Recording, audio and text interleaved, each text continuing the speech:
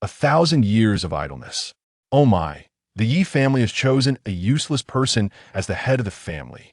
The new head of the Yi family fell into a coma from a surge of blood and energy during the ceremony.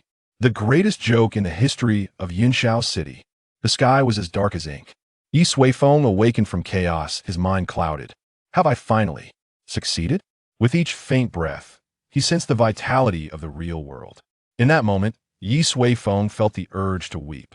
He had once been a vibrant and ambitious youth on Blue Star. Yet one fateful day, he found himself bound to a being known as the ultimate idol system, thus commencing his journey across realms. Little did he know that during this transition, certain unknown forces would interfere, leaving him lost in chaos. His consciousness began to fade. After what felt like an eternity, he finally inhaled the long-lost fresh air. Another memory, a different life, was tumultuously colliding within his soul. Eventually, tranquility returned. Yi Suifeng then grasped his current predicament. His predecessor was the newly appointed head of the Yi family in Yinxiao City. However, this head was rather unfortunate. Due to his lackluster abilities, he faced ridicule from all quarters. On the day of the ceremony, a rival presented him with a large box of blood chi pills as a gift. Blood chi pills, the most basic of cultivation elixirs, were only suitable for those at the initial stage of chi refining. This was a blatant mockery directed at Yi Suifeng. Moreover, his predecessor was not one to withstand such adversity under this provocation. He succumbed to a surge of blood and energy, ultimately meeting his demise. Why must a useless person be the head of the family? Yi Suifeng pondered, somewhat perplexed. Subsequently, he delved into the memories of his predecessor. He discovered that the Yi family seemed quite different from traditional families. This clan was remarkably united. They did not treat him differently due to his low cultivation level, nor did they engage in the melodramatic antics of subordinates defying their superiors. Instead, as the heir of the main lineage, they supported his ascension to the position of family head. Regrettably, this individual's psychological resilience was woefully inadequate. How intriguing, Yi Suifeng mused, having sorted through the chaotic memories and opened his eyes. Before him stood an ancient and elegant residence. The soft bed exuded a fragrant aroma, reminiscent of medicinal herbs meant for nourishing the body. Beside him sat a young girl, engrossed in her studies. Sensing the movement, the girl turned to face him, her features bearing a striking resemblance to Yi Suifeng. "Father, you're awake." She was Yi Suifeng's only daughter, named Yi Huang, and she was 14 years old. Yi Suifeng couldn't help but bitterly smile. He had never been married. Yet here he was with a daughter so grown. Moreover, his wife had tragically died during childbirth. Am I destined to be alone? Yi Suifeng chuckled, dismissing the thought. As long as life was vibrant, that sufficed. However, his smile nearly caused Yi Huang to drop her jaw in astonishment. "Father, you actually smiled." "Ah." Yi Suifeng was momentarily taken aback before regaining his composure. Since the demise of his beloved wife, this man has perpetually worn a countenance steeped in sorrow and vengeance. The essence of laughter has vanished from his lexicon. Yi Suifeng remained speechless. After all, life is fraught with challenges, and others bear burdens far heavier than your own. To forge ahead with a smile is the very path of survival. Suddenly, a melodious chime resonated in Yi Suifeng's mind. Ding. Today's idol task has been completed. Please collect your rewards promptly. Is the idol system still operational? Yi Suifeng was taken aback. This system was a boon he had acquired before his transmigration. Its functions were quite elementary, comprising merely two aspects. Idol mining, extracting resources from supermines, yielding substantial cultivation materials daily. Idol cultivation, reaping a day's worth of cultivation each day. Upon his transmigration, he had activated both functions. Unexpectedly, an accident had ensued during the process, plunging him into chaos. In this void, devoid of time, he could not ascertain how long he had been idling. Yi Suifeng opened the system interface, resolved to examine his accrued rewards. In an instant, he was overwhelmed with astonishment. "Xiao Huang, please step outside for a moment." Yi Huang was momentarily taken aback. "Father, what is it? Leave?" Yi Suifeng's tone turned stern. Though perplexed, Yi Huang obediently exited the room. Once his daughter was dismissed, Yi Suifeng took a deep breath, his demeanor becoming solemn. He then re-entered the system interface. 1, 2, 3, 13 digits. My arithmetic is poor. How much is this? Gazing at the astonishing figures, he found himself lost in contemplation for an extended period. After a considerable while, he finally managed to tally the totals. Low-grade spirit stones. Daily extraction of 100,000 pieces, currently possessing 356 trillion pieces. Mid-grade spirit stones. Daily extraction of 10,000 pieces, currently possessing 36.5 trillion pieces. High-grade spirit stones. Daily extraction of 1,000 pieces, currently possessing 3.65 trillion pieces. Spirit crystals. Daily extraction of 100 pieces, currently possessing 365 billion pieces. Celestial stones. Daily extraction of 10 pieces, currently possessing 36.5 billion pieces. Celestial crystals. Daily extraction of 1 piece, currently possessing 3.65 billion pieces. These figures represent the entirety of his idle mining rewards. In reality, they were not whole numbers, but Yi Suifeng omitted the decimals to avoid accusations of verbosity. Heavens above, such wealth, his wallet could scarcely contain it. Yi Suifeng's heart soared with elation. He would never again fret over financial matters. Next came the rewards from idle cultivation. This was rather straightforward. He possessed a total of trillions of years' worth of cultivation, currently in a state awaiting extraction. Yi Suifeng pondered briefly and then silently intoned, "Extract 1 year of cultivation." Instantaneously, a tremendous surge of power flooded into his body. This force was exceptionally pure, devoid of any impurities, surging wildly within Yi Suifeng. Originally at the 3rd level of qi refinement, he shattered through 5 levels in a single onslaught, ascending directly to the 8th level of qi refinement. It was merely a year's worth of cultivation. Yi Suifeng, invigorated, continued to extract his cultivation. His strength soared as if he were aboard the Shenzhou 13 spacecraft, soaring through the heavens, refining qi, transforming qi, establishing foundation, golden body, golden core, primordial infant, out of body, transcending spirit, merging body, crossing tribulation. In the brief span of a single incense stick, Yi Suifeng ascended to the pinnacle of the crossing tribulation phase. As he resumed, drawing upon his cultivation, his immense mental strength instantly sensed the shifting winds and clouds in the heavens, gathering a terrifying torrent of lightning energy. He was about to face the tribulation. However, undergoing such a trial within the confines of his home was far from ideal. Yi Suifeng hastily interrupted the extraction process, causing the brewing thunderstorm to dissipate into nothingness. How intriguing. He attempted once more to draw upon his cultivation, and the ominous clouds above coalesced again, faint rumblings of thunder echoing in the distance. Whenever he interrupted, the lightning tribulation would once again disperse. With a sudden playful spirit, Yi Suifeng fluctuated between drawing and interrupting repeatedly, engaging in this back and forth for quite some time. The tribulation was not solitary, it was a game. After toying with the lightning for a while, Yi Suifeng ceased his provocations. Glancing at his cultivation reserves, he noted that he had only expended around 5,000 years worth, barely a fraction. After some contemplation, Yi Suifeng resolved to remain at the peak of the crossing tribulation phase. It was essentially sufficient. After all, if memory served correctly, the most formidable individuals in Yunshao City were merely at the golden core stage. It was indeed a case of dimensional suppression.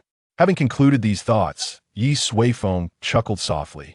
The Yi family warmly welcomes its new head. By now, it was well past midnight.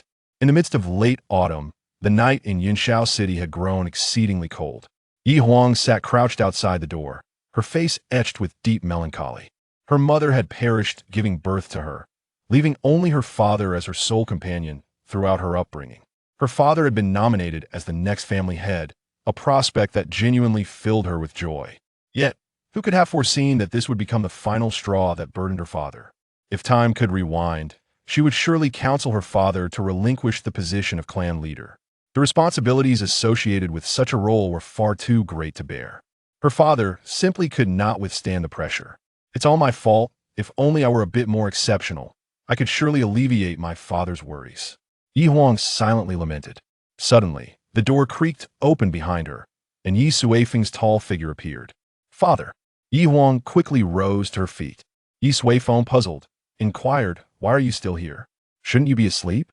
"I was just a little concerned about your health," Yi Huang replied softly. Yet, upon glancing at Yi Suifeng, who radiated vitality and exuded an impressive aura, she found no trace of illness. In fact, he appeared far more robust than before. What had transpired? "Haha." Yi Suifeng laughed heartily. "No need for concern, I am in splendid health now." Feeling invigorated, faced with this robust demeanor of her father, Yi Huang was left astonished. Noticing her bewilderment, Yi Suifeng reassured her, "This recent experience has led me to understand certain truths. Rest assured, such events shall never recur." With a smile, Yi Suifeng affectionately ruffled his daughter's hair. Yi Huang stood in a daze, yet she eventually nodded in agreement. "Go to bed now, if I recall correctly. You have an alchemy class tomorrow. Do not delay." It was already the late hours of the night. However, Yi Huang's expression darkened. "Father, you are unaware that today, the family's alchemists, blacksmiths, and formation masters have all departed." Yi Suifeng was taken aback, not anticipating such an occurrence. The Yi family was considerable in size, with the direct and collateral branches comprising over 100 members in the younger generation alone. Thus, many masters from various fields have been invited to serve as instructors. Yet the unexpected exodus of so many was astonishing. It was evident that they had perceived Yi Suifeng's ascension as the family patriarch and concluded that the Yi family lacked future prospects, prompting their departure. Some individuals always manage to miss the train of historical progress. "Father, what do you mean?" Yi Suifeng chuckled softly. "I mean, their departure is a loss solely for them. Now, you should return to rest. Tomorrow, I shall resolve this matter." Chapter 2. Family Crisis. The following day, within the family council chamber, Yi Suifeng stood with his hands clasped behind his back, gazing at an inscription adorning the wall. It was an ancient edict, the 3 ironclad laws of the Yi family. Those who betray the family without cause shall be executed. Those who disrupt family unity shall be executed. Those who deliberately oppress their kin shall be executed. These 3 tenets have served as the cornerstone of the Yi family's unwavering solidarity and collective strength against external adversities. Such a family evoked a sense of admiration in Yi Suifeng. Suddenly, the grand doors of the chamber swung open, and 4 formidable middle-aged men entered in succession. Once Yi Suifeng had turned to take his seat, they followed suit, each settling into their designated places. They were the family's principal decision-makers and direct blood relatives, Yi Suifeng's cousins. To his left were Yi Suiyun and Yi Suiyu, the 2 elder sons of his second uncle, who primarily managed the family's internal and external enterprises, overseeing finances and resource allocation. To his right were Yi Suihu and Yi Suibao, the 2 sons of his third uncle, tasked with the family's military might and the acquisition and protection of external resources.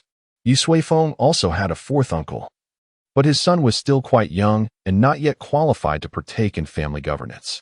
His 2nd, 3rd, and 4th uncles had retreated into the background, revered as family elders, only emerging for the most significant decisions. Indeed, it was a large family. Clearing his throat, Yi Suifeng declared, "Now that everyone is present, let us commence today's meeting." Beside him, Yi Suiyun expressed his concern. "Elder brother, is your health satisfactory?" "It is well, and moreover, I have encountered some fortuitous opportunities." Yi Suifeng replied, surveying the group. "Our family shall not cower before anyone or any challenge. If you have any issues, please voice them so we may address them collectively." Upon hearing these words, the cousins exchanged glances, momentarily at a loss for words. After a brief silence, Yi Suifeng turned to Yi Suihu and inquired, "I have heard that several of our esteemed instructors departed yesterday." Yi Suihu nodded, gruffly responding, "Indeed, these ingrates. We have never wronged them, yet they all fled. From now on, should I encounter them, I shall not hesitate to strike." Yi Suiyun sighed beside him, adding, "This matter is orchestrated by the Li family. They have lured away our instructors with far more generous compensation." The Li family stood as the Yi family's arch-nemesis. Among the 3 prominent families in Yushao City, the Yi family, the Li family, and the Tang family possessed the strongest influence, often remaining aloof from the fray. The Yi and Li families, however, were embroiled in ceaseless conflicts that had escalated into a near irreconcilable enmity. The abduction of the instructors was akin to adding insult to injury. "What are your plans?" Yu Suifeng inquired. Yi Suibao spoke up. "At present, it would be prudent to swiftly locate other masters to replace them. Otherwise, the development of our younger generation will be hindered. A strong youth equates to a strong family. We cannot afford to delay their growth. It is a daunting task," Yi Suiyu remarked. "In light of elder brother's recent ascension, there have been numerous rumors circulating in the city. I have attempted to reach out to some masters of comparable standing, yet they all adopt a stance of cautious observation. Even if we raise the hiring price, the situation remains unchanged." For a moment, the assembly hall fell into silence once more. A few individuals furrowed their brows deeply. The matter was indeed quite challenging. "If all else fails, we might have to lower the standards for hiring a master instructor," suggested Yu Suiyun. "Surely, there will be someone willing to come." It is a reluctant measure. However, Yu Suifeng was determined not to allow such a scenario to unfold. "If I recall correctly, the 3 masters who departed were all of the 5th rank, correct?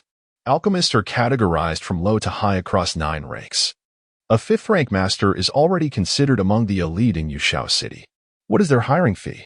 Yu Suifeng inquired. "Well, it's about the same for all. Approximately 10,000 low-grade spirit stones per month," replied Yi Suiyun. It should be noted that this refers specifically to low-grade spirit stones. Nevertheless, 10,000 low-grade spirit stones is still a considerable remuneration, sufficient to support daily cultivation and afford a comfortable lifestyle in Yushao City. Yu Suifeng glanced at his own purse, which contained a 20-digit sum of low-grade spirit stones.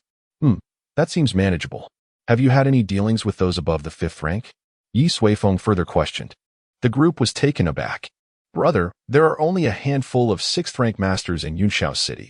They are transcendent beings who do not accept any employment. Even if they were to agree, their exorbitant fees would be beyond our means," replied Yu Suiyun. Yi Suifeng chuckled, stating, "As long as there is a price, it can be negotiated. Rest assured, I will present them with an irresistible offer."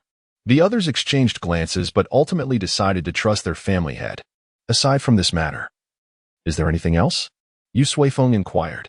"Yes," chimed in Yi Suiyu, who primarily managed the family's resource allocation. He appeared somewhat troubled. "Brother, regarding the cultivation resources for the younger generation of the clan, it may require further reductions." Yi Suifeng raised an eyebrow, asking, "What is the reason behind this?" Yi Suiyu sighed, stating, "In recent years, the family's enterprises have not been prospering, and the Li family has continuously obstructed us. Currently, our financial situation is insufficient to support internal expenditures. The Yi family has 2 primary sources of income, a resource site outside the city and a series of shops. In recent years, the resource site has yielded poor harvests and has been repeatedly harassed and damaged by the Li family, resulting in significantly reduced profits. Relying solely on the shops as an income source is far from adequate. What is the current distribution of resources among the younger generation, and what are the monthly expenditures?" Yu Suifeng inquired. Yu Suiyu pondered for a moment before responding. To start with those in the chi refinement stage, the direct descendants receive 50 spirit stones, 10 bottles of chi refining pills, and 10 bottles of bone strengthening pills each month.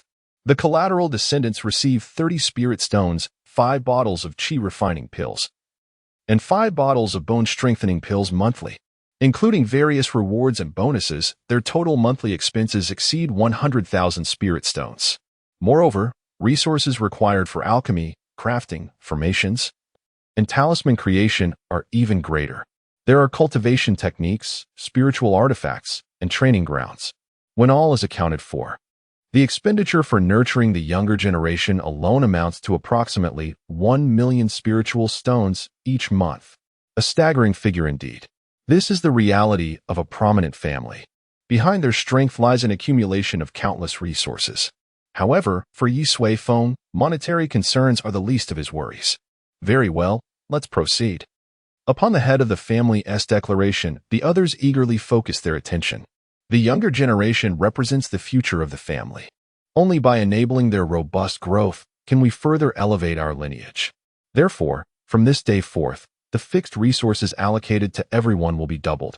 Moreover, We shall invest in enhanced cultivation conditions, such as medicinal herbs for alchemy and materials for crafting artifacts, ensuring that we meet a standard of unlimited supply. What do you think? Upon concluding his statement, Yi Suifeng observed the stunned expressions of the other four. What had they just heard? They had prepared to reduce family expenditures, only to have him propose a several-fold increase in benefits. Was this an act of digging their own grave? Elder brother, Yi Suiyu's expression nearly brought him to tears. Utterly convinced that Yi Suifeng was merely jesting.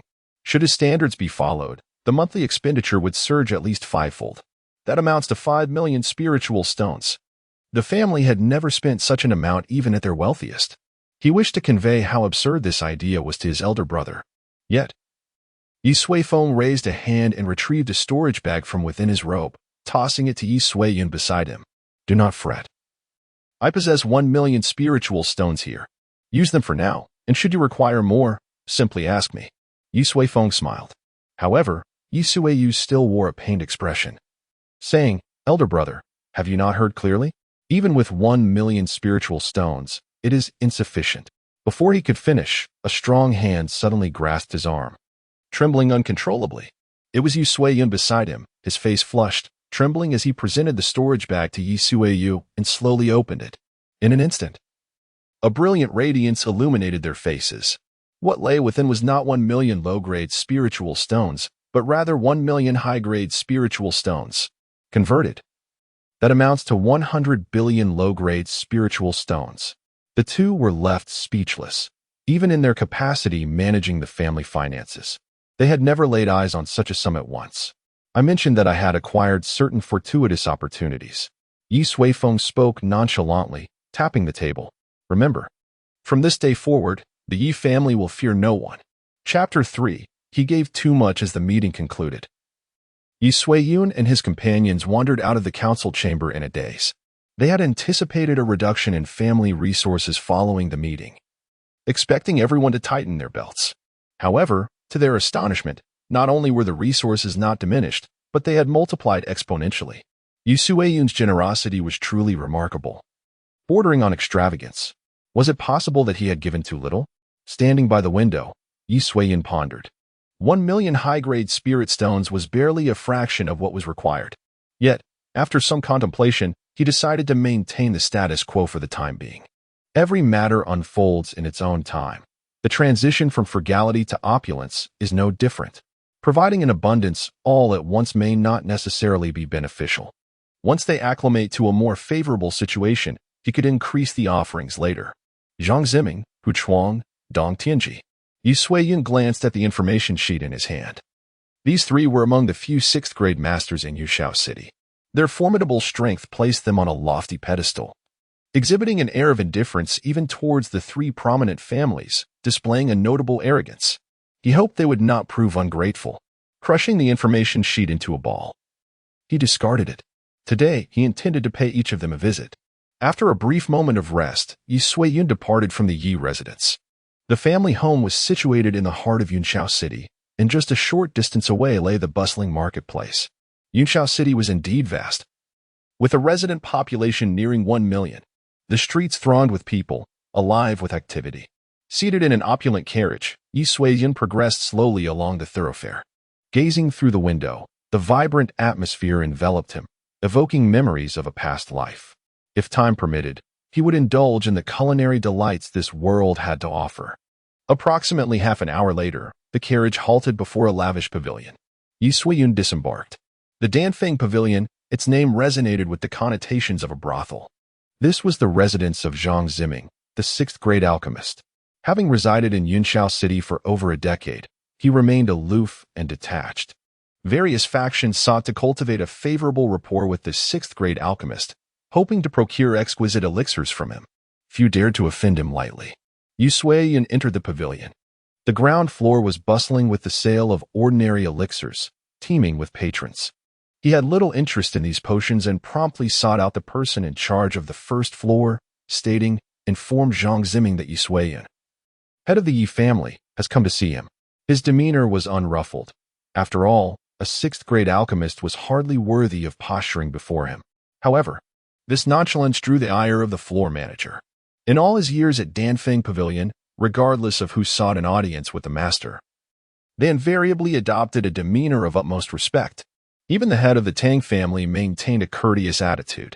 What significance did the head of the Yi family possess? The manager regarded Yu Sui-yun with a sidelong glance and replied, "Our master is currently engaged in alchemy. You would do well to leave." Such an attitude did not surprise Yu Sui-yun. Those who linger in high positions for too long often develop inexplicable idiosyncrasies. A vast consciousness suddenly enveloped the entire attic. Yu Sui-feng immediately discerned an elderly man with flowing hair, leisurely seated at the highest level of the attic, savoring crystalline grapes. "I shall grant you one more opportunity to take me to meet Zhang Ziming. Otherwise, do not blame me for my lack of courtesy," Yi Sui-feng declared. The demeanor of the person in charge instantly turned icy, and with a wave of his hand, a group of formidable warriors at the Golden Body stage surrounded him. "Humph. Yi Sui-feng, I have heard of your reputation. Without the title of family head, you are merely a waste in the Qi refinement stage. Let me see what you can do." His tone was filled with arrogance and defiance. A smile crept onto Yi Sui-feng's lips. "Then you shall see." With that, he extended his hand and seized the collar of the person in charge. Observing this, the Golden Body cultivators around him sprang into action simultaneously, attempting to subdue Yu Sui-feng swiftly. "Get lost." Yet, Yu Sui-feng merely uttered a sharp command, and an immense force erupted. The Golden Body practitioners felt as though they had been struck by a primordial beast, instantly sent flying, crashing into a multitude of tables and chairs. The crowd in the hall erupted into chaos, their faces etched with panic as they gazed at Yu Sui-feng. How audacious it was for someone to cause a ruckus in the Danfeng Pavilion. That individual possesses extraordinary strength, easily overwhelming even the Golden Body experts. I remember now. That is Yi Sui-feng, the newly appointed head of the Yi family. The onlookers murmured in bewilderment. The person in charge was also taken aback. Was it not said that Yi Sui-feng was a mere waste in the Qi refinement stage? How could he possess such formidable power? Nevertheless, Yi Sui-feng's expression remained calm and collected. "Now, do you see clearly? Let us depart together." With that, he lifted the man entirely and floated up to the attic. The Danfeng Pavilion had 5 levels, each selling different grades of elixirs. As Yu Sui-feng ascended, numerous individuals attempted to obstruct his path. Yet, how could they possibly be his match? The mere aura radiating from him sent them hurtling backward, blood spilling from their mouths. Before long, they reached the top floor. Yu Sui-feng pushed open the door. Zhang Ziming sensed the intrusion. However, not only was he a 6th-grade alchemist, but he was also a powerful cultivator at the late Golden Core stage. In Yunshao City, he feared no one.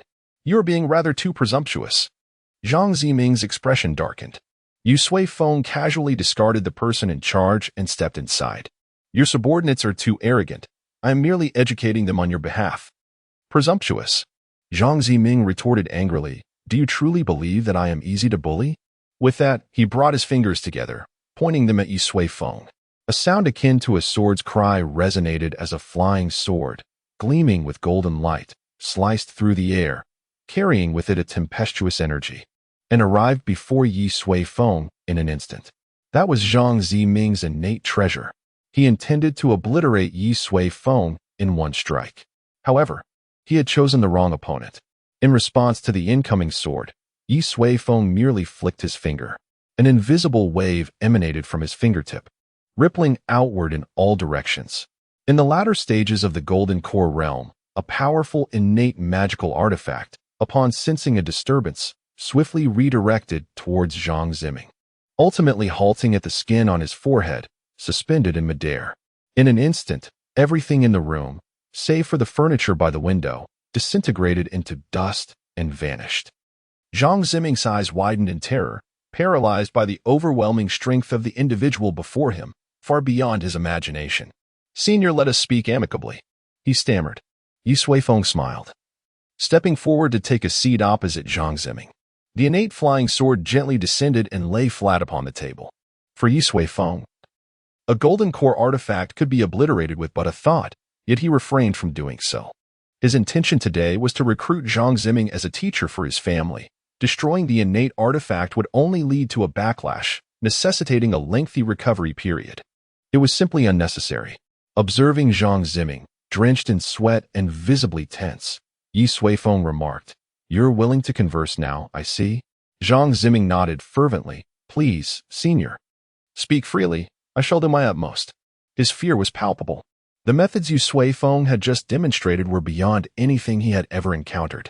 Even his own master in the out-of-body stage would likely be incapable of such feats. What manner of person is he? Zhang Ziming's heart raced with trepidation. Yi Suifeng plucked a grape and popped it into his mouth. The cool, fragrant flavor of this fruit from the cultivation world was indeed extraordinary. "It is nothing of great consequence," he began. "My family is currently in need of an alchemist to instruct the younger generation, and I would like to offer you the position." Zhang Ziming was momentarily taken aback, then felt a cold sweat break out.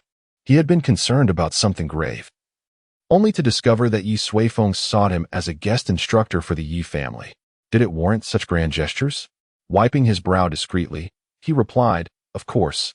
It would be my honor to serve under you, senior. When should I begin?" Yi Suifeng, with a hint of amusement, responded, "So readily agreeable? Shall we not first discuss compensation?"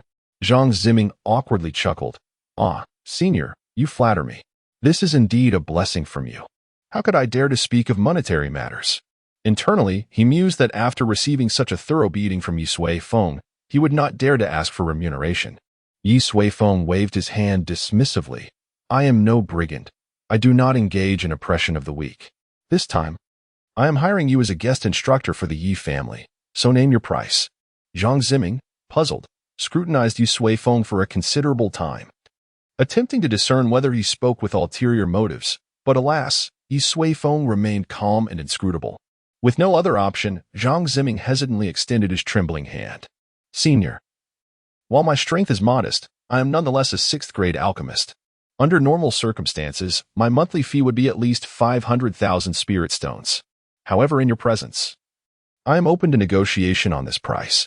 500,000 spirit stones each month is not an insurmountable burden for the families of Yushao City, but rather an expenditure they deem largely unnecessary, given their numerous financial obligations." Yi Suifeng nodded and stated, "I shall provide you with 1,000,000 spirit stones monthly. However, you must dedicate yourself wholeheartedly to the education of the young scions of the Yi family." Zhang Ziming was taken aback. Having anticipated that Yi Suifeng would negotiate down the price, yet he was astonished as the remuneration was elevated twofold. "How affluent are you, senior? Surely, you jest?" Zhang Ziming found it difficult to believe. "I do not jest," Yi Suifeng replied, placing a storage bag upon the table as he rose. "This is the remuneration for 3 years. After 3 years, should you wish to depart from the Yi family, you may do so at your discretion. I will not retain you against your will. Remember, you must exert yourself diligently, otherwise, you understand the implications. If there are no further issues, report to the Yi family today and seek out Yi Suihu."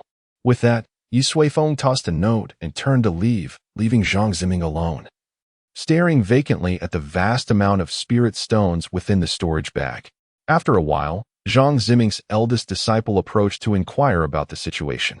Upon learning that his master intended to visit the Yi family as a guest, he was instantly astonished. "Master, did you not refuse the family's invitation?" Zhang Ziming remained silent for a considerable time. The offer was simply too generous. Chapter 4. All resolved, Yi Suifeng had employed Zhang Ziming for 3 years. In truth, it was not solely Zhang Ziming. He had similar intentions for the other two as well. With their presence, the Yi family was destined to flourish over the span of 3 years. Furthermore, he would familiarize himself with the dynamics of this continent. By that time, even if the three chose not to remain, he could seek out even more exceptional candidates, the master blacksmith Hu Chuang and the master formation expert Dong Tianji. Yi Suifeng glanced at their respective locations and decided to first visit the nearer Dong Tianji. Dong Tianji's residence lay on the outskirts of Yushao City. After approximately 15 minutes, Yi Suifeng arrived at his destination via carriage. This place differed vastly from the opulence of Danfeng Pavilion, appearing more akin to an ordinary residence, albeit on a larger scale. Yi Suifeng knocked on the door. "The head of the Yi family is welcome to return. I cannot entertain you," came a faint voice from within. "I have come today to invite you to be a guest elder of the Yi family," Yi Suifeng replied. "My price is beyond your means. Leave, The voice responded coldly. What do you desire? We can negotiate, Yu Suifeng offered. Begone. The brusque response met his courtesy with disdain. Yu Suifeng sighed. He had not intended to be forceful, but their arrogance was intolerable. He pushed the door open and stepped inside. Suddenly, the scene before him shifted dramatically. Behind the door lay a desolate expanse, filled with an overwhelming aura of malice. Sinister apparitions clawed their way from the blood-soaked earth, howling as they charged toward Yu Suifeng. It was like a hellish nightmare, terrifying in its intensity. A formation? Yu Suifeng discerned it effortlessly. This was a killing array. Even a golden core cultivator would find little fortune in recklessly entering. Had the original Yu Suifeng faced this, he would likely have sustained irrevocable injuries within moments. A flicker of anger ignited within Yu Suifeng. Since you treat me thus, do not blame me for my response.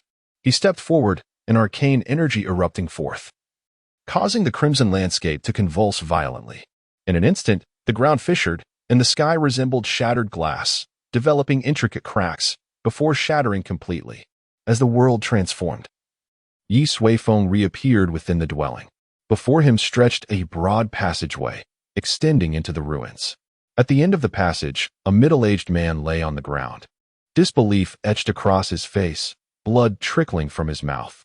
Yu Suifeng advanced towards Dong Tianji. You, how is this possible? Dong Tianji's expression was one of panic. For Yu Suifeng's might left him devoid of any inclination to resist. I prefer to reason with others. Yu Suifeng casually pulled up a chair and sat before Dong Tianji. Now, shall we discuss your remuneration?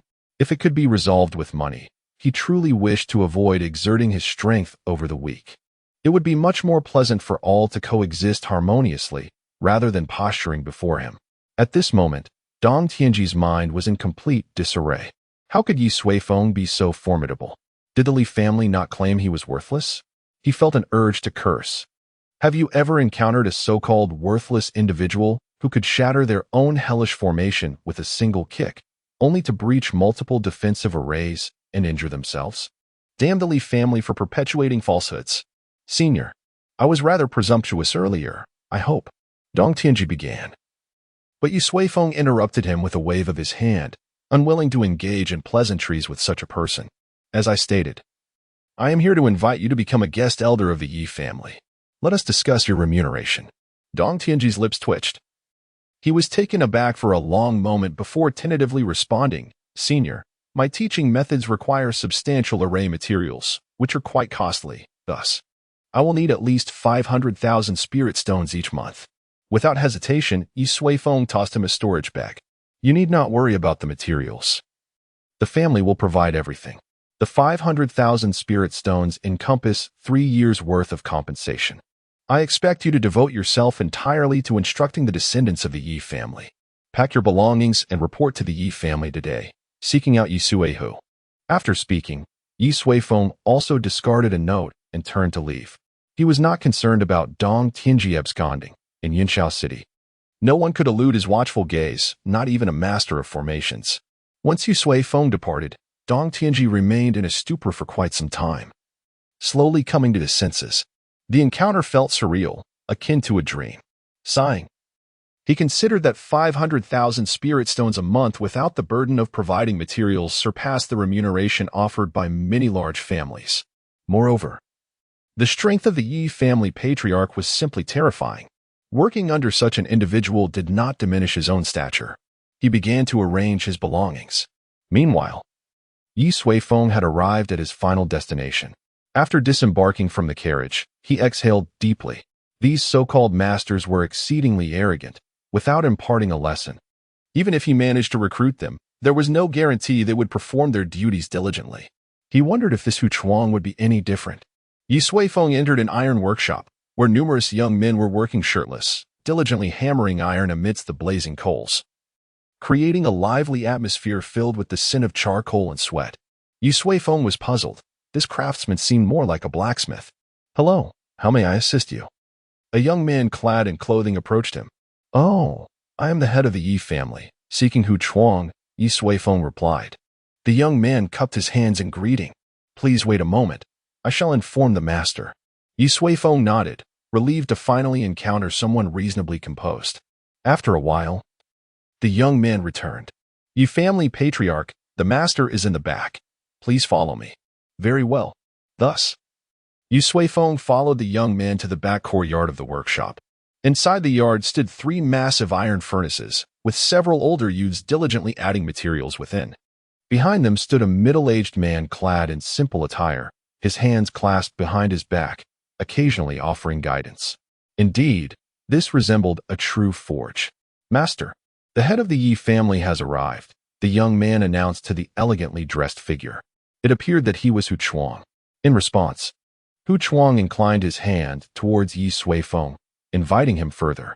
The two subsequently entered the parlor, where a servant had prepared a fragrant cup of tea for them. "You are Hu Chuang?"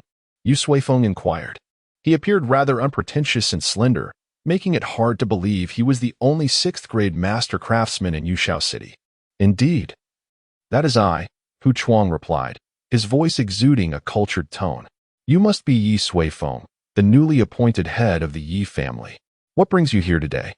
Yi Suifeng nodded, stating, "I wish to invite you to serve as a guest elder for the Yi family, to impart your knowledge of crafting to our young disciples. What are your thoughts on this?" Being a reasonable person himself, Yi Suifeng naturally maintained a polite demeanor. However, upon hearing Yi Suifeng's proposal, Hu Chuang could not suppress a wry smile. "I appreciate your kindness, but I truly cannot abandon this group of rascals." The rejection was anticipated. Yi Suifeng queried, "What do you mean by that?" Hu Chuang gestured toward a group of young apprentices outside, explaining, "You must have noticed upon your arrival. My forge is quite populous, with most being apprentices. Their sustenance relies entirely on me. Should I depart, they would be left to fend for themselves. Haha." Yi Suifeng, puzzled, asked, "Why is it so? Is their tuition insufficient to cover expenses?" In this world, education was a costly endeavor, especially for someone of Hu Chuang's caliber, without substantial financial means. One could not hope to become his disciple. Hu Chuang took a sip of his tea, chuckling. "These youngsters are all impoverished children I took under my wing during my travels. They possess determination and talent, but lack the opportunity to shine on this grand stage. Thus, I provided them with this chance." Yi Suifeng suddenly comprehended the situation. No wonder Hu Chuang felt such attachment to them. Crafting was indeed an expensive pursuit. Without Hu Chuang's guidance, these young talents would likely regress to their previous state, gifted yet unfulfilled. Yu Suifeng clasped his hands in respect, stating, "Your virtue inspires my utmost admiration." Hu Chuang waved his hand dismissively. "It is nothing of consequence. Therefore, I shall not accept your invitation, haha." Yi Suifeng shook his head with a smile, saying, "No. Under such circumstances, I believe you ought to accompany me instead." Hu Chuang was taken aback. "Why do you say that?" Yi Suifeng pressed on, "Pray tell, what are your monthly expenses for supporting such a large group of young apprentices?" That Hu Chuang had not anticipated Yu Suifeng's persistence. After pondering briefly, he replied, "Including all the materials consumed for crafting, this entire group requires at least 200,000 spiritual stones each month." The truth was that crafting was indeed a money-consuming trade. Yi Suifeng extended his 5 fingers. "Should you become a guest elder of the Yi family, I can offer you a monthly stipend of 5 million spirit stones. Furthermore, if you desire, we can relocate this entire blacksmith shop to the Yi residence, along with all the apprentices. Rest assured, the apprentices will remain under your authority. I will grant you complete autonomy. Your only obligation will be to educate the younger generation of the Yi family. Additionally, all materials needed for crafting will be fully supplied by the Yi family. Simply express your requirements to me." Yi Suifeng laid out his terms, leaving Hu Chuang utterly bewildered. He momentarily questioned if he had misheard. A monthly sum of 5 million spirit stones, alongside the provision of all crafting materials. Was this not an unsustainable expense? Surely, even the prominent families of the South could not endure such a financial burden.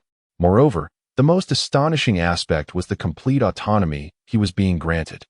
Such generosity was beyond words. "Why do you wish to do this? With such financial resources, you could easily employ a more skilled craftsman," Hu Chuang inquired, his skepticism palpable. Yi Suifeng smiled and replied, "There are many craftsmen, but one of your caliber is exceedingly rare. I admire your vision and shall support your endeavors." Hu Chuang fell silent. When he first arrived in Yushao City, the 3 major families had approached him, hoping to invite him as a guest elder of their clans. Yet when they learned of his commitment to care for numerous impoverished apprentices, they all withdrew, prioritizing their own family interests. In contrast, Yu Suifeng was the first to express genuine support, offering an extraordinary reward. "Is this truly your intention?" Hu Chuang asked, seeking confirmation. Yu Suifeng nodded affirmatively. "Very well," Hu Chuang declared. "Then I shall move the blacksmith shop to the Yi family. But rest assured, I will manage all expenses for those mischievous lads. Moreover, 5 million is excessive. I only require enough for daily necessities. 50,000 will suffice." "That is hardly sufficient," Yi Suifeng replied. "You must also cultivate your own skills. And I hope you will accept more talented impoverished youths." "That is still far too much. Then let it be 499,000. "Very well." Yu Suifeng rose to his feet. "Money, when spent wisely, can yield the greatest value. Make your arrangements. It would be ideal to arrive at the Yi residence today. I will ensure the family's steward is informed." With that, Yi Suifeng produced a letter and, with a respectful gesture, took his leave. Hu Chuang remained, his heart racing, unable to find tranquility for quite some time. Chapter 5. The disordered leaves of Yi Suihu. With such a plethora of spirit stones, how should one allocate them? Yi Suihu sat in his study, gazing vacantly at a storage bag brimming with spirit stones. His elder brother had bestowed upon him a total of 1 million high-grade spirit stones, and subsequently, the financial steward, Suijun, allocated 5,000 to him, equivalent to 50 million low-grade spirit stones designated for this month's cultivation expenses. Good heavens! Previously, he had only 1 million, and now it had suddenly multiplied 50-fold. He was momentarily at a loss regarding how to distribute them. Well, first and foremost, there were the monthly allowances and cultivation resources for the clan's younger generation. According to his elder brother, let the spirit stones be doubled first, along with the chi cultivation pills and blood essence pills. Yet, this would still not deplete the amount. Perhaps he should procure medium-grade chi cultivation pills and blood essence pills. How fortunate these young rascals are! Furthermore, regarding other resources consumed in cultivation, his elder brother had mentioned an unlimited supply. Let me see. In terms of alchemical materials, low-grade spiritual herbs had always been insufficient, so increasing the purchase quantity tenfold should suffice. As for materials for weapon forging, formations, and talismans, let us also augment those by 10 times. Our ration should be enhanced as well, incorporating higher-grade ingredients, which would facilitate everyone's cultivation progress. After much calculation, Yi Suihu found that he had spent a total of 20 million spirit stones. Yet, there remained 30 million. What to do? For the first time, he found himself troubled by an excess of funds. Then let us acquire high-grade cultivation resources. Yi Suihu steeled his resolve, and the brush in his hand danced once more. Cleansing pills, body refinement liquid, yellow-grade cultivation techniques, yellow-grade spiritual instruments, chi refinement pills. He wrote for quite some time, until his head throbbed from the exertion. Finally expending the remaining 30 million spirit stones, Yi Suihu collapsed into his chair, exhaling a long sigh. At last, he had completed the financial planning for the month. As he gazed at the lengthy list of purchases, a sense of bewilderment washed over him. With such a financial investment, how could the Yi family not prosper? What of the Li family, or the Tang family? It was only a matter of time before they were eclipsed by the Yi family. While he pondered, suddenly, a knock echoed at the study door. "Enter." A middle-aged man clad in butler attire stepped inside. "Ah, Butler Wu, what brings you here?" Yi Suihu inquired. "Third Master." "There is someone who seeks an audience," Butler Wu replied. Yi Suihu, being the third among his direct siblings, was respectfully referred to as Third Master within the clan. "Who is it?" Yi Suihu asked. Butler Wu paused briefly before stating, "He claims his name is Zhang Ziming, sent by the family head to assume the position of the family's alchemical master." "Who?" Yi Suihu nearly toppled from his chair. At the entrance of the Yi family estate, Zhang Ziming, accompanied by 2 disciples, lingered at the threshold. After receiving the funds, he had not dared to delay. He quickly gathered his belongings, entrusted the Danfeng Pavilion to his eldest disciple, and brought along his 2 favored junior disciples to report to the Yi family. He moved swiftly, anxious not to incur Yi Suihu's displeasure. Zhang Ziming. Suddenly, A familiar voice emanated from behind. Zhang Ziming turned to discover it was Dong Tianji, a sixth-grade formation master from Yinxiao City. The two individuals belonged to the same esteemed social echelon, thus they were well acquainted with one another. "What brings you here?" they simultaneously inquired. Zhang Ziming's eyes darted playfully as he replied, "I was invited by the head of the Yi family to pay a visit. What about you?" Dong Tianji snorted dismissively, "Do not feign ignorance. You are here to serve as a guest elder for the Yi family, are you not?" Their mutual understanding allowed them to discern each other's circumstances at a glance.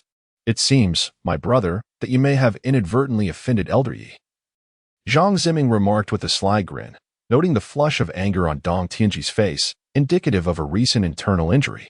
Given his familiarity with Dong Tianji's temperament, it was evident that he had spoken recklessly in front of Yi Suifeng, resulting in his reprimand. The thought brought Zhang Ziming a sense of relief, grateful that Yi Suifeng had spared him. With a dark scowl, Dong Tianji retorted, "Elder Yi was merely assessing my array skills. He even offered me some guidance, which you certainly cannot envy." He was determined not to be outdone in verbal sparring by Zhang Ziming. Each harbored their own thoughts, subtly at odds with one another. At that moment, Yu Suihu emerged from within the door. "Master Zhang, I apologize for my inadequate welcome. It is indeed a grave offense." Yu Suihu bowed repeatedly, only to be taken aback upon noticing Dong Tianji beside him. "Master Dong, I did not expect you to be here as well." He felt a wave of trepidation wash over him.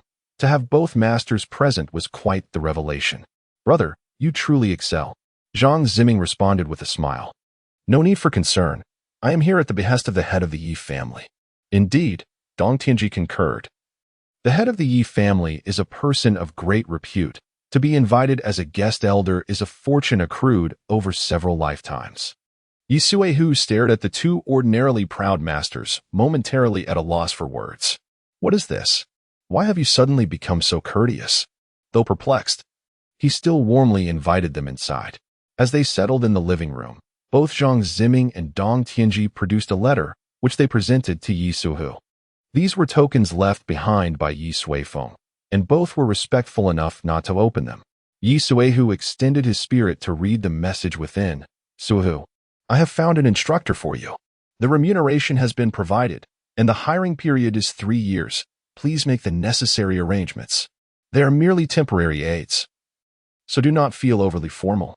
Yu Suihu was taken aback, glancing at the two imposing masters, unable to reconcile the term temporary aids with their presence. He could not fathom why his elder brother would describe them in such a manner. "Masters, I will promptly arrange accommodations for you, as well as provide information on the younger disciples of the family in the teaching schedule, which will be expedited to you," Yi Suihu assured them, not genuinely viewing them as mere aids. "No need for formality," Zhang Ziming replied with a smile. "You family disciples are evidently exceptional. Rest assured, I shall impart all my knowledge. Indeed, I possess unique insights in my teaching methods, undoubtedly surpassing certain others," Dong Tianji added. "What do you mean by that?" "Just wait and see." Observing the sudden quarrel between the two masters, Yi Suihu scratched his head in confusion. How has the world become so incomprehensible all of a sudden? After much effort, Yi Suihu finally managed to arrange accommodations for both masters. The alchemist and the formation master were settled, but he wondered if his elder brother had made arrangements for the smith. Just then, Steward Wu rushed over. "Third master, a large crowd has arrived at the gate, claiming they have come as per the family head's arrangement." "Who are they?" "Hu Chuang."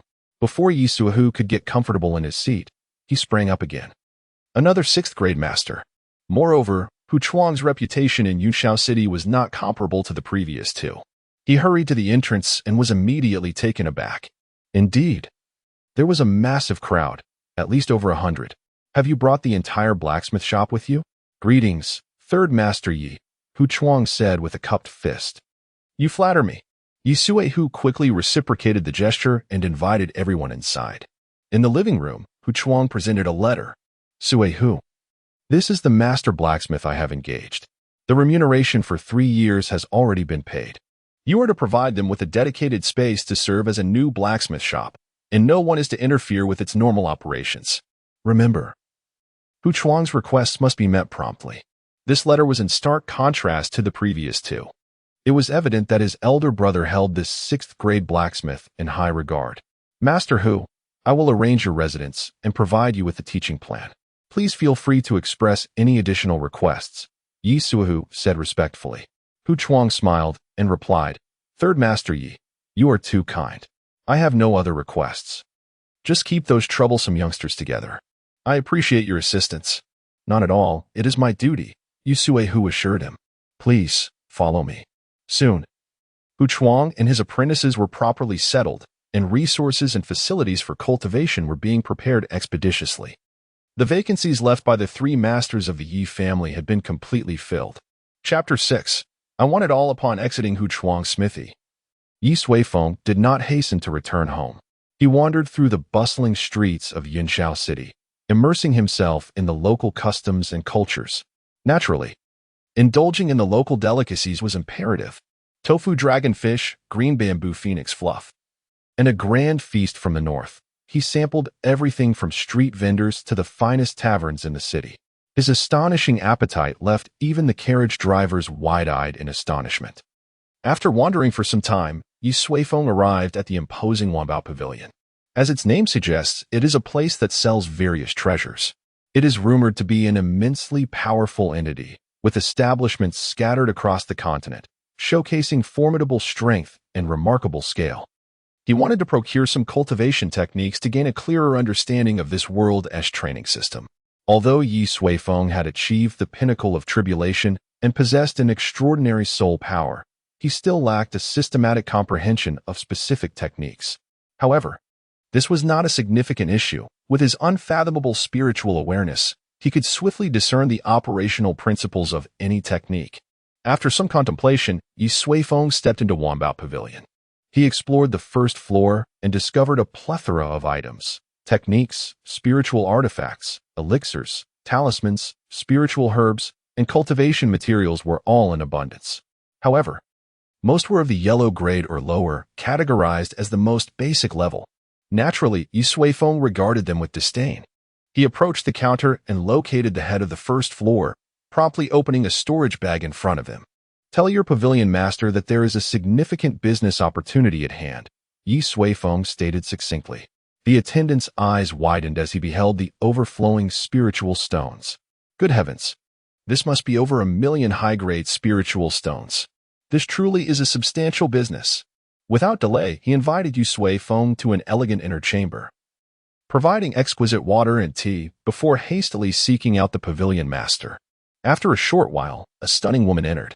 She appeared youthful, her figure ample, and her every smile and frown exuded an enchanting allure. It is an honor to welcome the head of the Yi family. I apologize for the lack of a proper greeting, she said in a melodious voice that evoked immediate fondness. Are you the master of Wanbao Pavilion? Yi Suifeng inquired. The woman sat across from him, smiling as she replied, Indeed, I am Gu Wanqin, the head of Wanbao Pavilion in Yinxiao City. You may address me as such. Master Gu, Yi Suifeng responded with a respectful gesture. I have come today to procure some treasures. I trust that with the strength of Wanbao Pavilion, I will not be disappointed. Without further ado, he delved directly into the matter at hand. You are truly a forthright individual, Yi family master, Gu Wanqin remarked, her expression blossoming with charm. She retrieved a jade slip from her bosom and placed it upon the table. I presume treasures of the yellow grade would not pique your interest. Here is a list of our treasures. Perhaps you might find something to your liking? Treasures. Even the most rudimentary spiritual herb of this grade are valued at no less than 10,000 spiritual stones. Gu Wanqin evidently regarded Yi Suifeng as a mere affluent patron. However, she was not mistaken. The individual before her indeed possessed considerable wealth. Yi Suifeng grasped a jade slip, extending a fragment of his consciousness. In an instant, a plethora of treasures' names and descriptions materialized before his eyes. It resembled the first floor of the Wanbao Pavilion, encompassing various items across numerous categories, truly befitting the esteemed establishment. Yi Suifeng meticulously perused the various techniques, martial arts, and cultivation manuals. Sword techniques, fist techniques, staff techniques, body techniques, spell techniques, body refinement techniques, alchemy, artifact forging, and formation techniques. Aside from certain specialized disciplines, Everything one might expect was present, perfectly suited for Yi Suifeng to familiarize himself with this world. However, after a thorough examination, Yi Suifeng discerned that the collection only contained techniques of the mid-grade Xian level and below. Are there no higher-grade options? He inquired. Gu Wanxin was momentarily taken aback. Mid-grade Xian level was already considered high-end in Yunxiao City, and he was not satisfied? Master Yi. Treasures of the upper-grade Xian level and above are exceedingly rare. Please forgive my candor. Their value is immensely significant. Matter of finances is not an issue. Yi Suifeng waved his hand dismissively. Bring forth any high-grade items you possess. Gu Wanxin's expression turned peculiar. Had it not been said that the Yi family was on the verge of decline? How could this new patriarch be so extravagantly affluent? Nevertheless, as business had presented itself, she would not turn it away.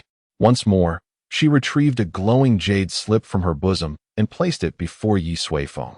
This is our Wanbao Pavilion's upper-grade Xian treasures. Please see if anything piques your interest, Gu Wanxin suggested. Yi Suifeng nodded, extending his mental energy once more. This time, the list was markedly diminished. After all, items of the upper-grade Xian level were hardly commonplace. He quickly perused the contents, which indeed were extraordinary. Among them was a superb spirit sword of the upper-grade Xian level, exquisitely crafted and immensely powerful, quite suitable for his daughter, Yi Huang. He should inquire what his daughter would like upon returning. Due to the previous owner's obstinacy, this child had suffered over the years. Are there no even higher-grade items?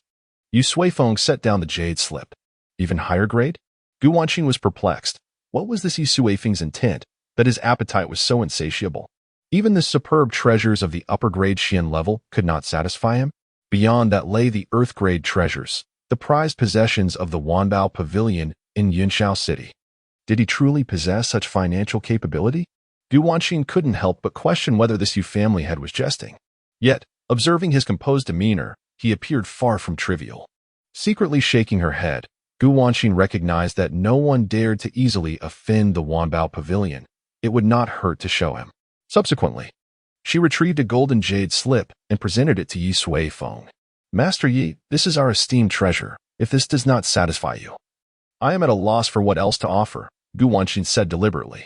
Oh, very well. Is the highest only of the earth grade? Then let it be as such for now. Yi Suifeng's expression bore a hint of disappointment. Meanwhile, Gu Wanxin appeared even more flustered. The ability to read expressions was her forte. She clearly perceived Yi Suifeng's disappointment. Are you not even satisfied with the earth-grade items? My goodness, what kind of wealthy individual have I encountered? At this moment, Yi Suifeng had already delved into the contents. The treasures of the museum, naturally, were not abundant. Within, there were merely 5 items, 2 cultivation manuals, 2 spiritual artifacts, and a blue stone. The Kanglin technique, a low-grade, earth-level cultivation method. The God-slaying 9 swords, a mid-grade, earth-level martial skill. A low-grade, earth-level jade talisman, capable of erecting a sturdy defensive barrier. A mid-grade, earth-level alchemy furnace, which could spontaneously generate alchemical fire, enabling a longer-lasting experience for the alchemist. The most remarkable item was, surprisingly, that stone, the Tranquility Stone. A high-grade earth-level treasure that soothes the spirit, enhances cultivation efficiency, and aids in comprehending techniques. Yi Suifeng nodded inwardly. Indeed, these were fine items. Are there no higher-grade items? He inquired. Gu Wanxin, blushing with embarrassment, replied, There truly are none. Our branch is relatively small, and these 5 items are the treasures of the museum. Very well. Yi Suifeng conceded without further insistence. Let us discuss the price now. Gu Wanxin's eyes sparkled with excitement. Finally, they were broaching the topic of price. It seemed that this head of the Yi family was not here to cause trouble. Which item have you taken a liking to? Gu Wanxin asked. Yi Suifeng waved his hand. Please, elaborate on all of them. As you wish, Gu Wanxin pondered momentarily before continuing. You see, high-grade treasures such as these earth-level items are quite rare even in Su City. The Kanglin technique requires 2 billion spirit stones. The God-slaying 9 swords is priced at 100 billion. The Hongfu Jade pendant costs 10 billion. The ancient alchemy furnace is 50 billion. As for the Tranquility Stone, it demands 500 billion spirit stones. What a staggering price. In the past, the expenditures of the Yi family, including sustenance, training resources, shop investments, and land maintenance, totaled around 10 billion spirit stones annually. Their income was roughly equivalent. They could not even afford the cheapest Hongfu jade pendant. In the entirety of Yintian City, perhaps only the formidable Tang family could purchase a treasure from the Wanbao Pavilion. However, if the Tang family did make such a purchase, their members would likely have to tighten their belts for several years. Which do you wish to acquire? Gu Wanxin's face brimmed with anticipation. These 5 treasures had sat there unnoticed since her arrival. Selling even one would yield a substantial commission. More importantly, it would garner her considerable honor in the main hall of Su City. Yu Suifeng stroked his chin thoughtfully. Bring them all to me. I desire them all. Gu Wanxin was taken aback, momentarily doubting her ears. In her estimation, Yu Suifeng would most likely opt for the Kanglan technique, as it was relatively inexpensive and highly beneficial for the family. Never did she expect him to wish for all of them. Is this truly the case? Gu Wanxin felt compelled to confirm. Yu Suifeng smiled and said, of course it is true. However, you must provide me with several larger storage bags. Otherwise, I will not be able to contain so many spirit stones. This time, Yi Suifeng intended to spend some of the lower-grade spirit stones. For leaving them piled up was not a suitable situation, and they were quite unsightly. Gu Wanxin, feeling dazed, realized that they had reached this point, and she no longer worried that Yi Suifeng was jesting. After a moment, Gu Wanxin brought a stack of storage bags and then handed Yi Suifeng a beautiful ring. 5 treasured artifacts are contained within this storage ring. Rest assured, this ring is a gift for you, and from this moment forth, you shall be our most esteemed guest at the Wanbao Pavilion in Yunxiao City. Gu Wanxin spoke with profound respect. For her, Yi Suifeng was not merely a deity of wealth, but also a bodhisattva guiding her to ascend to greater heights. Just imagining the expressions of those back at the main pavilion upon learning that she had sold such a vast quantity of items filled her with delight. Very well. Yu Suifeng accepted the ring and examined its contents, confirming that the 5 items were indeed present without issue. Subsequently, he took the storage bags and began to fill them with spirit stones. The storage bags Gu Wanxin provided were quite large, each capable of holding 5 billion spirit stones. After filling them, Yi Suifeng furrowed his brow. It still wasn't enough. Huh. Gu Wanxin looked bewildered. Did you miscalculate? There are a total of 14 storage bags, which can hold 700 billion spirit stones, and those items only total 680 billion. A warm smile graced Yi Suifeng's face. No, you're mistaken. When I said I wanted everything, I was not referring solely to the treasured artifacts. I also desire the 2 jade slips that list the profound grade treasures. Gu Wanxin's eyes widened in astonishment. Ah, this. Chapter 7. The Thoughts of Yi Huang in the City of Yunxiao. No one was aware that Wanbage had suddenly fallen into destitution, left with naught but money. All treasures of the Xian level and above had been swept away, transformed into 10 storage rings, adorning Yi Suifeng's fingers. As he departed, Gu Wanxin, filled with concern, insisted on dispatching all 8 of Wanbage's gold core cultivators to ensure his safe return to the family. Yi Suifeng graciously declined. No one could seize anything from his grasp.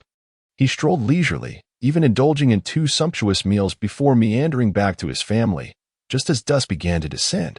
Yi Suifeng first visited Suiyin, discarding 9 storage rings and instructing him to distribute them wisely, leaving him alone in the study amidst the swirling winds. Subsequently, he returned to his courtyard. Just as he approached the entrance, he heard a series of thuds. Upon entering, he discovered his daughter, Yi Huang, diligently practicing her punches. Her hands were wrapped in layers of cloth, and before her lay a black measuring stone. This stone possessed remarkable resilience, quickly recovering even after sustaining a dent, making it ideal for training. Yi Huang struck the measuring stone with relentless determination, sweat dampening her bangs, twisting them into strands that clung to her face. Truly, she was a diligent and ambitious young woman, and Yu Suifeng felt a swell of pride. In his recollection, this daughter had always been exceptionally perceptive, never causing him worry, and had even shouldered many responsibilities. Indeed, children from humble backgrounds mature early.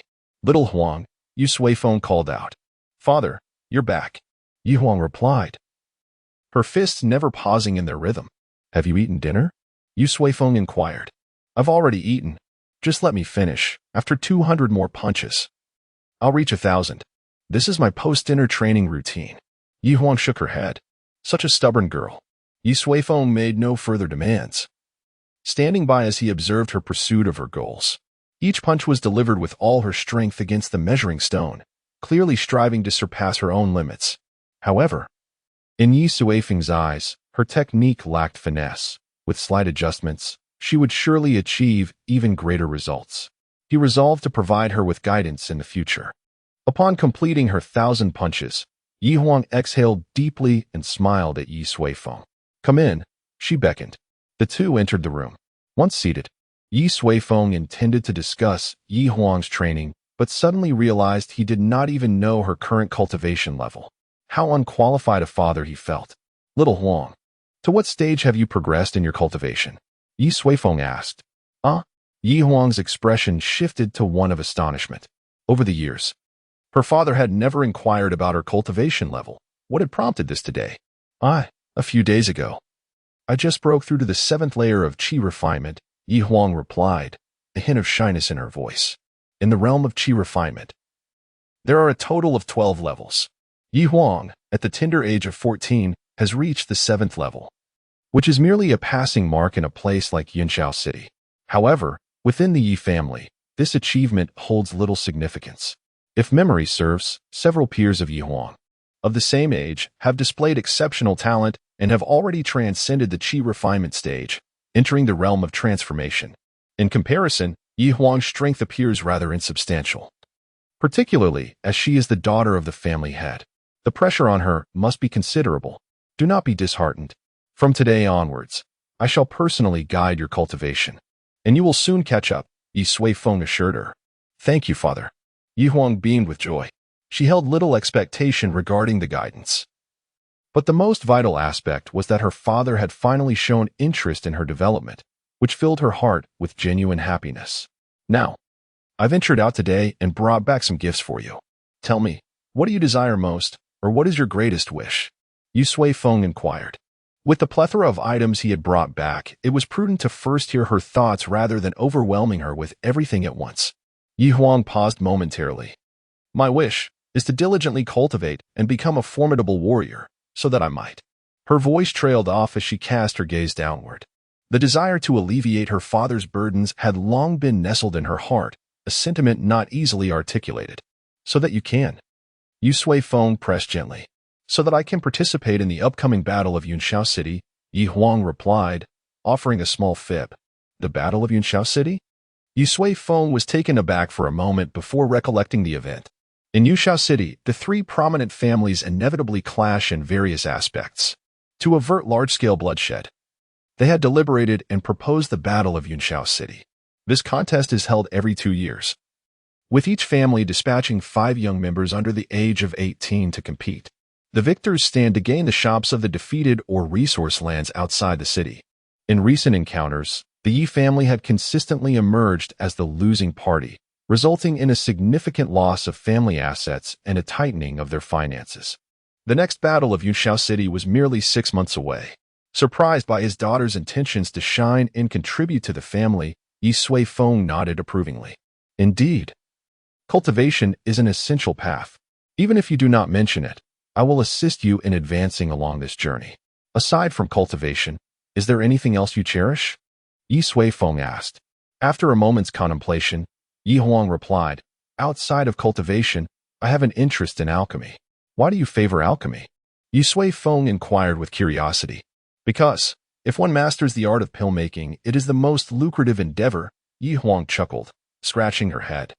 Yu Suifeng realized, with a sense of clarity, that his daughter was quite concerned about their financial situation before he ascended to the role of family head. Although he enjoyed the family's stipends, they were meager due to his lack of contributions, barely sufficient to sustain a modest lifestyle. It was no wonder his daughter placed such importance on wealth. Very well. Your father supports you wholeheartedly, Yu Suifeng declared. It is indeed a rare and precious thing for young individuals to harbor dreams, and thus, one must wholeheartedly support them. Subsequently, Yi Suifeng retrieved the earth-grade alchemy furnace he had purchased earlier from his storage ring. This newly acquired one surpasses yours. Take it, he said. The furnace belonging to his daughter, Yi Huang, was of inferior yellow grade and held little significance. Father, you are so kind. Yi Huang exclaimed with a beaming smile as she accepted the furnace. Unbeknownst to her, this item was the prized treasure of the Wandao Pavilion. Nevertheless, she was ecstatic simply because it was a gift from her father. By the way, our family has recently welcomed a new instructor in alchemy. But you need not attend the classes, for from this day forth, I shall personally guide you in the art of alchemy, Yi Suifeng declared. Oh, very well, Yi Huang replied, her eyes wide with curiosity, wondering when her father had acquired the skill of alchemy. After a moment of contemplation, Yi Suifeng inquired, do you fancy swords? Indeed, I quite like them. However, our family excels in martial arts, hence my choice to practice boxing, Yi Huang responded. Now, we have a sword technique as well, Yi Suifeng said, producing a superior quality sword from his storage ring and presenting it to Yi Huang. Since you enjoy them, you should begin your sword training henceforth. The elegant blade radiated a subtle purple glow, instantly captivating Yi Huang's gaze. It is simply exquisite. I wonder what its grade is, she mused.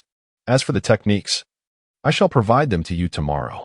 Oh, and there is this, Yi Suifeng added, extracting a tranquility stone of superior earth quality, which greatly aids in cultivation and is highly coveted by practitioners.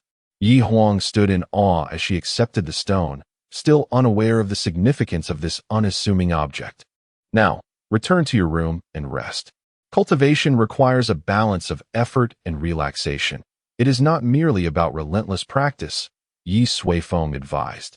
Yi Huang nodded, her heart brimming with excitement as she stood to leave.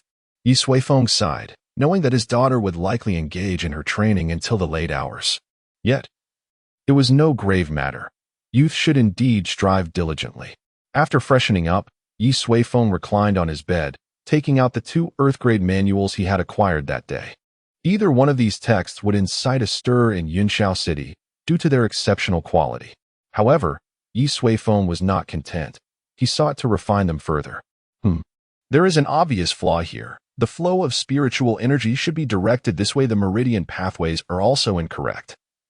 I shall substitute them with 2 superior ones. After eons of cultivation, Yi Suifeng's soul had grown immeasurably powerful, allowing him to perceive the essence of things. Such earth-grade techniques were trivial for him. He could effortlessly identify and rectify their shortcomings. Naturally, he could not afford to be careless regarding his daughter's cultivation.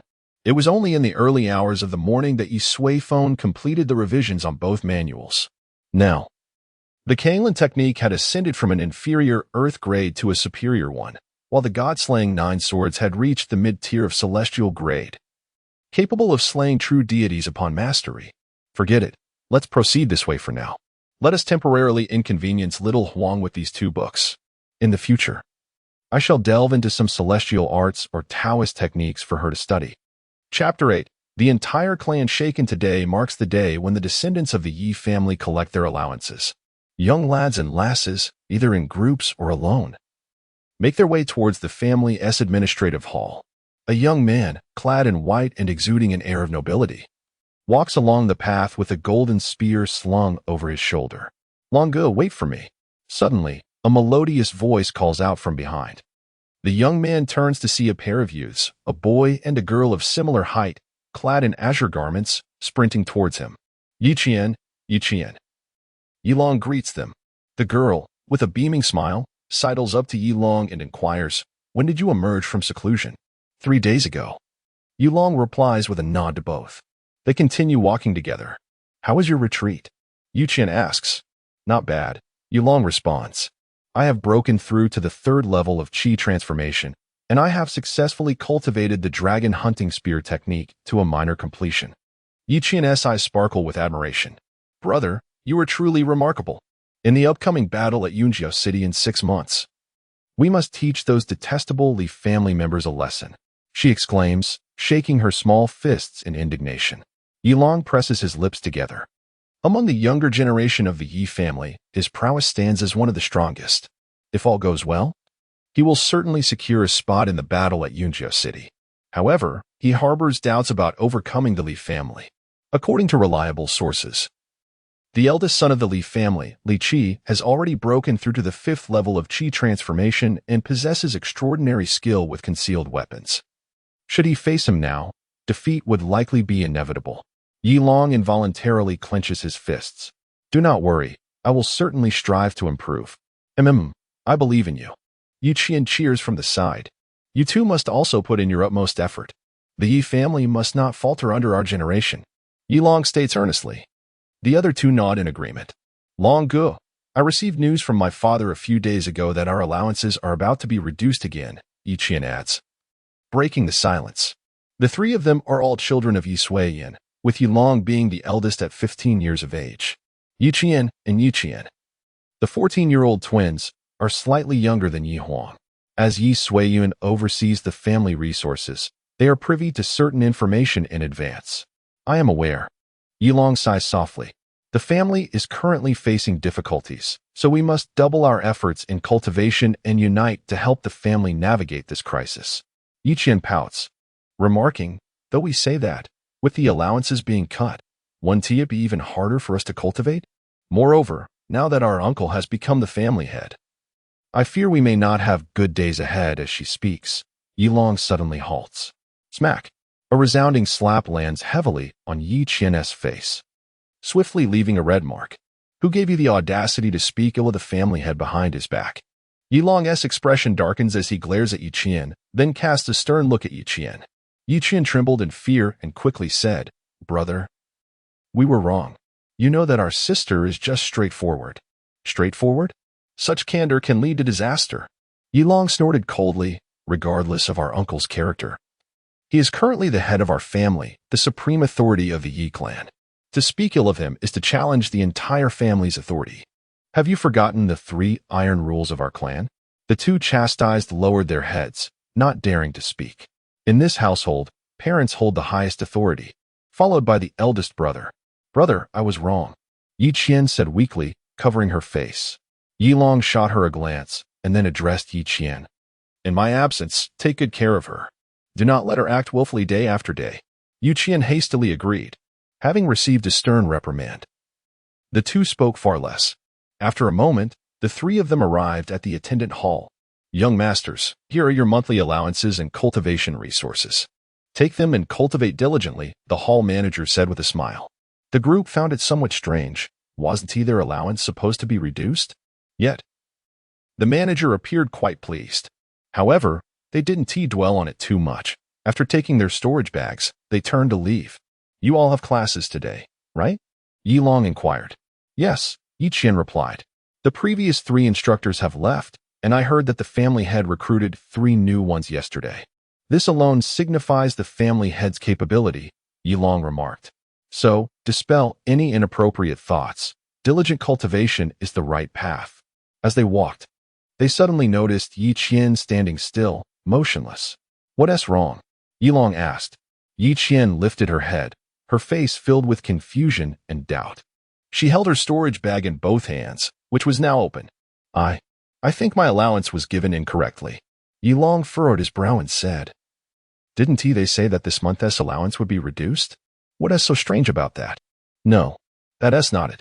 Yi Qian opened her storage bag wide.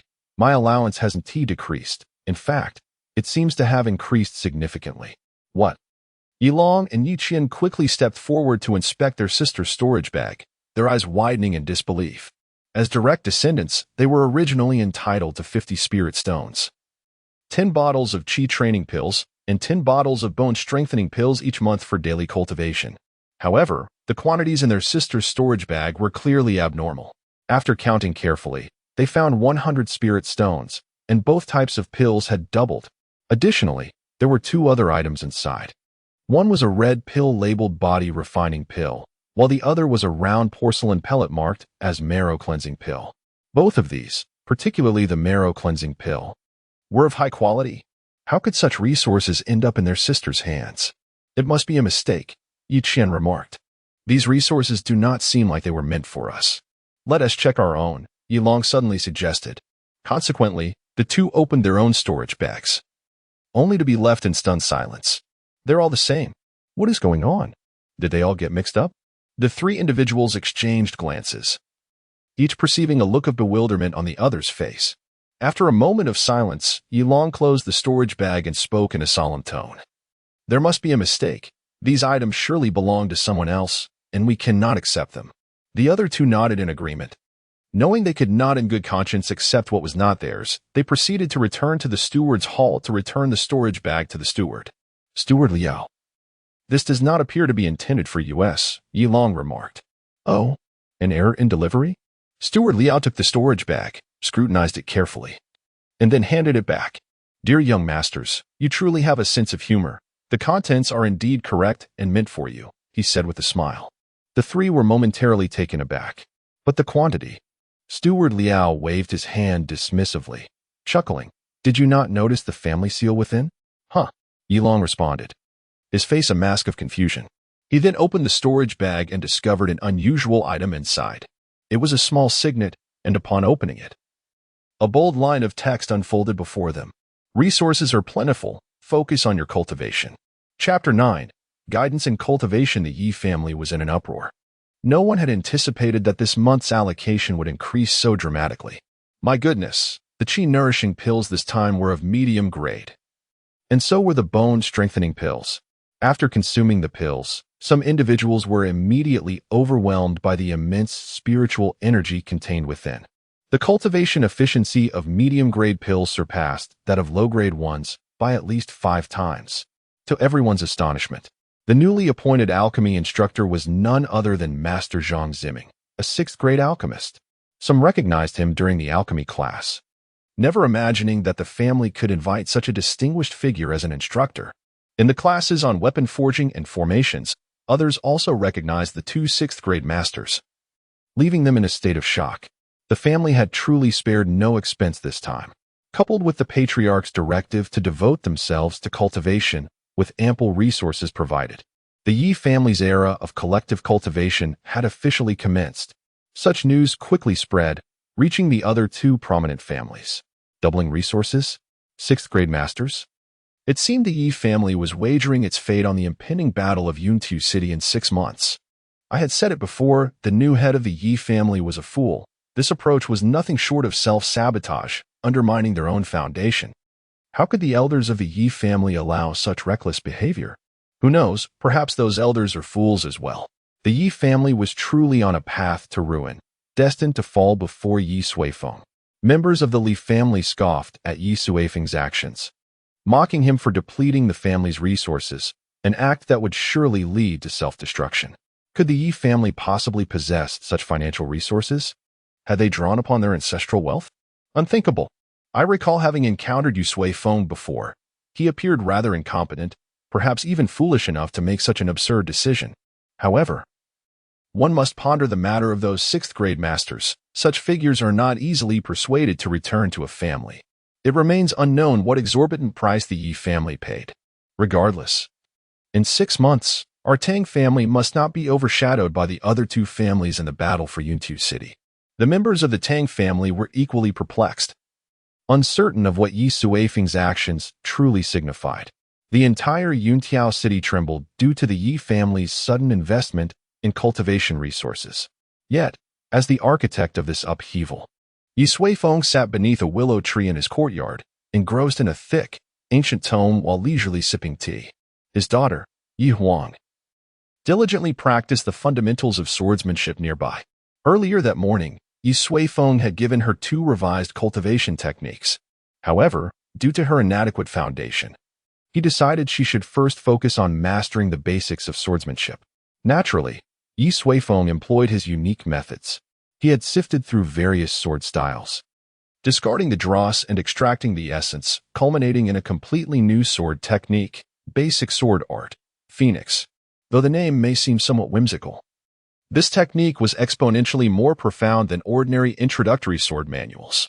It serves to maximally assist an individual entirely unacquainted with the art of swordsmanship in embarking upon their journey, while also effectively honing their swordsmanship posture and even enhancing their physical constitution and bodily coordination.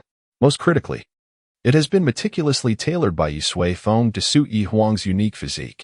After merely 1 hour of practice, Yi Huang exhibited a commendable proficiency. quite unlike the Na'vi demeanor she displayed when first grasping the sword. Once his daughter's training was firmly established, Yi Suifeng settled down beside her, continuing to peruse the martial arts texts he had acquired the previous day.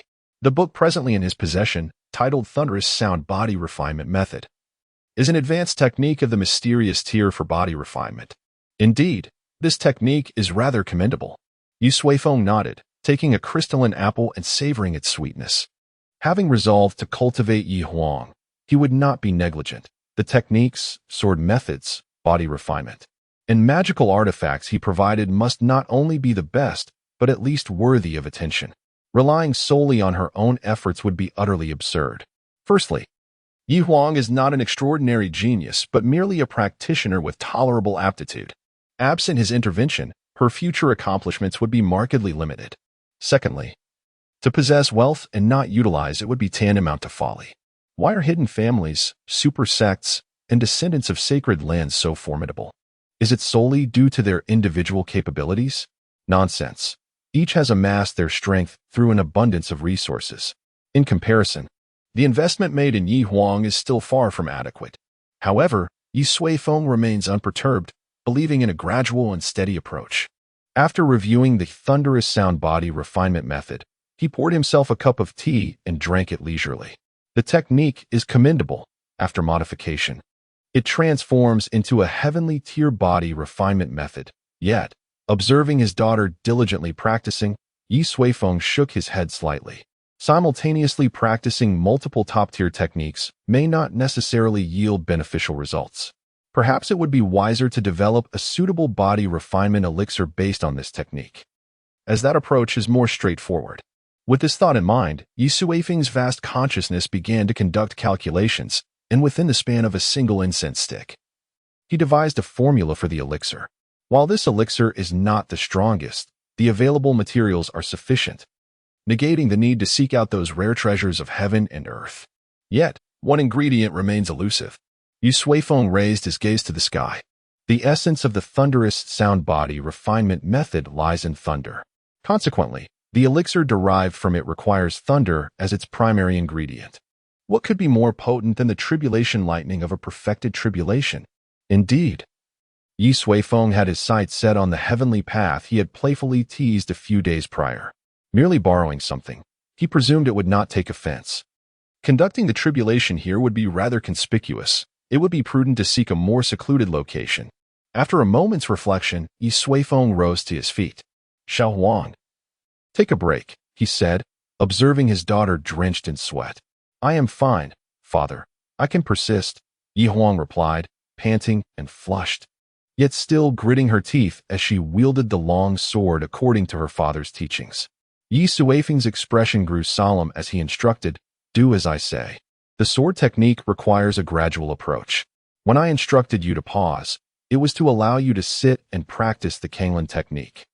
This is the most opportune moment.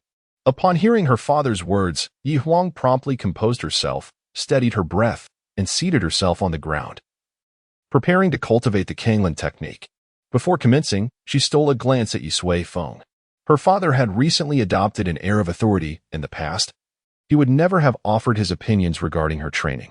Yet, this newfound demeanor of his instilled a deeper sense of reassurance within her. With these thoughts in mind, she closed her eyes and began her earnest practice. Yi Suifeng nodded slightly and said, remember, for every hour spent on fundamental swordsmanship, you must meditate for another hour, followed by a personal reflection on any issues encountered and how to improve upon them. Each 3-hour period constitutes a complete cycle, with a maximum of 2 cycles per day. The remaining time is yours to allocate as you wish. He cautioned her carefully. Very well, take your time with your practice. I shall step out for a while and return in the evening. With that, Yi Suifeng's figure gradually faded within the courtyard. Chapter 10. The Tribulation. The Qinggu Jailing stands as an imposing chasm to the north of Yunshao City. Beyond lies the northern snowfield, a realm said to be barren and harsh, where life is a constant struggle, reminiscent of primitive tribal existence, with furs for clothing and slash-and-burn agriculture. In essence, it is a land devoid of culture.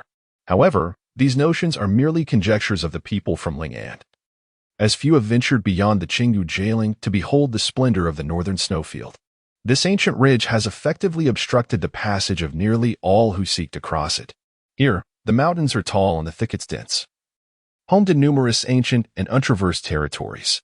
Countless formidable beasts lurk within the depths of the high ridge, and to tread carelessly would mean certain death. Yet, such perilous conditions entice many cultivators to seek their fortunes here. The treasures hidden within the bodies of these beasts are abundant. Should one stumble upon a rare spiritual herb of earthly grade or higher, it could lead to sudden wealth and a lifetime free from worry. At this moment, several young cultivators are cautiously traversing the outskirts of the ridge. Suddenly, a thunderous roar echoes in the distance, startling them. One youth, with disheveled hair, immediately drops to the ground, straining to listen. His expression shifts drastically. Run! A horde of ferocious beasts is charging towards us. He cries in alarm, only to find his companions frozen in place, mouths agape, gazing skyward. Following their gaze, the long-haired youth's eyes widen in disbelief. The sky is shrouded in ominous black clouds, swirling in a vortex that pulsates with eerie violet light, an oppressive force weighing heavily upon his chest, as if his heart might burst forth. What is that? They tremble, their legs feeling weak beneath them. This ominous spectacle feels like an omen of cataclysm. As the rumbling intensifies, they observe a flurry of birds taking to the skies in panic from the nearby thicket. It's a beast tide. We must flee. The long-haired youth is the first to react, shouting hoarsely before turning to escape. The others, snapping back to reality, hurriedly follow in his wake, racing toward the mountainside's edge. On a mountaintop deep within the ridge, Yi Suifeng gazes at the ever-expanding tribulation clouds above, furrowing his brow. The disturbance is unexpectedly loud. Had he known, he would have ventured further in. He had chosen this spot to summon the thunder of tribulation, intending to avoid alarming ordinary cultivators. Yet the reach of these ominous clouds has exceeded his expectations, nearly spilling over into the outer mountains. Come on, hurry up, Yi Suifeng mutters in frustration. His tribulation is the most formidable of the 99 heavenly tribulations, comprising a total of 81 strikes, each exponentially more powerful than the last. Naturally, the quality of each subsequent strike also increases accordingly. Yi Suifeng has been waiting so long to harness the final bolt of lightning. As if sensing Yi Suifeng's provocation, the tribulation clouds above begin to swirl more rapidly. With a thunderous boom, a bolt of azure-violet lightning descends from the heavens, carrying with it an overwhelming celestial might, striking directly above Yi Suifeng. However, Yi Suifeng merely waved his hand, and the seemingly invincible catastrophe of thunder was instantly shattered into countless fragments, cascading like celestial flowers upon the surrounding peaks. In an instant, the mountains trembled and crumbled, with several small hills collapsing under the relentless force. This is more like it. Hurry, hurry. Yi Suifeng appeared utterly unscathed. Waves of calamity thunder continued to descend, yet before Yi Suifeng, they resembled nothing more than soft cotton candy, easily vanquished. At long last, the final trial of the 99 heavenly tribulation approached. The ominous clouds in the sky began to contract. Yet the ferocious energy contained within surged to unprecedented heights. As the tribulation cloud shrank to a singular point, a resounding crash echoed. A brilliant purple lightning bolt descended with tremendous force. At last, I await your arrival. Yi Suifeng soared into the air, charging directly towards the annihilating thunder. His right hand transformed, gathering various mysterious energies within his grasp. Remarkably, in his left hand, he produced a white jade bottle. In an instant, Yi Suifeng collided head-on with the thunder. Yet, contrary to expectations, a massive explosion did not ensue. Instead, it abruptly halted like the final note of a pipa's melody. The fierce storm transformed into a serene sky. Yi Suifeng's figure gently descended, in his hand a sphere of purple energy surged restlessly, colliding violently. Behave yourself.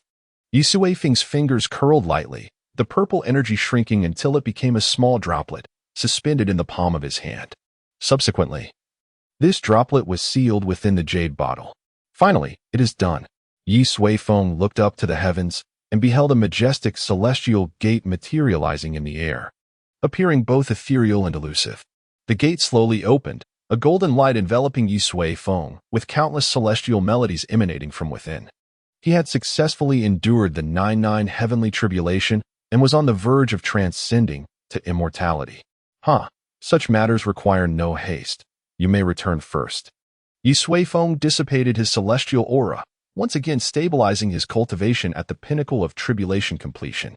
This realm cannot accommodate immortals. To ascend to immortality, one must rise to the higher realms. Yi Suifeng had no desire to ascend just yet.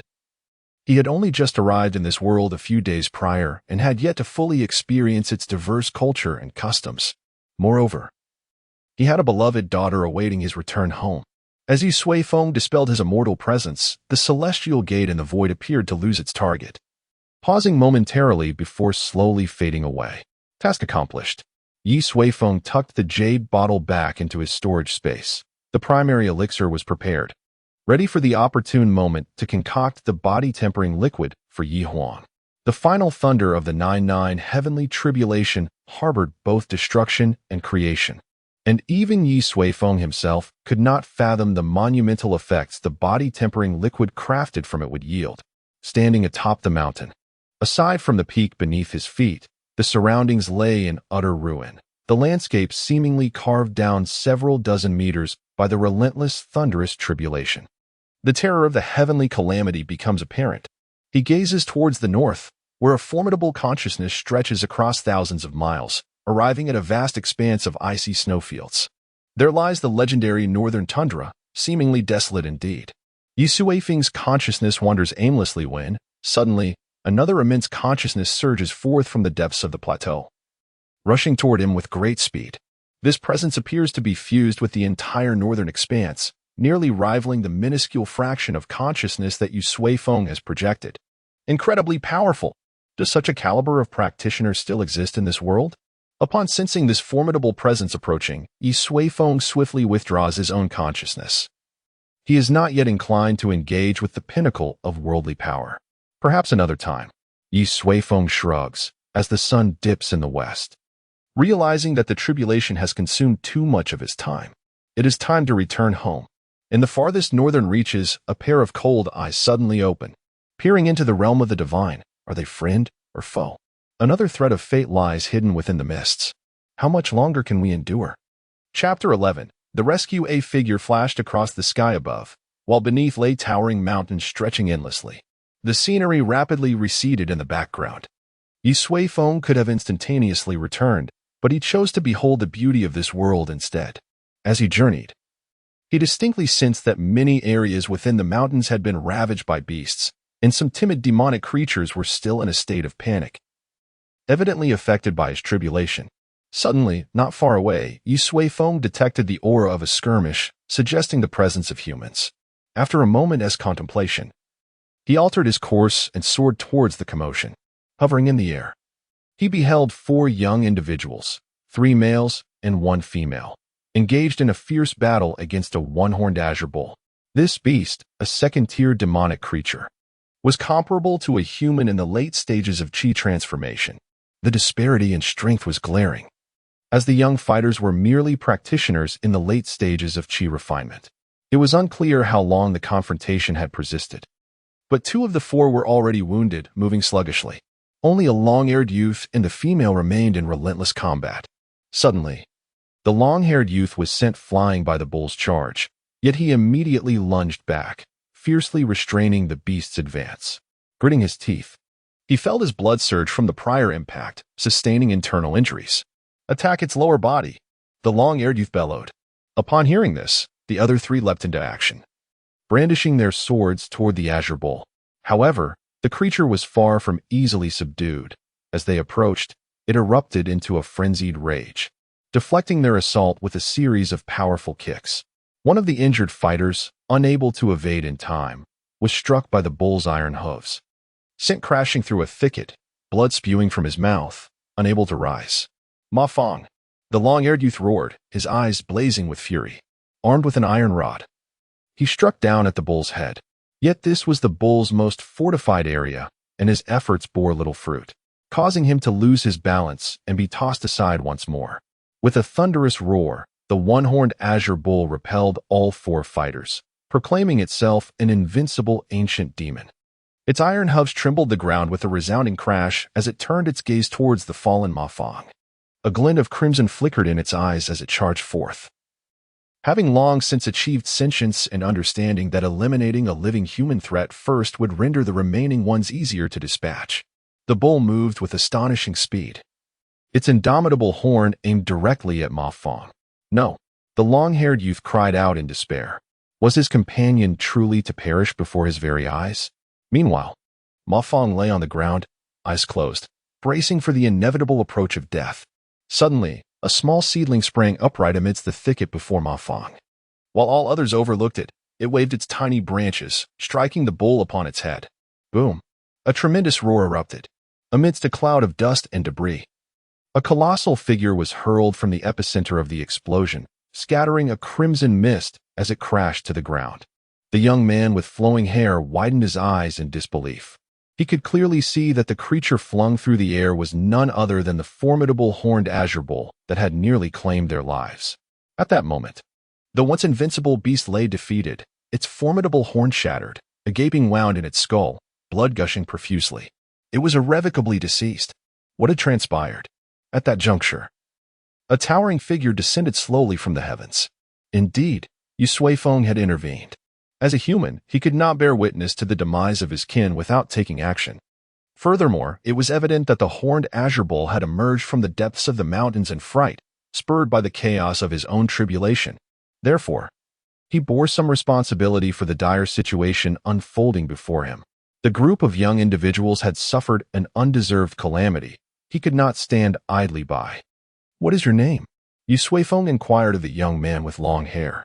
Fengshi, stammered Fengshi, still dazed by the overwhelming presence of the man before him, who had effortlessly vanquished a second-tier beast with a mere flick of his hand.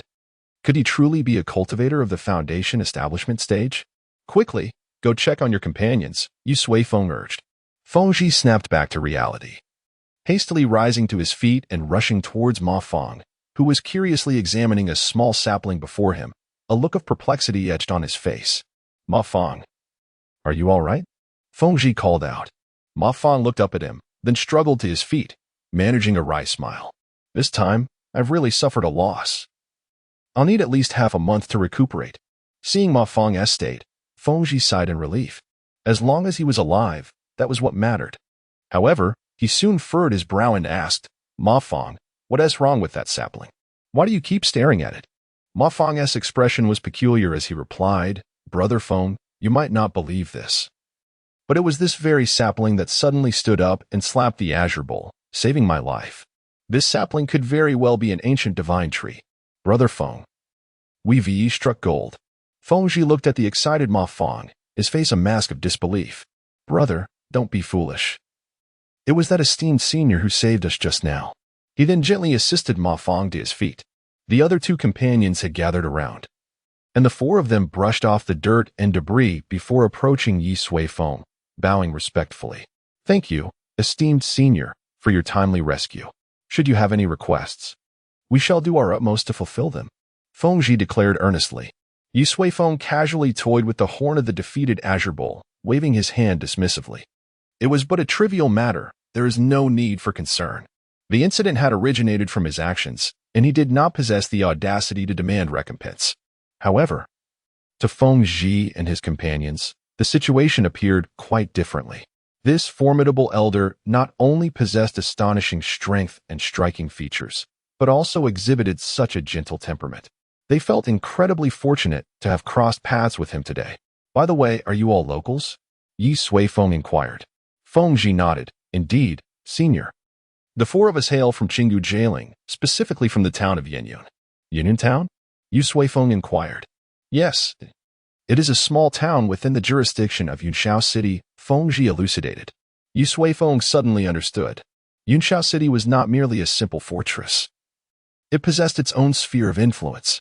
He vaguely recalled that Yunshao City governed an area of approximately 80,000 square kilometers, comparable to the municipality of Chongqing in his previous life. The vast expanse of jurisdiction for such a modest city was indeed astonishing. However, based on Yu Suifeng's understanding, it was still relatively small compared to other cities of similar stature in the vicinity.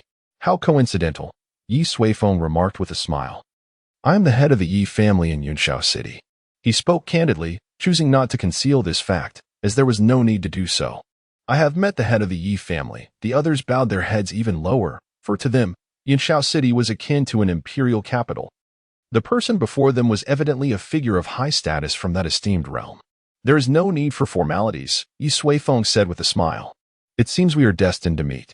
Should you ever have the opportunity to visit Yunshao City, do not hesitate to come to the Yi family. I shall provide you with a splendid stage. The four were immediately filled with delight. A promise from a family head was indeed a rare treasure. Well, it is getting late, and there are still many other beasts here. You should return quickly to tend to your wounds, Yi Suifeng concluded, waving his hand as he vanished from sight. The four of them remained, still in disbelief over the dreamlike encounter of the day. It is worth mentioning that before departing, Ma Feng insisted on taking the small sapling with him, claiming it to be a divine miracle, an ancient tree that had saved his life. Chapter 12. Yi Suifeng's plans, the ominous clouds heralding doom, and the surge of beasts. In the Master's study, Yi Suifeng sat opposite Sui Yun, listening to his report on the situation at the borders of Yunshao City. Indeed, elder brother, Sui Yun replied, his expression fraught with anxiety. Yesterday, numerous cultivators witnessed the dark clouds nearly engulfing the entire sky, accompanied by eerie rumbling sounds. Shortly thereafter, the beast tide commenced. A multitude of monstrous creatures suddenly surged against the outskirts of Gaoling, injuring many adventuring cultivators to varying degrees. Now they have broken through Gaoling and are heading towards several human settlements at the border. Feeling a pang of unease, Yi Suifeng rubbed his nose and remarked, even so, can this truly be deemed a portent of annihilation? Elder brother, you do not understand. Sui Yun replied solemnly. The dark clouds are most sinister, seemingly manifesting only beyond the confines of Yunshao City. Some have concluded that either a great demon has emerged or malevolence has descended upon us. There are already those preparing to flee to other cities, and panic is spreading. Yi Suifeng wore an odd expression, at a loss for explanation. It was merely a heavenly tribulation, yet it triggered such a vast chain reaction. Truly, it echoed the ancient adage, the lower the cultivation, the more peculiarities one encounters in the world. The Li and Tang families have already mobilized personnel to the borders, Sui Yun informed. They intend to offer support to the borders? Yi Suifeng stroked his chin thoughtfully. Indeed, Sui Yun affirmed. If we remain inactive, the territories managed by the Yi family, along with those resource sites, are likely to encounter issues. The governance of Yunshao City is rather unique. All its domains are collectively managed by the three prominent families. Each family oversees its designated area. The Tang family primarily in the south, the Li family in the northeast, and the Yi family in the northwest. They interlace, balance one another, and cooperate closely. Most of the Yi family's income, including resources, comes from within their own sphere of influence. Any arising troubles would significantly impact the Yi family. How many personnel are they preparing to dispatch? Yi Suifeng inquired.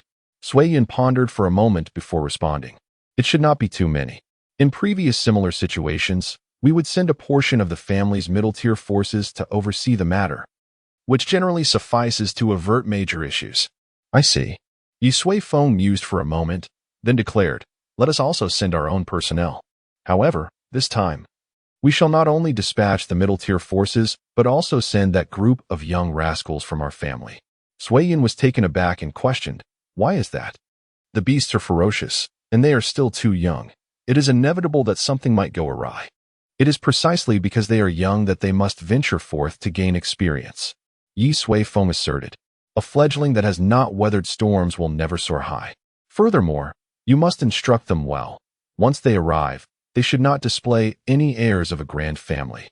It is best they foster good relations with the cultivators of the border cities. Additionally, they should bring ample resources along, should anyone be injured.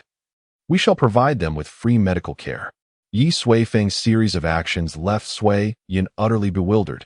What on earth is happening? Although those matters are indeed significant to the family, it hardly warrants such a degree of commotion.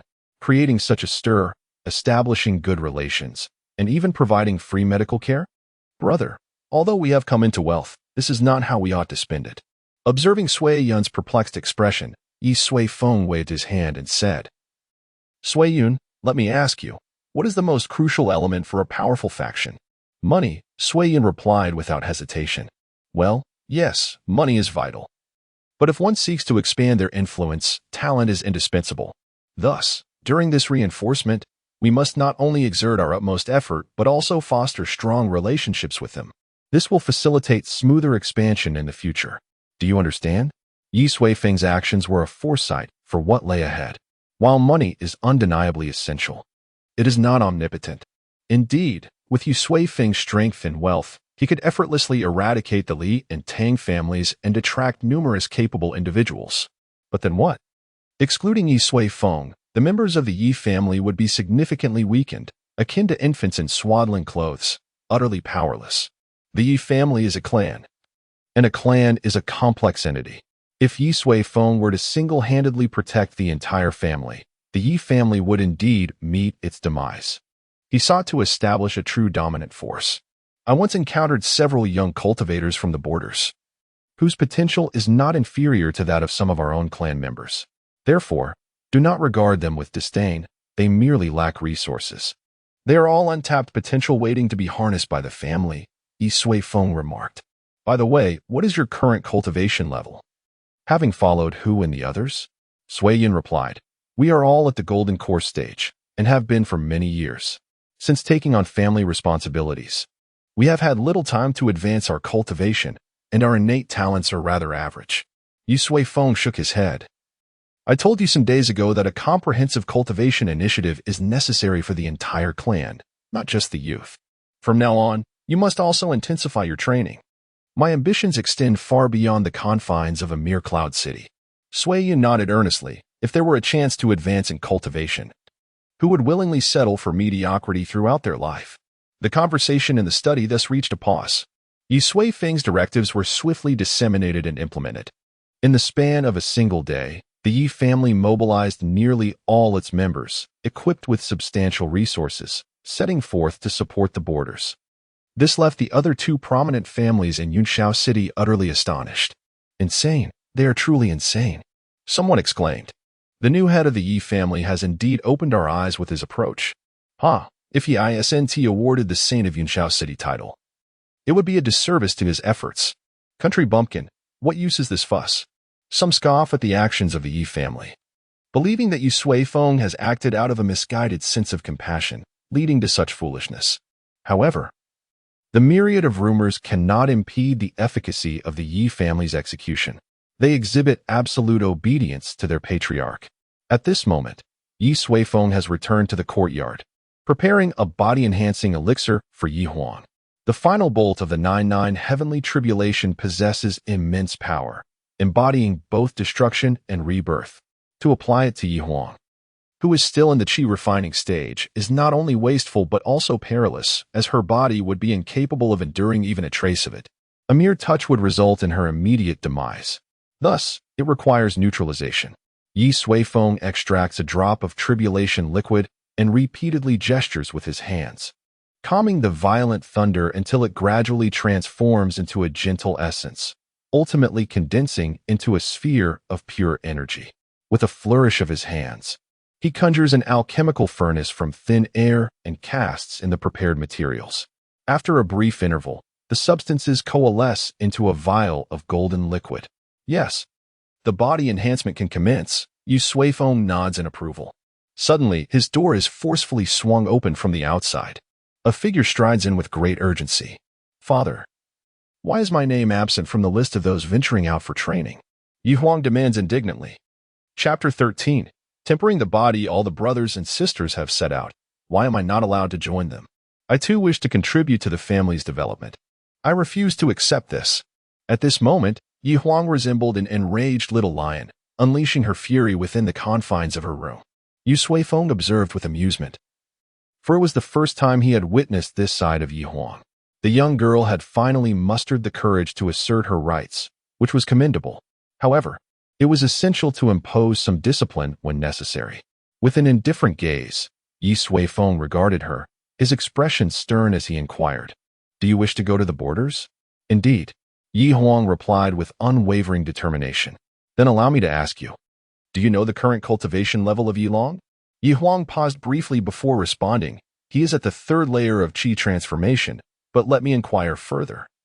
What about Yi Qian and Yi Qian's cultivation levels? They have achieved the great completion of qi refinement very well.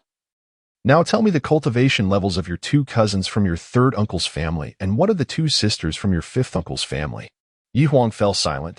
Among her direct siblings of the same age, the weakest had reached the 10th layer of qi refinement, while her cousin Yu Long and a cousin from her fifth uncle's family had already broken through to the qi transformation realm. She was the least accomplished. With your mere 7th layer of qi refinement, what use would you be at the borders, except to meet your demise and bring shame upon me? Yi Suifeng delivered his harsh critique without reservation. Yi Huang lowered her head, her hands twisting her garment nervously, lips pressed together in silence. Her lack of strength was the deepest wound in her heart. As the daughter of the family head, she found herself lacking compared to some collateral relatives. Although no one had spoken this to her face, it had always lingered in her mind. Yi Suifeng gazed at his daughter, acknowledging that his words were indeed harsh and hurtful. He had expected her to break down in tears, yet she bore it with unexpected resilience. Thus, you should remain at home and focus on your training. Only when you are no longer inferior to them should you consider contributing to the family. Yi Suifeng stated with a huff. Yi Huang bit her lip, clearly disheartened. However, she suddenly raised her head and murmured, "But if I stay at home, wouldn't he that also bring disgrace to you?" Yi Suifeng was taken aback. So this child had considered it from such a perspective? With all the family members dispatched, leaving only his daughter behind, she must be worried about potential discontent regarding this perceived favoritism. The girl's thoughts were indeed intricate. After a brief silence, Yi Suifeng let out a slight sigh and beckoned to Yi Huang. "Little Huang, I understand your sentiments. However, nothing in life is achieved overnight. If you truly wish to bring honor to me and contribute to the family, you must concentrate on your training and enhance your capabilities." Yi Huang nodded. Yet it was evident that a hint of defiance still lingered within her heart. Yi Suifeng shook his head gently and said, "I promise you. If you can cultivate the sword technique I impart to you to the minor success realm, I will allow you to venture to the border and experience the world alongside your siblings."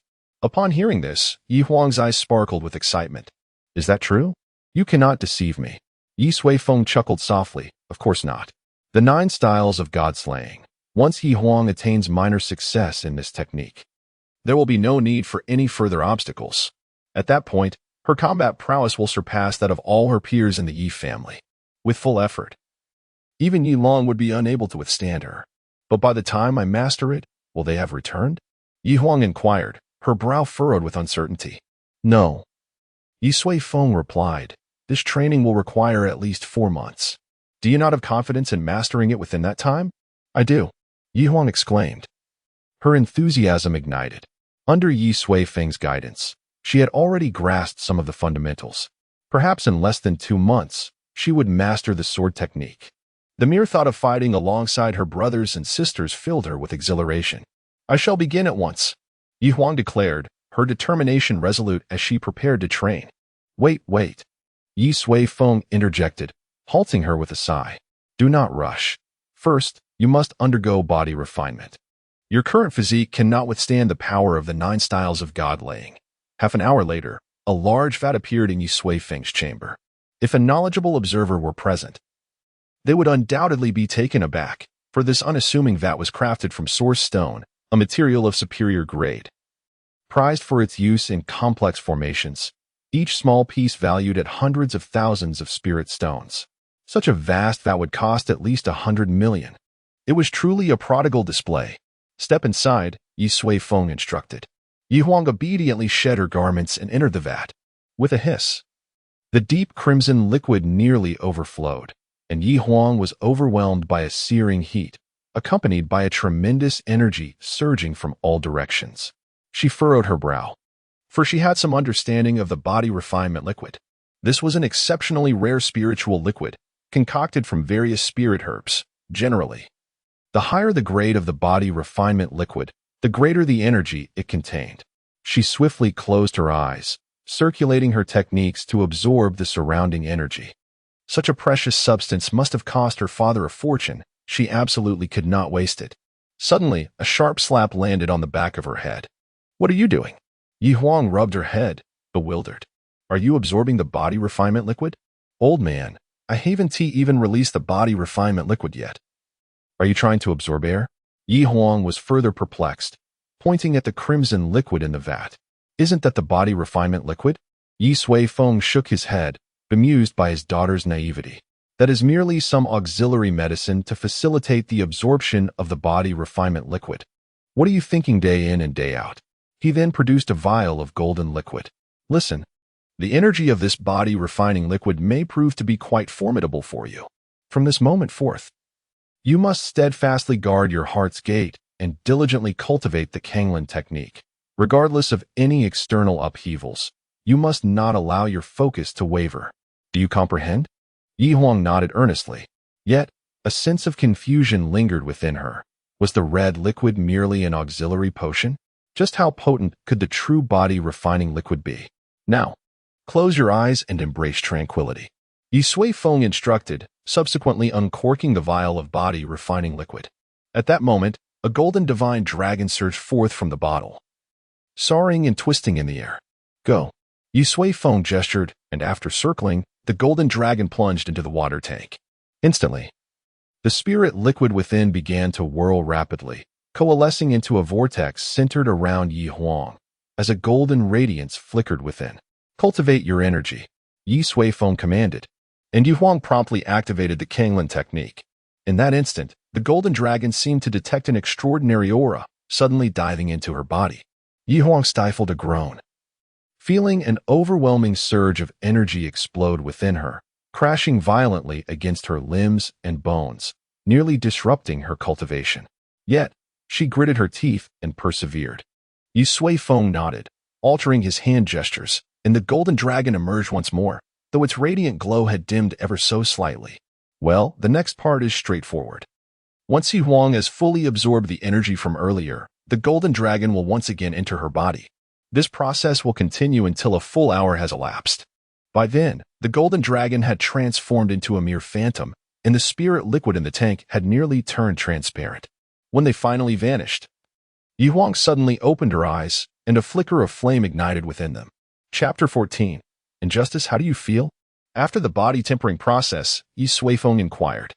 Yi Huang's eyes were hazy, as if she had yet to fully return from the experience. I feel as though I am invincible, she declared, delivering a powerful punch to the water tank, causing a magnificent splash that drenched Yi Sui Feng. My apologies. Yi Huang stifled a laugh, covering her mouth. Yi Sui Feng wiped the water from his face. Come out. This daughter of mine is increasingly embodying the essence of a spirited young girl. After adjusting her attire, Yi Sui Feng meticulously examined the effects of Yi Huang's body tempering, discovering that the results surpassed his expectations. Both her strength and resilience had experienced a remarkable leap, exceeding threefold compared to before. Moreover, the energy from the tempering liquid had not been fully absorbed by Yi Huang. A significant portion remained, concealed within her limbs and bones, waiting to nurture her body through continuous training. Once that energy was entirely expended, he would consider a second round of tempering. Unfortunately, due to Yi Huang's frail constitution, he could not afford to be reckless and had to proceed with caution. Familiarize yourself with your newfound strength, Yi Sui Feng advised. Yi Huang nodded enthusiastically, then dashed outside. Soon, the yard was filled with the whooshing sound of her swordplay. Yi Sui Feng took a leisurely seat at the desk by the window, enjoying his daughter's sword techniques while perusing a thick stack of books. These encompassed various martial arts, alchemy, artifact forging manuals, and even some introductions to this continent. It was time to comprehend the intricacies of this world. 1,000 miles away from Yunshao City lay a vast expanse of plains, at the heart of which rose an enormous city, towering majestically against the sky. Its scale was several times that of Yunshao City, adorned with towering pavilions and opulent structures. The city walls soared dozens of meters high, their deep crimson hue indicating the use of extraordinary materials in their construction. At the city gate, hundreds of meters long queues of people formed, entering the city in an orderly fashion. Above the entrance, two bold and powerful characters loomed, instilling awe. Sioux City. Gu Wanqin sat leisurely in her carriage as it entered the city gates. She drew back the curtain, observing the bustling scene outside, feeling a pang of nostalgia. Since being assigned to Yushao City, she had only returned once in the past 3 years. On that occasion, her poor performance had led to severe mockery from her colleagues. Since then, she had refrained from returning to Sioux City for the annual guild meetings, opting to send her deputy as her representative. The sting of that humiliation had been too painful to endure. However, this time was different. She glanced at the pile of storage bags within her carriage. Today, she would thoroughly cleanse the shame of 4 years. At that moment, a middle-aged man dressed as a servant lifted the carriage curtain and asked, "Guildmaster, shall we take a moment to prepare before reporting to the main guild?" Gu Wanqin looked up. This middle-aged man was none other than her deputy, Imochio, a practitioner at the peak of the Golden Core stage. In truth, all the servants of the caravan, including the coachman, are adept practitioners of the Wanbao Pavilion, each firmly established in the Golden Core stage. Her actions stem from the immense wealth being transported this time, necessitating utmost caution. There is no need. Let us proceed directly to the main pavilion, Gu Wanqin declared. With trepidation, they finally arrived at Sioux City, as she wished to avoid any last-minute complications. The Golden Core stage represents the pinnacle of power in Yunshao City. However, in Sioux City, it merely signifies a level of advanced strength. After approximately half an hour, the carriage halted before an imposing pavilion, towering 9 stories high, suffused with the aura of intricate formations. Standing at its base, one could scarcely discern the view from the summit. Gu Wanqin disembarked from the carriage, inhaling deeply. "Let us take our belongings and enter." Moments later, she found herself in a spacious room. Directly ahead sat a dignified middle-aged man, meticulously reviewing a ledger. To his side, a handsome young man leisurely sipped tea. "Greetings, Lord Luo," Gu Wanqin respectfully addressed the middle-aged man, who was none other than Luo Qing, the master of the Wanbao Pavilion in Sioux City. Within the vast organization of Wanbao Pavilion, he held the specific title of Master Executor. The pavilion is extensive, sprawling across the continent, with a clear hierarchy that includes positions such as Steward, Master Executor, Deputy Executor, and Pavilion Master.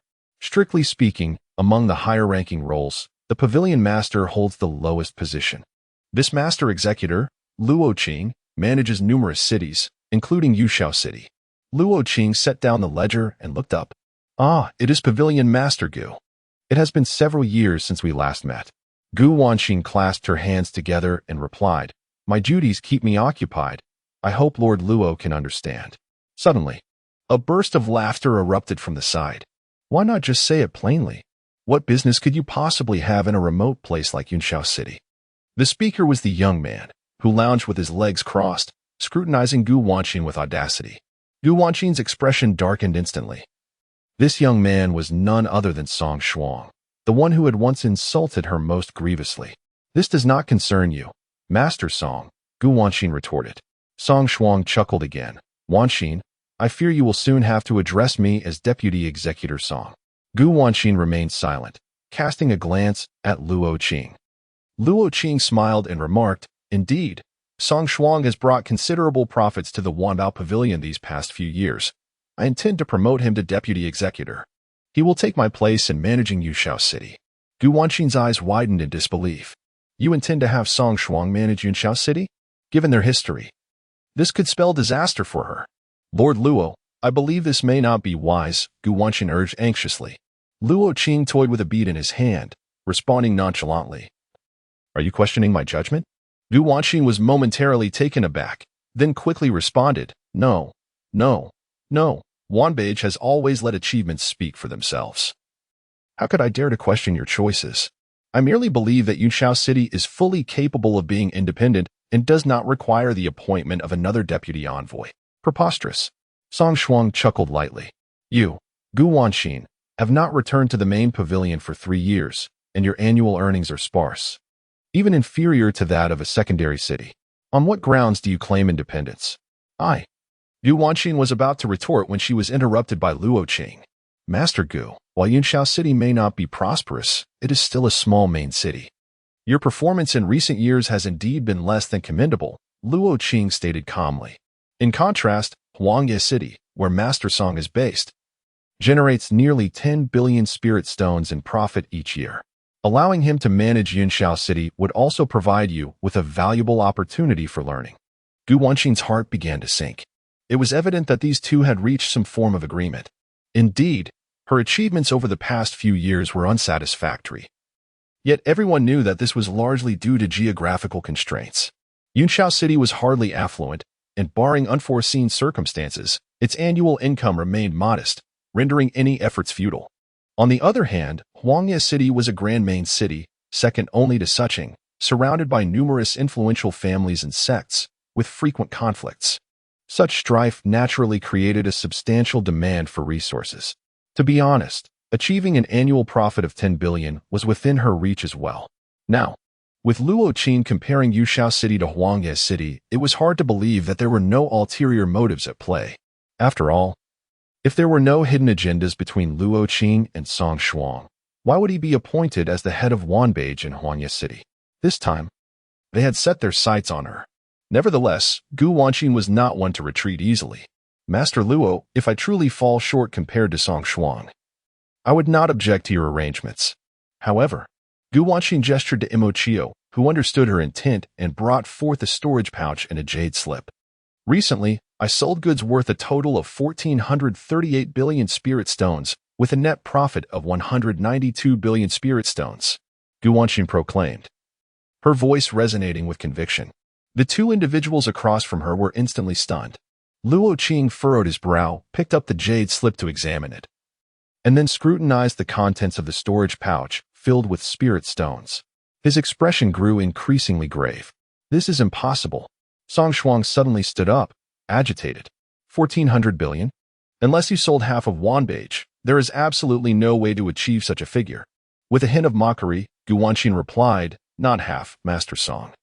I sold all items of at least Xin grade, including 5 treasured signature pieces. Do not presume that other branches are as affluent as your Huangye City. You. Song Shuang's face flushed with anger. Silence. Luo Qing intervened to prevent further conflict, his brow furrowed. In truth, he himself found it hard to believe that Gu Wanqing could sell such a colossal amount of goods. However, with the spiritual stones laid before him and the detailed accounts in hand, he was compelled to accept this reality. Master Gu, might you enlighten me on how you accomplished this? Luo Qing inquired kindly. Gu Wanqing's heart filled with caution as she responded, Master Luo, our Wanbao Pavilion does not adhere to such rules. Should it become known that Yunxiao City harbors influential figures like Yi Suifeng, it would not be long before I find myself inexplicably supplanted by others. Yet, she underestimated the depths of human greed. After a moment of silence, a smile gradually illuminated Luo Qing's face. Indeed, Master Gu, your contributions to Wanbao Pavilion have been substantial. I shall report this truthfully to the higher-ups. However, the matter of Song Shuang becoming the deputy is settled. You shall henceforth operate under his command. Gu Wanqing's expression darkened, realizing that despite her achievements, she was still to be manipulated by them. A surge of indignation welled within her. This is unjust, she exclaimed. Luo Qing's gaze remained indifferent. Abundant resources must be managed by someone with greater experience to maximize benefits. Master Gu, do refrain from throwing a childish tantrum. You are infringing upon my rights, Gu Wanqing retorted. Luo Qing spoke sternly, given your merits, I have allowed you to remain thus far. Should you dare to question my authority again, you may consider selecting another city to hone your skills. Faced with this blatant threat, Gu Wanqing gritted her teeth, yet found herself lacking viable options. I shall report this matter truthfully, she asserted.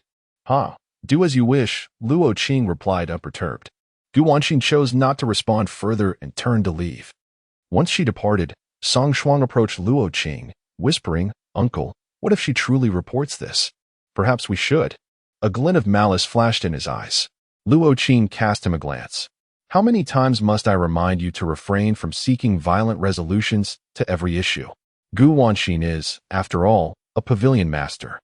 Should she encounter problems, the higher-ups will undoubtedly investigate, leading to greater complications. Song Shuang bowed his head in acknowledgement. Focus on your role as deputy for now. With me here, she will not stir up any significant turmoil.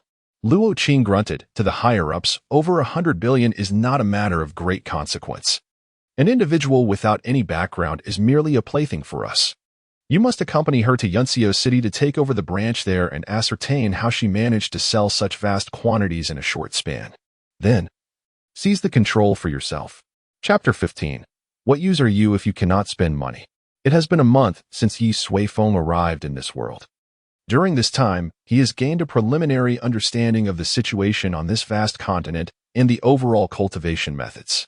This land is incredibly expansive, spanning countless miles. Even an ordinary cultivator would find it impossible to traverse the entire continent in a lifetime. The location of Yunxiao City lies in the central northern region of the continent. This area is governed by a super-organization known as the Nine-City Alliance. Su City is one of the 9 cities in the alliance, overseeing 5 major cities, including Yunxiao City, along with numerous secondary towns. Every 3 years, Yunxiao City is required to pay a substantial tribute of resources to Su City in exchange for protection, essentially a form of protection fee. Without these contributions, other towns would feel free to launch attacks on Yunxiao City, and even Su City might intervene out of boredom. In such circumstances, Yunxiao City would face imminent destruction. This arrangement is reasonable. To enjoy the conveniences afforded by an organization, one must make sacrifices. Yi Suifeng does not mind this protection fee. In fact, he prefers order and regulations, for they imbue life with meaning. Otherwise, it would devolve into the brutal law of the jungle, reminiscent of primitive times, devoid of any semblance of civilization. As for the cultivation system in this world, it aligns closely with his expectations. The stages include Qi refinement with 12 levels, foundation establishment, golden core, nascent soul, out-of-body, spirit transformation, integration, and tribulation, all comprising 9 levels. The tribulation stage represents the pinnacle of power in this world. However, there are rumors of certain extraordinary beings who have evaded tribulations, hiding their might beyond this realm and manipulating the world from the shadows. Such tales are common among the populace, yet Yi Suifeng knows them to be true. Firstly, he himself is one of these anomalies. Secondly, during his last tribulation, he distinctly sensed an immense consciousness from the northern snowfields that evidently surpassed the tribulation stage. He knows he will encounter such beings one day. Nevertheless, Yi Suifeng is not in a hurry. His current objective is to develop the Yi family into a preeminent force in the continent. Today marks the day of the family's regular meeting. Yi Suifeng and several family leaders convene in the conference hall to discuss the family's affairs over the past month. The beast tide along the northern border has been severe, impacting many of our resource areas. However, with significant investments of manpower and material, the situation has improved considerably. Our shops have stabilized for the time being, allowing us to consider expansion. With the influx of resources, many of the younger generation in the family have advanced in their cultivations. Our achievements this month are nearly equivalent to those of the previous 3 months combined. Yi Suiyun and the others excitedly engage in discussion. With Yi Suifeng's generous contribution of 100 billion spirit stones, this month has been exceedingly comfortable for them. To describe it in 4 words, it would be prospering steadily. After their discussion, Suijin hands the month's accounts to Yi Suifeng. Elder brother, due to our substantial resource investments, this month's expenditures have also skyrocketed. Please take a look, he says, somewhat embarrassed. No matter, money is meant to be spent. Yi Suifeng took the ledger and meticulously perused its contents. Suddenly, a surge of anger welled up within him. He tossed the ledger onto the table and fixed his gaze on Suiyun, exclaiming, "Last month, you spent 15 billion spirit stones?" Instantly, a hush descended upon the room. Beads of sweat formed on Suiyun's brow as he replied, "Elder brother, it's my first time handling such a vast sum of spirit stones, so there were some minor planning issues. However, rest assured, I will allocate the funds carefully moving forward. Next month's expenditure will certainly be kept under 10 billion. Indeed, elder brother, chimed in Suihu. We procured an excessive amount of resources this month. Even with the increase in benefits, we only utilized a fraction. Things will surely improve." The other 2 nodded in agreement, assuring that future expenses would not reach such heights. Yi Suifeng observed their reactions and let out a deep sigh. He realized that they had obviously misunderstood his concerns. It was not that he lamented the excessive spending. Rather, it was that he found their expenditure woefully insufficient. He had provided them with 100 billion spirit stones, yet they had only managed to spend 15 billion. gazing at the 20-digit sum of low-grade spirit stones in his wallet. He noted that even the fractional amount exceeded 80 million trillion. How long would it take to exhaust even that small fraction? Truly a bunch of fools. Yu Suifeng rapped the table a few times. Suiyun, let me ask you, how long do you believe the 100 billion spirit stones I provided you should last? Suiyun blinked in confusion. Isn't it for a year? Certainly not. Yu Suifeng slammed his palm on the table. I entrusted you with 100 billion to be spent within a month, and you've only managed to expend 15 billion. What on earth are you doing? Faced with the patriarch's fury, the several leaders were left dumbfounded. Surely, they had not misheard. Was that truly a budget for just 1 month? Suiyun, in particular, was utterly bewildered, having never before been reprimanded for spending too little. Elder brother, are you serious? Yu Suifeng, with a stern countenance, retorted. Do I appear to be jesting? The others exchanged glances, uncertain of how to respond. Elder brother, you are rather extravagant. Only Suiyun, with a pained expression, murmured, Be brother. Spending so much in a month is indeed quite a challenging endeavor. How so? Yu Suifeng raised an eyebrow. Suiyun explained, the resources supplied to the clan are finite. We are essentially at saturation point, and any excess would serve little purpose. He felt profoundly embarrassed, incredulous that he would ever find himself troubled by the prospect of having too much money to spend. Yu Suifeng shook his head. You are constrained by your own limitations, still ensnared in the confines of outdated thinking. Let me ask you, is it only the younger generation that requires resources within the clan? What of the clan's affairs? What about you? The elders? Do they not require cultivation as well? The higher one's cultivation level, the greater the demand for resources. Do not tell me it's impossible to spend 100 billion. Even the instructors and the worshippers could be compensated, incentivizing them to dedicate themselves more wholeheartedly to their responsibilities. If all else fails, we could harness the talents of those gifted individuals from the common folk. They lack nothing but resources. Truly, it is frustrating that I am unable to spend money wisely. Why should I even oversee the finances? In the face of Yu Suifeng's reprimand, Suiyun instinctively recoiled. Indeed, he had not considered such matters, as he had never approached them in this manner before. Previously, they had been so frugal that they would scarcely part with a single spirit stone. How could they now possess such abundance? Even if he truly did not know how to allocate the funds, surely spending would suffice? The Wanbage was right there, brimming with treasures. That 100 billion was hardly enough to fill the gaps, Yu Suifeng remarked. Suiyun scratched his head and replied, Brother, have you forgotten? Wanbage was emptied out the last time you visited. Yu Suifeng furrowed his brow slightly. Have they not restocked? It has been a month. Their efficiency is rather lacking. No. Suiyun responded. Perhaps. They are encountering such a situation for the first time and require time to prepare. Very well, Yu Suifeng said. Let us not dwell on this for now. I will investigate the matter later. By the way, isn't the younger generation returning from the border soon? He inquired. Suihu nodded. Yes, they return once a month to collect cultivation resources before setting off again until the beast tide's influence is completely eradicated. Good, Yu Suifeng stated. You may adjust the resources based on their achievements during this expedition. Those who make notable contributions must be duly rewarded. Furthermore, the techniques and spirit tools I brought back from Wanbage should not be hoarded. They should be made available for all. What use is it to have excellent techniques gathering dust at home? Also, encourage them to actively engage with the talented individuals from the common folk. It would be best to recruit them to bolster our family's strength. A flurry of orders ensued, and the responsible parties diligently took notes. Finally, Yu Suifeng tossed a storage bag filled with spirit stones once more. This is 100 billion, combined with the remaining spirit stones from last month. If you cannot spend it all, I shall find someone more adept at managing finances for the family. With that, Yu Suifeng rose and departed, leaving Suiyun staring at the 2 large bags of gleaming spirit stones, feeling overwhelmed. Chapter 16. Reaching an agreement. Song Shuang had been in Yuyao City for over 10 days.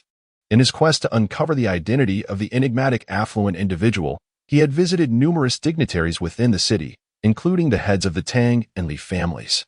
These 2 clans indeed possessed remarkable financial strength, particularly the Tang family, which had deep roots in Yuyao City and amassed vast wealth over the years.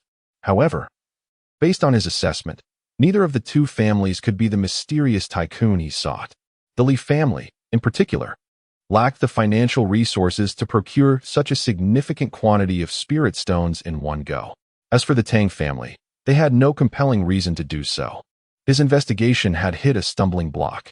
Deputy Envoy, perhaps we should pay a visit to the Yi family? Suggested a middle-aged man. Furrowing his brow, Song Shuang contemplated for a moment before ultimately shaking his head. No, thank you. According to our information, the Yi family is merely a clan that has risen to prominence in the past century. They have only gained entry into the ranks of the three major families through their unity and tenacity, but their foundation is quite shallow. It is inconceivable that they could be the ones behind this. Furthermore, in my discussions with the Li and Tang families, they expressed disdain for the Yi family, claiming that the new head of the Yi family is nothing but a fool. There is no need for us to waste time there. The middle-aged man nodded, refraining from questioning Song Shuang's judgment. They were well aware that, for any faction, foundational depth was a critical evaluative criterion. Throughout history, many illustrious families and sects had risen to greatness, yet only those that could endure were truly powerful. Then we can only start with Gu Wanqin, the middle-aged man remarked. Song Shuang nodded and scoffed. That damned woman is far too guarded. Ever since her return from Sioux City, she has made no moves whatsoever. Even the supplementary goods she has put on the shelves are minimal, clearly indicating her intent to conceal her clientele from us. The middle-aged man frowned. Deputy Envoy. Gu Wanqin is merely a pavilion master. Can we not employ force? After all, her actions have begun to disrupt the normal operations of Wanbage. Casting a sidelong glance at him, Song Shuang replied, Of course not. Though I serve as the deputy envoy, the person in charge of this branch remains Gu Wanqin. Regardless of her actions, I cannot intervene directly. I can only report and await higher authorities' resolution. Wanbage has stringent rules that cannot be challenged. This is also to safeguard those who lack power and influence. Very well, Song Shuang sighed. Keep a close watch on Gu Wanqin. I refuse to believe she can remain hidden indefinitely. If new goods do not appear on the shelves within a month, I will find a way to deal with her. At that moment, the door was abruptly pushed open, and a guard rushed in, breathless. Deputy Envoy, it's bad. Gu Wanqin has suddenly vanished. Drunken Dream Tower, the most luxurious tavern in Yuyao City. In a private room on the top floor, Yi Suifeng sat across from Gu Wanqin. Madam Pavilion Master. Why must this transaction take place here? Yi Suifeng inquired. After the meeting yesterday, he arrived at Wanbao Pavilion today, intending to inquire with Gu Wanqin about the delay in restocking. However, before he could disembark from his carriage, Gu Wanqin's maid approached Yi Suifeng, informing him that Gu Wanqin was at Zui Menglu. She then led him there. Gu Wanqin greeted him with a smile, stating, As the most esteemed guest of Wanbao Pavilion, I must ensure you receive a warm welcome. With that, she clapped her hands, and a group of graceful maidens entered, bearing the finest delicacies and wines from Zui Menglu, setting a lavish banquet before them. Yi Suifeng observed Gu Wanqin. Sensing that matters were not as straightforward as she portrayed, there must be some underlying circumstances. Yet, he was not particularly interested in them. His sole purpose was to make a purchase. Thank you for your hospitality, but I am here simply to inquire whether there are any new treasures available at Wanbao Pavilion. Yi Suifeng stated directly, maintaining his forthright demeanor. Gu Wanqin, still smiling, retrieved a jade slip from her bosom and handed it to Yi Suifeng. I have secured the new inventory. Please take a look. Yi Suifeng accepted the jade slip and briefly scanned its contents. The items were largely similar to what he had purchased last time, predominantly below the Xin grade, with only a handful of treasures above the D grade, 4 to be exact. This was even fewer than before, leaving Yi Suifeng feeling somewhat disappointed. Is this all there is? He inquired. Perceiving Yi Suifeng's dissatisfaction, Gu Wanqin replied, I beg your pardon. Yi family head. The supply of goods at the branch is assessed comprehensively by the main pavilion, although you were quite generous in your previous purchase. Acquiring nearly all the stock, the main pavilion is unaware of your subsequent purchasing capacity, hence they were hesitant to allocate more items. Yi Suifeng was at a loss for words. This was overly cautious. Very well, please provide an estimate, he said. You are truly forthright, Gu Wanqin exclaimed with delight. The total value of this inventory is approximately 120 billion spirit stones, but as you are my most esteemed guest, I shall offer you a 10% discount. Therefore, the final amount comes to 108 billion spirit stones. The 10% discount amounted to a significant reduction of 12 billion spirit stones, reflecting a considerable goodwill gesture. Yi Suifeng nodded, not rejecting this offer.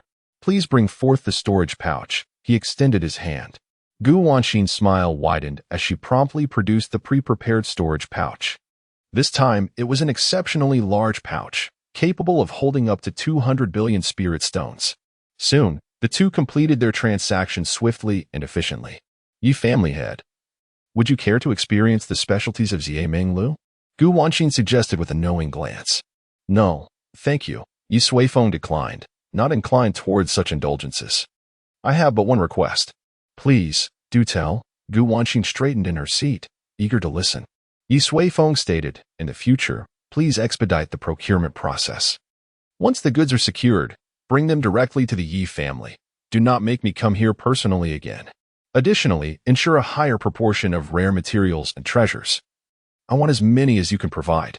Furthermore, I require treasures of at least the earth rank. Inform the individuals at the main pavilion that I possess an abundance of spirit stones, so there is no need for concern regarding my purchasing power. Gu Wanxin nodded repeatedly. Rest assured, I shall return to the main pavilion today, and within a fortnight, I will bring back the resources. As for heavenly materials and earthly treasures, that is not an issue. However, for treasures of earth rank or higher, I can only do my utmost to procure them, as such items are beyond my authority. Yi Suifeng nodded in agreement. Very well, I shall await your good news. With that, Yi Suifeng rose to depart, casually taking a roasted duck with him, which drew several incredulous glances from Gu Wanxin. After a while, the door to the private room was abruptly pushed open from the outside. Gu Wanxin, what are you doing here? Song Shuang entered with a dark expression. Gu Wanxin nonchalantly crossed her legs and chuckled. Deputy Envoy Song. Aren't you overstepping your bounds a bit? Must I report even my most mundane activities to you? You. Song Shuang felt a surge of anger. Yet he realized he couldn't impose any consequences upon Gu Wanxin. Humph, I merely came to remind you that, as the pavilion master, you should be diligent in your duties rather than idling away your time without even putting goods on the shelves. Should this continue, I will undoubtedly report to Envoy Luo. Gu Wanxin took a sip of fine wine and rose gracefully. Then it is unnecessary for you to trouble yourself, Deputy Envoy. Coincidentally, I too must return to the main pavilion today. Would you care to accompany me? Song Shuang immediately furrowed his brows. What business do you have at the main pavilion? Gu Wanxin giggled. Naturally, it is to replenish the inventory. Everything I brought last time has been sold out, yielding over 1 trillion spirit stones. In just 1 month, I have sold more than 2 trillion worth of goods. Surely, Envoy Luo's steward would be interested in that. Leaning closer to Song Shuang, she added with a smile. By the way, given the substantial amount of spirit stones, and considering Su Cheng is quite distant, I hope you will fulfill your duty and send guards to escort me to Su City. Hee, I would be most grateful with that. Gu Wanxin exited the private room. Song Shuang remained rooted in place, his face a shade of thunder. How on earth did this insufferable woman manage to attract such wealthy clients? He kicked the chair beneath him in frustration. Chapter 17. Return from trials in the Yi family. A slender figure danced gracefully in the air, accompanied by the shimmering light of a sword. At times as agile as a swallow, and at others as formidable as an eagle, she weaved through the air with remarkable finesse. With a soft admonition, she struck at the black measuring stone before her with a sword. Instantly, a colossal wave of sword energy coalesced in the air, fiercely slashing down upon the stone. Boom! The resilient measuring stone was instantly marred by fine cracks, which soon transformed it into a shower of debris.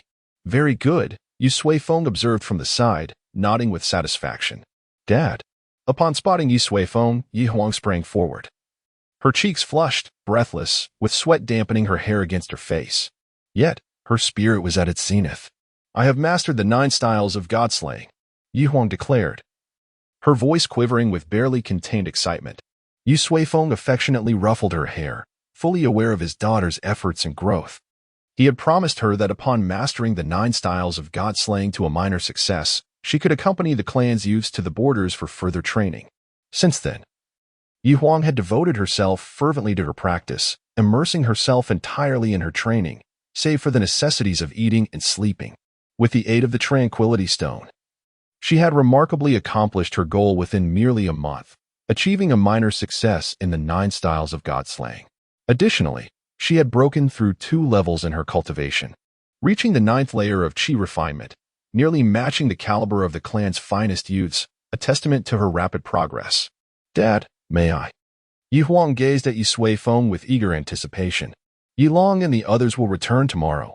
You may accompany him this time, Yi Suifeng replied, fully aware of his daughter's thoughts.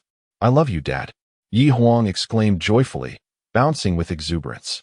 Her tireless efforts had culminated in this moment of approval from Yi Suifeng. Everything had been worthwhile. Look at how delighted you are. Yi Suifeng chuckled, shaking his head. Come here. I need to check your body refinement progress. He placed his hand atop Yi Huang's head, his consciousness sweeping over her. During the previous body refinement, most of the energy had remained dormant within her, gradually nourishing her physique as she cultivated. Now, a month later, she had absorbed nearly all that energy, resulting in a tenfold increase in her strength and physical prowess compared to a month prior. Moreover, Yi Suifeng was astonished to discover that Yi Huang's cultivation aptitude had also seen a slight enhancement. It seemed that the transformative power from the tribulation lightning had played a significant role. Rest for a while.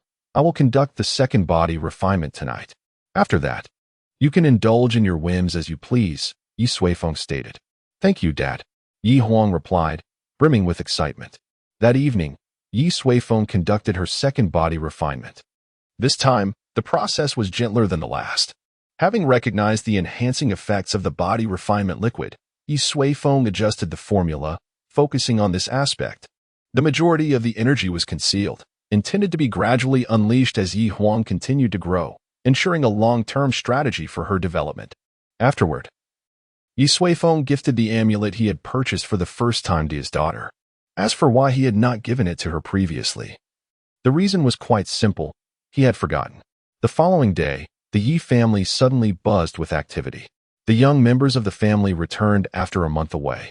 Invigorated by their experiences, they eagerly shared tales of their adventures and the peculiar sights they had encountered along the way. Brother, you were truly remarkable.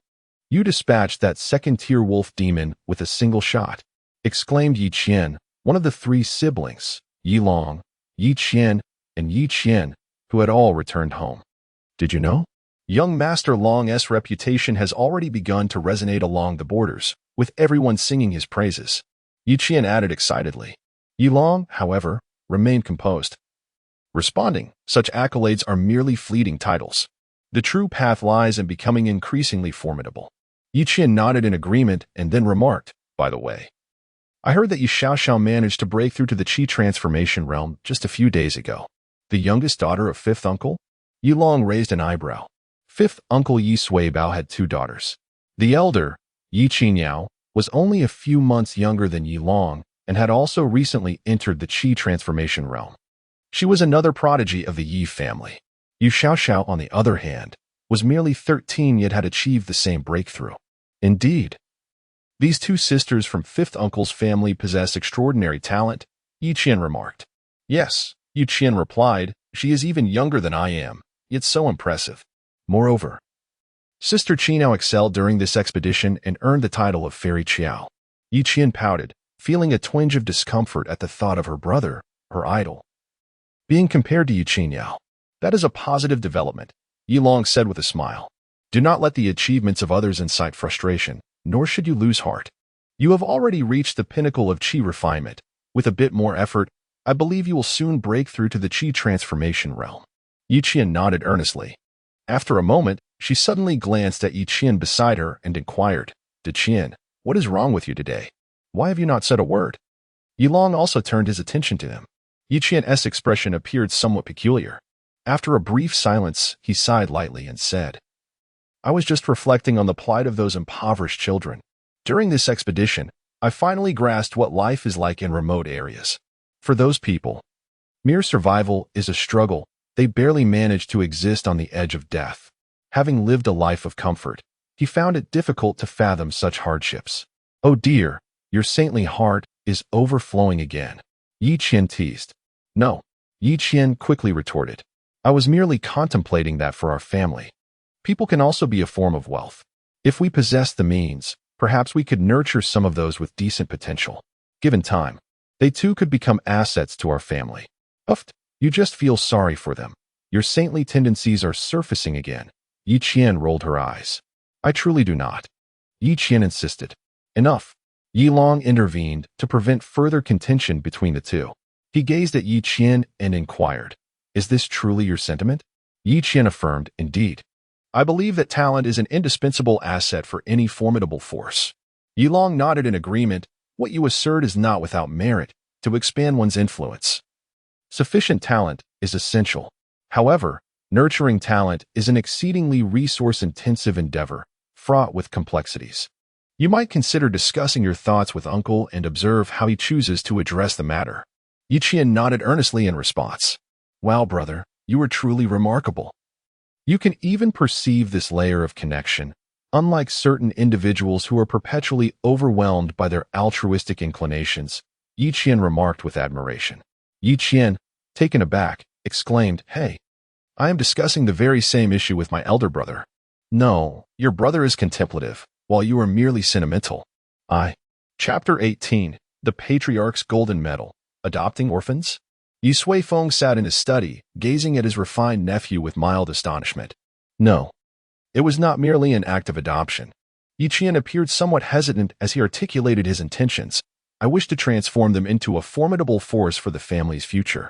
Yi Suifeng stroked his chin, intrigued by his nephew's thoughts, which resonated with his own. Very well, he replied. Yi Qian was momentarily taken aback, his eyes widening in disbelief as he asked, Uncle, do you truly agree?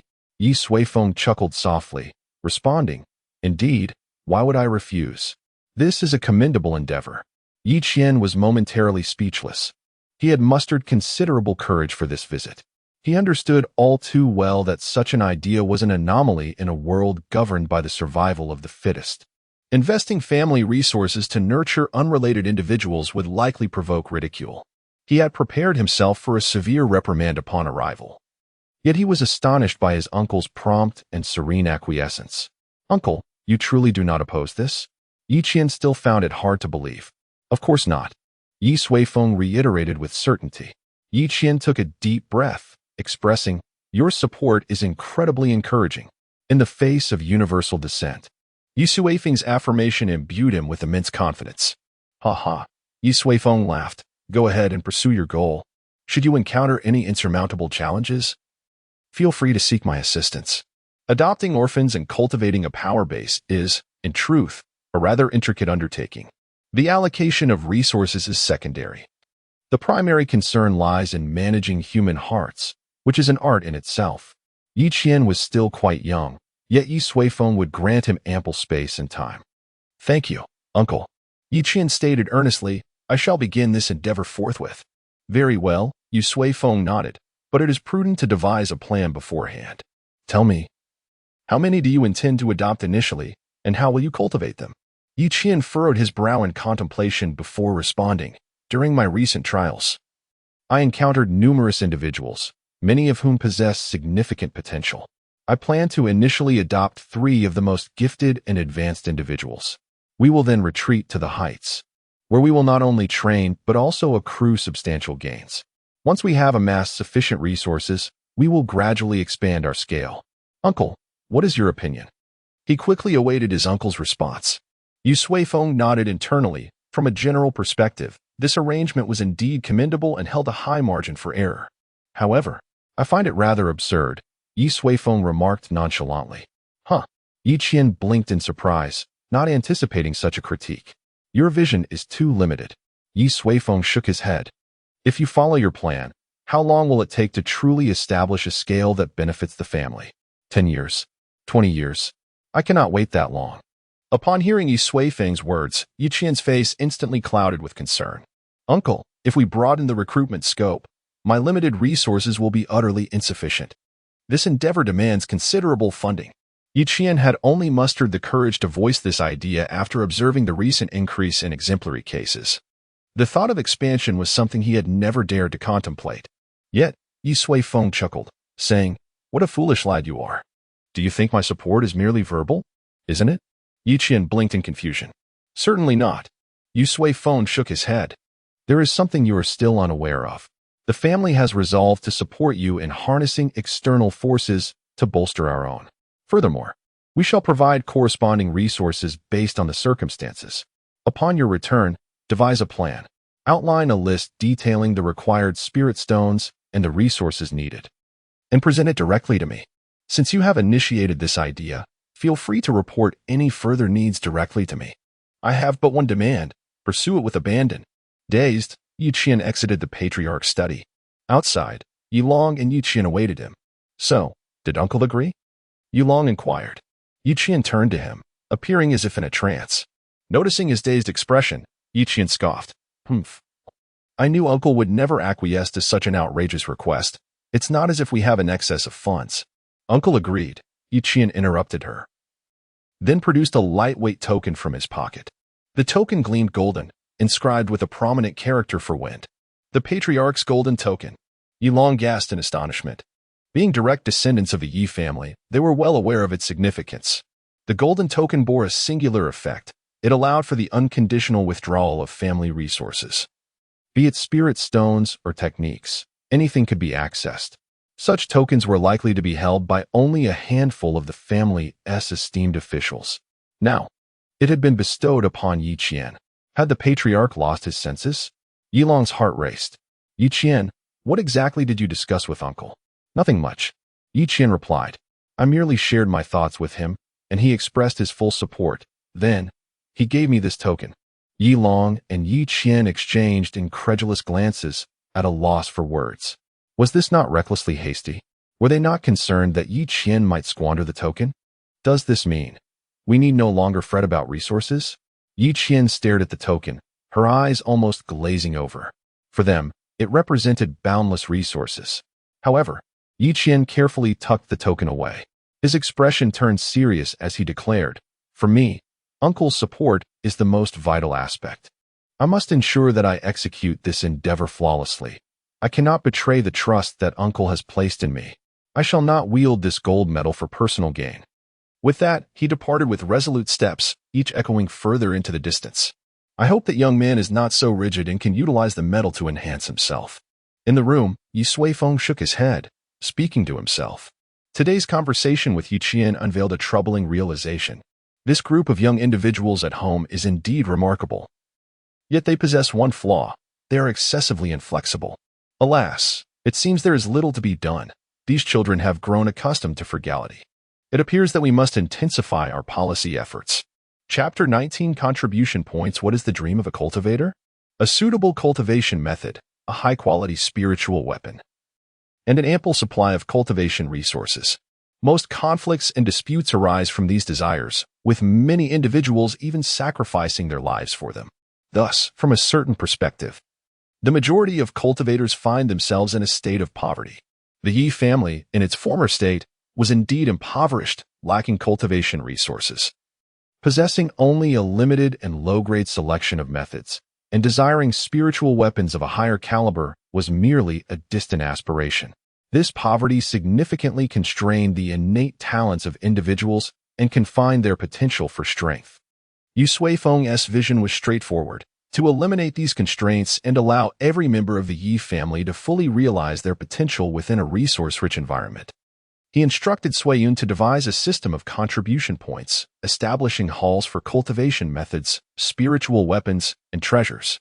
All items within these halls would be linked to contribution points, enabling family members to exchange them for what they desired. In his study, Yi Suifeng summoned Suiyun, who diligently took notes and remarked, "I understand. This is similar to the practices of those large sects, which can serve as an incentive for clan members." Yi Suifeng nodded, affirming, "Indeed, however, as we are a family, our specific approach must differ from that of the sections. Their motivations are twofold: to enhance cohesion and sense of belonging, and to leverage a multitude of disciples for greater profit. We do not require such measures. My intention is to alleviate the resource concerns of our kin, enabling them to focus more on their cultivation. Thus, the method of obtaining contribution points must be carefully considered. Achieving breakthroughs in cultivation levels counts as a contribution. Attaining accomplishments in certain areas also qualifies. Assisting fellow clansmen counts as well. And even marrying and having children should earn contribution points. Suiyun widened his eyes in disbelief. Does having children really count?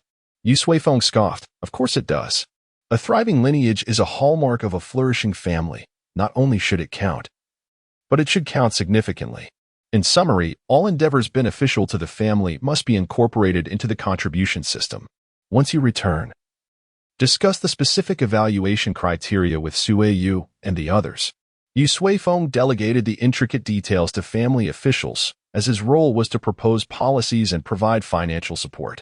After their return, Suiyun and the others convened overnight, swiftly formulating a preliminary set of contribution point guidelines. Subsequently, the halls for cultivation methods, spiritual weapons, and treasures were declared permanently open to the family. The Yi family members soon learned of the methods to obtain contribution points. I have 1,000 initial contribution points.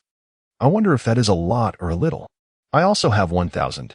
It seems most people's initial contribution points are 1,000. Young individuals gathered together to discuss the newly implemented policies, contemplating how to acquire contribution points. Oh, it seems that for every breakthrough in the Qi refinement stage, one can earn 100 contribution points. Indeed, breaking through to the Qi transformation realm grants one an immediate yield of 3,000 contribution points. To my astonishment, even as a first-grade alchemist, I too can acquire such a sum. Assisting an elderly lady across the street earns a mere 10 points? Yet, bringing a talent into the family nets 500 points. And to bear a child, a staggering 5,000 points. As the crowd observed, they noticed a sudden shift in tone.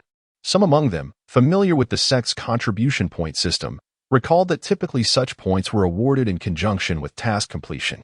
However, the rules of the Yi family seemed to encompass everything. Never had they heard that childbirth could be considered a contribution. They foresaw that, in the near future, the population of the Yi family would undoubtedly experience an unprecedented surge. But let us not rejoice too soon. We are yet unaware of how many contribution points are required to exchange for those precious resources. A voice interjected, dousing their enthusiasm. Instantly, silence enveloped the crowd. Indeed, if the cost were exorbitant, the points would hold little value. Let us investigate, someone suggested. Alas, I hope that my 1,000 contribution points will suffice to acquire a mid-grade yellow-level martial technique. The throng began to surge towards the recently opened 3 great halls. Upon witnessing the prices displayed within, all were left dumbfounded. Goodness, a yellow-level low-grade technique requires merely 10 contribution points. My heavens, there are even profound-level techniques available for 1,000 points, though alas, each individual may redeem only 2. Let us be content. Such opportunities were previously unheard of. Moreover, one cannot overreach. A yellow-level low-grade spirit sword is merely 50 contribution points. Sob, I too shall finally possess a spirit sword. The crowd trembled in excitement. The prices of those precious resources were astonishingly accessible. It was akin to being given away for free. Everyone began to sing praises of the family and their esteemed patriarch. Yi Suifeng, sister, our uncle is truly magnificent, exclaimed a girl with 2 long braids, her voice laced with excitement. In her hands, she cradled a radiant longsword, tenderly caressing it as if it were the most exquisite object in the world. Xiao, that is a profound-level spirit instrument. Be careful not to injure yourself, cautioned another slightly older girl with a sigh. Dear Yao Fairy, I would never, Before she could finish, Yi Xiao shrieked as a bright red droplet of blood appeared on her fingertip. Hastily, she placed her finger in her mouth. Yi Qi now shook her head in exasperation. We only possess 1,000 contribution points, and you've spent it all in one go. That's quite wasteful. With her fingers still in her mouth, Yi Xiao whimpered. It's not wasteful. It is destined to be mine, and will surely shine with brilliance in my hands. Regrettably, I advanced too soon. Had I delayed my breakthrough to the Qi transformation realm by a few more days, I could have garnered an additional 3,000 contribution points. But that matters little. I am Yu Xiao, and I shall soar to great heights even in the Qi transformation realm. There will be plenty of contribution points to come. Yi Xiaoxiao continued her chatter, her words flowing incessantly. Yi Qiniao remained relatively quiet, merely listening to her prattle on. By the way, sister, Yi Xiaoxiao finally remarked, my finger has stopped bleeding. I heard that Yulong's reputation at the border is quite formidable, and many clansmen have gathered around him, granting him considerable power. It's just the two of us. Perhaps we should seek some allies, or else we will undoubtedly be overshadowed by him. Yi Qiniao cast her a glance and shook her head, saying, we fight for our family. Why must we compare ourselves to one another? It is sufficient to focus on our own responsibilities. Upon hearing this, Yi Xiaoxiao pouted and retorted, you are far too indifferent to fame and fortune. The nunnery may suit you better than the Yi family. Never mind, if you won't seek assistance, I shall. Perhaps we could first win over Sister Huang. Although her abilities are modest, she is the daughter of the clan leader. Given Uncle's current generosity, we might even procure a mystical spirit sword through her. Younger sister Zihan from 4th Uncle's family is also impressive. She has reached the 10th level of Qi refinement at just 13, nearly matching my prowess. Hee. We could form a Yi family women's league to contend with Yi Long and his group. However, as for Yi Qian, let's leave her out of this. She is infatuated with her brother and cannot bear to be apart from Yi Long. Chapter 20. The primordial skill after a few days of respite. The younger generation of the Yi family once again embarked on their journey towards the borders of the highland. Yi Huang accompanied them on their departure. A couple of days prior, Yu Xiaoxiao, the young girl from the Yi Sui leopard family, had taken the initiative to invite Yi Huang. Vowing earnestly before Yi Sui Feng that she would ensure Yi Huang's safety, urging him to be completely at ease. She even remarked on how increasingly handsome Yi Sui Feng had become, showering him with lavish praise. Yi Sui Feng, fully aware of her intentions, chose not to expose her motives and gifted each of the girls a high-quality bracelet of the mysterious grade. Yu Xiaoxiao was nearly overjoyed to the point of elation. Subsequently, Yi Sui Feng pulled the two girls aside, advising them not to hesitate due to Yi Huang's status, but rather to allow her to engage in whatever activities she deemed necessary. This approach would yield a far more effective training experience. After their departure, Yi Sui Feng returned to his study, perusing various texts. Having already engaged in 2 transactions with Gu Wanxin, he had acquired a significant number of martial techniques and insights into cultivation, thereby gaining a preliminary understanding of the cultivation system within this world. In ancient times, mortals absorbed the radiance of the sun, moon, and stars, drawing the essence of heaven and earth into their beings, becoming the first humans endowed with extraordinary powers. During that era, innate talent was paramount. Subsequently, humanity's ancestors, through their struggles against demonic beasts and evildoers, gradually charted a path towards self-cultivation.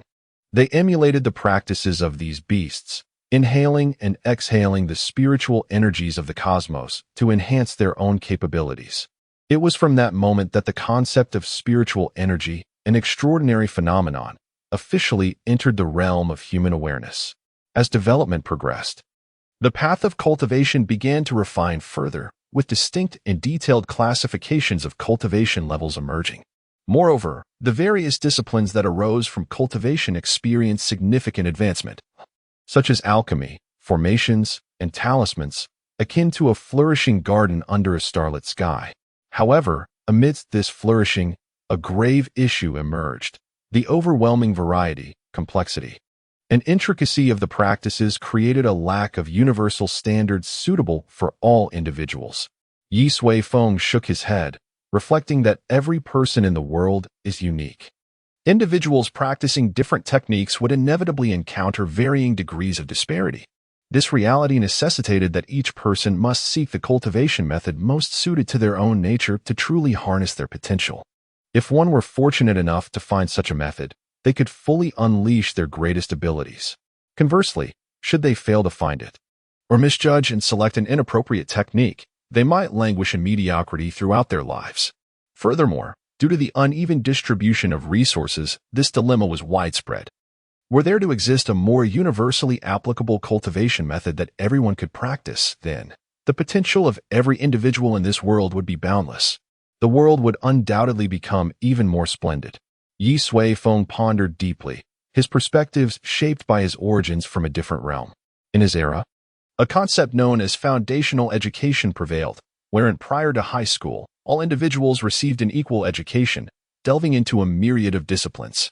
During high school, students are categorized into two distinct academic streams, the arts and the sciences. Upon entering university, this division becomes even more nuanced, giving rise to a multitude of specialized disciplines. As one progresses to graduate studies, the differentiation becomes even more pronounced. This progression resembles a grand tree with numerous branches and leaves, each branch representing an infinite array of potential futures. The most vital component of this tree is its trunk. Yi Sui Feng, poised to create a robust trunk, begins by delving into the essence of spiritual energy itself. With a graceful gesture, Yi Sui Feng conjures a soft, white aura that dances in his palm, morphing into various forms. At its core, spiritual energy is an extraordinary form of energy that can be absorbed by any entity. If the absorbing entity possesses intelligence, it can harness this energy and transform it into its own power. The initial stage, known as the Qi refining period, primarily focuses on absorbing spiritual energy, opening the meridians, and initiating the refinement of the body. The subsequent stage, the Qi transformation period, entails further refining the spiritual energy, forming a cloud of energy within the dantian, and mastering the forces of spiritual energy. Yi Sui Feng resolves to embark upon transformations starting from these two stages. All cultivation techniques essentially represent the modes of spiritual energy's circulation within the body. By traversing different meridian pathways, even the slightest variations can yield vastly different outcomes. Some techniques are robust and domineering, while others are gentle and yielding, and some possess unique attributes. Moreover, each individual's meridians exhibit subtle differences, culminating in an exceedingly intricate system. With a faint smile, Yi Sui Feng contemplates the notion that universality is best approached with simplicity. While the human meridian system resembles an intricate web, there exist 9 principal meridians that every individual possesses. If one were to base a technique on these 9 primary meridians, the likelihood of creating a universally applicable cultivation method would be significantly enhanced. Each of these 9 meridians is remarkably expansive, akin to broad avenues that embrace myriad energies. However, this inclusivity also implies that the absorbed energy may be quite heterogeneous, necessitating a refined and pure system. As Yi Sui Feng ponders, he sweeps his hand, conjuring a vast luminous screen before him, where the 9 principal meridians of the human body are vividly depicted. Above them lies a connection to the soul's core, while below, they link to the dantian's center. Behind them, a faint green energy subtly intertwines, representing the essence of human life. A slight misstep could jeopardize this essence, which is why few dare to simultaneously engage with all 9 principal meridians. Yet, Yi Sui Feng is different. His immeasurable soul allows him to perceive the most fundamental aspects with ease. The first phase is to open these 9 principal meridians, corresponding precisely to the Qi refining period of traditional cultivation systems. Subsequently, he will utilize the principal meridians to nourish the physical body, refine the dantian, and extract and store energy, aligning with the Qi transformation realm. Suddenly, Yi Sui Feng's eyes shimmer with brilliance, revealing what appears to be a dazzling galaxy swirling within, perpetually dissolving and rebirthing. He has commenced his intricate deductions. As time flows gently onward, Yi Sui Feng had remained in the Master-S study for nearly 2 months. The last time he elevated the god-slaying 9 swords to a significant level, it merely took a moment's contemplation. This time, however, the challenge proved to be monumental. During this period, Sui Yin visited him several times, and Yi Huang returned once, wishing to see Yi Sui Feng, but they were thwarted by an invisible force, rendering them unable to enter the study. They speculated that Yi Sui Feng had entered seclusion. After 2 months, the brilliance in Yi Sui Feng's eyes gradually faded, and the luminous screen before him transformed into a radiant tome, gently closing its final page. With a sigh of relief, he finally completed his endeavor. Initially, he had not anticipated that the creation of this cultivation method would consume so much of his time. It was time to bestow a name upon it. Yi Sui Feng smiled, gazing at the tome as if it were his own child. This method represented an entirely new cultivation system. The energy it harnessed was not confined solely to spiritual essence. It could absorb and utilize the quintessence of heaven and earth, the primordial essence of all things, and even the energies of the demonic and monstrous realms. After deep contemplation, Yi Sui Feng extended his finger and inscribed 3 grand characters upon the tome. Yuan Shi Gong. Chapter 21. The Art of Business in the Family Study. Sui Yin was reporting to Yi Sui Feng about recent developments.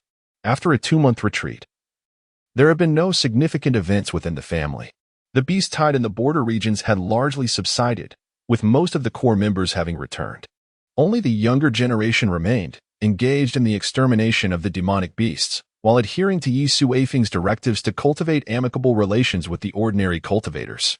As this had never been attempted before, the results were remarkably evident.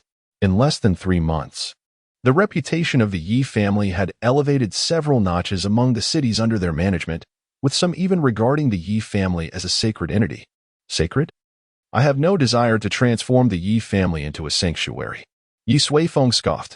His aim was to establish a sufficiently powerful force, with reputation being a secondary consideration. Are there any cultivators willing to ally with the Yi family? What is their strength? What about their talents? Yi Sui Feng inquired. Oh, there are plenty. Sui Jin replied with a smile. Currently, over 100 cultivators have independently journeyed to Yunshao City seeking to join our family. Most are at the qi refining stage, though their talents vary. Yi Sui Feng waved his hand dismissively. Variance is acceptable. We are not a sect that must strictly assess talent. This world equally requires the weaker individuals to undertake ordinary tasks. Ensure their duties are well delineated, and strive to place each person in their rightful position. Sui Yin frowned. Elder brother, are you suggesting we accept them all?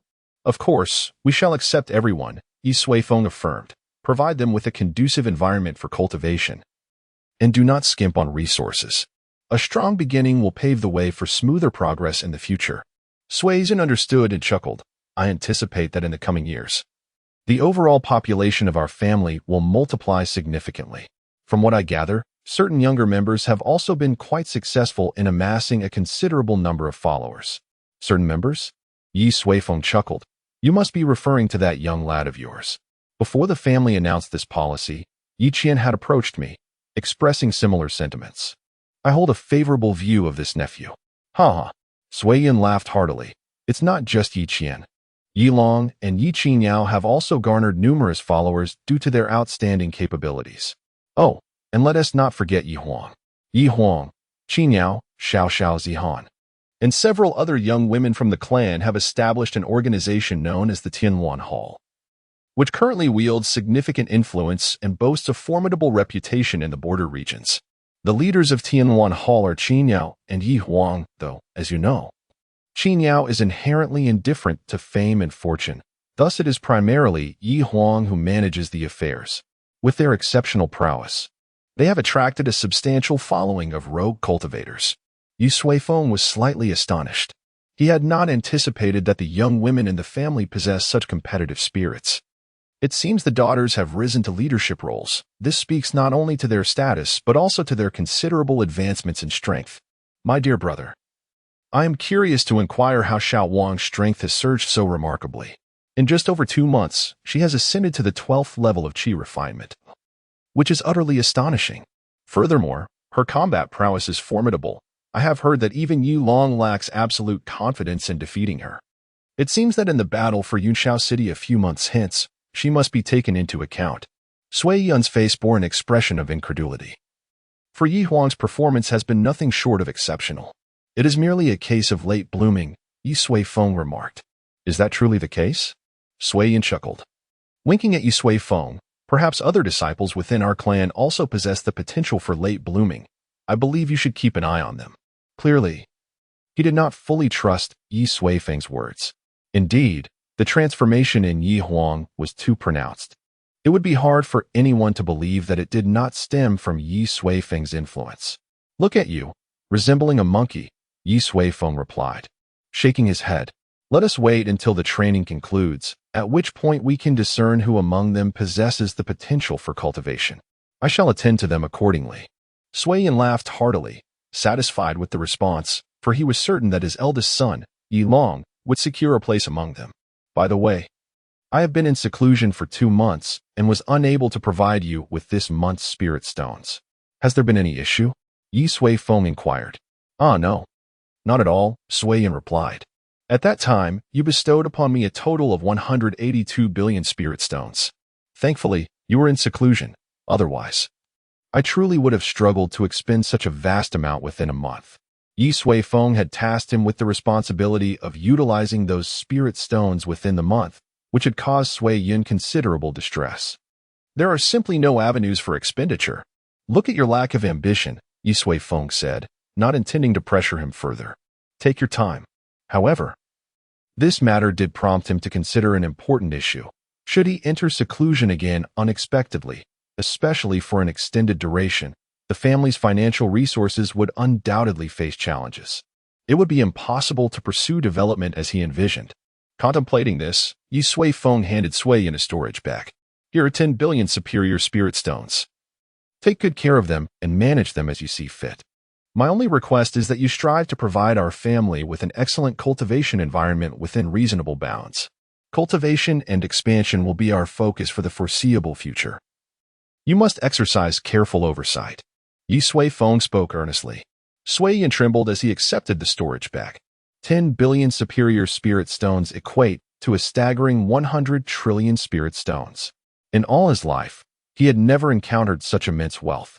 Rest assured, brother, I shall maximize their potential, Sui Yin declared with utmost seriousness. He understood that this storage bag of spirit stones represented not merely wealth, but also Yi Sui Feng's trust in him, along with the heavy responsibility it entailed. Yi Sui Feng nodded gently.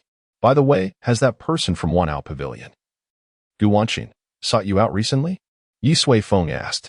Previously, they had agreed to procure a batch of supplies every half-month, but just after their arrangement, he entered seclusion. She has indeed come by. As Sui Yin produced 3 rings, he remarked, she left these behind, requesting that I pass them to you. The rings bore a seal of intricate formations, which I could not unlock. Yi Sui Feng accepted the rings and effortlessly dispelled the seals, revealing a treasure trove within, replete with a corresponding price list. Congratulations on your emergence, Master Yi. A playful fragment of her consciousness lingered within. How intriguing, Yi Sui Feng mused, a faint smile gracing his lips. Previously, they had established an agreement for Gu Wanqin to deliver resources every fortnight. Unexpectedly, he had entered seclusion for 2 months. To his surprise, this woman had adhered to their pact, delivering the goods ahead of schedule. It was noteworthy that, as merely a pavilion master, managing such a vast quantity of resources without a steady influx of spirit stones must have placed immense pressure upon her, greater than any mountain. Yi Sui Feng perused the price list, which still retained a discount of 10%, totaling over 430 billion spirit stones. He emptied a storage ring and, utilizing the residual essence of Gu Wanqin, crafted a new formation, a seal that only she could unlock. Subsequently, he handed the rings back to Sui Yin, instructing, these too contain resources. You may handle them as you see fit. Arrange for someone to deliver this ring to Gu Wanqin at the Wanbao Pavilion. Sui Yin nodded and accepted the 3 rings. Observing the substantial resources within, he felt no surprise, as this was not his first encounter with such wealth. His demeanor had matured significantly. After discussing a few trivial matters, Sui Yin rose to depart, but shortly returned, almost forgetting, over a month ago, 4 young individuals came seeking you, claiming you had encountered them near the outskirts of Qinggu jailing. Did I? Oh, right, Yi Sui Feng recalled, remembering the day of his tribulation when he had inadvertently saved a group of youths from being trampled by a bull. Feeling a connection, he had made them a promise. Make proper arrangements, they are quite capable. Suddenly, a spark illuminated his mind. Wait, have them come to find me. Yi Sui Feng said, stroking his chin. I have just embarked on a new path of cultivation. It is essential for someone to test its efficacy. Chapter 22. The Tiger Encounter in the Courtyard. Beneath the willows, 4 young individuals, 3 men and 1 woman, stood nervously before Yi Sui Feng, their faces reflecting unease. Are you accustomed to living here? Yi Sui Feng inquired, seated at a stone table, leisurely sipping tea. It's manageable, no problem, replied Feng Ji, a young man with long hair, stammering slightly. The Yi family has been exceptionally kind to us, truly generous, providing us with accommodation and meals. Recently, while working within the family, they also granted us ample cultivation resources. Yi Sui Feng chuckled. There is no need to feel anxious. In fact, I am not yet familiar with your names. Fengji quickly introduced himself. I am Fengji, and this is Ma Feng, the one who nearly perished last time. He is Yu Pingyi, and she is Lu Hong. The four respectfully greeted. We have met, you senior. Yu Sui Feng waved his hand dismissively. Our meeting here in Gaoling signifies a fortuitous connection, so there is no need for excessive formality. The purpose of your visit today is to assist me with a certain matter. Fengji clasped his hands, declaring, I owe my life to your kindness. Senior, please command us. We would brave any peril for you. Their gazes were resolute, embodying the demeanor of seasoned wanderers.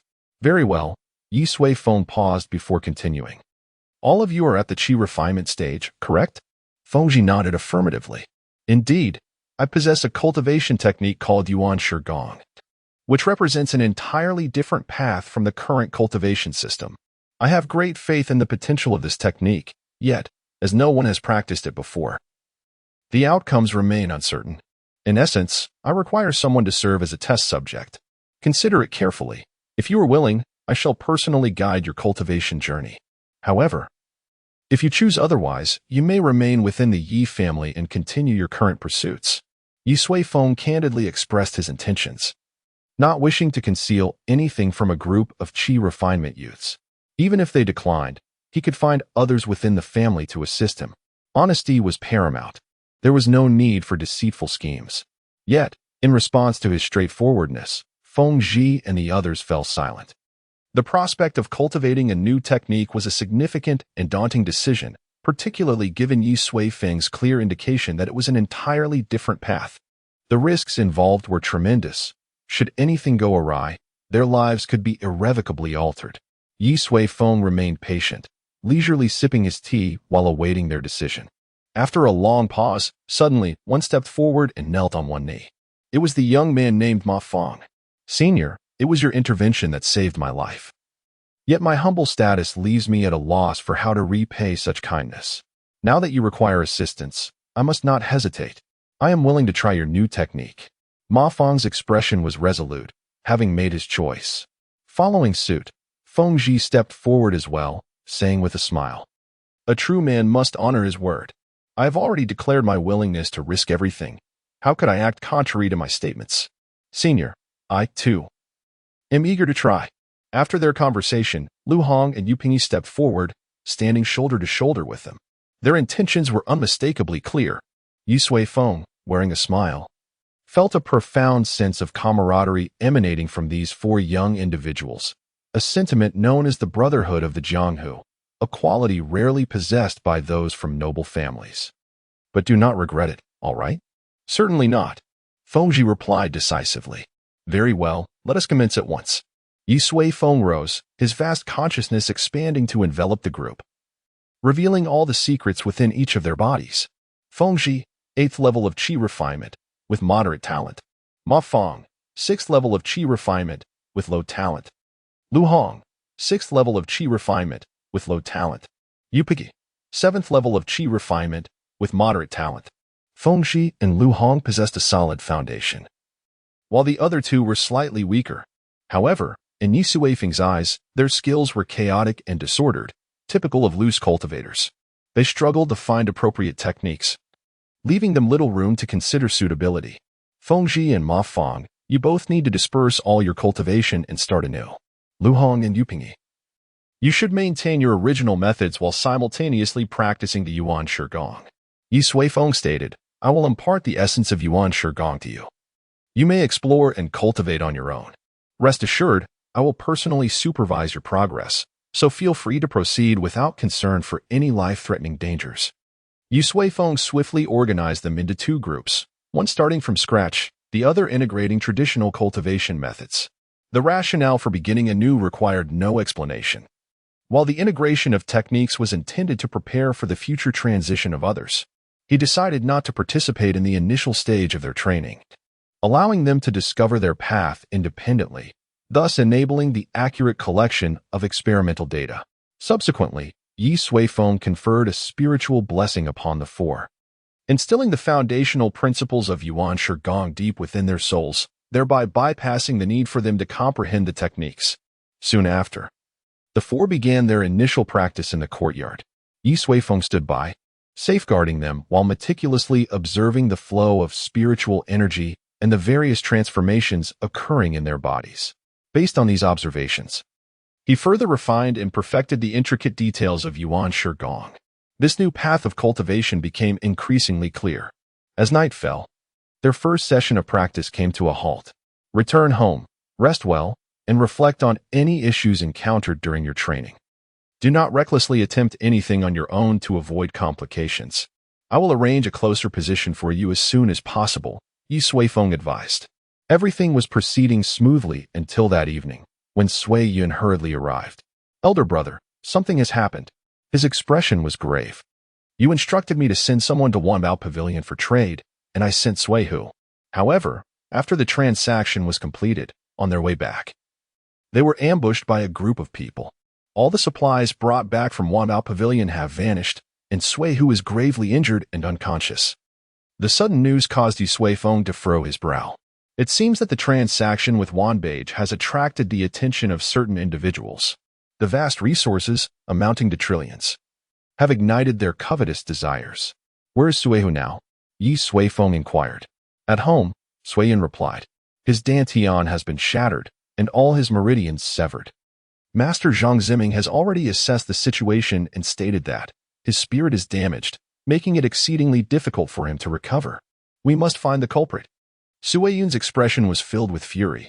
After all, he was a vital pillar of their family, their dearest brother. Let us not rush. We should go and see. Yi Suifeng suggested. As long as there is breath left in him, he will find a way to save Sui Hu. As for the perpetrator, those who dare to bare their fangs should be prepared for annihilation. Chapter 23. Awakening at the Yi family's longevity hall. A multitude of prominent family members gathered. Some with grave expressions, others filled with rage. Who did this? Damn it, I shall confront him. Is it not obvious? It must be that despicable Li family. I hold them in eternal enmity. Hold your horses. We cannot yet ascertain the identity of the perpetrator, nor do we understand their motive for attacking the fourth master. Who else could it be but the Li family? Are you afraid? I merely seek to clarify. Who suggested that I am afraid? You. The crowd erupted in chaotic exchanges. What is all this commotion? At that moment, Sui Yun and Yi Suifeng entered, prompting immediate silence among the assembly. Restrain your fervor. The specifics will be determined by the family head. Sui Yun shot them a stern glance before proceeding with Yi Suifeng into the inner chamber. Inside were Yi Suiyun and Sui Bao. Sui Hu lay on the bed, his complexion ashen, while Sui Hu's wife had reddened eyes, clearly having wept. Upon seeing Yi Suifeng enter, Zhang Ziming promptly rose.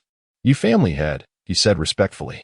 Yi Suifeng nodded, gesturing for Zhang Ziming to step outside. Elder brother. Family head. The others chimed in, their expressions sorrowful and indignant. The impetuous Sui Bao's eyes were bloodshot. Why does everyone look as if they have lost a loved one? Yi Suifeng remarked, rest assured, I can bring him back. Apart from Yi Suiyun, the others were momentarily taken aback, having prepared for the worst regarding Sui Hu's fate. Sui Bao blinked and said, Elder brother, Master Zhang just mentioned. A sixth-grade alchemist is nothing extraordinary, Yi Suifeng interrupted. Sui Bao was momentarily speechless. A sixth-grade alchemist was the most formidable in Yushao City. Yet, in his elder brother's words, he was deemed lacking. After speaking, Yi Suifeng disregarded him and sat by the bedside. He extended his finger, pressing it against Sui Hu's brow, probing with his consciousness, swiftly uncovering the dire state he was in. It was tragic, truly tragic. His dantian shattered, veins throughout his body obliterated. Even his bones fractured into pieces. Most critically, his soul had suffered grave injury, over half of it damaged, with the source of his life steadily draining away. It was evident he had encountered a being beyond the nascent soul stage. That he still clung to life was nothing short of miraculous. Yi Suifeng shook his head and pressed his finger once more against Sui Hu's brow, silently intoning, return to the soul. Instantly, a tremendous aura erupted from his fingertip. exploding outward, enveloping the surroundings in an immense presence, extending far beyond the eye could see. Suddenly, it seemed as though ethereal melodies permeated the air, azure and white light flickering incessantly.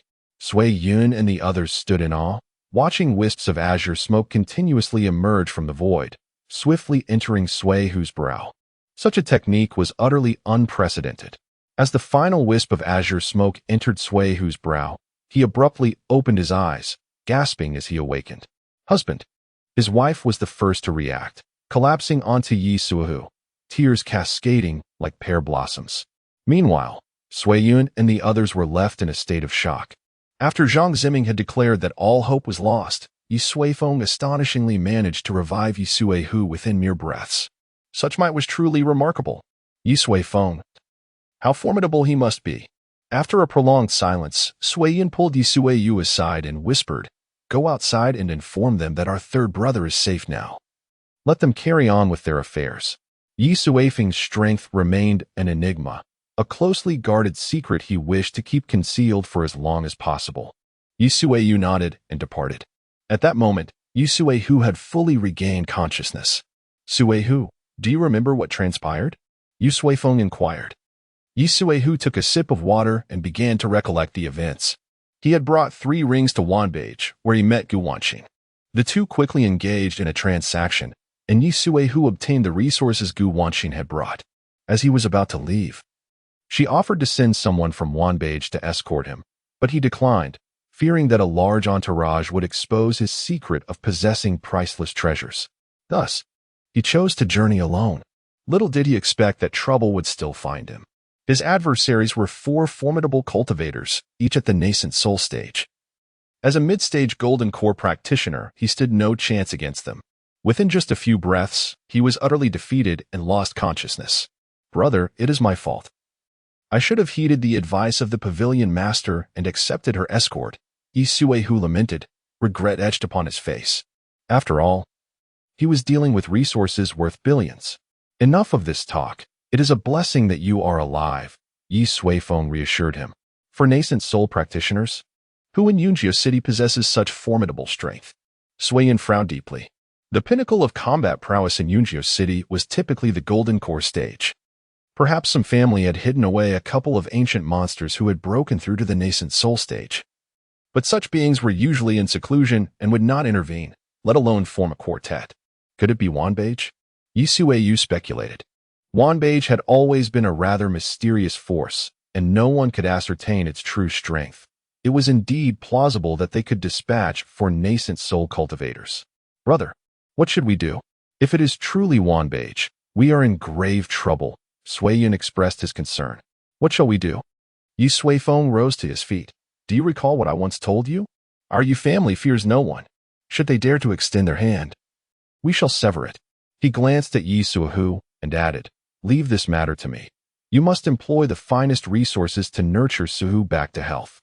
When the time comes, I will assist him in repairing his dantian and restoring his strength." With that, Yi Suifeng prepared to depart. "Brother, are you truly going alone?" Sui Yun questioned, still feeling uneasy. Yi Suifeng nodded slightly, reassuring them, "There is no need for concern. Simply focus on your respective duties, regardless of who they are. At this moment, they have become mere shadows of their former selves." With that, Yi Suifeng waved his sleeve and vanished from the room. The remaining individuals exchanged glances, at a loss for words. Second brother, do you think the changes in eldest brother are rather drastic?" Yi Suihu spoke softly.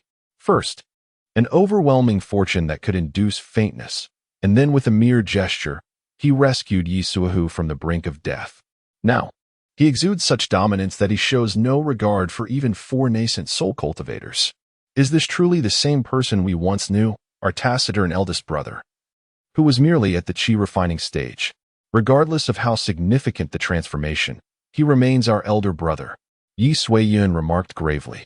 "In recent months, we have witnessed the changes within our family quite clearly. Should he cease to exist, everything would revert to its former state. Therefore," he turned to Yi Suyu and spoke in a solemn tone, "I do not wish to hear such sentiments from you again." Chapter 24, The Pursuer in the Sky. Yi Suifeng traversed the clouds with hands clasped behind his back. A gray line guided his path, a manifestation of the causal law derived from the aura surrounding Yi Suehu. With this causal law, he could ascertain the location of the battle that had transpired. Soon, he arrived above a secluded path in Cloud City, within his line of sight. The remnants of the conflict were starkly evident, alongside traces of array formations left behind. The concealed formations indicated that the adversary had come prepared. What is she doing here? On the path, several figures appeared to be searching for something. Among them was Gu Wanxin, the master of the Wanbao Pavilion. Yi Suifeng descended gracefully. Who goes there? Several Golden Core practitioners immediately assumed a defensive stance. However, upon recognizing Yi Suifeng, Gu Wanxin swiftly intervened. Master Yi, Gu Wanxin approached. Her expression somewhat complicated. I truly apologize. I did not anticipate that they would strike in Cloud City, causing harm to Third Master. She bowed in contrition. They? Yi Suifeng raised an eyebrow. So you know who was behind this? Gu Wanxin pressed her lips together and replied, I'm not entirely certain, but based on the situation here. It seems that only 4 high-level nascent soul cultivators could orchestrate such a formidable array. Do enlighten me. Yi Suifeng stood with his hands clasped, clearly aware that Gu Wanxin had some involvement in these events. With a sigh, Gu Wanxin recounted the recent occurrences. Following her last transaction with Yi Suifeng, she established a connection with the steward of the Wanbao Pavilion. The steward held a rank above the initiators. Consequently, upon meeting with the steward, she reported the indiscretions between Song Shuang and Luo Qing. Due to the substantial profits Gu Wanxin had recently brought in, the steward took this matter very seriously. After conducting an investigation, the steward directly revoked Song Shuang's position as deputy envoy and warned Luo Qing against similar mischief in the future. Thus, Gu Wanxin's crisis was averted, and both Song Shuang and Luo Qing received their just punishments. Yet, they would not be content with this outcome. Although Song Shuang had been ousted from his position, he remained active within Cloud City. Gu Wanxin understood his intentions. He aimed to locate that mysterious affluent patron. What would transpire upon discovery, Gu Wanxin could not foresee. Nor could she intervene, as this fell within the normal regulations of Wanbao Pavilion. Even if a client were to be snatched away, it merely indicated her inadequacy and strength. However, Gu Wanxin never anticipated that Song Shuang would resort to such reckless measures, directly eliminating Yi Suehu, who had come to trade, and seizing the vast resources in his possession. Such audacity was beyond comprehension. With a client in distress on her territory, she, Gu Wanxin, could not escape culpability. In this light, the cooperation recently established between the two parties would likely shatter in an instant. Master Yi, I take full responsibility for failing to protect Third Master. Rest assured, I shall employ all my means to provide you with a satisfactory explanation. Gu Wanxin vowed. Yi Suifeng remained silent. He had not anticipated that Yi Suehu's ambush was merely a consequence of internal strife within the Wanbage. It was akin to celestial beings clashing while mere mortals suffer. The individual known as Song Shuang exhibited an excessively domineering and malevolent demeanor, utterly disregarding the lives of others. Why did you not inform me sooner? Yi Suifeng inquired. Gu Wanxin's expression turned pained as she replied, Master Yi, you are unaware of the circumstances. Behind Song Shuang lies Luo Qing, the mastermind of the Wanbage and Suching, who possesses formidable guardians of the transformation stage. I could not disclose this to you. I could only strive to negotiate with them. A slight smirk graced Yi Suifeng's face. You merely wish to preserve this trade channel, do you not? Ultimately, Gu Wanxin is fundamentally a merchant. Merchants pursue profit. In her quest for personal gain, Gu Wanxin concealed the conflict between her and Song Shuang, which led to Yi Suehu's undeserved calamity, nearly costing him his life. Were it not for this, perhaps the one engaging in trade with the Yi family would have been Song Shuang. However, for Yi Suifeng, he merely seeks resources. It matters not who provides them. Thus, Gu Wanxin bears an inescapable responsibility in this matter. Yi Suifeng comprehended her intentions but would not offer forgiveness. I truly apologize. Master Yi, at this juncture, I do not wish to argue. I can only strive to give you and the late Third Master an explanation. Gu Wanxin asserted resolutely. Yi Suifeng gazed into her eyes. Frankly speaking, this woman was remarkable. She maneuvered skillfully with her intellect, managing to negotiate with her superiors despite lacking a substantial background, even achieving victories against them. Alas, she underestimated the might of absolute power. The third master is not dead, Yi Suifeng stated coolly. This matter is no longer your concern. I shall handle it myself. However, there can be no second occurrence. Regardless of what transpires, should there be any potential threat to the Yi family, you must inform me at the earliest opportunity, understood? He resolved not to cast blame upon her. Firstly, Gu Wanxin's business acumen was indeed commendable, and she approached her tasks with vigor. He still required someone of her caliber. Secondly, if another individual were to take her place, there was no guarantee that further complications would not arise. Upon hearing Yi Suifeng's words, Gu Wanxin appeared momentarily stunned. Master Yi, I do not quite grasp your meaning. There is no special meaning, Yi Suifeng replied. Our agreement continues. As for Song Shuang, I shall handle him personally. Gu Wanxin opened her mouth to speak. Master Yi, please reconsider. Given the immense wealth Song Shuang has acquired, he will undoubtedly return to seek Luo Qing's assistance. On Luo Qing's side, there are numerous Yuanying cultivators for protection, along with powerful beings of the transformation stage. How do you intend to confront them? She simply could not fathom how Yi Suifeng dared to utter such words. The highest combat power in Yunxiao City barely reached the Yuanying stage. However, Yi Suifeng shook his head and calmly remarked, Yuanying, Huashan, mere ants. Very well. Accompany me, lest you hesitate to confide in me during future tribulations. With that, Yi Suifeng extended his hand, grasping the void. Suddenly, the entire realm shifted in hue, the Grand Tao resonating as a resplendent galaxy unfolded before the onlookers. Time rewound. The universe transformed. The surroundings began to whirl in a dizzying dance. In the midst of Gu Wanxin's astonished gaze, the focus crystallized upon a singular figure. It was Yi Suifeng's brother, Yi Suihu. He was striding briskly along a narrow path. Out of nowhere, four silhouettes descended from the sky, obstructing his every route. Among them, one figure stood out, slender and elegant, adorned with a magnificent jeweled sword at his waist, his striking brows soaring towards the heavens. He was none other than Song Shuang. Gu Wanxin gasped in astonishment. Chapter 25. Kneel before me in the upper levels of Wanao Pavilion. Shuqing, Luo Qing, and Song Shuang sat across from one another, with a delicate ring playfully twirling between Luo Qing's fingers. Uncle, rest assured, I have successfully lifted the mental seal placed by that wretched Gu Wanxin. Even if she suspects me, she is powerless to act against me, Song Shuang proclaimed, brimming with pride. After months of lurking in Yunxiao City, he finally achieved significant gains, an enormous harvest. The wealth amounting to hundreds of billions of resources was beyond what he could have accumulated in a century of toil. It was indeed a case of overnight fortune.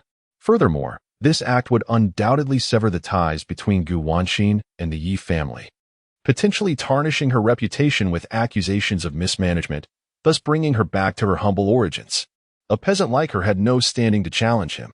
Luo Qing stored the ring away and inquired, Are you certain that the Yi family is not a prominent clan with formidable capabilities?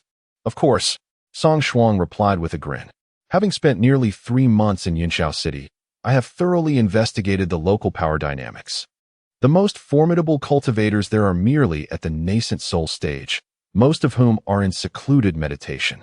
As for the Yi family, they are the weakest among the 3 major families in Yunxiao City, possibly lacking even a single nascent soul cultivator. Moreover, their patriarch is a newly appointed fool. We have no reason to fear any retaliation from them. Song Shuang spoke with unwavering confidence, having covertly gathered information in Yunxiao City. He even discovered the alchemists and artifact craftsmen of the Yi family, who, according to their own words, had only joined the family for generous compensation. Thus, he orchestrated this ambush to claim a vast amount of resources for himself. Yet, Luo Qing pondered, if the Yi family is so feeble, how could they possess such wealth? Song Shuang chuckled. The world is vast and full of wonders. It is not uncommon for one to stumble upon treasures while walking. I suspect the Yi family is similar. They fortuitously acquired a wealth of resources but failed to remain discreet, instead squandering it extravagantly. Even if I had not intervened, others would have targeted them. Wouldn't you agree? Uncle? Luo Qing nodded slightly, sharing the same sentiment. The Yi family's actions reeked of nouveau riche behavior, and he had seen many such individuals meet unfortunate ends. Ah, you have done well this time. Do not worry. Once the dust settles, I shall find a way to restore your deputy position. As long as that Yi family does not track you down, Luo Qing reassured him with a smile. Song Shuang burst into laughter, naturally. I could never be found by the Yi family. However, mid-laughter, he suddenly noticed Luo Qing's expression had turned to stone. They have found you. A ghostly voice echoed behind him. Startled, Song Shuang turned to behold a dark portal materializing before him, widening to reveal several figures emerging from the void. Guanxin. Song Shuang recognized the woman, and in a moment of terror, he let out a piercing scream, mirroring that of the woman. You all. How is this possible? His face was a mask of fear as he tore open a portal in the void, a feat of extraordinary skill. What kind of powerful cultivator could achieve such a feat? His legs trembled slightly. At that moment, Yi Suifeng, accompanied by Guanxin, had already stepped through the void door. Arriving before Luo Qing and Song Shuang. Is this Song Shuang? Yi Suifeng inquired. Guanxin nodded, still visibly shaken. She could hardly fathom that Yi Suifeng had grown to such an extent, effortlessly opening the river of time and reversing its flow. With just a casual wave of his hand, he followed an enigmatic gray trajectory, directly piercing the void to locate Song Shuang. It was utterly terrifying. Oh, Song Shuang, neither of us anticipated the dreadful entity you have entangled yourself with. Who are you? Song Shuang stammered, his legs quaking. Instinctively aware that the person before him was formidable and had come specifically for him. The head of the Yi family, Yi Suifeng. Yi Suifeng's expression remained impassive as he stated coolly, who granted you the audacity to ambush my kin and seize resources. Upon hearing this, Song Shuang's eyes widened in disbelief. What? He is the head of the Yi family? The heads of the Li and Tang families had fervently assured him that the new head of the Yi family was merely a waste at the Qi refinement stage. He longed to seize them by the collar and demand how a Qi refinement cultivator could open a void portal. Please, let me explain. Song Shuang attempted to articulate his thoughts, yet Yi Suifeng offered him no opportunity. With a swift motion, he struck him with a hand. A force akin to divine wrath crashing down upon him, landing brutally against his face. Instantly, Song Shuang collapsed to the ground, half of his face swollen grotesquely. Teeth mixed with blood, spattering everywhere. Yi Suifeng's expression remained indifferent. He had no desire for idle chatter with Song Shuang. He had come to deliver judgment. Today, he had come to take a life. Bang! Yi Suifeng stomped once more on Song Shuang. A torrent of violent spiritual energy surged into Song Shuang's body, wreaking havoc within. His meridians, dantian, and bones were all shattered in that single blow. Song Shuang howled in agony, blood frothing from his mouth, staining his face. Luo Qing observed the horrific scene, his body involuntarily trembling. Hesitantly, he spoke, Master, surely we can discuss this. Yi Suifeng cast a cold glance at him. Who are you to address me as master? With that, he stepped forward. An overwhelming aura instantly enveloped Luo Qing, and then it erupted with a deafening roar. Boom! Enormous energy exploded from the center of Yi Suifeng, shattering the protective layers of formations like mere paper. Debris flew in all directions, splinters scattered. The uppermost structure of the Wanao Pavilion was obliterated, reduced to a mere open platform. Heavens! What is happening? Everyone, run! Downstairs. Numerous monks and patrons seeking to purchase goods were startled by the sudden explosion, fleeing the Wanbao Pavilion in a state of panic. Xin Xingju gazed in shock at the expansive flat roof above. On that very roof, Luo Qing trembled in fear. How terrifying! The energy just unleashed, had it been directed at him, would have surely led to his instantaneous vaporization and utter disintegration. Song Shuang, what kind of entity have you provoked? Yi family master. He is our master orchestrator, and also the uncle of Song Shuang, Guanxin whispered. Yi Suifeng cast a glance. Oh, you were implicated as well. Luo Qing, eyes wide with alarm, hastily interjected. No, I have no connection with Song Shuang. Yet before he could finish, Yi Suifeng pressed down with a subtle gesture. And Luo Qing felt as though an immense mountain had fallen upon him, causing him to spew blood and collapse to his knees. Who dares to cause a ruckus in Wanbao Pavilion? Suddenly, a formidable presence erupted from the lower levels of the pavilion. An elder clad in a brocade robe slowly ascended. his demeanor grave and his aura extraordinary. It was the might of a transformation stage cultivator. Yet, a mere glance from Yi Suifeng nearly caused him to lose control of his faculties. "It is I. What can you do to me?" Yi Suifeng stated with an air of indifference. "Elder, let us speak civilly." The transformation stage elder quickly clasped his fists in respect. Yi Suifeng lowered his gaze. "For now, remain kneeling." Chapter 26. Summon your ancestors. The Wanbao Pavilion in Sucheng stands as one of the city's most iconic edifices, soaring to 7 stories amidst a surrounding array of formations. Particularly at night, the uppermost levels emit a hazy purple glow, exuding an air of opulence. However, on this day, the pinnacle of the pavilion has been violently breached. Wooden tiles exploded, scattering chaotically across the ground. A solitary figure stood calmly amidst the debris, while several prominent figures of the Wanbao Pavilion appeared to have succumbed to him, kneeling before him in submission. Who could this individual be? Could he possibly be a higher-ranking official of the Wanbao Pavilion? It would be foolish to assume that a fellow kin would demolish their own abode. Clearly, he harbors enmity against the pavilion. My heavens, does he not comprehend the depths of the power behind the Wanbao Pavilion, that he dares to act so brazenly? Whispers of curiosity circulated among the onlookers, all intrigued by the figure clad in white. What could possibly be his source of strength? Yi Suifeng's sole reliance was himself. In this world, no one could rival him, not even the mightiest of deities. Senior, the elderly transformation stage cultivator of the Wanbao Pavilion, knelt, gazing at Yi Suifeng with trepidation. "I did not grant you permission to speak." "Silence yourself," Yi Suifeng replied coolly. He then clenched his hand, releasing 3 strands of gray causal lines. 2 drifted down to the lower levels of the pavilion, while 1 ascended toward the distant horizon. "They are fleeing far," he remarked coldly, tightening his fist. At that moment, 2 startled gasps erupted from beneath him. With a resounding crash, a large hole was torn in the lower wall, and 2 figures shot upward with alarming speed. Accompanied by their cries of despair, they crashed onto the floor, joining Song Shuang and the others in a frantic kneel. Upon recognizing their faces, Gu Wanxin's eyes widened in shock. The 2 individuals were none other than those who had attempted to assassinate Yi Suifeng's brother, Yi Suvu. But why were there only 2? Alongside Song Shuang, there had been 3 other nascent soul cultivators present at that time. As she pondered this perplexity, a voice filled with terror echoed from afar. Squinting into the distance, she discerned a small black dot spiraling through the air, following the last gray causal line emanating from Yi Suifeng's hand. With a thud, it landed at his feet. Indeed, it was the final nascent soul cultivator.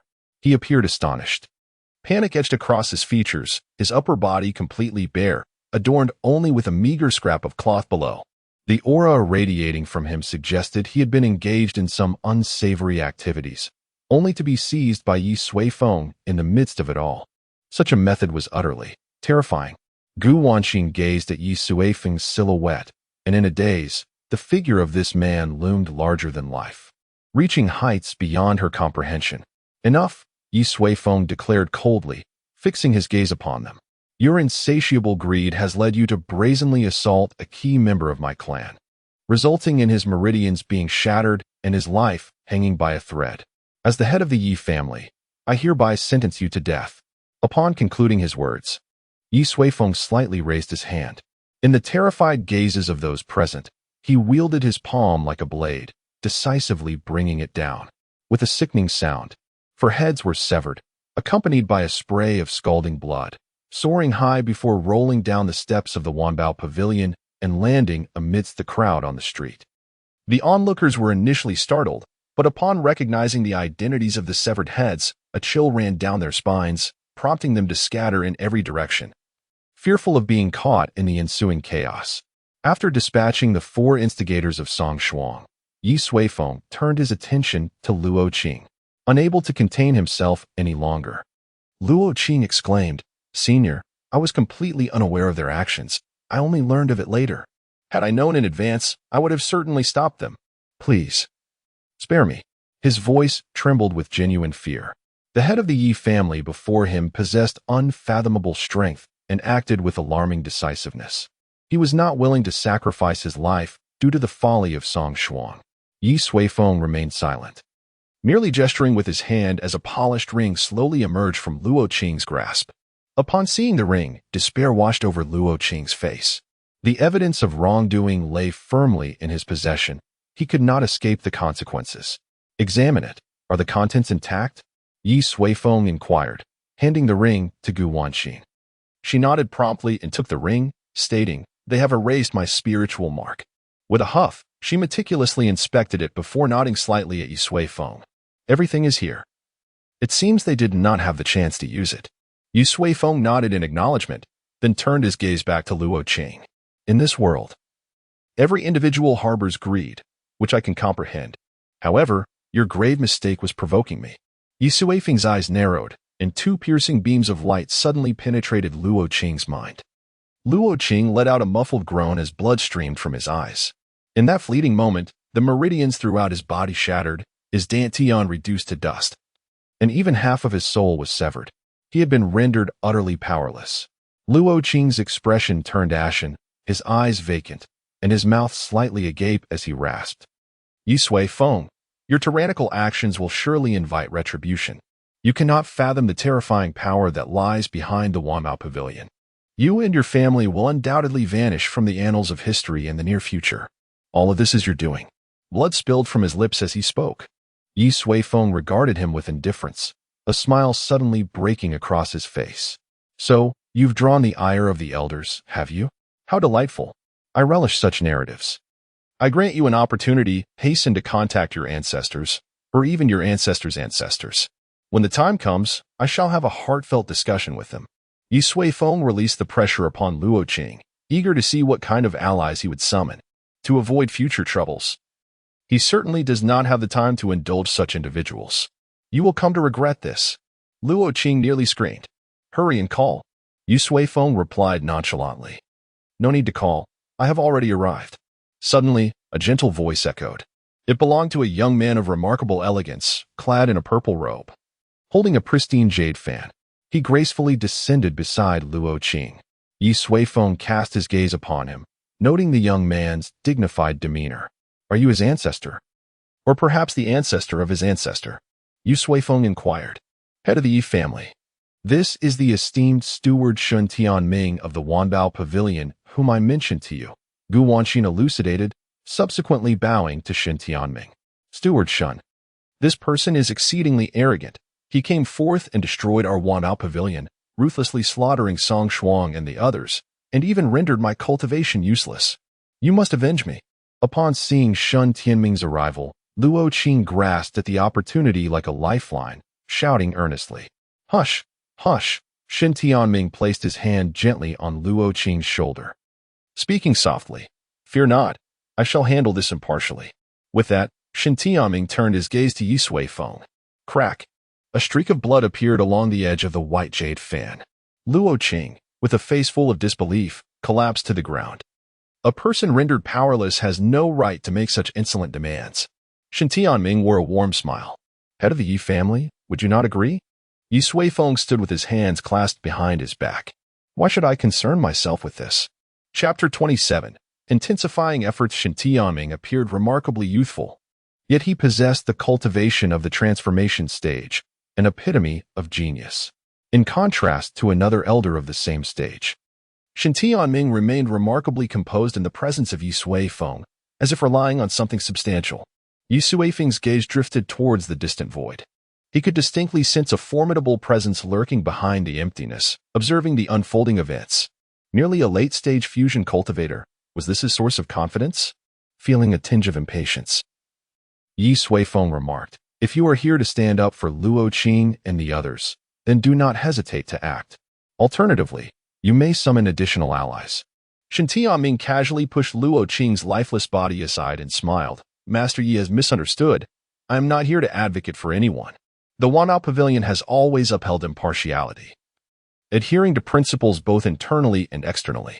Especially towards our guests, we would never engage in conspiratorial acts. Moreover, Song Shuang's arrogance in targeting the guests of Wanbao Pavilion constitutes a grave transgression, rendering him deserving of his fate. Although Luo Qing did not participate directly, he is guilty of harboring wrongdoing, coupled with his prior unscrupulous competitive practices, leading to his expulsion from Wanbao Pavilion. Thus, Shen Tianming shrugged and continued. I must express my gratitude to Master Yi for eliminating these nuisances on our behalf. Yu Suifeng acknowledged with an "oh," recognizing that this individual possessed some discernment. In that case, feel free, he replied, preparing to open a portal to the void. Wait. Shen Tianming quickly called out to Yi Suifeng. What is it? Yi Suifeng inquired. With a smile, Shen Tianming said, your wealth has attracted the attention of the upper echelons of Wanbao Pavilion. Previously, I overheard Pavilion Master Gu mention your need for more. And even rarer resources and treasures? Yi Suifeng nodded, indeed. Very well, Shen Tianming continued. I am here today to discuss the specific categories of treasures you seek. Perhaps we could find a quieter place to deliberate in detail? Shen Tianming maintained a constant smile, and his handsome visage easily engendered goodwill. However, Yu Suifeng was disinclined to engage further. He harbored a distaste for those who appeared affable yet were, in truth, treacherous. Luo Qing lying motionless on the ground was a prime example. I reiterate, regardless of the quantity of resources you wish to sell, feel free to present them without concern for my ability to pay in spirit stones. As for the specifics, discuss them with Gu Wanxin. I only desire the goods. With that, Yi Suifeng waved his hand and turned, vanishing without a trace. Shen Tianming opened his mouth, but before he could utter a word, he could only manage an awkward smile. What a person of character, he remarked, turning to Gu Wanxin. Pavilion Master Gu, it seems he regards you as his spokesperson. I am honored, Gu Wanxin replied, maintaining her composure. The words spoken by Yi Suifeng served as a form of protection, imparting significant information to her. Shen Tianming nodded. If that is the case, you shall remain in Yunshao City, acting as the liaison between Wanbage and Yi Suifeng. However, I must caution you that, under Wanbage regulations, this means you will forever be the head of a branch pavilion. Gu Wanxin pressed her lips together and replied earnestly, that is of no consequence. Today's events have illuminated certain truths for me. To stay in Yunshao City is, in some respects, a blessing. Whether as deputy, principal, or steward, what difference does it make? For individuals like Yi Suifeng and Shen Tianming, life and death are but a flick of the wrist. Only strength is the foundation upon which one can stand in this world. She had seen through it all. Very well, I respect your perspective, Shen Tianming replied. Let us follow Yi Suifeng's suggestion and find a suitable place to discuss the allocation of resources in Yunshao City. Thus concluded this affair. The deceased were disposed of by Shen Tianming as casually as one would handle lifeless dogs.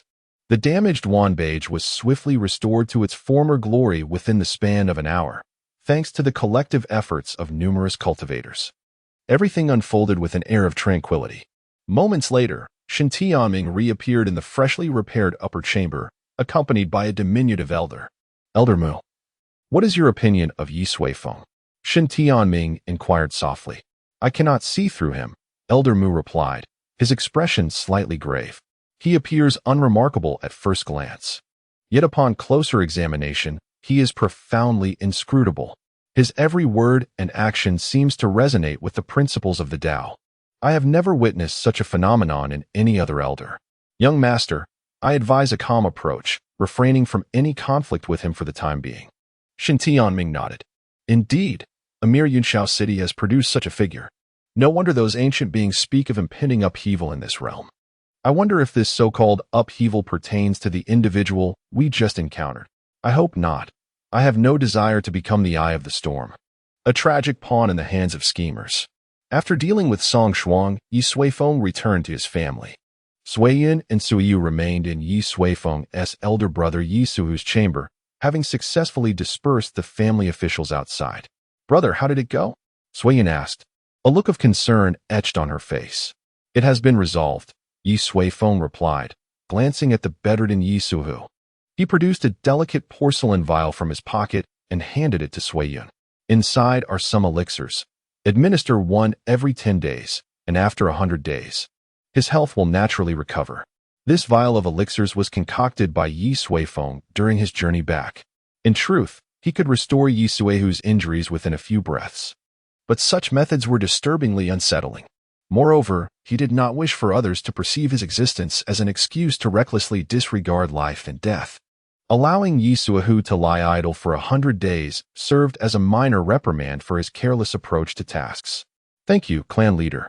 Yi Suehu's wife wept. Subsequently, Yi Suifeng summoned Sui Yun to his study. "Pray tell, what caliber of genius does one in their 20s, possessing the transformation phase, represent in this realm?" he inquired. During his encounter with Shen Tianming, Yi Suifeng discreetly assessed his bone age, merely 27. This prompted him to ponder the implications if the formidable powers of this world were populated by prodigies akin to Shen Tianming's. Then the youth of the Yi family paled in comparison. Confronted with this notion, Sui Yun's eyes widened in disbelief. How could such a genius possibly exist? It is utterly inconceivable. His reaction spoke volumes. With Sui Yun's limited perspective and experience, he could not fathom such heights. Yu Suifeng shook his head. "Very well, I comprehend. From this day forth, you shall devise every conceivable means to expedite the cultivation of our clan's younger generation. Implement training chambers, gather spirit arrays, procure body refining liquid, arrange it all. Intensify the efforts. Do you understand?" Chapter 28. The struggle in the forest in the ancient and rugged highlands of Qinggu. On the periphery, there lies a secluded forest, home to a shimmering emerald lake. Beneath the great azure stones bordering the lake, a colossal python coils languidly.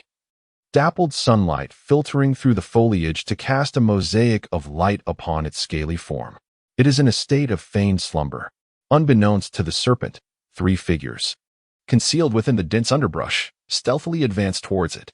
These are 3 young cultivators, 2 women and 1 man, shrouded in a translucent veil. As one inadvertently dislodges a droplet of dew, it rapidly crystallizes into ice. The frost armor, designed to insulate against heat, possesses a unique chilling effect. Ingenious cultivators have discovered its efficacy in evading the detection of serpentine beasts, rendering them nearly invisible even at close proximity. It is evident that these 3 practitioners intend to hunt the massive python beneath the stone. With utmost caution, they inch closer to the creature, almost attuned to its faint breaths. The foremost woman, her demeanor grave, nods subtly to her companions before springing into action. Her sword arcs through the air, aimed swiftly at the python's head. Yet, her movement alerts the beast. It opens its eyes just in time to narrowly evade the lethal strike, retaliating with a fierce bite. Clang! The python's razor-sharp fangs clash against the sword, the force of the impact sending the woman reeling backward. Yet, her eyes gleam with determination. "Now," she commands sharply, prompting the other 2 to leap from their hiding place, their swords poised to strike at the python's body. With the first woman's distraction, the python's form is momentarily exposed, its vulnerable spot falling within the attack range of her comrades. This is a calculated ruse. Slicing through the air, the swords strike the python's flesh, 2 deep gashes appearing as blood spurts forth. "Wei Yuan, what are you doing?" the second woman exclaims, her brow furrowed in discontent. "I'm sorry, Hu Jie, I miscalculated." The young man replies, his face flushed with embarrassment. Their original plan was for the first woman to draw the python's attention while the others would strike its vulnerable spot to deliver a fatal blow. However, nerves had evidently gotten the better of Wei Yuan. Although the python appeared grievously wounded, it was not fatally so. Merely 2 additional wounds marred its scales. "You, be careful," the woman named, whose expression shifts dramatically as she rushes to shield Wei Yuan. The python's massive tail lashes out. Bang! Hu Jie raises her sword to block the strike, but she underestimates the serpent's might, resulting in a gout of blood as she is propelled backward. "Hu Jie!" Wei Yuan cries out in alarm. "Forget her for now. Focus on dodging. When the opportunity arises, strike down this beast," the first female cultivator urges, gracefully weaving a dazzling pattern with her sword as she charges toward the python. Clash! Clash! In but a fleeting moment, she struck the colossal python numerous times, inflicting a series of shallow yet significant wounds upon its massive form. The serpent let out a deafening roar, redirecting its attention towards the woman before it. "Steady your mind and recall the teachings we imparted to you," she commanded, continuing her assault. Upon hearing these words, Wei Yuan took a deep breath, momentarily casting aside thoughts of the injured woman, and focusing all his energy on the python. "Die!" At last, he seized upon a rare opportunity, swiftly advancing and, with a furious thrust of his sword, struck the creature at its vulnerable midsection, aligning his blow with the previous wounds. With a resounding crack, the python, as thick as a barrel, was severed in two, blood spraying all over Wei Yuan. The serpent writhed in agony, thrashing upon the ground, prompting the two to leap back to safety, allowing it to unleash its fury. They were acutely aware that the python was beyond saving. Huan, Wei Yuan thought of her and quickly located her amidst the underbrush. She was coughing up blood, an arm cradled against her chest, clearly broken. It's all my fault. I'm so sorry. Guilt washed over Wei Yuan's face. At that moment, another woman approached, her face pale and sweat beading on her forehead. Having expended considerable energy in the battle against the serpent. I'm fine. Your inexperience is to be expected, Huan managed a strained smile, adding, It's just a broken arm. I'll recover in a month. It's all my fault. Wei Yuan continued to blame himself. Enough, the other woman interjected, helping Huan to her feet. Injuries during combat are commonplace. Instead of wallowing in self-reproach, focus on identifying your own shortcomings. Otherwise, you'll never grow. Huan shot a resigned glance at her companion, saying, Jiang Fei, don't be too harsh. This isn't Wei Yuan's first battle. Jiang Fei remained expressionless, letting out a slight huff as she replied, I simply did not wish to lose another companion like we did at the Beggar's Temple. The group fell silent, taking a moment to recuperate before returning to the edge of the waterhole. By now, the python had ceased its thrashing, lying motionless on the ground, blood pooling around it, utterly lifeless. Oh, there are eggs here, Wei Yuan suddenly exclaimed. Jiang Fei and Huan quickly rushed over. There, nestled among the grass beneath a large stone, lay a cluster of white eggs, quietly resting. Upon counting, they discovered 7 in total. Python eggs, we've struck gold, Huan shouted in delight. In the market, a single intact python egg can fetch at least 50 spirit stones. This is a fortune for us. Jiang Fei's face also lit up with joy. Hurry and gather them, then we must deal with the python's corpse. The scent of blood will easily attract. Before she could finish, a voice interrupted. Ah, python eggs. Our luck is quite fortuitous. In an instant, 5 cultivators leaped from the trees, advancing straight towards Jiang Fei and her companions. Each adorned in luxurious attire, radiating an air of distinction. It was clear they were no mere wandering practitioners. Indeed, it is the azure python egg, and fortuitously, it is the very crucial ingredient we were lacking. The foremost woman displayed a smile, completely disregarding the presence of Jiang Fei and her companions. Jiang Fei's expression darkened as she stepped forward, clasping her fists and said, Esteemed fellow cultivator, the colossal python was slain by us, and we were the ones who discovered the python egg first. Although her tone was quite courteous, the woman showed no inclination to acknowledge her and continued to stride forward. Jiang Fei furrowed her brow, preparing to advance once more, but another cultivator intercepted her path, brandishing a crimson token. Hey, what are you? Wei Yuan began to speak, but was halted by Jiang Fei's grip. The token bore a prominent character for Li. The Li family of Yunshao City governs their region, a power not to be trifled with. At that moment, the woman from the Li family had already seized the azure python egg. Approaching Jiang Fei, she spoke with an impassive expression. I am Li Qingearth, a direct descendant of the Li family. Rest assured, I shall not take advantage of you. Someone, give him 100 spirit stones. A small pouch was tossed at Jiang Fei's feet. A common azure python egg is worth at least 50 spirit stones, let alone this rare specimen, which holds even greater value. Ultimately, however, only 100 spirit stones remained, and she presented it with an air of condescension. Yet, Jiang Fei and her companions dared not voice their anger. They were unwilling to offend a prominent family like the Li clan and could only swallow their grievances in silence. Clearly well-versed in this manner, Li Qing'er was about to depart with an air of superiority when a voice suddenly emerged. Li Qing'er, as a direct descendant of the Li family, how can you engage in such despicable oppression of wandering cultivators? 4 figures leaped from the forest. The leader clad in a purple cloak, exuding an aura of confidence, with a deep blue longsword hanging at their waist. Tianwan Palace, Yi family, Yi Huang? Li Qing'er raised an eyebrow. Chapter 29, The Fury of Yi Huang. you have overstepped your bounds. Li Qing'er stood resolutely before Yi Huang, unperturbed. Regardless of your esteemed reputation within Tianluan Palace, this mountain range falls under the jurisdiction of the Li family. Yi Huang crossed her arms, a smirk playing upon her lips. And what of it? What can you do? Li Qing'er furrowed her brows. Your reach is too extensive, do you not realize? To intrude upon the territories of other families and flaunt your power. Is this the conduct of your Yi clan? Yi Huang chuckled lightly. The Yi family's ethos is to take action against that which we find intolerable. What can you do to stop me? Li Qing'er sought to steer the conversation towards the rivalry of their families, yet Yi Huang appeared unfazed by her attempts. The Yi family had always been known for their cautious and prudent demeanor. It was perplexing to see them behaving so brazenly. Yi Huang, do you not fear igniting a conflict between our two great families? Li Qing'er's expression darkened as she spoke sternly, still hoping to leverage her family's influence to subdue Yi Huang. Yi Huang merely smiled again. Do you really think a war can be sparked so easily between families? Yes. There are circumstances that could lead to such a conflict. For instance, if I were to kill you today, or vice versa. Are you willing to test that possibility?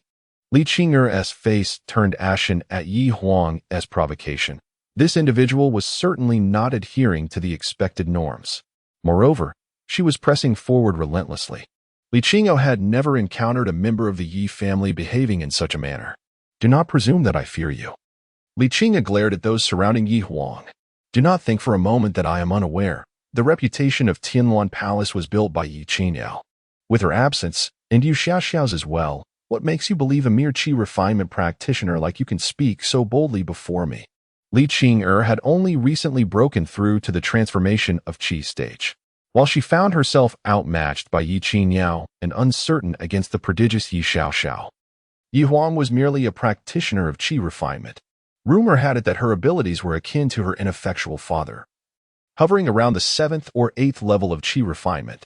Why should Li Qing'er fear such a person? Observing the rage etched across Li Qing'er's face, Yi Huang shook her head. So you are one who bullies the weak while fearing the strong? You dare to challenge me only because Qing'er and Xiaoxiao are absent. How pitiable. I shall demonstrate how a member of the Yi family handles such situations. With that, she stepped forward, advancing toward Li Qing'er. Li Qing'er was momentarily taken aback. What was happening? Why was she approaching? What was her intention? In her hesitation, she instinctively took a step back. This retreat ignited a surge of indignation within her, and she shouted, "What do you intend to do?" Yi Huang revealed a playful little thong and replied with a grin, "Nothing much. Just that I find you displeasing and wish to teach you a lesson." With that, she unleashed a powerful punch, the force of it creating a fierce gust of wind as it hurtled toward Li Qing'er. Caught off guard by Yi Huang's sudden aggression, Li Qing'er hastily raised her defenses, channeling her own qi with fervor. Boom! A resounding collision echoed through the air, unleashing a formidable surge of energy between the two individuals, leaving the qi refinement stage cultivators, including Zhang Fei, barely able to maintain their footing. As they regained their composure, they were left utterly astounded. Yi Huang, a practitioner at the qi refinement stage, remained completely unfazed, while Li Qing'er, at the transformation stage, was forced to retreat several steps, leaving deep impressions in the ground beneath her feet. How could this be possible? Li Qing'er gasped in shock. Following the earlier strike, her arms felt numb. How could Yi Huang possess such immense strength? The transformation stage was hardly impressive. Yi Huang surged forward once more, launching a flurry of strikes. The wind from her punches howled, leaving behind a series of fleeting shadows in the air. It was evident that her martial arts had reached an extraordinary level. In a state of panic, Li Qing'er could only endure the blows, retreating repeatedly as she was systematically overwhelmed. The onlookers around them were left in disbelief, having never witnessed a qi refinement stage cultivator capable of rendering a transformation stage practitioner utterly defenseless. When had the Yi family produced such a prodigy? Bang! In a moment of carelessness, Li Qing'er was struck in the chest by Yi Huang's kick, collapsing to the ground with a shoe print, soiled with dirt, marking the center of the area. Stop! How dare you! The companions Li Qing'er had brought immediately surrounded Yi Huang, positioning themselves protectively before her with fierce expressions. However, those behind Yi Huang swiftly stepped forward to confront them, exuding an air of confidence. Yi Huang waved her hand, signaling them to fall back. As she stood resolutely at the forefront, I shall not elaborate further.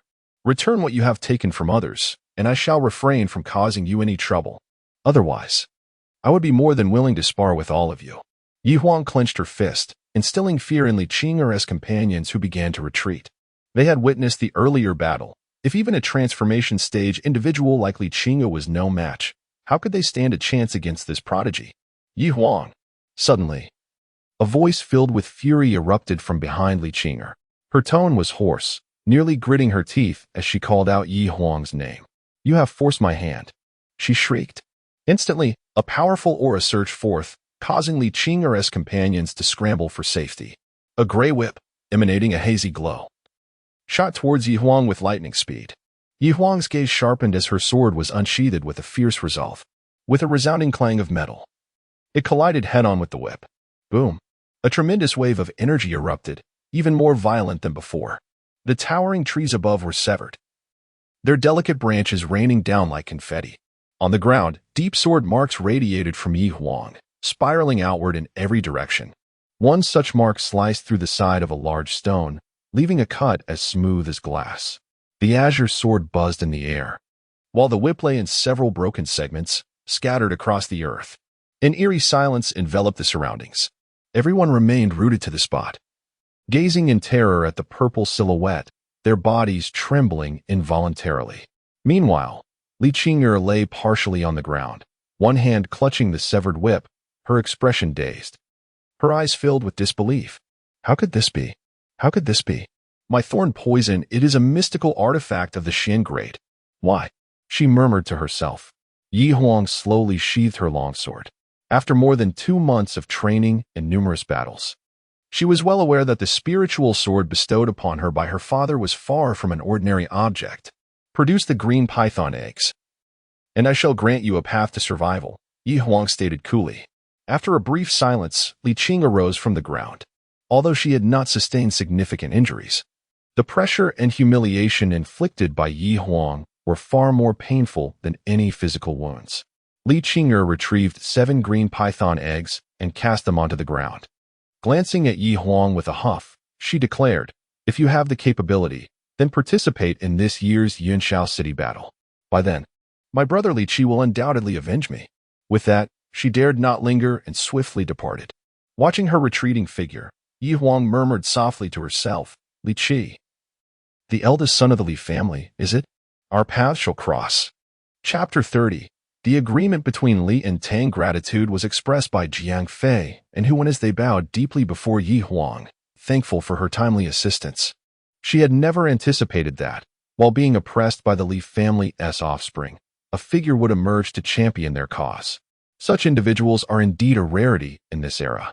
To speak candidly, those who possess such courage often do not enjoy long lives. Naturally, she kept her thoughts to herself. It is of no consequence, Yi Huang replied. I merely acted on my own volition. Jiang Fei was momentarily taken aback.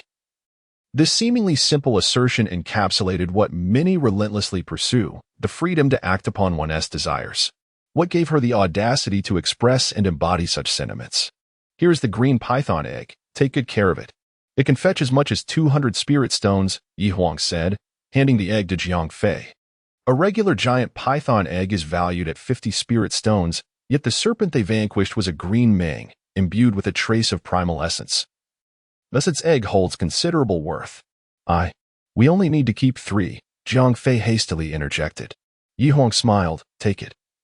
I am not in need of such trifles. The Yi family is quite affluent now, and a few hundred spirit stones is nothing. It is beneficial to foster a good relationship. By the way, where do you hail from? Yi Huang inquired. Jiang Fei clasped her hands in respect. We 3 are from Daka Town. Daka Town lies quite a distance away and has long been under the jurisdiction of the Li family. I noticed some of you are injured. Why not accompany me to Wudong Town? There is a skilled healer there, and the prices are reasonable, Yi Huang suggested. Glancing at Hu Wen, Jiang Fei hesitated, but we are under the Li family's jurisdiction. And Wudong Town belongs to the Yi family. The power struggles among the elite often trickle down to affect the lower ranks. The ongoing conflicts between the Li and Yi families have resulted in underlying tensions in their respective territories. Generally, cultivators from the Li family's domain would not venture into that of the Yi family easily. Yi Huang shook her head. What does it matter? Li family or Yi family? Fundamentally, we are all cultivators of Yinxiao City. You may be too far removed to grasp the current situation. Many towns between the jurisdictions of the Li and Yi families are beginning to merge for the sake of mutual goals and aspirations. Nearly half of the cultivators in Wudong Town hail from the Li family's territory. Jiang Fei was taken aback, perplexed by the newfound harmony among cultivators. Let us go. You will understand once we arrive, Yi Huang said, revealing her charming little tiger teeth. In the Yi family's patriarch's study, Yi Suifeng held a letter, a subtle smile gracing his features.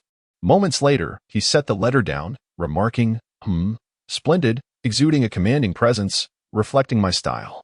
Opposite him, Xie Yun wore a similarly cheerful expression. Elder brother, Xiao Huang's recent prominence is quite remarkable. The name of Tianluan Palace has almost eclipsed that of Yi Long. The children are merely engaging in playful antics. Yu Suifeng leisurely savored a sip of fragrant tea.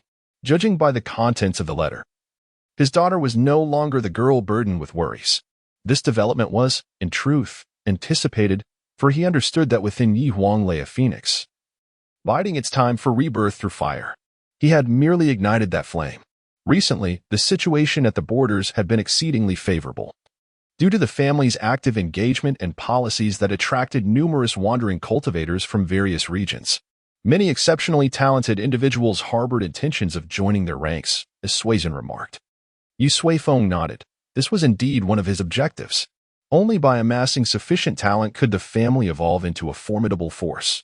Otherwise, they would merely remain a secluded clan, which he found rather unremarkable. However, following his delight, Sui Yun's expression grew troubled. Elder brother, I must mention that our recent exuberance has drawn a multitude of cultivators, including many from the domains of the Li and Tang families, particularly with the Li family. Several minor sects have relocated entirely to our side. Might this be somewhat problematic? Suiyun inquired. Yi Suifeng raised an eyebrow. What is problematic about it? The mass exodus of cultivators may provoke thoughts from the Li and Tang families, Suizhen replied. Setting down his teacup, Yi Suifeng gestured invitingly. Come now, tell me. Are you pleased with our family's current situation? Suiyun hesitated before responding. Of course. The younger generation is vibrant, and our family's reputation spreads far and wide. I have dreamed of this countless times. Then isn't that sufficient? Yi Suifeng smiled. As Yi Huang said, if you wish to accomplish something, then go ahead and do it. As long as we stay true to our path, there is no need to worry about trivial matters. The Li and Tang families, since they exist in Yinxiao City, have already sealed their fate. If they behave, we shall present them with a gentle resolution. Should they dare to stir trouble, well, I shall make it abundantly clear that the Yi family is no longer what it once was. Suizhen nodded. Yi Suifeng's actions over the past few months had instilled in him unwavering confidence. Even if Yi Suifeng decided to claim the throne and establish a dynasty now, he would harbor no doubts. Let us cast our sights further afield, Yi Suifeng continued with a smile. Do you recall the 27-year-old genius at the transformation stage I mentioned before? Let us set a modest goal to encourage our younger generation to aspire to reach that level.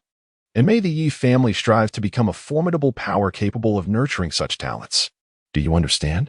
As he listened to Yi Suifeng's modest ambition, Suiyun's eyes gleamed with hope. That vision had never even graced his dreams. Was there truly a possibility for its realization? He glanced at the relaxed Yi Suifeng, nodding to himself in quiet affirmation.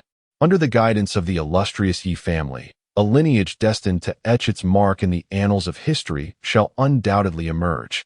Your current task is to judiciously allocate financial resources and ensure a bountiful environment for the cultivation of family members.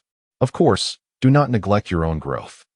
I hope that within a year, you, and who will ascend to the Golden Core stage, officially entering the Yuaning realm, Yi Suifeng remarked. Suiyun nodded earnestly in agreement. Subsequently, they discussed various family matters before Suiyun took her leave. Yi Suifeng sat by the window, gazing into the distance, seemingly catching a glimpse of that charming figure blossoming along the lofty mountain borders. I simply wish to challenge you. What can you do about it? He chuckled. This little girl is becoming increasingly intriguing. As for the Li and Tang families, I hope they can discern the prevailing circumstances. Yu Suifeng was not inclined to engage with those two clans just yet. There was simply no necessity. To him, both the Li and Tang families were far too feeble. So weak that he could hardly muster the interest to regard them. Engaging in conflict with them would be nothing short of a waste of time. However, the winds of fate are ever restless, and the affairs of this world are indeed wondrous. A few days later, Sui Yun returned to the study.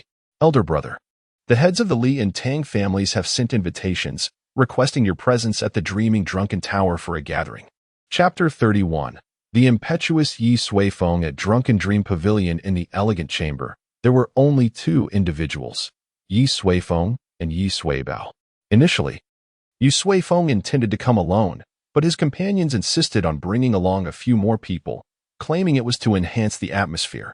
Ultimately, they dispatched the most powerful among them, Yi Suibao, to serve as his bodyguard.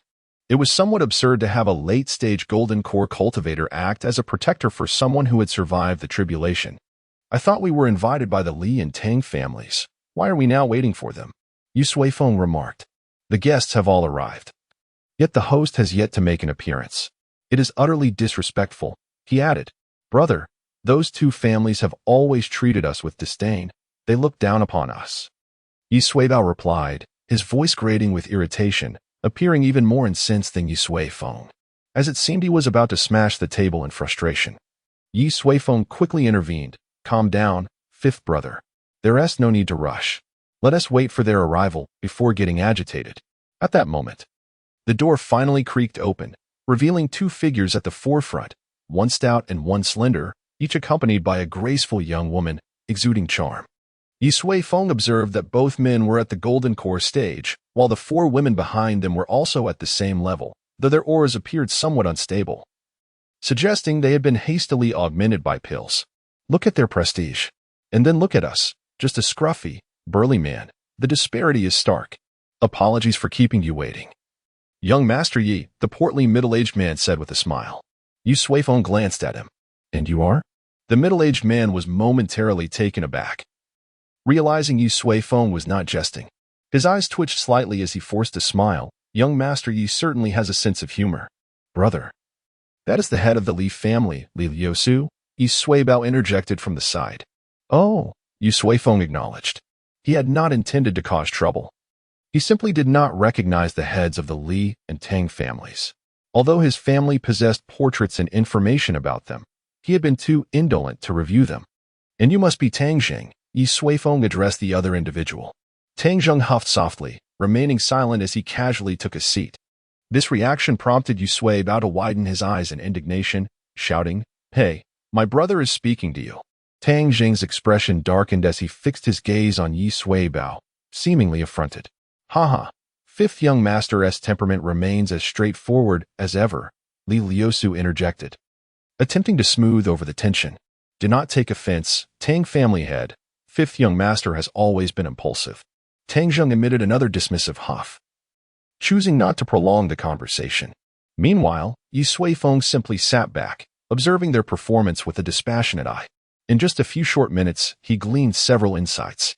In Yunshao City, the Tang family's strength and influence were paramount.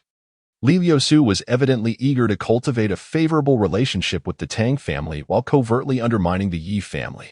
This social tier was rife with human intricacies and schemes, and it was clear that Li Liusu was well-versed in such matters. However, Yi Suifeng harbored no interest. You invited me here today for a reason. What is it? He inquired directly. Li Liusu chuckled softly. Oh, no rush. Let's first serve the dishes. I must tell you, the cuisine at Zuaming Tower is truly exceptional. There's no need for that, Yi Suifeng interjected, curbing his feigned enthusiasm with a calm demeanor.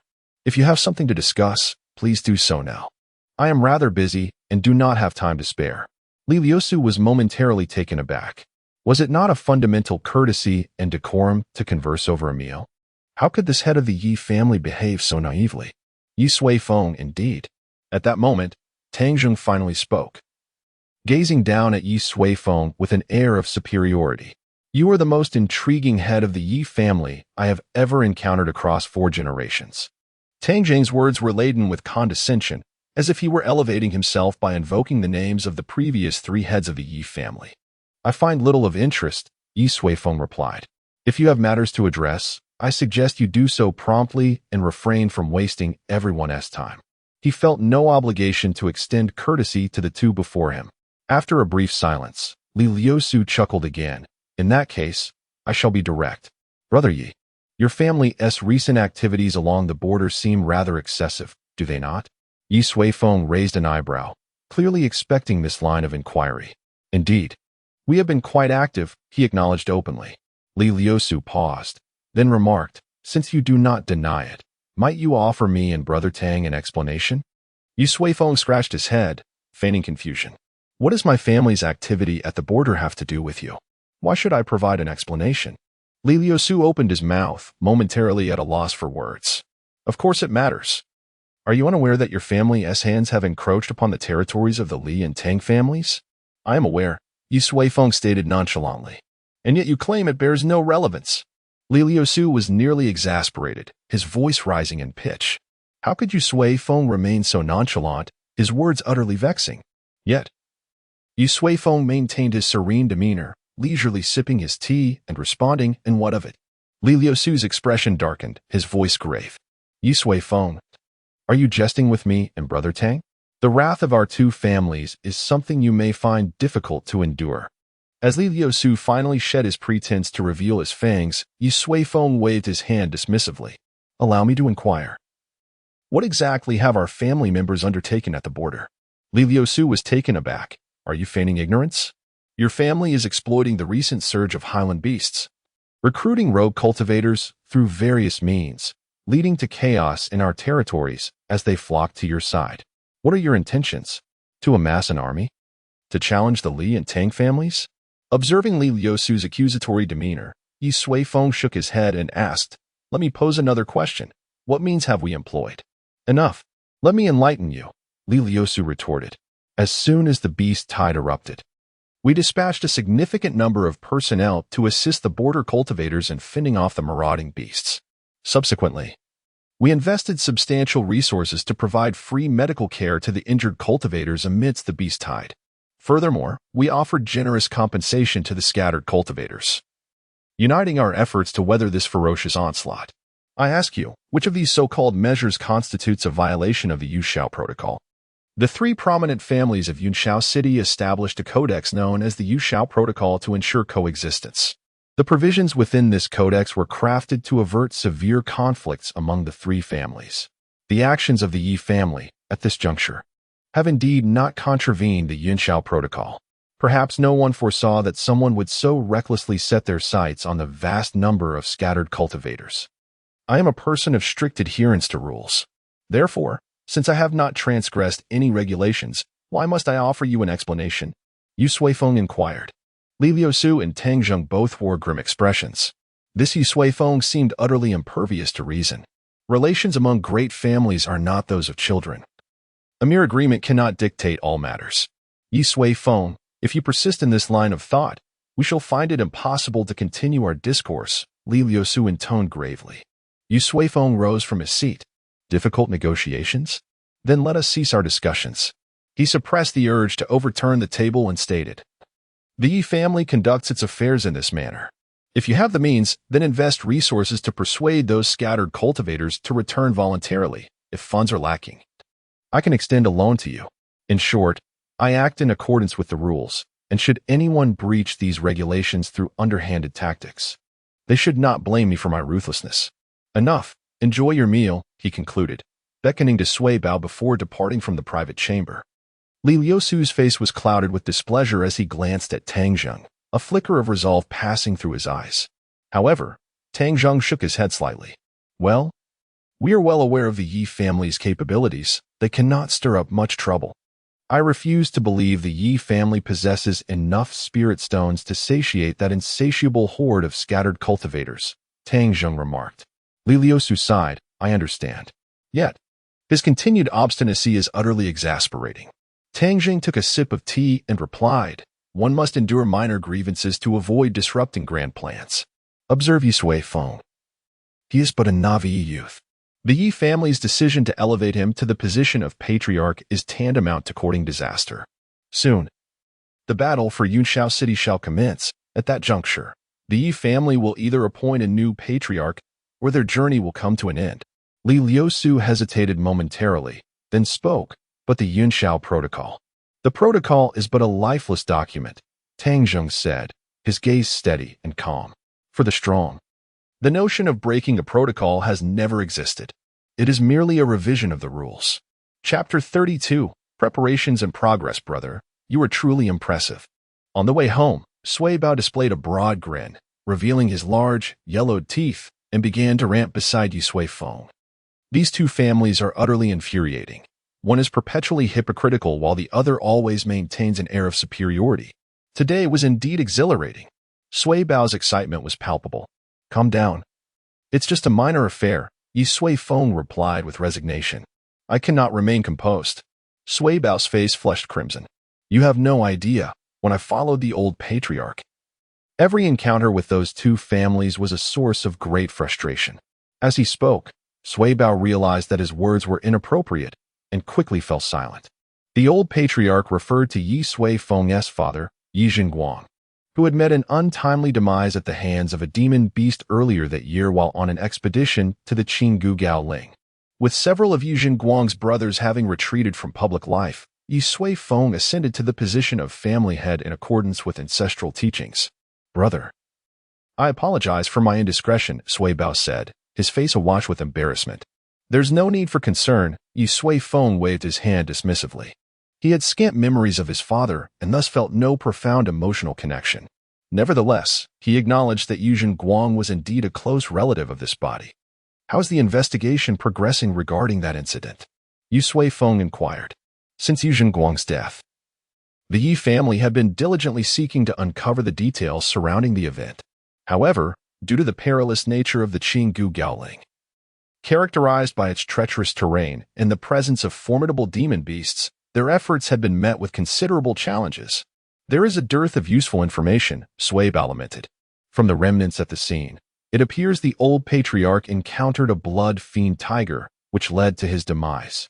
The blood fiend tiger, a superior 6th-grade demon beast, possessed strength comparable to a cultivator in the out-of-body stage. Naturally, Yi Jingguang, at the Golden Core realm, stood no chance against such a foe. Moreover, it was inconceivable that the Li or Tang families could have orchestrated this, as they lacked the capability to command a blood fiend tiger. Thus, this incident seemed to be a mere accident.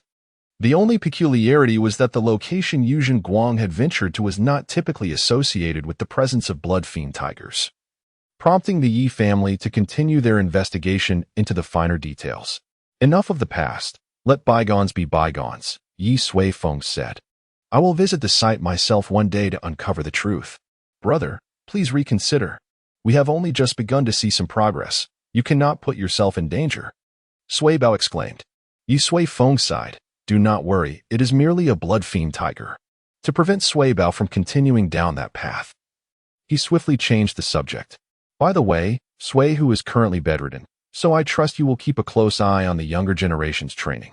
Of course, Sui Bao replied enthusiastically. A few days ago, second brother sent us a wealth of training supplies. We plan to construct a body tempering pool, 10 meditation chambers inscribed with gathering spirit arrays, along with numerous combat puppets, shadow training stakes, a myriad of sword formations, and a heart-refining illusion array. My goodness. At this rate, I feel the Yi family will soon transform into a sacred ground. Yi Sui Feng curled his lips, for the Holy Land was not so impoverished. Let us proceed for now. In just over a month, the border situation will be settled. We cannot allow them to be idle. They must be rigorously trained. Yi Bao, with a smirk on his face, replied, Rest assured, I shall not go easy on them. The two who oversaw the martial prowess of the Yi family, Yi Suihu and Yi Sui Bao, essentially played the roles of the good cop and the bad cop, with the former now resting in bed. The returning youths would likely be subjected to a severe ordeal.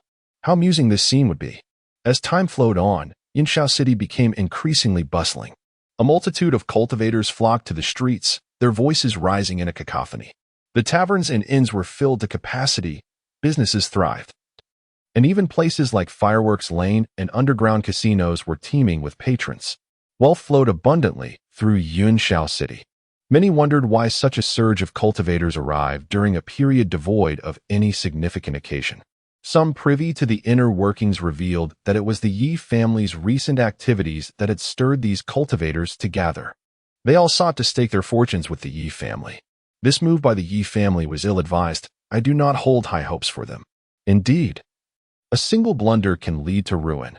Throughout history, few have squandered spirit stones so recklessly. When their financial resources dwindle, those who came seeking refuge may swiftly transform into adversaries. Yes, the young head of the Yi family has underestimated the treachery of human nature. Some expressed great skepticism towards the Yi family's maneuvers, yet others maintained a contrasting perspective. Uft, you know nothing. The vision of the Yi family is beyond your narrow understanding, exclaimed a fervent supporter of the Yi clan. Ahem, my friend, do not be so naive. The greatest benefit of the Yi family's actions lies in the renown they have garnered and the hearts they have won over. Even if they cannot embrace everyone, they can certainly select a few with exceptional talent. Overall, the advantages outweigh the disadvantages. This was the reasoning of a rational observer. I am grateful to the Yi family. My own household sells spirit herbs, and last month, our sales nearly doubled. This was the perspective of a speculator. In summary, opinions varied widely. Currently, the words Yi family and Yi Sui Feng were fervently spoken in Yunshao City. Of course, two other names were also gaining recognition: Tianluan Palace and Zhenlong Pavilion. Yi Huang, Yi Qiniao, and Yi Long, the three leaders, were frequently mentioned. Purple Phoenix soaring, divine might vast. Fairy Qiniao, playing ethereal melodies. True Dragon descends, resplendent and graceful. These three were hailed as the shining stars of the new generation of the Yi family. After Yi Sui Feng's third body refining session, Yi Huang successfully broke through to the Qi transformation realm. The transformative power within the Thunder Calamity liquid surged forth from her dantian, igniting a divine flame. Once unleashed, it could scorch the heavens and devastate the earth. In terms of true combat prowess, Yi Huang could be considered the strongest among the younger generation. Indeed, for his two nephews, Qin Yu and Yu Long, Yi Sui Feng did not withhold his guidance, providing them with a foundational refinement that solidified their skills further. Additionally, he paid special attention to Yi Xiaoxiao, Yi Qian, as well as the siblings Yi Zihan and Yi Haoran from the Suyu family, along with the brothers Yi Wei and Yi Ba from the Suihu family. This group of direct descendants received Yi Sui Feng's particular care, resulting in a significant enhancement of their abilities. They represent the future of the Yi family. Over the course of a month, Wanbage finally delivered the first batch of resources exceeding the celestial level. There were 3 items: a low-grade heavenly ruler with several remarkable functions, which Yi Sui Feng entrusted to Sui Bao for the discipline of the Yi family's younger generation, 10 pieces of azure gold, reputed to be a premier construction resource, and a small vial of Qilin blood, an elite material for body refinement, which Yi Sui Feng allocated to the construction of the body refinement pool. The mere worth of these items amounted to an astonishing 20 trillion. Yi Sui Feng's reserves of low-grade spirit stones diminished by a mere 0.00005, barely registering any noticeable change. In addition to these, Yi Sui Feng's experiments finally yielded the results of the first phase. Feng Ji, Ma Feng, Lu Hong, and Yu Pinyi all made varying degrees of progress in their cultivation of the Yuan Shigong. Chapter 33, The 4 Guardians in the Courtyard. For figures, each representing a cardinal direction, sat cross-legged, facing one another, their eyes firmly shut, embodying an air of solemnity. Surrounding them was a transparent, bowl-shaped light barrier, enveloping them entirely. Outside this luminous dome, 2 individuals stood side by side, their gaze fixed upon the quartet. It was Yi Sui Feng and Yi Huang, who had just returned from her trials. "Father, are these the children you found in the mountains? I heard you intend to adopt them as your sons?" Yi Huang inquired, pointing at the individuals. "What?"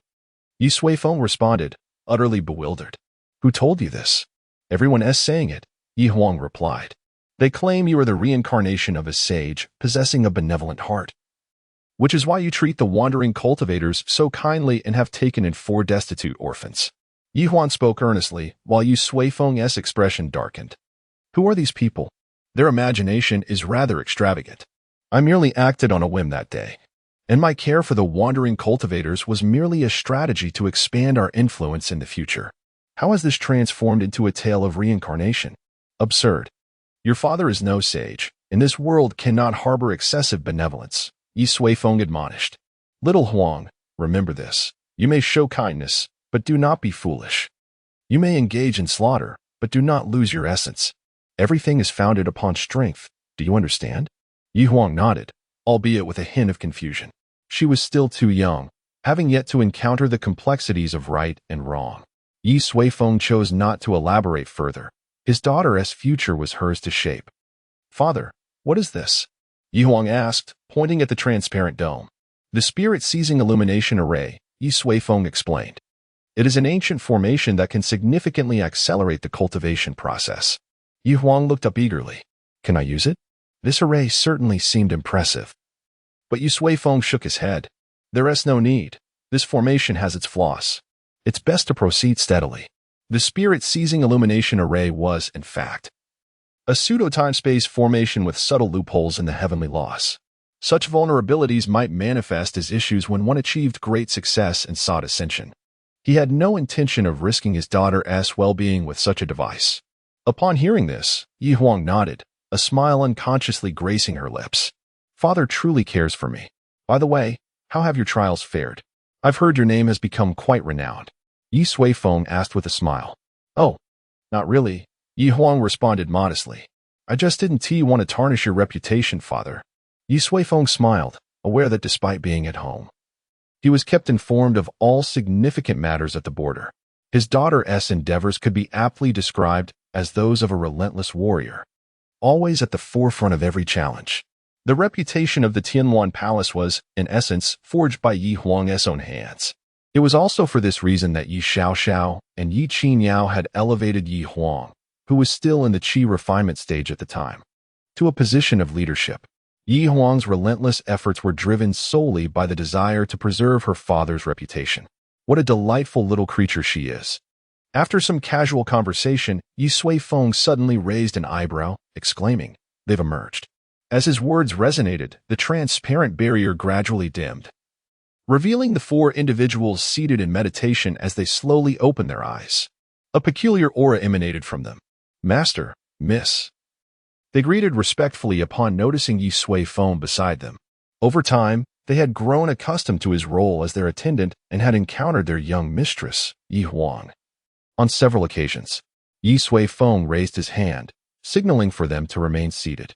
He then extended his formidable spiritual power, effortlessly unveiling the secrets of their bodies. Feng Shi had successfully opened 9 primary meridians, his muscles solidified and radiating a brilliance akin to starlight, concealing immense strength. Ma Feng had opened 8 primary meridians, exuding a profound aura. Lu Hong and Yu Pingyi had completely transformed their spiritual energy, each having opened 9 primary meridians. However, within Yu Suifeng's perception, Yu Pingyi's overall condition was significantly superior to that of Lu Hong. The month-long training had afforded Yi Suifeng a deeper understanding of the efficacy of the Yuan Shigong. Compared to traditional cultivation methods, Yuan Shigong proved to be more holistic and assertive. It allowed for the direct absorption and conversion of various resources, including elixirs, spiritual fruits, spiritual stones, as well as the inner cores and blood of magical beasts, and even malevolent and demonic energies, into usable primordial energy. This greatly alleviated the resource constraints inherent in traditional cultivation practices, making it more accessible to the general populace. Moreover, the enhancement of physical attributes through Yuan Shigong was unparalleled by conventional methods. Its comprehensive effects met Yi Suifeng's expectations splendidly. Additionally, both Lu Hong and Yu Pingyi transitioned to the new cultivation method smoothly, without any adverse reactions. This outcome would undoubtedly facilitate future promotion efforts. Yi Suifeng felt immense satisfaction. It appeared that the 2 months of seclusion had not been in vain. Yuan Shigong was now fully viable as a foundational cultivation technique for dissemination, though the time for such promotion had yet to arrive. Yi Huang. Engage with them in a spar, Yi Sui Feng suddenly declared. Yi Huang was taken aback. Although the four individuals exuded a unique aura, their cultivation levels were obscured. Yet, based on her experience, they appeared to be at most in the late stages of qi refinement, as she had already reached the transformation stage. Wouldn't it be akin to a father sparring with his child? Restrict your cultivation to the qi refinement stage, Yi Sui Feng instructed. Yi Huang acknowledged with a soft "oh," though she still doubted that these four posed any threat to her. Soon, the battle commenced. Having undergone 3 rounds of body tempering, Yi Huang had undergone a qualitative transformation. Even with her cultivation limited to the qi refinement stage, she possessed the capability to fight beyond her level. Furthermore, her practical combat experience had become exceptionally rich through her training. Logically, for ordinary practitioners at the peak of qi refinement should not stand a chance against her. Yet, Fengji and his companions were evidently different. Their auras were profound and their spiritual power abundant. Although her strength did not match that of Yi Huang, it far surpassed that of ordinary cultivators of the same level. Under the siege of 4 opponents, Yi Huang found herself struggling to resist, continually being pressed and overwhelmed. The fierce battle raged on, and after several exchanges, Fengji seized an opportunity, rolling on the ground to grasp Yi Huang's calf, thereby restricting her movements. Though she quickly kicked him away, the attacks from the other 3 had already arrived, with a long sword poised at Yi Huang's throat. The outcome was clear. "My apologies, Miss," said Lu Hong as she sheathed her sword. Yi Huang stood momentarily stunned. Having undergone months of rigorous training, she had faced countless battles, even against cultivators at the transformation stage, emerging victorious each time. Though she concealed it well, a flicker of pride lingered within her. She had not anticipated that in this encounter with Fengji and his companions, she would not only be defeated but do so in such swift fashion. "It's nothing," Yi Huang replied, her expression a mixture of complexity. Yi Sui Feng observed from the side, a hint of amusement gracing his lips. Young ones should occasionally face setbacks, otherwise one might truly believe themselves invincible. "Now," Yi Sui Feng continued, "Fengji and the rest of you, continue your training in the Yuan Shi technique and strive to break through to the Tongmai stage, advancing to the Danfu stage as swiftly as possible. Furthermore, starting today, you will follow Yi Huang as her protectors. Is that clear?" In unison, Fengji and the others replied, "Understood." Yi Sui Feng then turned to Yi Huang. "I have a task for you as well. Defeat them within the same realm. Can you accomplish this?" Yi Huang pressed her lips together, determination radiating from her petite face. "I will certainly do so." Chapter 34. Integration of the family. The tumult of the beast tide lasted approximately 5 months. With its conclusion, the younger generation of the Yi family returned to the fold. Before their departure, they were sheltered fledglings, unacquainted with the tempests of life. However, upon their return, they had transformed into fierce beasts. The entire Yi family was imbued with a vigorous spirit. In the study, Suizhen beamed with vitality as he reported the recent developments within the family to Yi Sui Feng. The young ones had undergone a remarkable transformation. Once trembling at the mere mention of the 5th brother, they now charged forward with exuberance. Some even mocked the 5th brother's training methods, deeming them suitable only for the faint-hearted, which inflamed his ire as he contemplated devising even harsher training regimens. The vitality of the youth was the most cherished sight for the family's leaders, symbolizing a flourishing future. Let them settle for a while. Enduring prolonged combat inevitably brings a touch of bitterness, Yi Sui Feng remarked. Suiyin nodded in agreement, well aware of the perils of excess and fully prepared with appropriate measures. "What is the status of the training facilities?" Yi Sui Feng inquired. "They are essentially operational. Spiritual gathering arrays, meditation chambers, practice rooms, puppet spaces, heart-refining arrays. Oh, I find myself envious of them," Suiyun replied wistfully. In his youth, even a low-grade spirit stone necessitated careful consideration for optimal use. He could scarcely have imagined such luxurious training resources. Currently, only the body tempering pool remains unopened, as the tempering liquid is an exceedingly precious commodity, and we are still deliberating the standards for its use. By the way, brother, Are you truly prepared to use that vial of Qilin blood? Sui Yun asked, a twinge of regret evident in his voice. The Qilin blood was a resource of heavenly caliber, worthy of being a treasured heirloom passed down through generations. Of course, it must be used. It is merely ordinary mortal blood, not something to be hoarded as a treasure. What a disgrace that would be, Yi Suifeng replied. However, the Qilin blood may only be administered to the direct descendants of the Yi family, and any surplus should be awarded to those who have made significant contributions to the clan. I offer you this reminder: the more prosperous the family becomes, the more imperative it is to delineate clear hierarchies. Chaos must be avoided at all costs. The direct lineage is the foundation of the family and must be prioritized in resource allocation. Resources symbolize strength, and strength denotes status. The status of the direct lineage should not be easily challenged. Furthermore, individuals who contribute significantly to the family should be promoted diligently. One must not be miserly. Clarity in rewards and punishments serves as an excellent motivational tool. Lastly, we must apply a bit of pressure on the collateral branches. With numerous rogue cultivators entering the family, we should closely observe those with potential, integrating them into the core to stimulate some of the lethargic elements among the collateral branches. The larger a family grows, the more intricate it becomes, with roots intertwined and interwoven. Thus, the differentiation of status is of utmost importance. Transgressing against authority is a grave taboo. If even servants dare to bully their masters, then the family has truly reached its nadir. The direct lineage is paramount. Their status must remain inviolable. The Yi family excels in this regard, adhering to stringent ancestral teachings, resulting in a remarkably stable internal environment. However, due to the substantial presence of collateral branches, certain issues inevitably arise. Some individuals harbor grand ambitions, desiring to ascend to the core of the family hierarchy, even seeking to usurp direct lineage positions. Others, feeling secure in their connections, engage in ruthless suppression of outsiders, flaunting their influence despite lacking true capability. Yi Suifeng will not tolerate such behavior. I understand now. Some individuals indeed require a firm reprimand, remarked Sui Yun. He was well aware of the familial dynamics, though previously hesitant to intervene.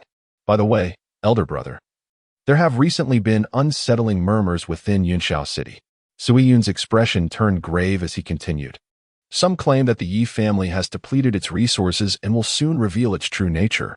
Others assert that our strength is insufficient, yet we act ostentatiously, destined for downfall. There are even rumors suggesting that our extensive recruitment of wandering cultivators is part of a nefarious plot, with those wanderers intended as sacrifices. These rumors have rapidly permeated the entire city, deterring many cultivators who initially wished to join the Yi family. Should we investigate or clarify the situation?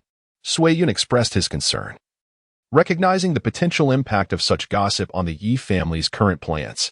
Yet, Yi Suifeng merely chuckled softly and shook his head. No need for an investigation. It is undoubtedly the work of those two families. I never anticipated they would resort to a campaign of public opinion to undermine us. Sui Yun furrowed his brow. Are you suggesting that the Li and Tang families are deliberately slandering us? Yi Suifeng nodded. Who else could be so petty? However, this presents an opportunity for us to leverage the situation and discern those genuinely inclined to ally with us. It is, in fact, a fortuitous development. Sui Yun nodded in agreement. Speaking of which, in a month's time, the battle for Yunshao City will commence. I suspect their underhanded tactics are intended to influence this forthcoming conflict. The Yunshao City battle is critical, determining the allocation of resources and territories among the three major families. Each family selects 5 young descendants under 18 to participate in a ranking battle, with the overall scores dictating the distribution of benefits. This method is astute. It allows for a relatively peaceful resolution of familial disputes while igniting the competitive spirit among the younger generation, fostering a win-win scenario. Have we finalized our candidates? Yi Suifeng inquired. We are still deliberating, Sui Yun replied. Yi Huang, Yu Long, and Qin Yao are highly likely to participate. The other 2 are still under observation. Yi Suifeng nodded. Let us expedite this process. Once finalized, summon them to my quarters for special training. It is time to alter the Yi family's standing. Sui Yun smiled broadly. Well aware of his elder brother's capabilities, the Battle of Yunshao City shall undoubtedly mark the rise of the Yi family. Very well. You may return to your tasks and ensure the new members of the Yi family are settled.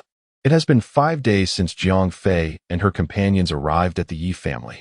After their encounter with Yi Huang at the jailing, they journeyed together to Wudong Town. The circumstances in Wudong Town exceeded her wildest expectations. She had never witnessed cultivators from different regions standing united, working in concert. She had never seen a scion of a grand family garner such support from numerous rogue cultivators. Yi Huang's actions left her utterly captivated. Thus, after deliberation, Jiang Fei resolutely joined Yi Huang's ranks and accompanied her to the Yi family in Yunxiao City. The initial days here were indeed pleasant. The resources were abundant, and every individual brimmed with vitality. It was akin to a dreamlike sanctuary for cultivation. However, just yesterday, the very incident she had feared transpired. The relatively young Wei Yuan encountered a conflict with a young man from the Yi family while exchanging a green python egg for contribution points. This individual, named Do Hua, was said to be a relative of the second elder of the Yi family. By the time Jiang Fei and Huan arrived, Wei Yuan had already been seized by Do Hua, who accused him of disrespecting the Yi family and threatened to deliver him to the enforcement team. A person like Do Hua was certainly beyond the reach of their group of rogue cultivators. Reflecting on the grave peril Wei Yuan faced, Jiang Fei felt a deep sense of regret. They should not have waded into the murky waters of a prominent family. Today marked the day of Wei Yuan's trial. Jiang Fei and Huan approached the Yi family's law enforcement hall with heavy hearts, awaiting the final verdict. They could only hope that Do Hua might show leniency and spare Wei Yuan's life. Or perhaps, anything would be better than the alternative. Sister Fei, should we seek out Fairy Huang? Huan suggested. No, Jiang Fei replied with a shake of her head. He is from the second elder's household. It would not be easy for Fairy Huang to intervene. It is best not to burden her with further troubles. Huan fell silent, acknowledging the complexity of the situation. After all, in a prominent family, even a trivial matter could exact a significant toll on Yi Huang. They could not afford to act recklessly. If blame were to be assigned, it lay in the fact that they had been overly protective of Wei Yuan, who remained oblivious to the treacherous world beyond. The two stood outside the law enforcement hall, anxiously waiting for over half an hour. At that moment, a rotund figure emerged from the hall. It was Do Hua. Upon seeing him, Jiang Fei hurriedly approached, imploring, "Young Master Do, it was our fault. We beseech you to exercise mercy and spare Wei Yuan. If you find us displeasing, we shall leave the Yi family at once and never set foot in Yunxiao City again. Young Master Do, we earnestly plead with you." As she spoke, Jiang Fei suddenly felt someone tugging at her sleeve. Turning to see Huan, she noticed her friend gazing at Do Hua with an odd expression. Jiang Fei frowned slightly and followed her gaze, instantly rendered speechless. Do Hua, already a round figure, now appeared as if inflated, his face swollen to an almost spherical shape. His eyes were red, clearly having wept, and a trail of snot clung to his lips. On one side of her face, a large handprint was clearly visible. Jiang Fei was bewildered. What had transpired? As they stood in a daze, Do Hua opened his mouth, uttering an apology before rubbing his eyes and turning to flee. The two were left in utter shock. What on earth was happening? At that moment, two individuals emerged from the enforcement hall. One was Wei Yuan, and behind him stood a dignified middle-aged man.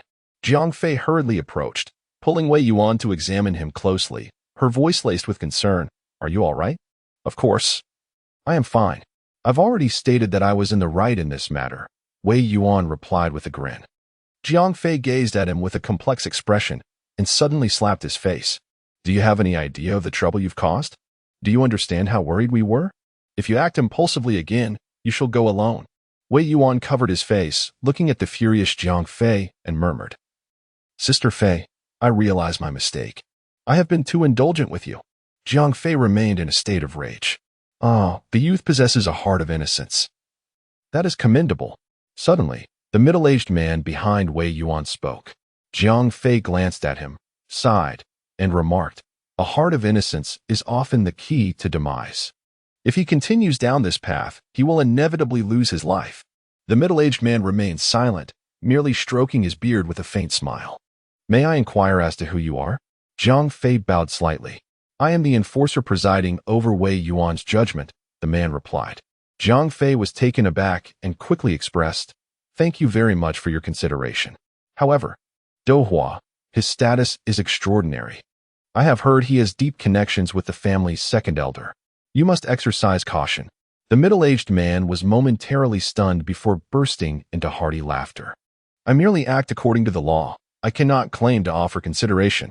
Moreover, I am, in fact, the second elder of the Yi family you mentioned. Jiang Fei. Oh. Chapter 35. Above the nine heavens in recent days, the Yi family has witnessed two momentous events. The first was instigated by Wei Yuan. Following a clash with Dohua, the majority of the external cultivators silently mourned for him, having witnessed similar incidents far too often. A rogue cultivator.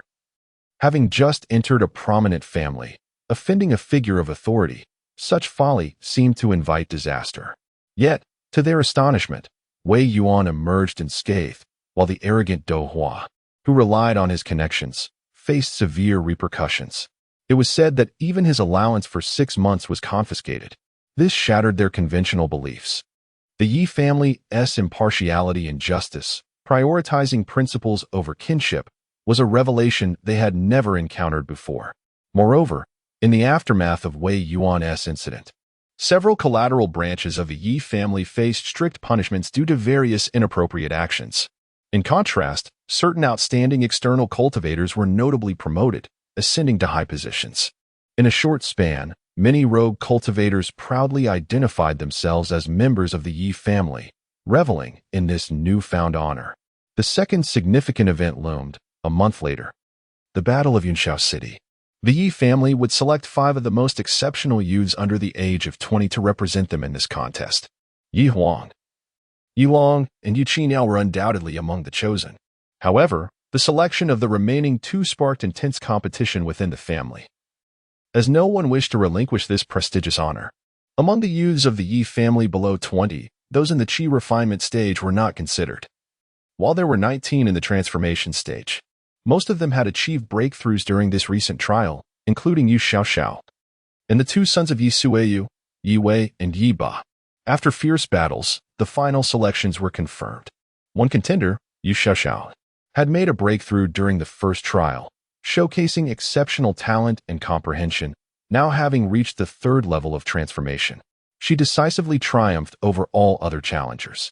The other choice, however, surprised many. Yi Qian. His talent and strength had never been particularly remarkable.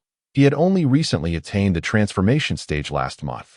His only claim to fame was his character, which drew a considerable number of rogue cultivators to his side, nearly rivaling the scale of Tianwan Hall and Zhenlong Pavilion, establishing him as the 3rd major force among the younger generation of the Yi family.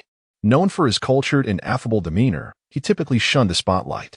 Yet, during this selection process, for reasons unbeknownst to him, Yi Qian fought fiercely, gradually advancing and ultimately narrowly defeating Yi Wei, who was at the 2nd level of transformation, to secure the final spot. Thus, the 5 representatives of the Yi family were finalized. They stood in the courtyard of Yi Sui Feng, who gazed at them thoughtfully. These young individuals would become the first soaring dragons of the Yi family. Their cultivation levels were evident to Yi Sui Feng, who regarded them with keen interest. Yi Huang, at the 3rd level of Qi transformation, her strength has undoubtedly surged. It is quite suspicious that this girl spends her days dining at Yi Sui Feng's hearth and still progresses so slowly. Yi Long, 5th level of Qi transformation. With a solid foundation. Yu Qiniao, 5th level of Qi transformation, possessing an ethereal demeanor. Yu Xiaoxiao, 3rd level of Qi transformation, her eyes darting about with a quirky charm. Yi Qian, 1st level of Qi transformation, with bruises on his mouth and face, seemingly suffering from internal injuries. Why are you striving so hard for merely a selection? Yu Suifeng inquired. Yi Qian responded with composure. Father informed me that for this competition, Uncle will personally provide guidance. Therefore, I cannot let this opportunity slip away. For I do not wish to be known as the Dean for my entire life. Dean? Yi Suifeng asked, puzzled. Father, Yi Huang interjected to clarify, during this training, many of the orphans my cousin has taken and have contributed to others secretly nicknaming him the orphanage dean. Yi Suifeng suddenly understood. A few months prior, this nephew had approached him regarding this matter, and he remembered being quite supportive of him then. Of course, his support remained unchanged. Then work hard. for reputation is earned through your own efforts, Yi Suifeng encouraged. His gaze then shifted to the 5 individuals. From today onward, I will conduct specialized training tailored to your individual circumstances. I must emphasize, regardless of what you encounter, remain calm and do not inquire excessively. Focus solely on your self-improvement. Yi Suifeng directly addressed the matter at hand. Uncle, won't you offer me some encouragement or pressure? Perhaps something like only victory is allowed, defeat is not? Yi Xiaoxiao jested. Yi Suifeng chuckled. Why should I say such things? Because when my father trained us, he always insisted I defeat cousin Yi Wei. And for my sister to surpass brother Yi Long, Yi Xiaoxiao replied. The expressions of Yi Qin Yao and Yi Long turned awkward. This girl certainly knows how to choose her moments. Yi Suifeng laughed heartily. With Sui Bao's character, such words were indeed to be expected. No wonder both of his daughters are so remarkable. I shall not utter such phrases, for after this specialized training, you will undoubtedly triumph over the formidable Li and Tang families, Yi Suifeng declared. The group stifled their laughter, intrigued by the term formidable beasts. What a peculiar way to describe them. I only ask that you do not forget, regardless of what transpires in the future, your roots lie here. Yi Suifeng indicated the ground beneath them. Now, let us commence. Yi Suifeng first looked toward Yu Huang, fully aware of his daughter's circumstances. Yu Huang had already taken a small step in the realm of swordsmanship. Her foundational sword techniques were seamlessly integrated, and she had achieved minor success with the 9 Swords of God layer. What she now lacked was intention sword intent. Only by honing her sword intent could she truly take her first step in the path of the sword. There exist numerous methods to hone the essence of the sword, such as engaging in combat with masters well-versed in the art of swordsmanship, or cultivating within formidable sword formations. Many great factions employ such techniques to nurture their core disciples. However, Yi Suifeng would naturally refrain from utilizing these rudimentary tactics. Yi Huang, come with me. You few, wait here for a moment, Yi Suifeng gestured with his sleeve. And instantly, 2 figures vanished from the courtyard. Unnoticed, they appeared thousands of miles above the ground. From the perspective of a previous life, this moment transpired within the atmosphere. At such heights, fierce winds howled like blades, and even cultivators of the golden core stage would likely be reduced to mere dust. A translucent barrier enveloped the two, standing resolutely amidst the tempest, unyielding. This is the first heaven, Yi Suifeng proclaimed. Yi Huang's eyes sparkled with curiosity. She had never ascended to such altitudes before. Father, am I to cultivate here? She inquired, exhilarated by the prospect of practicing at such lofty heights. Certainly not. This is merely the beginning, Yi Suifeng replied, lifting his gaze and slightly raising his hand as they continued their ascent. Along the way, they traversed vast seas of clouds, dense mists, golden realms, and terrifying zones rife with thunderstorms. Ultimately, they arrived in a resplendent world of vibrant colors. It resembled a fairy tale, with ever-changing hues of celestial light, akin to a dreamscape. Father, where is this? Yi Suifeng smiled gently. This is the 9 heavens, also known as the edge of the world. Beyond lies the boundless chaos. Yi Huang's mouth fell agape. Was this truly the world's edge? Ancient texts spoke of it as an endless expanse devoid of substance, filled only with annihilation and disorder. Yet, it appeared anything but, resembling a realm of immortals. The brilliance before you may not be as enchanting as it seems, Yi Suifeng chuckled, then summoned a streak of violet light into his palm. The violet glow hovered serenely, appearing innocuous. Subsequently, Yi Suifeng produced a black rod from his storage ring. This was a premier-grade weapon forged from the depths of the Earth's black gold, renowned for its indestructibility and eternal resilience. Observe. Yi Suifeng tossed the black rod into the space of his palm, gently bringing it into contact with the violet celestial light. At the moment of contact, the rod hesitated briefly. Then, to Yi Huang's horror, the black rod disintegrated, transforming into countless minuscule particles, vanishing from sight. This is the power of annihilation, Yi Suifeng explained. Yi Huang swallowed hard, her expression a mix of apprehension and disbelief. Father, I won't have to use something like that for cultivation, will I? That is far too terrifying. With a beaming smile, Yi Suifeng reassured her, you will. However, rest assured, I will temper its power to 1/millionth of its original might according to your strength. As you grow, it too shall gradually amplify. I eagerly anticipate the day you conquer and master it. Yi Huang, her expression complex and contemplative, remained in silence for a long while before finally nodding in agreement. I assure you, I shall not let you down. Chapter 36. The Eternal Arena. After ensuring Yi Huang was settled, Yi Suifeng returned to his courtyard. A mere quarter of an hour had passed. The three individuals remained standing, awaiting his return, while only Yu Xiaoxiao was stealthily indulging in the grapes Yu Suifeng had left beneath the willow tree. Upon noticing his arrival, she hurriedly scampered back to her position, dutifully bowing her head. Yu Suifeng couldn't help but chuckle. This girl was indeed quite spirited. Nevertheless, he held no reservations. Everyone possesses their own distinct personalities. If they all resembled Yi Qian, silent and methodical, life would lack its vibrancy. Let us not be too rigid. We are family, so feel free to be a bit more relaxed, Yi Suifeng remarked. Upon hearing this, Yu Xiaoxiao immediately lifted her head, beaming as she playfully nudged Yu Qiniao beside her. I told you, Uncle is very easygoing. Yi Qiniao wore a look of resignation. All right. Yi Suifeng surveyed the room, ultimately fixing his gaze upon Yi Long. For a long time, Yi Long had been the most outstanding junior in the family. With a resilient character, diligent in his training, and a steady demeanor, he was also quite handsome, truly the brightest star in the Yi family and its sole representative. Recently, however, Yi Huang and Yi Qiniao's rising reputations had begun to overshadow him. Yi Long's esteemed position was under considerable scrutiny. Yet, according to Yu Suifeng's observations, this junior did not exhibit jealousy or negative sentiments. Rather, he seemed to have grown more cheerful. Perhaps, the title of the family's future hope was not only a commendation for him but also a significant burden. Now that someone was finally sharing the pressure, Yi Long's mindset had undergone a profound transformation, aiding his successful breakthrough to the 5th layer of Qi transformation. Yi Long, your foundation is solid, and you have embarked on the right path in your cultivation. Thus, I do not wish to interfere excessively in your journey. Speak up. What kind of training regimen do you desire? Think big, Yi Suifeng encouraged. Yi Long possessed his own understanding of cultivation. Excessive external involvement could prove detrimental. Therefore, Yi Suifeng resolved to entrust this choice to him. Yi Long appeared taken aback by this unexpected approach, momentarily at a loss for words. Yi Xiaoxiao, observing his hesitation, grew anxious and repeatedly signaled him, finally rushing to his side, playfully punching him.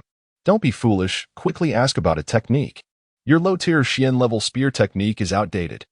Yi Suifeng overheard this exchange and chuckled. Is the spear technique you are currently practicing a low-tier Xian level? Indeed, Yi Long nodded. The Dragon Hunter spear technique was procured by my father a year ago, and I have now mastered it proficiently. Why didn't you mention this sooner? Yu Suifeng replied. I recall there is a superior tier earth-level spear technique in the family treasury. You should retrieve it yourself and mention that it was my suggestion. Your father is truly inflexible. Knowing this, he still failed to inform you. Quite archaic. That technique was likely sent by Gu Wanqin last time. I have a faint recollection of it. Thank you, Uncle. Yi Long's expression was one of fervent excitement. Who wouldn't desire to possess a high-level martial art? A top-tier earth-level technique was something he had never dared to even contemplate. After speaking, Yi Long headed towards the door. Hey, where are you going? You haven't even said what you want, called Yi Suifeng, stopping him in his tracks. Yi Long paused. Isn't that martial art considered?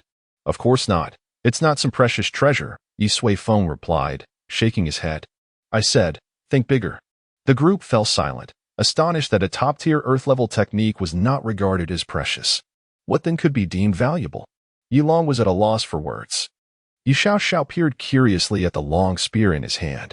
It was a top-grade yellow-tier spear, which had been regarded as a treasure in the Yi family before. Spirit weapons aren't considered either, Yi Suifeng interjected, preempting her thought. I will procure something more formidable for you another day. Reflect on what you currently lack in your training. You all should ponder this as well, Yi Suifeng advised. The group quieted down, each deep in contemplation of their respective paths. Moments later, Yi Long finally spoke. Uncle, I have always harbored a dream. Speak, urged Yi Suifeng. A glimmer of nostalgia flickered in Yi Long's eyes. When I was very young, I came across a book titled Biographies of Extraordinary Figures. It chronicled the many exceptional talents that have emerged on this continent over the millennia. Their power was extraordinary, and upon their arrival, they shook the very foundations of history, igniting my imagination. At that time, I wondered what it would be like to battle alongside them in the same era. Could I possibly overcome them? Yulong tightened his grip on the spear and continued. Childhood dreams often seem so foolish. As I matured, I realized the chasm between us was akin to a vast canyon, no matter how hard I strove. Their silhouettes remained elusive, yet I refused to surrender. Even if I cannot catch up, I wish to discover the limits of my own potential. I shall fight, to the death. Yulong raised his head, his eyes filled with determination. Uncle, if possible, I desire a puppet of my level, yet with strength far surpassing my own. When I conquer it, perhaps I will draw closer to those legendary figures of antiquity. Upon hearing this, the others were momentarily taken aback. None had anticipated that this nearly flawless elder brother harbored such an obsession. But could such a puppet truly be realized? Yes, I promise you, Yi Sui Feng quickly responded. Yulong was astonished. Really? Do such puppets truly exist? Yi Sui Feng smiled and shook his head. They do exist, but a puppet is ultimately an inanimate object. Even if you triumph over it, there is no guarantee you can defeat a practitioner of equal strength. Yulong's expression turned complex. Then you said you would promise me. I have indeed promised you, Yi Sui Feng affirmed.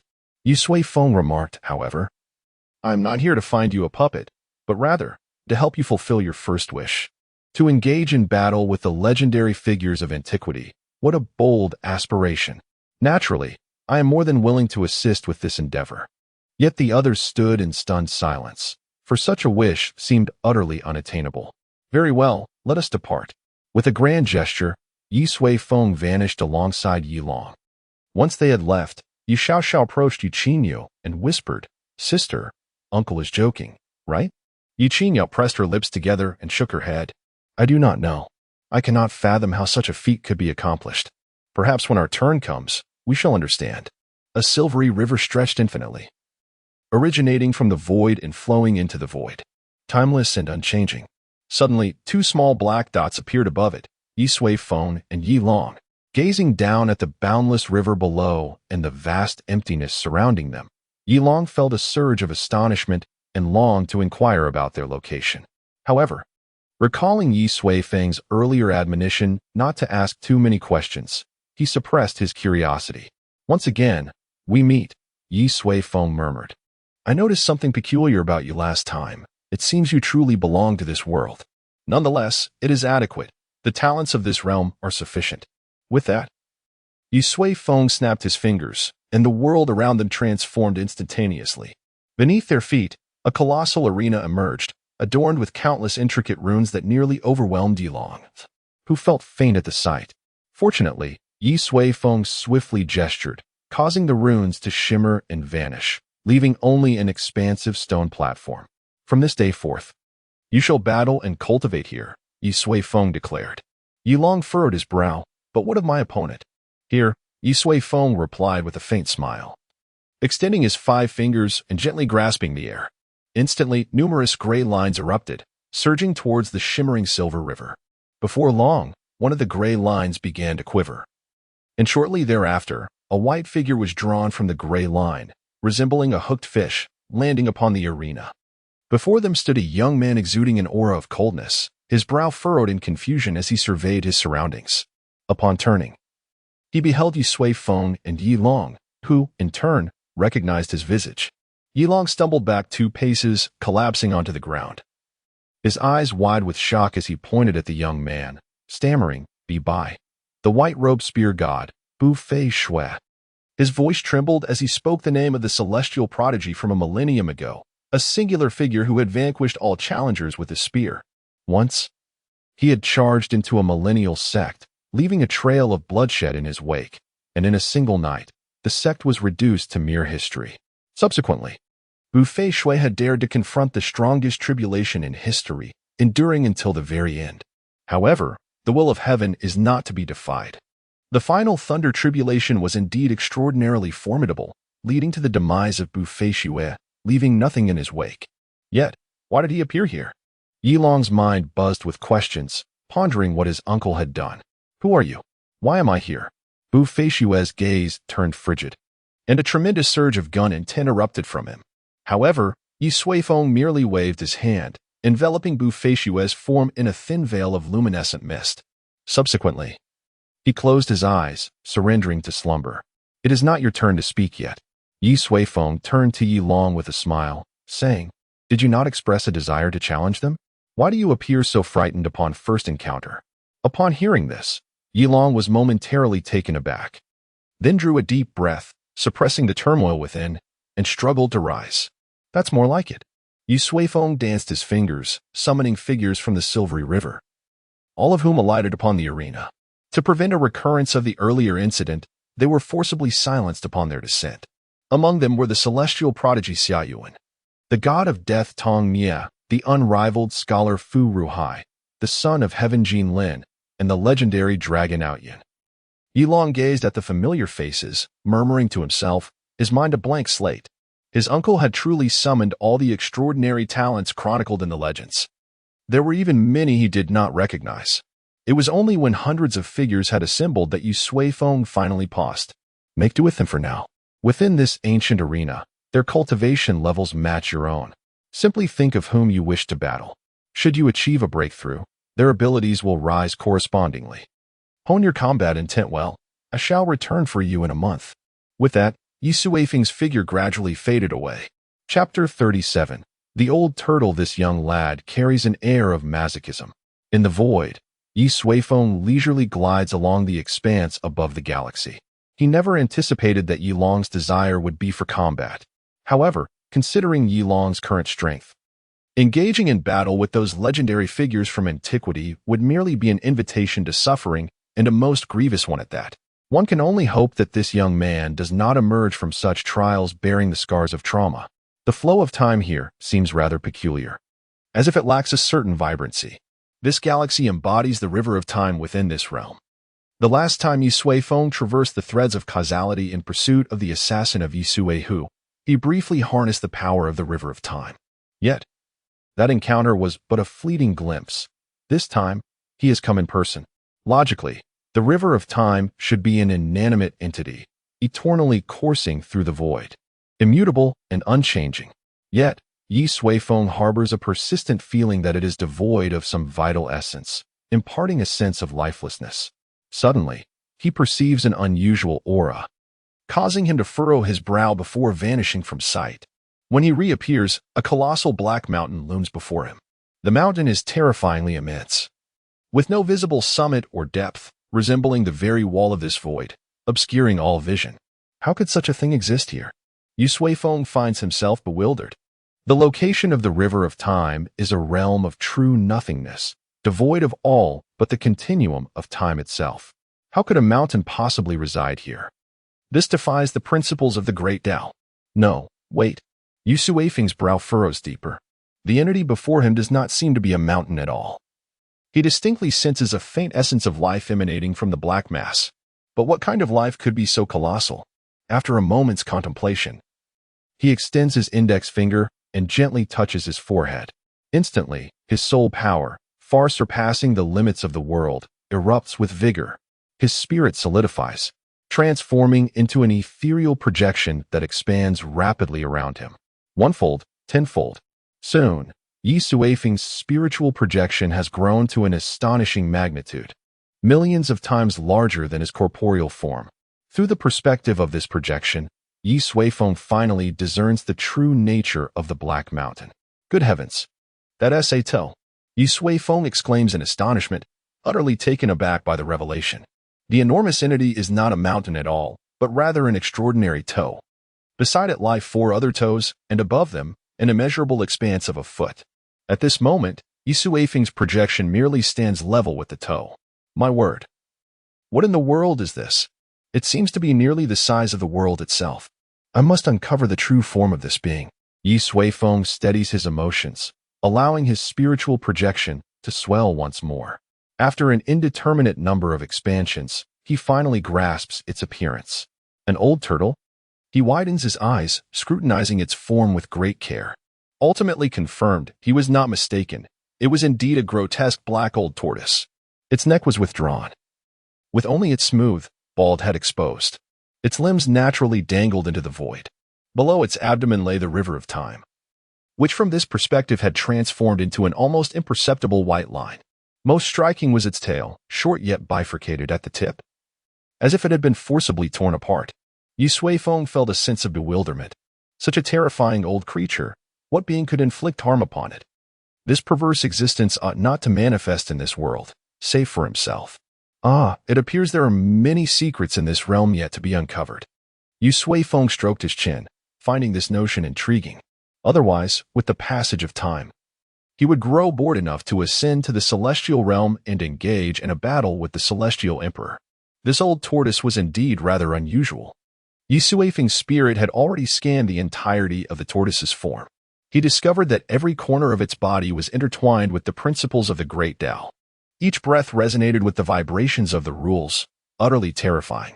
Given such strength, why then the self-imposed seal? Upon first encountering the tortoise, Yi Suifeng had presumed it merely slept. However, upon closer inspection, he realized it had confined its entire essence within this vast shell, with only the occasional flicker of vitality suggesting it was not a mere lifeless entity. A more meticulous examination was warranted. Yi Suifeng extended his hand, placing it atop the tortoise's head, intending to probe into its depths with his spirit to uncover the truth. Suddenly, Yi Suifeng raised an eyebrow as his spiritual projection gradually faded from view. Immediately thereafter, several powerful consciousnesses traversed the void and intruded upon the scene. They hovered before the tortoise's head, seemingly perplexed by the events that had just transpired. Yi Suifeng counted 5 consciousnesses, each one as power far exceeding the limits of this world. Among them was an individual he had previously encountered. After his tribulation, driven by curiosity, he had sent his consciousness into the northern snowfields. Just as he arrived, a consciousness that spanned the entire plateau surged forth from the far north, approaching Yi Suifeng. That individual had now also arrived here. The 5 consciousnesses transformed into 5 luminous points, quietly suspended in opposition. Do you wish to break the rules? The consciousness from the northern snowfield boldly inquired first.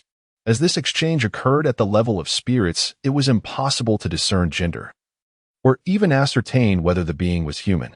Shouldn't you be the one desiring to break the rules? After all, you are on the verge of defeat, another retorted. If you seek battle, then let it be. I am most weary of playing such trifling games. Another voice, clearly more irritable, chimed in. Do not be rash.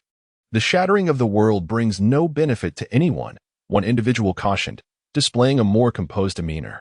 Ladies and gentlemen, the pressing question at hand is what transpired moments ago. Someone has tampered with it. The last individual managed to steer the conversation back on track. After some discourse, they all insisted it was not their doing. Yet, this raises a perplexing conundrum. If it was not one of the 5, who else possesses the capability to infiltrate this domain? A profound silence enveloped them. Yi Suifeng, seamlessly merging with the void, yawned and inquired, What are you all doing? Why the sudden silence?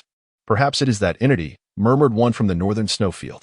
Curious indeed, for not long ago, I ventured into the land of fate and stumbled upon a fragment that was abruptly veiled in mist. Indeed, I too have observed the emergence of a new star, one that does not belong to this world. I was asleep, entirely oblivious, grumbled the irritable fellow, true to form. 3 among them noted some peculiar anomalies of late. Yet, the individual from the northern snowfield claimed to have detected nothing unusual. At that moment, Yi Suifeng had boldly traversed the snowfield, without an ounce of concealment. He must have sensed something amiss. However, he opted for discretion. One cannot ascertain his intentions. After a while, the group still found no abnormalities. Thus they altered their course and departed from the realm of the void. Once they had left, Yi Suifeng dissipated his ethereal presence, revealing his true self above the river of time. An injured old turtle lay there, accompanied by 5 individuals, each with disparate thoughts. Is this a mere game or a strategic chess match? Congratulations to all participants. It seems someone has resorted to using cheats. Chapter 38. The celestial slaying sect Yi Suifeng departed from the realm of void. The recent encounters inadvertently led him to stumble upon a certain secret of this world. However, He resolved to cast this matter aside for the time being. He was still enjoying his time in Yushao City and would engage in a meaningful discussion regarding the purchasing of talismans when he truly encountered those individuals. After all, 3 adorable ones awaited him at home. After a while, Yi Suifeng returned to his courtyard, having spent considerable time wandering through the void. He found Yu Qingyao and the others seated beneath the willow tree. Upon his return, they quickly stood to attention. "Well then, what do you desire? Have you made your decisions?" Yi Suifeng inquired. All right. I want a vast amount of spirit stones, a mountain of spirit stones. I want to buy whatever I wish." Yu Xiaoxiao was the first to leap forward, her eyes practically shining with the word money. "Not your turn yet. Let Qingyao speak first," Yi Suifeng interjected, bypassing her enthusiasm. "Behave yourself," Yi Xiaoxiao huffed, pouting as she returned to her place. Qingyao smiled gently and said, "Uncle, I have also made my decision. You may find it amusing, but I do not possess grand aspirations like my cousin Yilong. Even in my cultivation, I lack significant motivation, were it not for my father's strict demands. I might not even be standing here." Yi Qingyao spoke candidly, expressing her innermost thoughts without fear of inciting Yi Suifeng's ire or jeopardizing her qualifications for the Yunxiao City battle. After all, representing the family, how could one achieve victory without the will to fight? However, such consequences were unlikely to occur. Well, each person's perspective on life is indeed distinct. Your calm demeanor and thoughts are not unexpected, Yi Suifeng replied. Humans are creatures rich in emotions and diversity. If everyone were the same, what would differentiate them from mass-produced tools? Now, do share your desires. Yi Qingyao hesitated for a moment before saying, "Uncle, my desire may seem somewhat ethereal. If you deem it inappropriate, I can easily revise it. Go ahead." "Very well then." Yi Qingyao took a deep breath. I wish for a direction." At her declaration, the other two were momentarily taken aback. What does that even mean? Yilong at least articulated his childhood dreams, but this is merely a concept. Yi Xiaoxiao felt dizzy, thinking, "My dear sister, are you certain you are not purposely making things difficult for uncle?" Yet, Yi Suifeng understood Yu Qinyao's sentiments. Her tranquil and distant nature, combined with being born into a prominent family with a father who regarded cultivation as life itself, imposed strict expectations upon her. From a young age, she was compelled to adhere to her father's wishes, endlessly cultivating, growing stronger, surpassing Yilong, and defeating all adversaries. For someone averse to conflict, this was indeed a significant psychological torment. Thus, confusion was an inevitable consequence. Fortunately, Yi Qingyao is still young. Should this continue for several more years, she might inevitably fall victim to inner demons. Such occurrences are not without precedent. However, the direction of one's life is something that must be sought individually.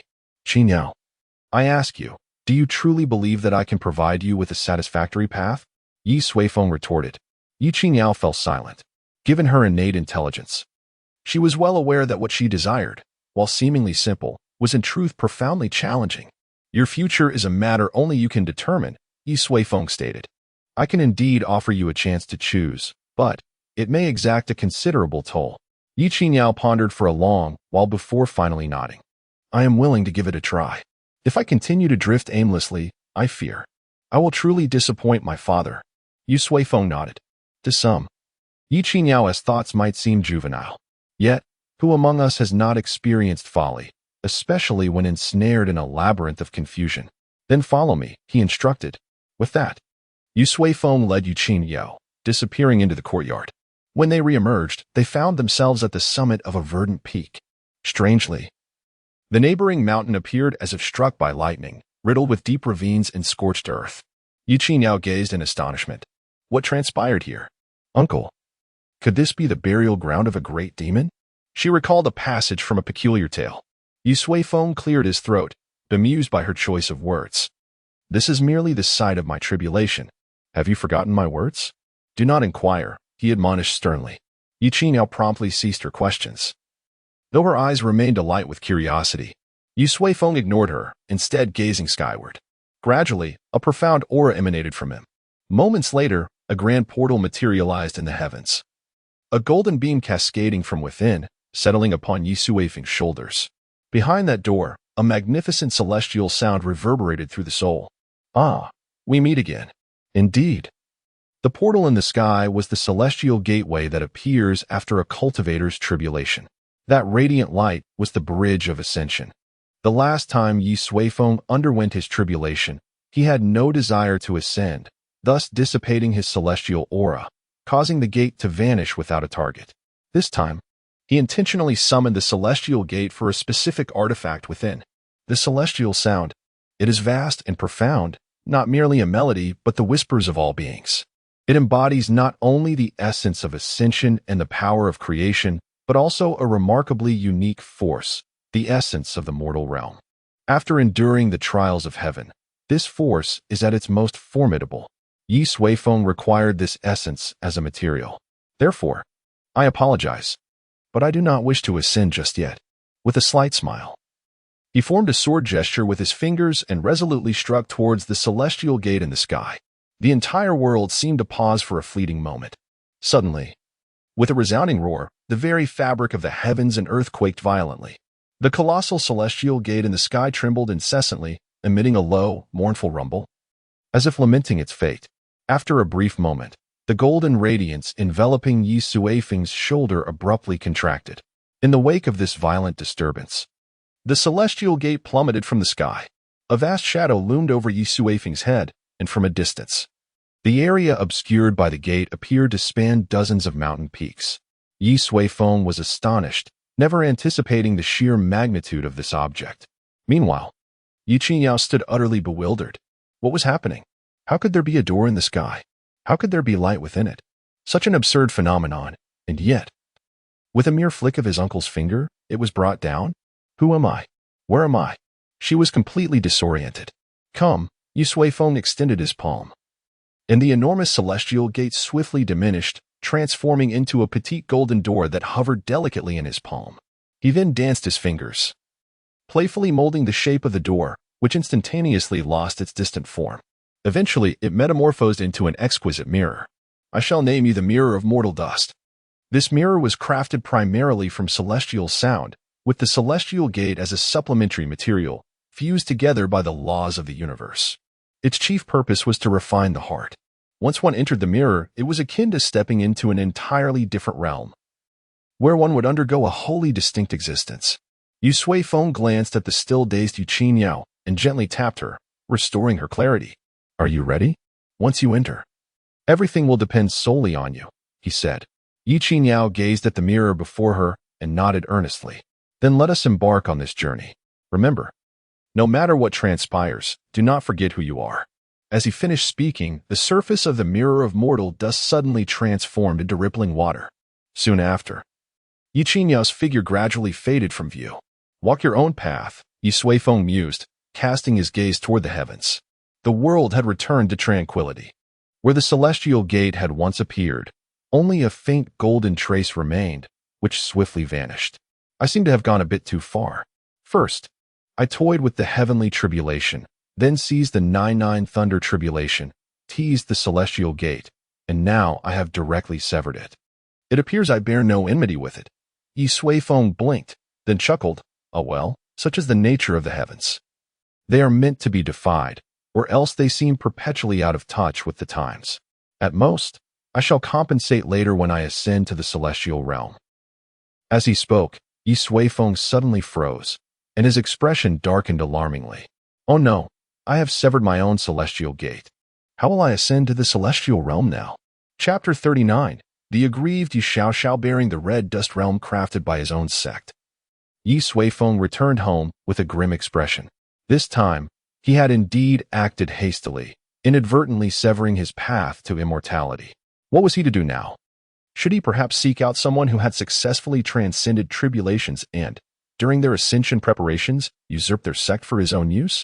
Well, that might not be entirely out of the question, though it seemed a tad lacking in martial virtue. Never mind, such matters could be addressed later. Having composed himself, Yi Suifeng reappeared in the courtyard. Now, only Yu Xiaoxiao and Yi Qian remained. It had taken nearly an entire morning to settle Yi Huang and the others. Reflecting on his own efforts, he realized he had indeed exerted considerable effort on their behalf. Very well, now it was time for you. Yi Suifeng extended his finger towards Yu Xiaoxiao, who immediately brightened with joy, ready to speak. However, his finger began to shift, veering off to point at Yi Qian instead. Yi Qian, you speak. Huh. Oh. Yi Qian was evidently taken aback to be called upon first, as he was the weakest among them. Nevertheless, he did not shy away and stepped forward to state, Uncle, my choice is to completely follow your guidance. Yi Suifeng raised an eyebrow. These young individuals were indeed each unique. Astonishingly, their choices differed. Why is that? Yi Suifeng inquired. Yi Qian quickly replied, I simply desire to grow stronger, yet my own knowledge and experience are woefully inadequate. Thus, allowing you to decide is the best choice for me. Yi Suifeng nodded. His decision was not without merit. It was not the most correct answer, but it certainly was the most prudent and wise choice. Very well, Yi Suifeng said. But if I am not mistaken, you wish not only to strengthen yourself, but also to empower those who follow you. Do you not? Yi Qian chuckled sheepishly, scratching his head, not denying the implication. Educating the masses is no simple task, Yi Suifeng remarked. I am willing to put in the effort for this. Yi Qian declared resolutely. Good. I believe you enjoy reading. Do you not? Yi Suifeng mused. Indeed. Which book is your favorite? Perhaps the Tao Te Ching. Yi Qian replied. He was lying. At that moment, Yu Xiaoxiao suddenly exclaimed, I heard from cousin Yi Qian that he actually prefers reading strange tales, especially those about fox spirits and scholars and romantic entanglements. How embarrassing. With his secret exposed, Yi Qian's face turned crimson as he muttered. I also quite like the Tao Te Ching, and that book contains more than just fox spirits. Such a feeble defense fell flat. Yi Suifeng extended his hand with a smile. Let me see. What novel is it? After a moment's hesitation, Yi Qian obediently retrieved a thick tome from his storage bag. The Classic of Mountains and Seas. Yi Suifeng casually flipped through the pages, discovering that it indeed contained numerous tales of fox spirits, flower fairies, and enchanting demons. Though it was not excessively outlandish, the content can pass the scrutiny even when placed among tomatoes. Moreover, such stories constitute only a small portion. The majority consists of tales from the Shanhai Yizhi Lu, recounting extraordinary events and deriving moral lessons from them. These are indeed serious matters. After a moment, Yi Suifeng took a seat at the stone table beneath a willow tree, holding a book in hand. Then, he conjured a brush and a blank tome out of thin air, beginning to write with remarkable speed. In approximately the time it takes for an incense stick to burn, a brand new Shanhai Tu Lu emerged, freshly crafted. Yi Suifeng rose and handed both books to Yi Qian. Since you have an affinity for it, delve into it. I believe you will glean much wisdom, though the extent of your improvement ultimately depends on your own efforts, Yi Suifeng remarked with a smile. Yi Qian, perplexed, accepted the tomes. He understood that one could learn from reading, yet how could one enhance their prowess? Did it conceal some unparalleled technique within its pages? He placed the two books side by side, noting their identical covers, unchanged in any regard. The only distinction lay in Yi Suifeng's calligraphy, which appeared more vigorous and powerful than the original. As Yi Qian observed, he suddenly noticed the characters Shanhai on the new book beginning to warp. Subsequently, an endless tempest seemed to howl in his ears, accompanied by a faint briny scent that infiltrated his nostrils. Yi Qian was momentarily stunned, frozen in place. What was happening? Abruptly, the gale subsided, and the essence of the ocean vanished. Yi Qian's gaze gradually regained clarity, revealing that Yi Suifeng had simply blocked the characters on the cover with his finger. Reflect upon it when you return, Yi Suifeng said with a smile. The copy of Shanhai Tu Lu that he had painstakingly transcribed was no ordinary object. It was a product of the integrated Tao. Each character, each sentence, each tale within, represented a distinct world, a separate path of cultivation. This tome was, in essence, a supreme manual for enlightenment. If classified by the ranks of techniques, it would be regarded as an exceptional celestial method, approaching the essence of the Tao. Alas, time was pressing, and this was the best he could achieve. Make use of it for now. Thank you for your guidance, uncle. After experiencing everything that had just transpired, Yi Qian understood the extraordinary nature of the book. After respectfully bowing, he departed the courtyard, leaving only Yi Xiaoxiao behind. Clearly, she could no longer contain her anticipation. Uncle, I truly desire spirit stones, an abundance of spirit stones. Could you grant me some? Yi Xiaoxiao's large eyes blinked innocently as she attempted to charm Yi Sui Feng's heart. What do you need so many spirit stones for? Yi Sui Feng inquired. They can accomplish anything. Yi Xiaoxiao replied eagerly. Is there anything in this world that spirit stones cannot achieve? If so, it must simply be that there aren't enough. Yi Sui Feng couldn't help but extend a thumb in approval. I wholeheartedly agree with your perspective. Does that mean you agree to my request? Yu Xiaoxiao exclaimed joyfully. No, I must decline. However, the answer surprised her immensely. Why not? You clearly acquiesced to their requests. Yi Xiaoxiao wore a look of grievance, feeling as though Yi Sui Feng was deliberately targeting her. You are different. They all possess a clear understanding of their paths. And you? All you do is play. Yi Sui Feng remarked. If you can succeed in this trial, I might consider rewarding you with some spiritual stones. Yi Xiaoxiao pouted. What trial? This. Yi Sui Feng snapped his fingers. And in an instant, the environment around them transformed entirely. A shroud of gray enveloped them, with countless grayish insects scuttling about, occasionally interrupted by the swift passage of a dark shadow. Where are we? Yu Xiaoxiao asked in astonishment. The dream void, a realm suspended between reality and illusion, where you may indulge in your whims. Yu Sui Feng had already devised this plan during their journey. She loved to play, so why not let her revel in it? Sometimes, the ability to enjoy oneself is a skill in its own right. But what is there to enjoy here? Yu Xiaoxiao inquired. Good question.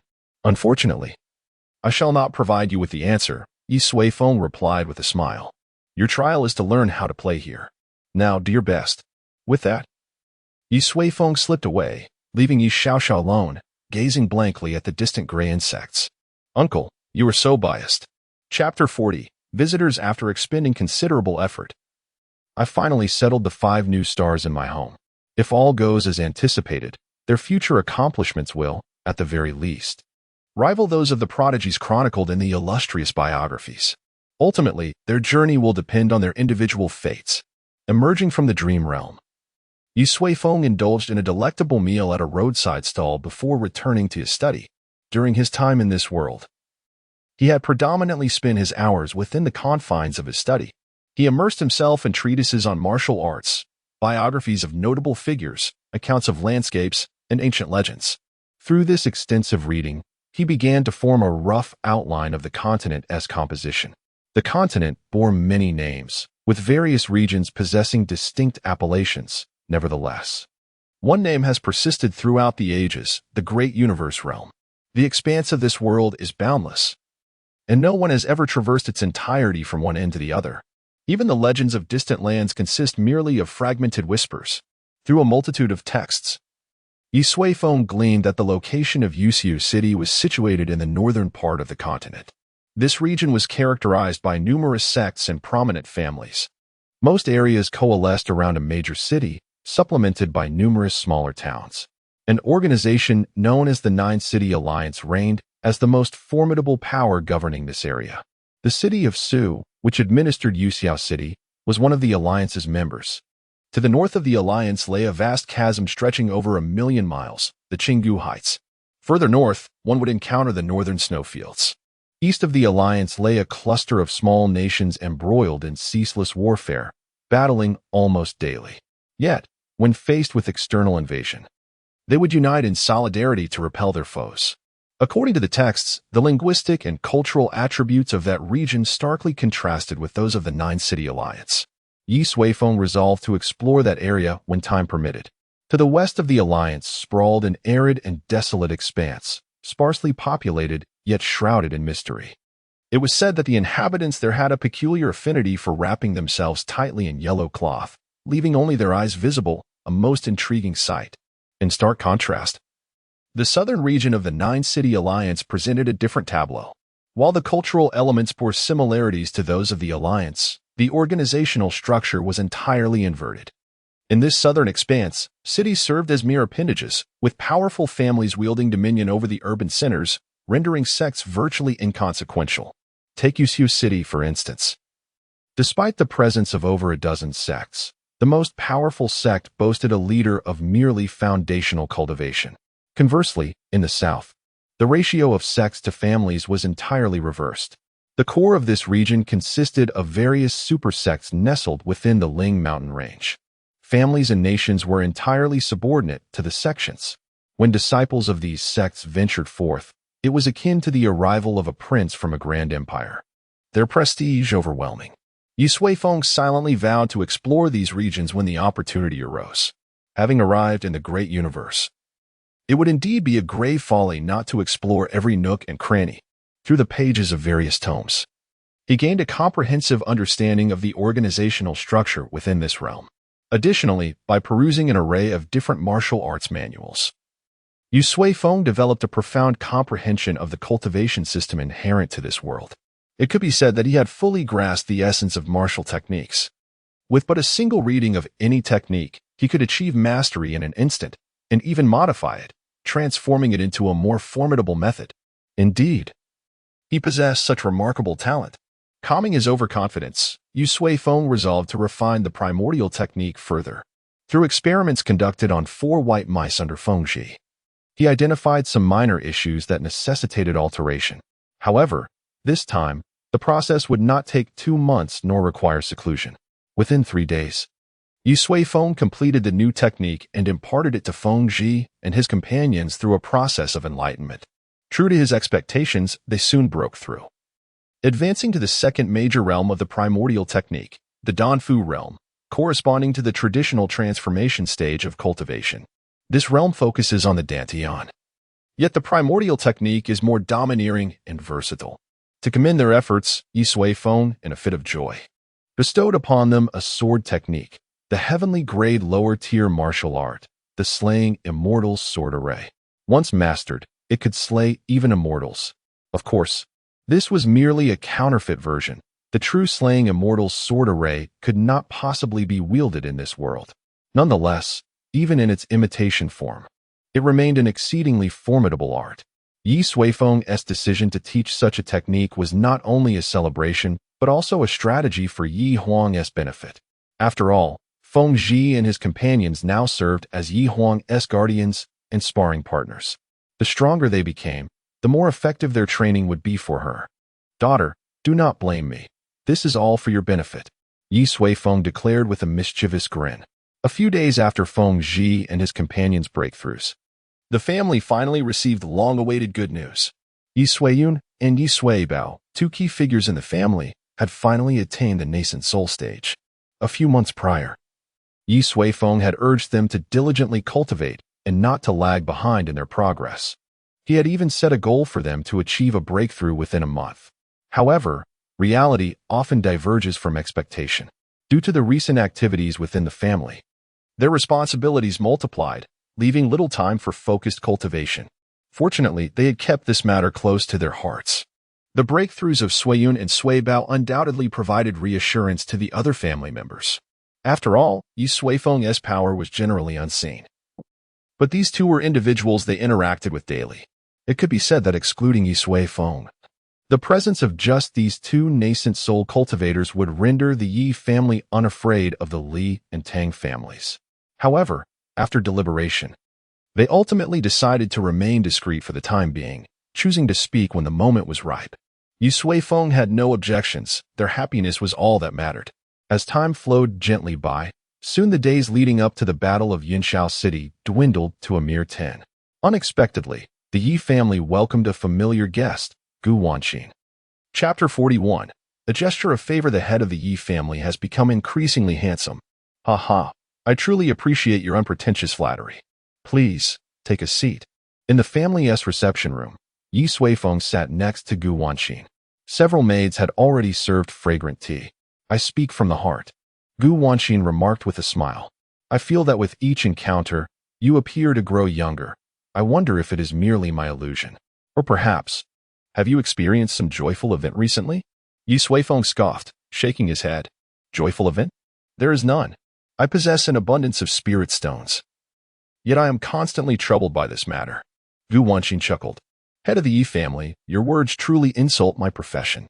With that, she produced a storage ring and placed it on the table.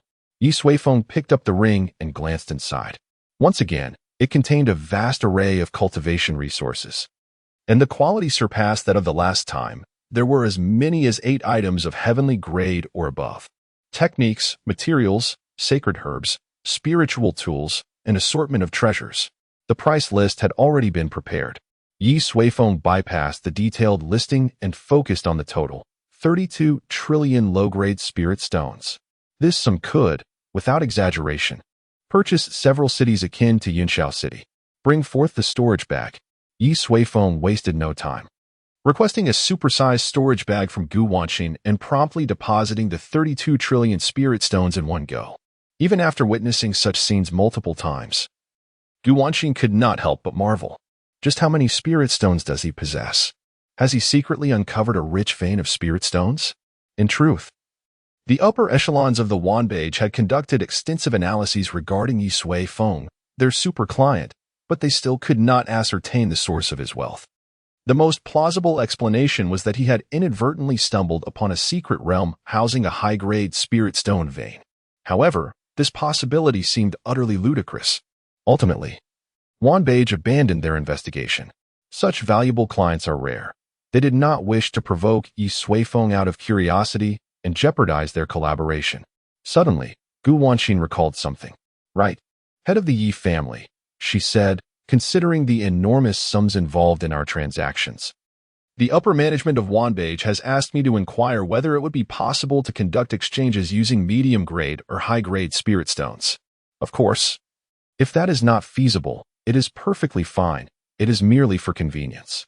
Each transaction involves trillions, and merely counting them necessitates personnel of at least the out-of-body stage. If we were to use high-grade spirit stones, the quantity would reduce by 10,000 times, making it manageable for someone at the golden core stage. I will consider that once I exhaust my low-grade spirit stones, Yi Suifeng replied.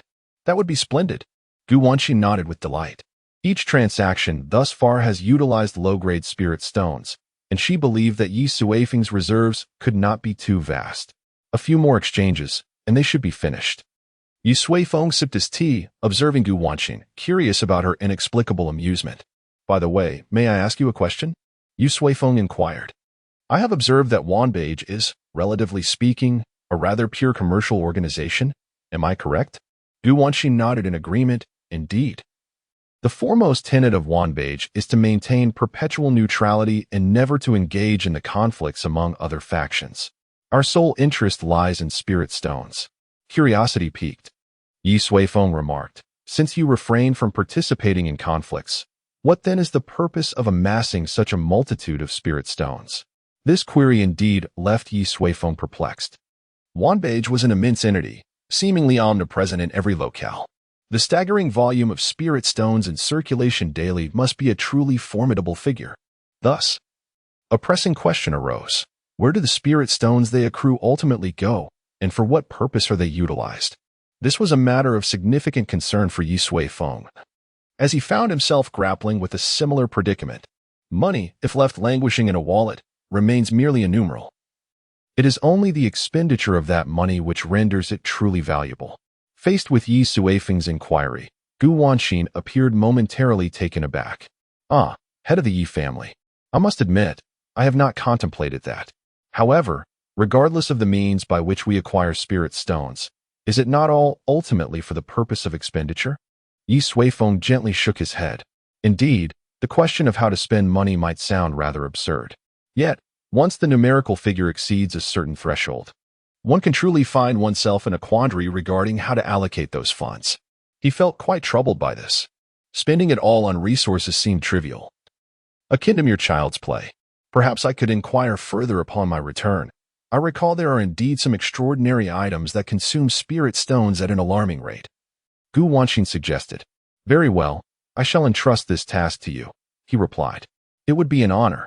Gu Wanxin accepted the responsibility with enthusiasm. After a brief pause, she continued, Head of the Yi family, in addition to our transaction today, I also bear news for you. Oh. Yi Suifeng raised an eyebrow and extended his hand for the storage bag. Gu Wanxin, momentarily taken aback, quickly waved her hand. No, this is complimentary. Internally, she thought, you truly must have an abundance of money to spare. This concerns the Li and Tang families, Gu Wanxin stated. Yi Suifeng nodded. Very well, Please proceed. Gu Wanqin leaned closer to Yi Sui phone and said, head of the Yi family, in 10 days, the biennial grand event of Yunxiao City will unfold, the Yunxiao City Battle. The roster of combatants from the 3 prominent families was announced a few days ago. You are certainly aware of the participants from the Li and Tang families, correct? Yi Suifeng's expression turned grave, for he was unaware. Sui Yun had brought the list a few days prior and left it on the desk in the study. Yet he had been too indifferent to peruse it. However, as the head of the Yi family, not knowing who the adversaries are seemed rather foolish. Gu Wanqin, why did you suddenly bring this up? Yi Suifeng's demeanor shifted, leaving him uncertain of how to respond. Yet, in Gu Wanqin's eyes, the situation appeared quite different. It appears that the head of the Yi family has also received the news. The eldest son of the Li family, Li Qi, has experienced a remarkable surge in cultivation, having broken through to the 8th level of the Qi transformation stage. Additionally, the Qilan son of the Tang family, Tang Xiaoqing, has astonishingly advanced 4 levels in a mere 3 months, now reaching the 10th level of Qi transformation. Yu Suifeng nodded gravely, acknowledging he was unaware of this until now. What do you wish to convey? He was unclear about Gu Wanqin's emphasis. Gu Wanqin leaned closer to Yi Suifeng and whispered, head of the Yi family. Their cultivation levels are not merely as rumored. The Li and Tang families have recently invested substantial resources into their combatants, to an extent comparable to nurturing a golden core stage cultivator.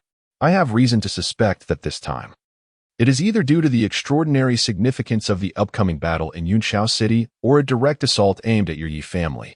With that, Gu Wanqin produced a delicate jade slip and placed it on the table. Given my position, I have managed to glean the details of those 10 individuals. Gu Wanqin looked at Yi Suifeng, her face adorned with a knowing smile. Yi Suifeng returned a slight smile, picking up the jade slip. So this is how it is. Gu Wanqin is indeed extending an olive branch. Did you not mention that the Wanbao Pavilion never intervenes in the disputes among other factions? Yi Suifeng remarked with a playful smile. Ha, how could you say such a thing? Gu Wanqin replied with a light-hearted laugh. Between friends, what does intervention matter? Wouldn't you agree? Yi Suifeng nodded gently, accepting Gu Wanqin's goodwill. After concluding their exchange, Gu Wanqin left with a sense of satisfaction. Yi Suifeng toyed with the jade slip for a moment before tossing it into the nearby wastebasket. The Yi family, at this juncture, no longer required such conventional methods of conflict. Chapter 42. Departure from seclusion as the day of the battle at Cloud City draws ever closer. The city itself becomes increasingly bustling. Many young talents from other cities flock here to witness this biennial grand event, eager to ascertain their own strengths in comparison to others. Indeed, young Master Li Qi is remarkable. Having just turned 18, he has already attained the formidable cultivation level of the 8th layer of Qi transformation. In our Black Rock City, he would undoubtedly rank among the top. A dark-skinned youth from Black Rock City expressed this sentiment. Truly a product of a backwater. While the 8th layer of Qi transformation may be impressive, in our Huangyi City, he would scarcely be considered a frontrunner. Scoffed a haughty young lady from Huangyi City, her disdain evident as if she were gazing upon a simpleton. Nonetheless, Huangyi City, under the jurisdiction of Su City, is indeed the most prosperous and powerful among the surrounding cities, possessing the means to look down upon others. What of young Master Tang Xiaoqing, who reached the 10th layer of Qi transformation by age 17? How does he fare in Huangyi City? Someone from Cloud City inquired, seeking to regain face through the more accomplished Tang Xiaoqing. However, the young lady merely chuckled derisively. Let me just say this. In Huangyi City, the number of those who break through to the foundation establishment stage by the age of 16 is at least in the fingers count. Silence fell over the crowd. 16 years old and already at the foundation establishment stage. What an extraordinary genius. It is no wonder that Huangyi City is lauded as the closest rival to Su City. Cloud City and Blackstone City still have much ground to cover. At this moment, the young lady spoke again. Are there not 3 prominent families? Why have I only heard of talents from the Li and Tang families? Where are the prodigies from the other family? She had come to enjoy herself, passing through Cloud City and learning of the grand event, deciding to partake in the festivities. Yet, the news over the past few days has been dominated by the young talents of the Li and Tang families, with the 3rd family seemingly absent. That would be the Yi family, the weakest among the three prominent families. If the Li and Tang families cannot compete with the families of Huangyi City, then the Yi family stands even less chance, someone remarked. You speak nonsense. Our Phoenix Fairy, our Muse Fairy, and Master Long are still in seclusion. Should they emerge, they would surely make quick work of Huangyu City. A newly joined cultivator from the Yi family retorted loudly. Huh? With only 3 days remaining until the battle at Cloud City, they remain in seclusion? Are they waiting until the event concludes to make an appearance? Another laughed. Indeed. Tomorrow marks the Zui Ming gathering. If the Yi family has not yet arrived, I suspect they are preparing to concede. The Zui Ming gathering is a grand assembly of young talents held prior to the Cloud City battle, organized by the owner of Zui Ming Tower. Designed to facilitate early encounters among the youth of the three prominent families and to build anticipation for the upcoming contest. The Phoenix Fairy and the Muse Fairy will surely return, declared the Yi family cultivator defiantly before slipping away, provoking hearty laughter from others. However, the young lady from Huangyu City displayed a glimmer of interest. The Phoenix Fairy and the Muse Fairy. It seems the female cultivators of the Yi family may be particularly exceptional. In the future, let us observe the quality of their endeavors. Perhaps we may even discover a suitable candidate for a maidservant. Humph, consider yourselves fortunate. The discussions surrounding the Yi family's combatants in Yunshao City have grown increasingly fervent. Suiyin has personally visited Yi Suifeng on several occasions, inquiring about the current status and cultivation levels of several individuals, which has become quite bothersome for Yi Suifeng. Nevertheless, it seems that the initial phase of cultivation has reached a satisfactory point. It is time to assess their progress. Upon making this decision, Yi Suifeng's figure vanished from the study. He first arrived at the Nine Heavens, where he beheld Yi Huang, still immersed in meditation within a bubble of energy. Surrounding the bubble were mesmerizing rays of multicolored celestial light, each infused with boundless and terrifying power and principles. These rays gradually permeated the bubble, transforming into wisps of mist that swirled around Yi Huang's form. At this moment, Yi Huang wore a solemn expression, her eyes tightly shut. As she slowly inhaled the violet mist, it seems she remains particularly fond of the color purple. The 7 types of celestial light each harbor distinct energies. The purple embodies destruction. As Yi Huang continuously absorbed the violet mist, a slender, petal-like purple mark flickered at her brow. Indeed, she has established a connection with the path of destruction. It appears that in the future, I must nurture her temperament, lest she, in a fit of rage, inadvertently obliterate Yunshao City. Yi Suifeng smiled. The path of destruction is truly formidable. Its might stands at the pinnacle among all forms of attack. Even the most advanced techniques are rendered insignificant in its presence. Her progress in the Qi transformation realm has been somewhat slower than anticipated, it seems this month. She focused primarily on the path of destruction. In just a month, Yi Huang has leapt from the 3rd to the 7th level of Qi transformation. However, this reflects merely the effects of the violet mist. Had she dedicated herself solely to enhancing her cultivation, she might have already reached the foundation establishment stage. This is sufficient. She could easily defeat opponents of her level. With a flash, Yi Suifeng appeared before Yi Huang and gently roused her from her trance. Yi Huang opened her eyes. The purple petals on her brow gradually fading, leaving behind only the faintest trace. Father. Yi Huang stood and beamed at her father. Having witnessed the highest levels of power in this world, she appeared far more composed and grounded than she had a month prior. It is time, Yi Suifeng announced. Must we conclude our training here? Yi Huang's expression reflected a hint of reluctance. She understood all too well the immense benefits of cultivating in this space. What are you thinking? Yi Suifeng chuckled, then produced a multicolored floral ribbon and handed it to her. Since you cherish this place, it shall be your exclusive training chamber. This ribbon serves as a key. Simply recite it in your heart, and you may return at any time. Having invested so much thought into this, it was certainly not intended to be a one-time affair. He had prepared the key well in advance. Thank you, Father.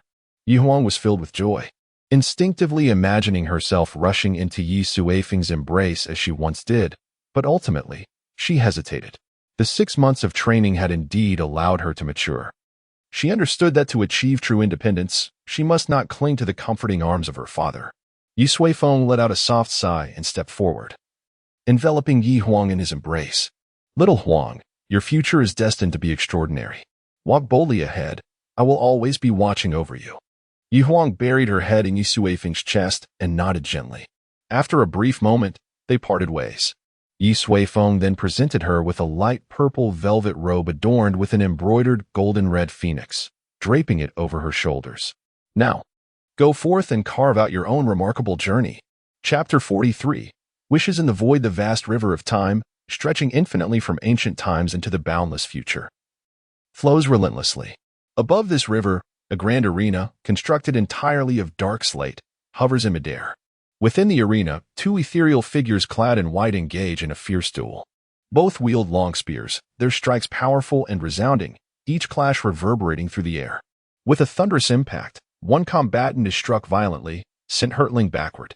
He crouches low, struggling to regain his balance, crimson blood trickling from the corner of his mouth. I warned you, you could never be my match. Surrender, Bufei declares, standing resolutely with his spear, his demeanor indifferent. Ever since he mysteriously arrived in this realm a month ago, he has been locked in combat with this young man. The youth demonstrates remarkable aptitude, rapidly evolving amidst the chaos of battle. Yet, alas, their strengths remain leagues apart. I have long proclaimed, I shall never concede. Yulong wipes the blood from his lips, rising to his feet with unwavering determination and fervor. Let us continue the fight. He bellows, preparing to charge once more. However, a radiant light halts his advance. Yi Suifeng slowly descends before him. Uncle? Yi Long inquires, puzzled, quickly realizing that time must have elapsed. It seems you have made significant progress, Yi Suifeng observes, assessing him. In the span of a month, Yi Long's transformation surpasses even that of Yi Huang. His cultivation has ascended from the 5th to the 8th level of Qi transformation. More crucially, he emanates an aura akin to a divine spear, brimming with an insatiable desire for battle. Evidently, Yi Suifeng's previous concerns were unfounded. Uncle, may I have a bit more time? I am on the brink of success. Yi Long implores eagerly, fearing he may not return if he departs now. Yi Suifeng smiles gently, producing a small token and extending it to Yi Long. Do not rush. Progress at a measured pace. This is the key to the ancient arena. You may return to cultivate whenever you wish. Trembling with excitement, Yi Long accepts the token, exhilarated at the prospect of battling legendary figures from ages past. Thank you, uncle. Yi Suifeng nods. Let us depart. He glances at Bufei, raising his hand to seal him once more. Senior, Bufei calls out urgently. Yi Suifeng raises an eyebrow, pausing. Bufei breathes a sigh of relief and continues. If I am not mistaken, this place is your domain for nurturing successors, is it not? With Yi Suifeng offering no denial, he presses on. Your abilities are truly astounding, leaving the younger generation in awe. Yi Suifeng responds coolly, skip the pleasantries. Let us address the matter at hand.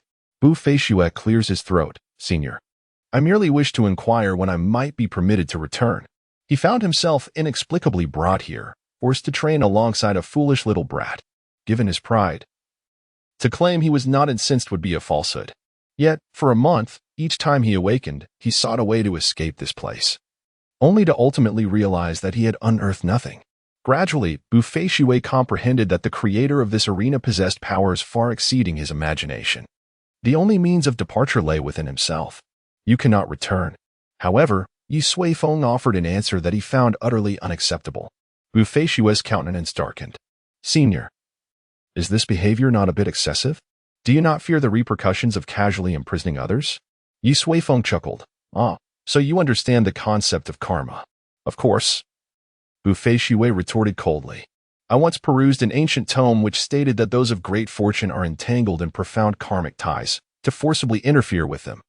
Even a mighty being may not escape unscathed.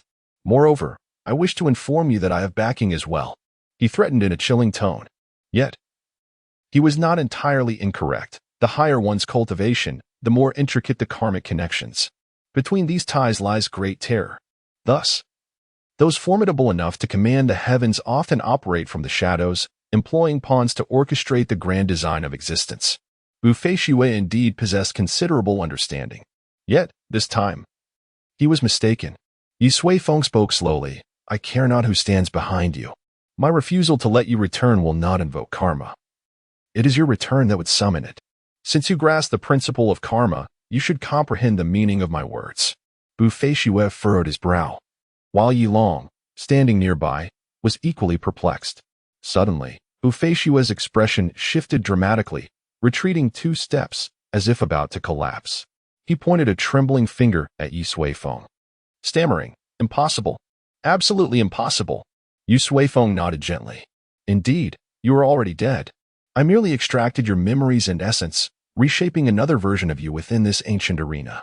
Should you exit this timeless battleground, chaos would ensue. Do you understand?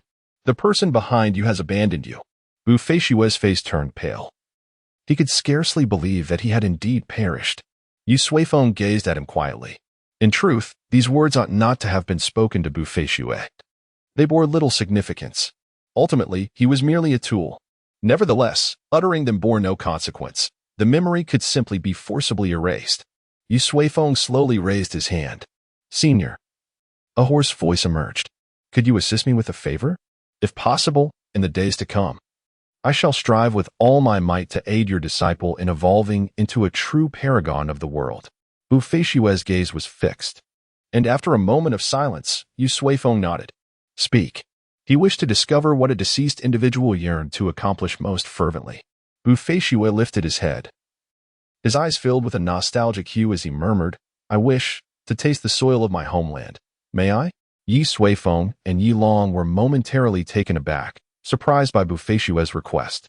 "I had thought your desires would be related to Shui Yenner," Yi Suifeng remarked. Shui Yenner was Bu Feishue's former beloved. "She is but a woman, not worthy of such lingering affection," Bu Feishue replied. "Yet you once, in a fit of rage, slaughtered an ancient sect for her." Yi Long exclaimed. "Chongshao sect?" Bu Feishue chuckled softly. "After they killed my woman, did you expect me to spare them?" Yi Long's face was one of disbelief. Could reality truly be so harsh? There were no tales of chivalry or poignant love stories. The downfall of Chongshao sect was merely a consequence of provoking the wrong individual. "Very well, I shall grant your wish," Yi Suifeng declared. "This is a trifling matter. Primarily, he found Bu Feishue to be quite intriguing. "Thank you, senior." Bu Feishue expressed his profound gratitude. Subsequently, a beam of light enveloped him, casting him into a deep slumber. Yi Suifeng waved his hand, and he and Yi Long vanished from sight. On their return journey, noticing Yi Long's taciturn demeanor, Yi Suifeng chuckled and inquired, "What is the matter? Is the shattering of your idol's image too much for you to bear?" Yi Long scratched his head. "It is somewhat unexpected. However, it is not unbearable. I only care about his strength and whether I can defeat him." Yi Suifeng nodded. In truth, individuals like Bu Feishue, with unwavering resolve, lead a life of brilliance. If he could remain by your side, it would greatly benefit your future path. Yi Long responded with a non-committal sound. Suddenly, he raised his head, astonished as he gazed at Yi Suifeng. "Uncle, do you mean?" Yi Suifeng offered a faint smile and remained silent. Was it not merely a matter of resurrecting the deceased? Was it not the work of a hidden hand? Was it not the path of cause and effect? As long as he wished it, no one could stand in his way. Chapter 44. The 5 members of the Yi family, Yi Huang and Yi Long, were personally brought back by Yi Suifeng. Yi Qinyao remained within the red dust mirror, not needing to step outside. In the courtyard, Yi Suifeng retrieved the red dust mirror and gently tapped its surface. A beam of light flashed, and Yi Qinyao's figure gradually materialized in the courtyard. Her gaze appeared somewhat dazed, as if she had yet to fully return from her trials. It took a considerable time before she gradually regained clarity. "Uncle," Yi Qinyao spoke softly. "How was it? Have you found your direction?" Yi Suifeng inquired. Yi Qinyao remained silent, merely nodding gently. She stood there, serene as an ethereal being. Her bright eyes were strikingly clear, yet unfathomably deep, like a tranquil ancient well. It was evident that she had undergone a profound transformation. "Uncle, I may need to return to that place for further study," Yi Qinyao stated. She was the first to proactively express the desire to continue her cultivation. "Is your direction still unclear?" Yi Suifeng asked with keen interest.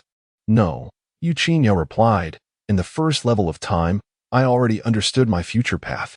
I wish to re-enter the second level of time." "Oh, Yi Sui-feng was taken aback. The Red Dust Realm consists of 3 levels of time.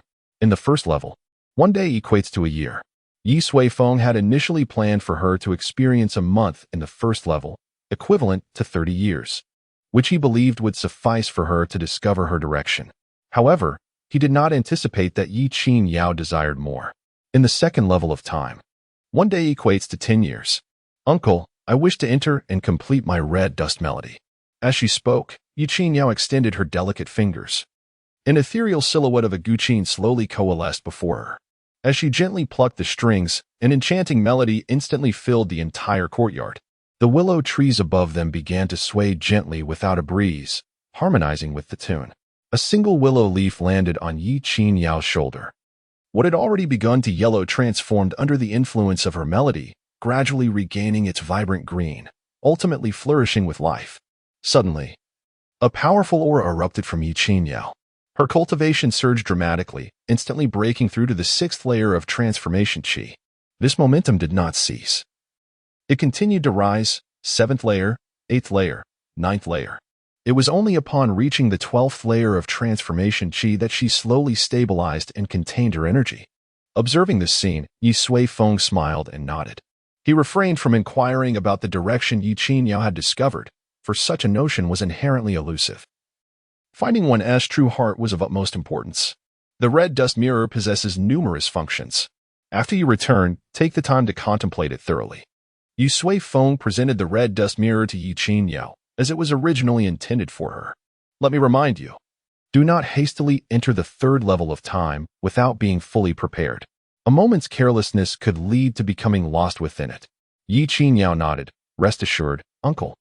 I am well aware. Very well. Yi Sui-feng waved his hand. Return and take time to reflect, preparing for the battle in 3 days.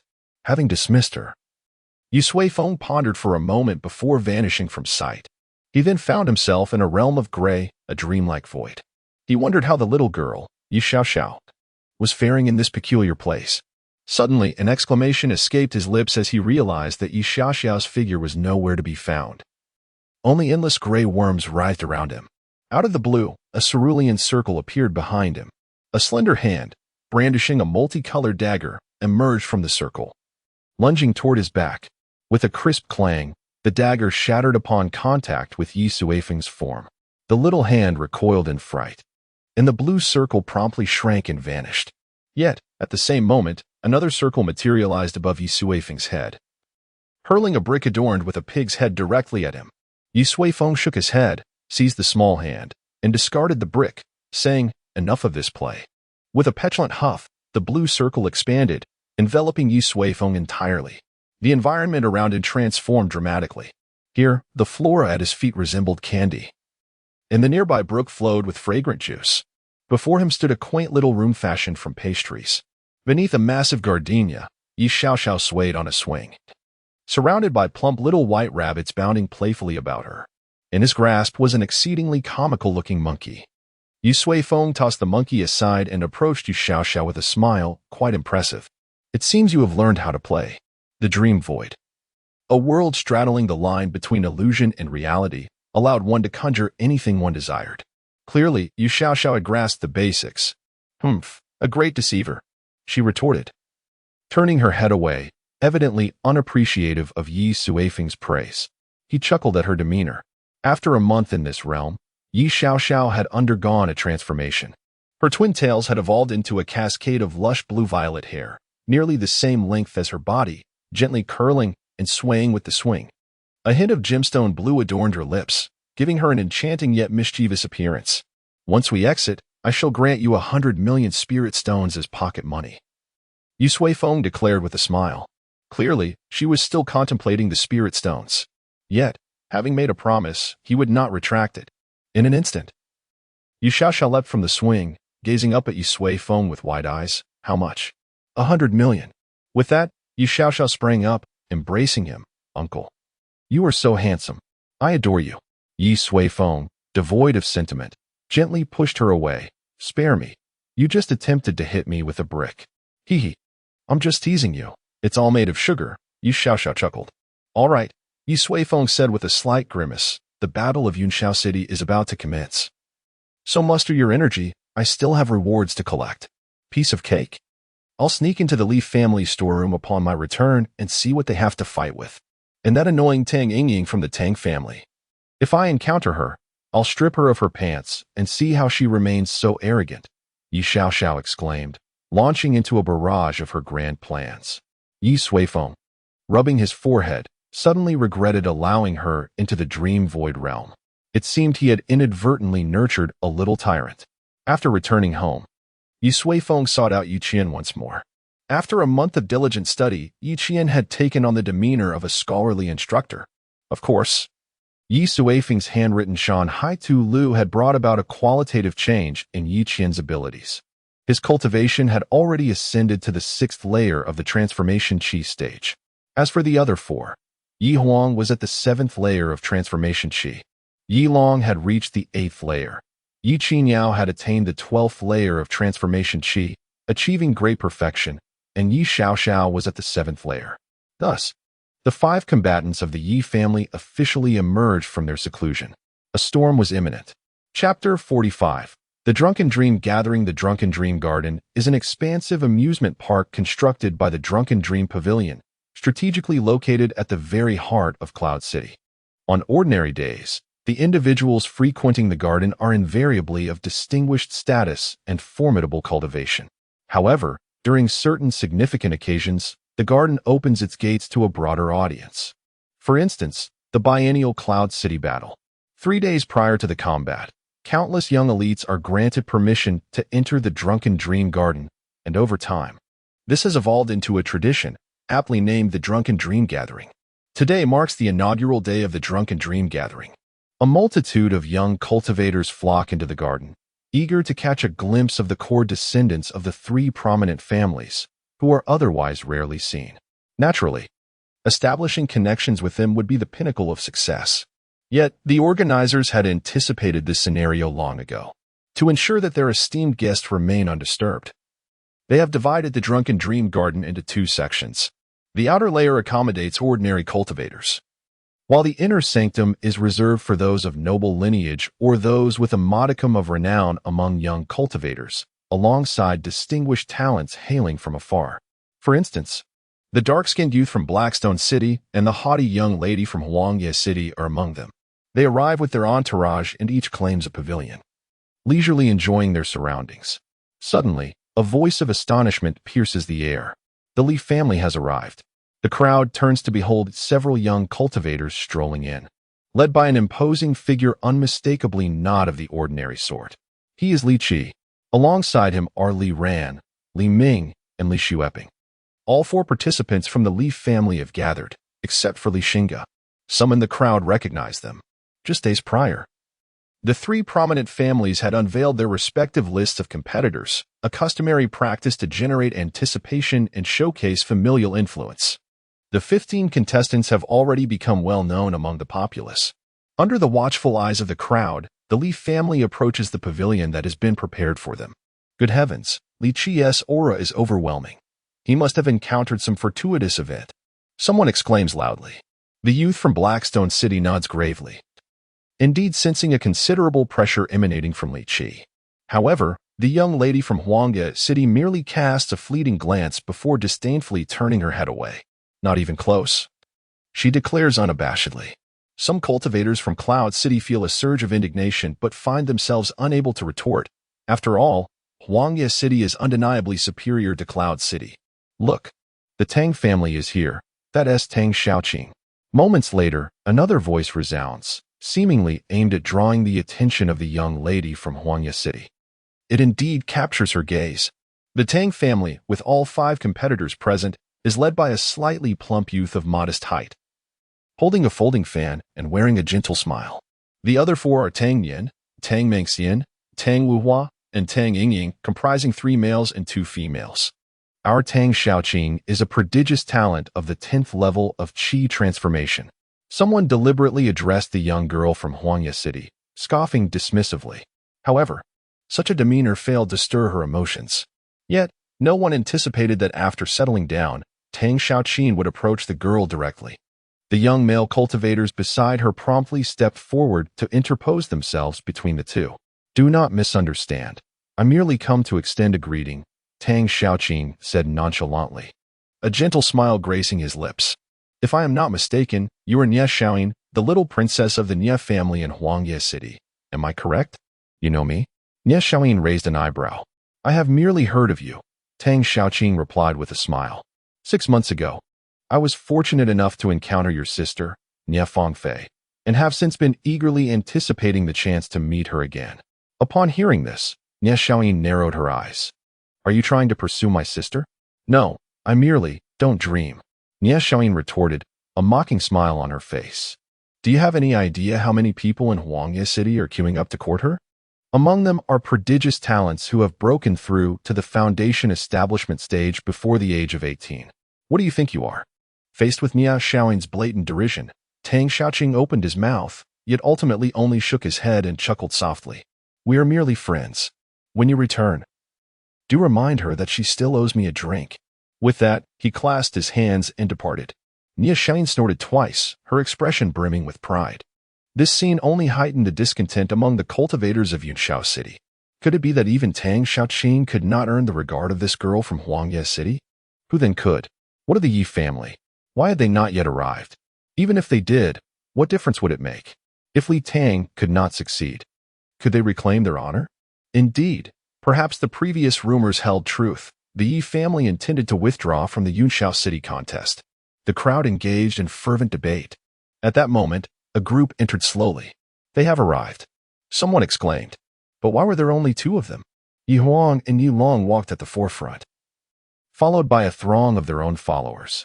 The group casually found a pavilion to settle down. Others began to murmur among themselves. This was the Drunken Dream Assembly, a segment where various families showcased their influence. How could the Yi family send only 2 representatives? Where is Feriel? I came today specifically for her. Sighing, one lamented. I had hoped to rely on the Yi family to reclaim our dignity, but now it seems hopeless. Nie Xiaoying also wore a face of disappointment. She had come to see the 3 women of the Yi family, to determine if they were worthy of serving her. Yet, only one had shown up. And apart from her beauty, there was nothing particularly remarkable about her. Truly disappointing. The reactions of those around them did not escape the notice of Yi Huang, and Yi Long. Yi Huang shook her head and remarked, Sister Qi now is wise. She wisely avoided such a scene. Yi Long chuckled, You'll grow accustomed to it. Individuals like us frequently encounter similar situations. The name young prodigy is both a source of glory and a burden. Yi Huang nodded, having gradually come to understand this sentiment since the Tianwan Palace gained prominence. However, she still found it somewhat unfamiliar. Sister Qinyao's transformation was quite remarkable, as if she had suddenly matured into an older sister. Shishao too startled her yesterday, appearing almost like a little sprite. Yi Huang remarked, Is she planning to steal your sword? Yi Long chuckled, I encountered her as well. She attempted to abscond with the spear my uncle just gifted me, but I managed to catch her. After a month of intensive training, everyone had undergone significant changes.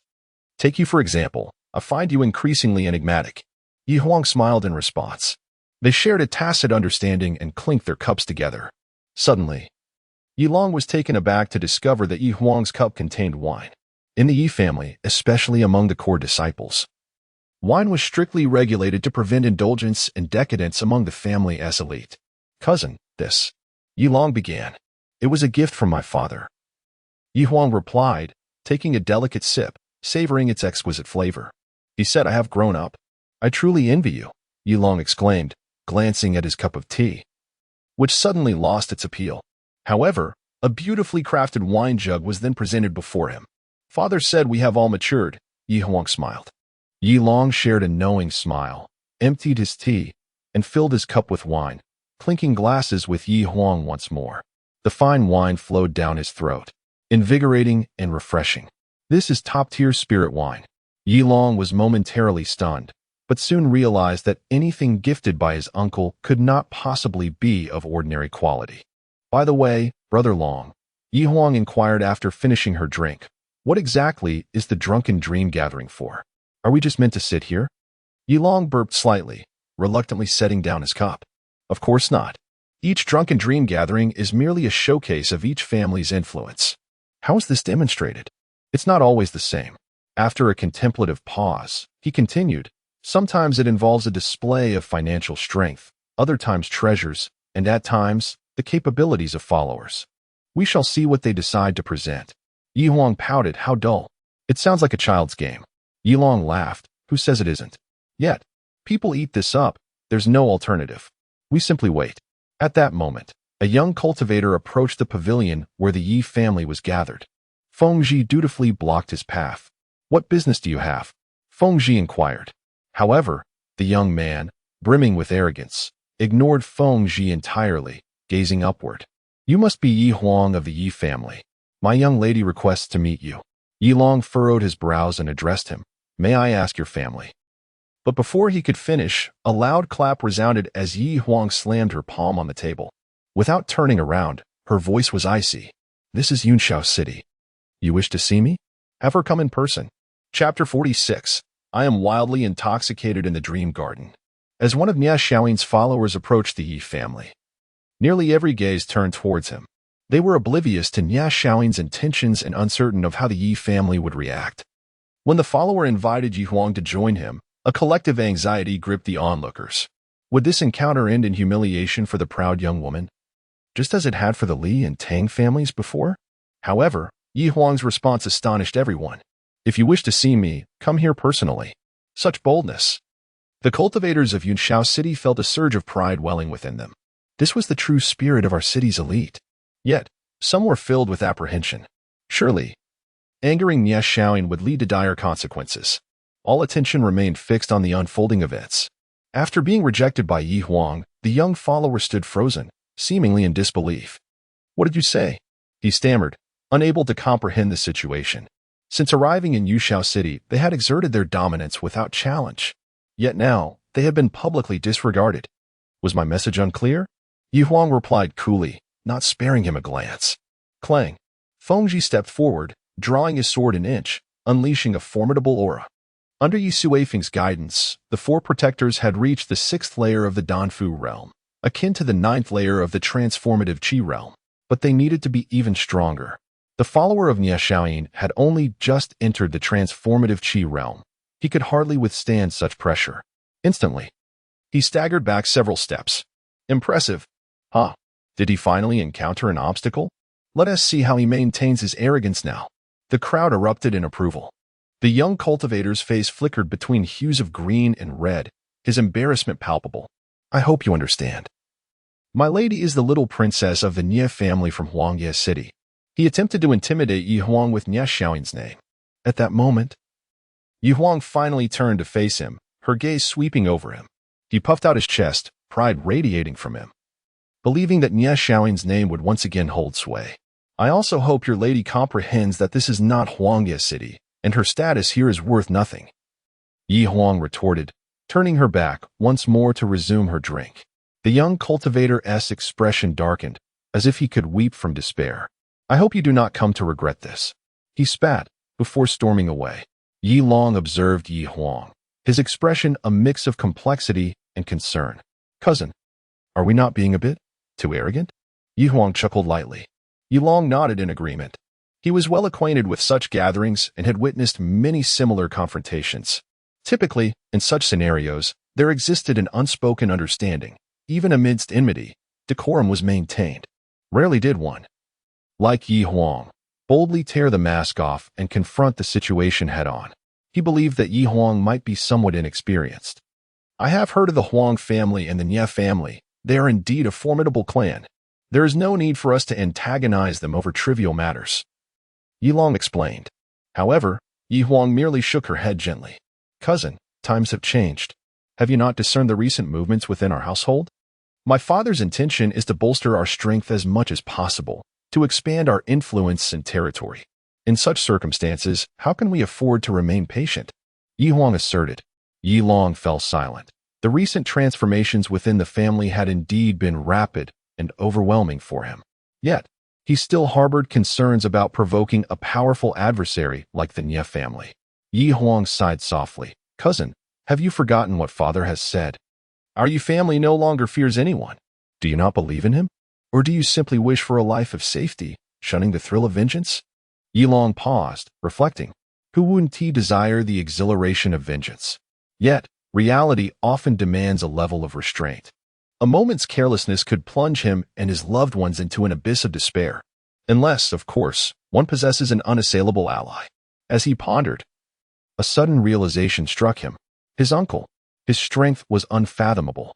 Even a figure as formidable as Bufeshua was merely a tool in his uncle's hands. What was there to fear? A long-dormant spirit, characteristic of youth, began to rise within Yi Long. I may not yet be accustomed to such a life. Thank you for awakening me, he said with a smile, raising a toast to Yi Huang. Yi Huang responded with a smile, regardless of who that Nie Xiaoyin is. We have no reason to fear.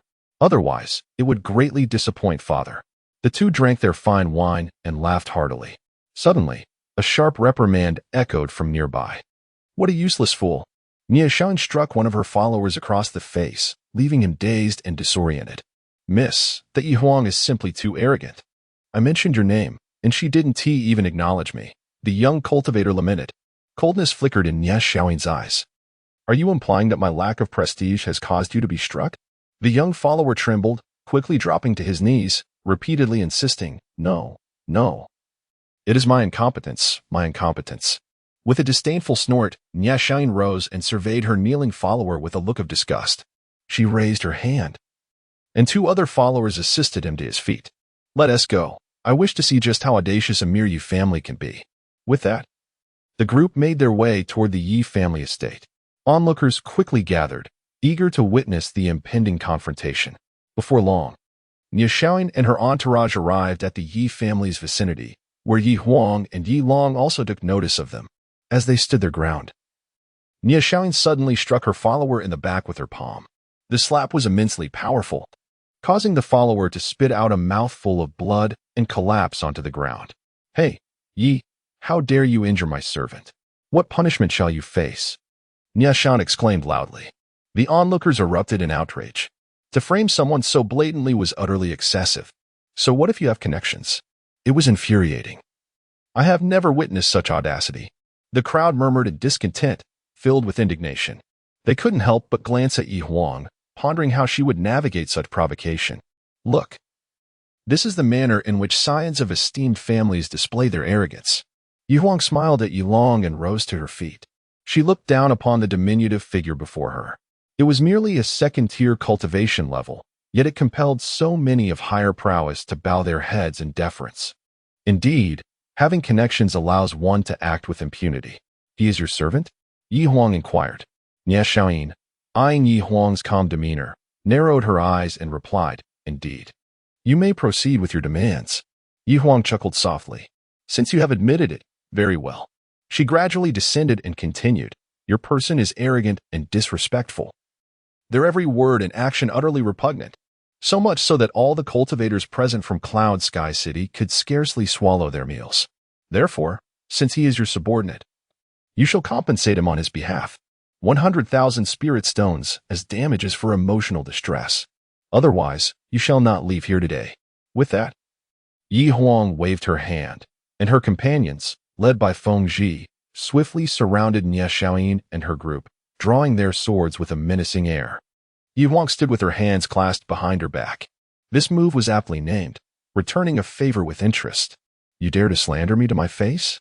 Then I shall extort you in kind. I shall be audacious. What can you do about it? Chapter 47. The differences surrounded by a group of fierce and menacing individuals. Nie Xiaoyin found herself momentarily bewildered. Throughout her life, she had always wielded the power to declare anyone guilty at her whim, and had never encountered such unbridled extortion. This revelation was difficult for her to accept. Yi Huang, how dare you slander me? Nie Xiaoyin exclaimed loudly. What slander? Yi Huang shrugged nonchalantly. I believe everyone present can attest to your outrageous claims and blatant disrespect towards the cultivators of Yinxiao City. Wouldn't you agree? Yi Huang turned her gaze to the surrounding cultivators. Indeed, it's utterly revolting. Yes, we can all bear witness. This arrogant individual dares to act so brazenly before the pride of Yinxiao City. She deserves no mercy. The onlookers echoed in unison. Nie Xiaoyin's recent words and actions had saturated their hearts with a burning fury, merely waiting for an opportunity to erupt. With Yi Huang leading the charge, They felt emboldened to vocally chastise Nie Xiaoyin. Yi Huang smiled slightly. You see, this is the voice of the people. Therefore, without 100,000 spirit stones, you truly cannot leave. As Nie Xiaoyin listened to the uproar around her, her face flushed with a mixture of anger and embarrassment. In all her years, she had never encountered someone so audacious. 100,000 spirit stones were not a significant sum for her, but if she were to submit here, where would her dignity reside? Yi Huang, are you serious? Nie Xiaoyin said in a low tone. Hiki, what do you think? Yi Huang replied, drawing her sword and pointing it directly at Nie Xiaoyin. The glint of the blade shimmered ominously in her eyes. If you dare to harm me, I will ensure that your Yi family is erased from existence. Then let us see. Yi Huang's smile faded as she took deliberate steps toward Nie Xiaoyin. With each stride, her presence grew increasingly formidable. An almost tangible sword intent surged forth, enveloping Nie Xiaoyin with overwhelming pressure. In an instant, Nie Xiaoyin's heart sank. This woman truly intended to fight. Panic surged within her as she produced a delicate jade talisman and crushed it with force. Elder Wu, come quickly. Nie Xiaoyin cried out desperately. In a private chamber on the upper floor of the broken dream tower, an elderly man with kind eyes leisurely sipped wine, admiring the graceful dance of the beauties below. Suddenly, a flicker of cold light passed through his eyes, stirring him to alertness. Who dares to harm my young lady? He exclaimed, rising from his seat and soaring into the air. However, just as he vanished from sight, he began to descend once more. Accompanying his descent was another figure, who lightly rested a hand on the elder's shoulder.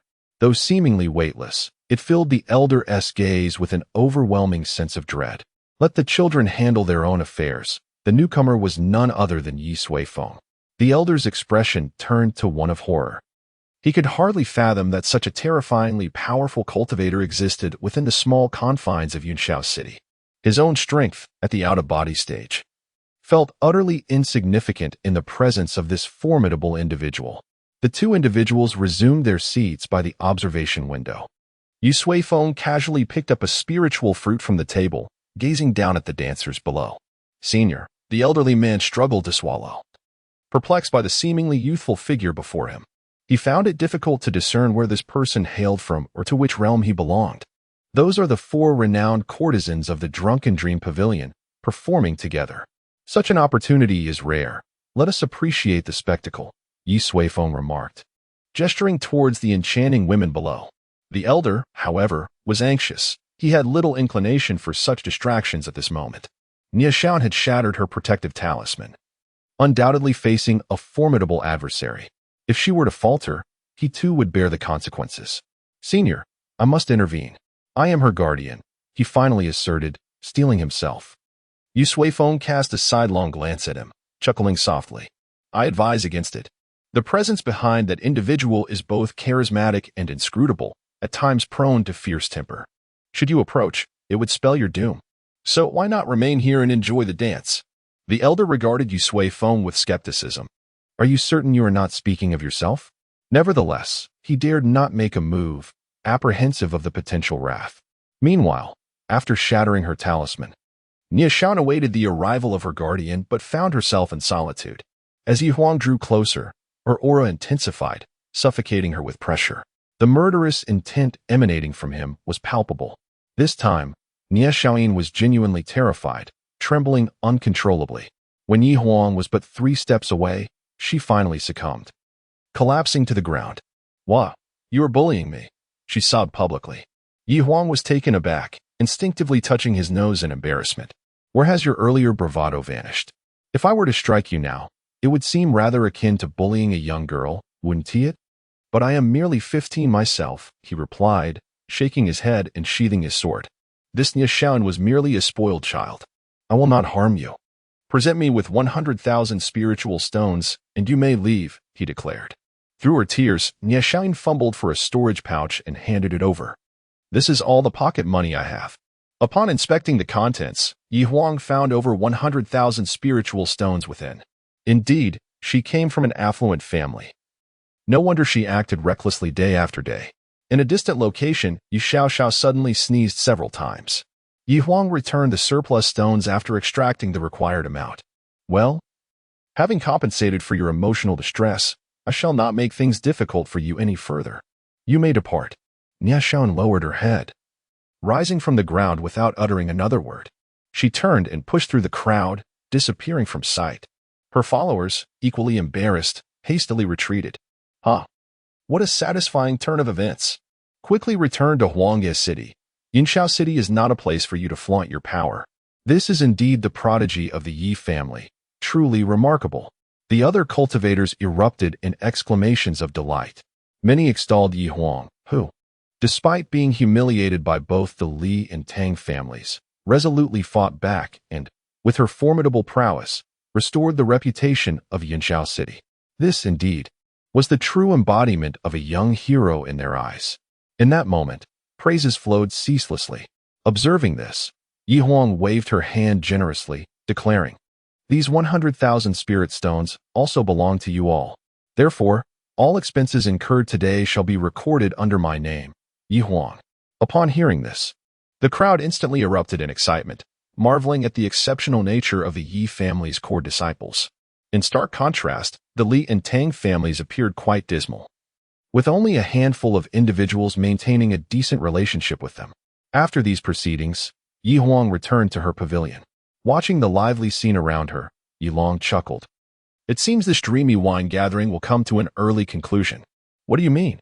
Yi Long pointed to the cultivators surrounding the pavilion, stating, "Did I not mention that the competition of the dreamy wine gathering revolves around familial influence? The outcome is already apparent. I must say, your handling of the situation just now is truly imposing. Cousin, you flatter me. I merely relied on my father. Ultimately, I am not so different from that injured Niashain." Yi Huang responded, shaking her head. "Not at all," Yi Long countered, gesturing towards the wounded follower of Niashain who had been abandoned, then glancing at those standing beside Yi Huang. "This is the essence of your distinction." Chapter 48. He is so handsome within the dreamy, drunken pavilion. As the performance concluded, the hall erupted in applause. Yi Suifeng joined in the clapping. The dance presented in this world was truly a remarkable spectacle. A few naturally beautiful maidens, with their graceful figures, captivated the hearts of all with every smile and gesture. Exuding charm without artifice, their allure was subtle yet profoundly enchanting. As I said, their dancing is quite exceptional, Yi Suifeng remarked. Beside him, an elderly man hastily agreed. Yet he was already drenched in sweat, fidgeting restlessly, utterly unable to appreciate the beauty around him. What a tiresome fellow. Yi Suifeng shook his head. "All right, you may take your leave." The old man, as if granted a reprieve, hastily fled the dreamy, drunken pavilion, soaring towards Niashaoin's location. Yi Suifeng settled into a more comfortable position, continuing to appreciate the next dance. With him present, no one could harm his daughter. In the dreamy garden, due to Niashaoin's appearance, this year's dreamy gathering had almost transformed into a private affair for the Yi family. The majority of the cultivators from Cloud City aligned themselves with the Yi clan, a gesture of goodwill and optimism for their future prospects. The core disciples of the Yi family displayed such strength that their future development seemed promising. In contrast, the other two families were nearly deserted, with only their own members partaking in self-indulgence. It was dreadfully dull. After all, they were powerless to contend with Niashaoin. The day swiftly passed. However, as the event neared its conclusion, a small incident occurred. Tang Yining of the Tang family, at the tender age of 18, possessed a voluptuous figure and an alluring demeanor. Typically, she was quite unreserved, dressing in a manner that left scant fabric to the imagination. Her most commendable feature was brazenly exposed, captivating all. Suddenly, a group of cultivators gasped in surprise, pointing and whispering, some even daring to whistle. Tang Yining glanced down, only to discover that her delicate undergarment had mysteriously vanished, nearly leaving her entirely exposed. Following her initial shock and embarrassment, a wave of fury surged within her. She vowed to capture the pervert who had stolen her garment. Yet, after a thorough search, she found nothing. As twilight approached and everyone prepared to depart, Li Qi stood up, inadvertently dropping a colorful undergarment from his grasp. It was none other than Tang Yining's. At that moment, the thief was revealed. Tang Yining's rage erupted instantly, and she was ready to confront Li Qi. Nearly igniting a conflict within Cloud City, until Tang Xiaoqing intervened to restrain her. Li Qi, bewildered, vehemently protested his innocence. Meanwhile, in the pavilion of the Yi family, a girl with long reddish-purple hair laughed heartily. You disappear all day just to engage in such antics? Yi Huang questioned, speechless. Indeed, how entertaining, Yi Xiaoxiao admitted, blowing a large bubble with her candy and casting a mischievous glance at Yi Huang's developing figure. You might want to give it a try. Immediately, Yi Huang's expression darkened. Smack. The bubble burst, and Yi Xiaoxiao chuckled. Not at all. We are united as one, steadfast and resolute against external challenges. Beside her, Yi Long instinctively tightened his belt. This younger cousin of his had become eerily formidable, her skills seemingly elusive and mysterious. One could only wonder what their uncle had imparted to her. The dream of intoxication had essentially concluded after the first day, with the core disciples of the three prominent families no longer in attendance. Only the other cultivators remained gathered, discussing the events of the first day and the impending battle of Yunshao City. As anticipation mounted among the crowd, the Battle of Yunshao City was set to commence. The city was bustling with cultivators, as numerous practitioners from nearby towns flocked in, eager to witness the competition among the talented heirs of the great families. The Yi family. Must it be this way? Yi Suifeng gazed at the pile of extravagant garments before him, feeling a twinge of frustration. Suiyin and Yi Wang stood nearby.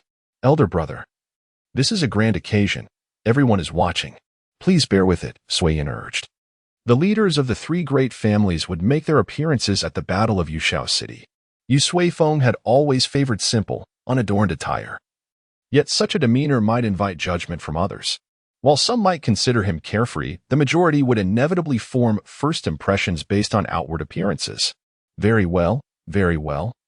Yi Suifeng conceded, deciding to conform to the customs of the occasion. It was no great matter. There was no need to appear disheveled or to engage in any subterfuge. After a brief moment, Yi Suifeng emerged in his new attire. Yi Huang and the others stared in astonishment. Typically, Yi Suifeng lived up to his name, embodying a casual demeanor. Aside from his handsomeness, he was otherwise unremarkable. However, after carefully selecting his outfit, he appeared transformed. Coupled with his increasingly youthful visage, he overshadowed the so-called most handsome man of Yunshao City. If you continue to look at me like that, I might just go shirtless and munch on corn. Yi Suifeng retorted darkly. The others quickly diverted their gazes, aware that he was more than capable of following through on such a threat. The thought of such a scene was too much to bear. As the sun climbed high in the sky, 5 remarkably adorned carriages set off leisurely. The battleground for the Yunshao City conflict was located at the Tingyun Arena, near the city's center. In truth, it was merely a short walk of about 10 minutes from the Yi residence. The carriage ride was merely for show. Upon the arrival of the Yi family's procession at the arena, the crowd above was already teeming with spectators.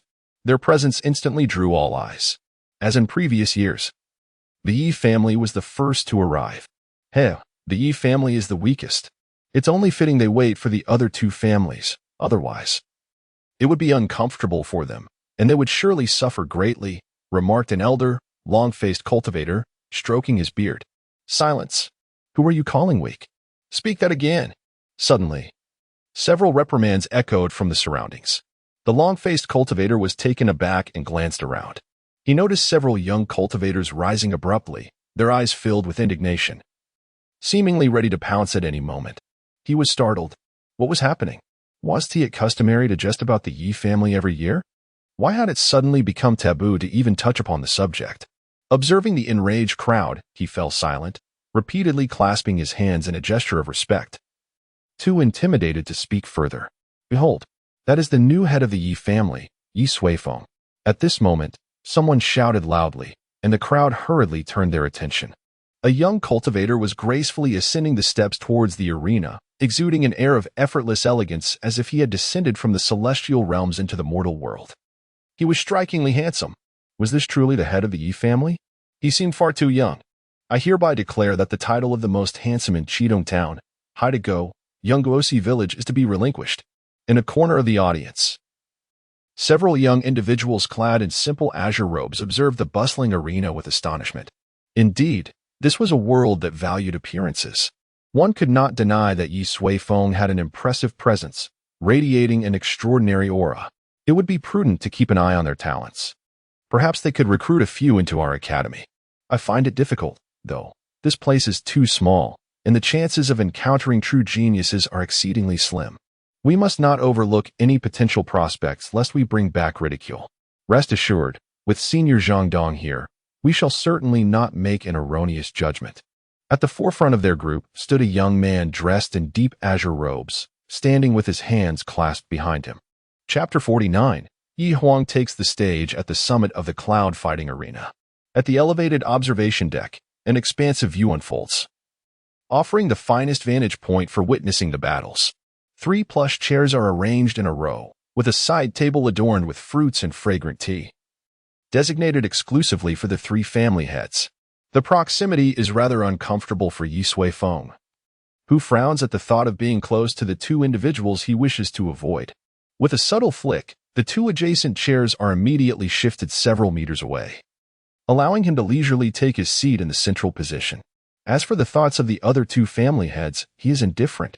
As the sun rises high in the sky, the carriages of the Li and Tang families gradually make their entrance. Their procession is far more grandiose than that of the Yi family, complete with a flamboyant honor guard. Amidst the clamor of the crowd, Tang Zheng and Li Liusu soon appear together. Upon noticing Yi Sui-feng seated at the center, they momentarily pause, with Tang Zheng visibly displeased, for this position has always belonged to him. However, given the large gathering, they refrain from squabbling over such a trivial matter before the public. Li Liusu greets Yi Sui-feng with a smile before allowing Tang Zheng to choose his seat first, subsequently taking her own. As the resounding chimes signal the commencement of the Cloud City battle, the grand event opens with a ceremony, presenting an opportunity for some to enhance their reputations.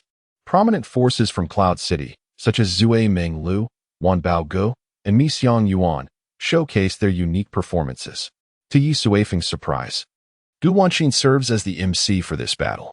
Undeterred by the presence of thousands, she engages the audience with her charm and wit, her exquisite features and graceful figure igniting great enthusiasm among the spectators.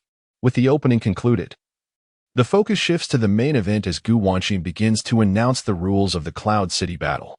The regulations are meticulously detailed, ensuring fairness, with family rankings determined by performance. Yet, Yi Sui-feng finds little interest, as the youths from the 2 families are clearly no match for Yi Huang and her companions. Upon completing the announcement, Gu Wanxin, with fervor in her voice, proclaims, "Let us welcome with the loudest applause the contestant from the Yi family, Yi Huang." The applause resounds like thunder, a tidal wave of cheers erupting. A figure clad in a purple robe gracefully ascends the arena. Though youthful, she stands poised before the gaze of thousands. "Fairy Huang, I adore you. Look at me. We met at Zue Menghui. Go, crush them." The crowd's fervor surges. And after the events at Zue Menghui, Yi Huang's name has become the most fervently celebrated among all participants. Yi Huang offers a gentle smile, raising her right hand. The arena swiftly falls silent, all eyes drawn to her gesture. Then, with a sudden clench of her fist, an overwhelming battle spirit surges forth. The surrounding crowd erupts, their calls for Yi Huang echoing, almost scattering the clouds above. "Hiki, brother Yi, your daughter possesses quite a formidable presence," Li Liusu remarked with a smile that did not reach his eyes. The earlier scene had startled even him. He had never witnessed a young individual radiating such an overwhelming aura and charisma. "Indeed, I find it quite gratifying," Yi Sui-feng replied cheerfully. Li Liusu's facial muscles twitched. "According to custom, shouldn't you display some humility? Why so readily acknowledge it? This is rather unconventional." "Humph. One who is overly ambitious may easily falter," interjected Tang Zheng from the side. "Indeed, but I remain unconcerned," Yi Sui-feng responded nonchalantly. Both families were left feeling dissatisfied, their spirits dampened, and fell silent. "Uncle One, this is Yi Huang," a dark-skinned youth said to the middle-aged man beside him. "Truly remarkable," the middle-aged man nodded gently. "Yes, she is the most enchanting woman I have ever encountered." The dark-skinned youth gazed at Yi Huang in the center of the arena, his eyes filled with admiration. "Haha, Mifeng. My boy, you have finally come to your senses," the middle-aged man chuckled. Mifeng appeared somewhat embarrassed but soon adopted a melancholic expression. "However, she is truly exceptional, Uncle One. I do not deserve her. What is there to fear? The middle-aged man patted his shoulder. After all, you are the son of the Lord of Blackstone City. And in merely 3 years of cultivation, you have already reached the 8th level of Qi transformation. In terms of talent, you are not inferior to Yi Huang. But Mifeng attempted to speak further, only to be interrupted by the middle-aged man. Enough. When this grand event concludes, I shall speak with the head of the Yi family, he stated. Mifeng turned to gaze at the figure on the arena, ultimately nodding in agreement. The clamor in the fighting arena persisted for quite some time. Once it began to settle down, Gu Wanxin, wearing a smile, continued. Now, it is the turn of the Li family, who ranked second last time, to decide who will face Yi Huang. This is one of the rules of combat. No need for that, Yi Huang suddenly interjected. She glanced at the Li family's preparation area, her sword sheath pointing towards one of them. I choose to challenge Li Qi of the Li family. The audience was taken aback, particularly Li Qi, who stood below. They had originally planned to send out the weakest, Li Xueping, to gauge Yi Huang's strength. However, they never anticipated Yi Huang would proactively issue a challenge. Gu Wanxin was slightly surprised and said, Are you certain? According to the rules, if you initiate a challenge, regardless of victory or defeat, you must proceed to the next battle. It matters not, Yi Huang replied, her face adorned with a confident smile. Today, I aim to demonstrate to you all that the Yi family is no longer what it once was. The uproar resumed. Choosing a series of battles requires more than mere courage. This pertains to the future development of one's family for the next 2 years. It is prudent to exercise caution. Observing Yi Huang's resolute demeanor, Gu Wanxin sighed softly. Very well then. Let us welcome the talented scion of the Li family, Li Qi. Below, Li Qi's expression shifted dramatically. A few days ago in the Dream Garden, albeit only a fleeting glimpse, he discerned that Yi Huang was indeed extraordinary, leaving him perplexed. However, recalling his own progress over the past few days, Li Qi tightened his grip on the sword and stepped onto the arena. Li Qi, go for it. Defeat this arrogant fellow, Li Qinger shouted, having suffered considerably at Yi Huang's hands during their last encounter at Qinggu Heights. She had vowed then that she would have Li Qi deal with Yi Huang, and today, her wish was finally fulfilled. She held unwavering confidence in Li Qi. Feeling the encouragement from behind, Li Qi steadied his mind and advanced forward. Thus, the battle commenced. The first fight of the Cloud Sky City War began. With Yi Huang and Li Qi standing opposite each other, amidst the thunderous cheers of the crowd, both their auras rapidly escalating.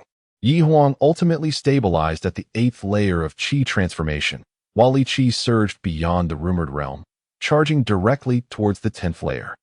Gasps of astonishment erupted from the crowd. To their shock, Li Qi had concealed his true cultivation level. This bodes ill for the Phoenix Fairy. Concern washed over the onlookers for Yi Huang. Yet, standing opposite Li Qi, Yi Huang remained composed as ever. You have offended me, Li Qi declared, drawing his sword in an instant. His body flickered across the arena, producing a flurry of afterimages that dazzled the spectators. This was the flickering shadow step, a technique of the Xian level, and Li Qi had unleashed such a formidable skill right from the outset. Some recognized the technique he employed.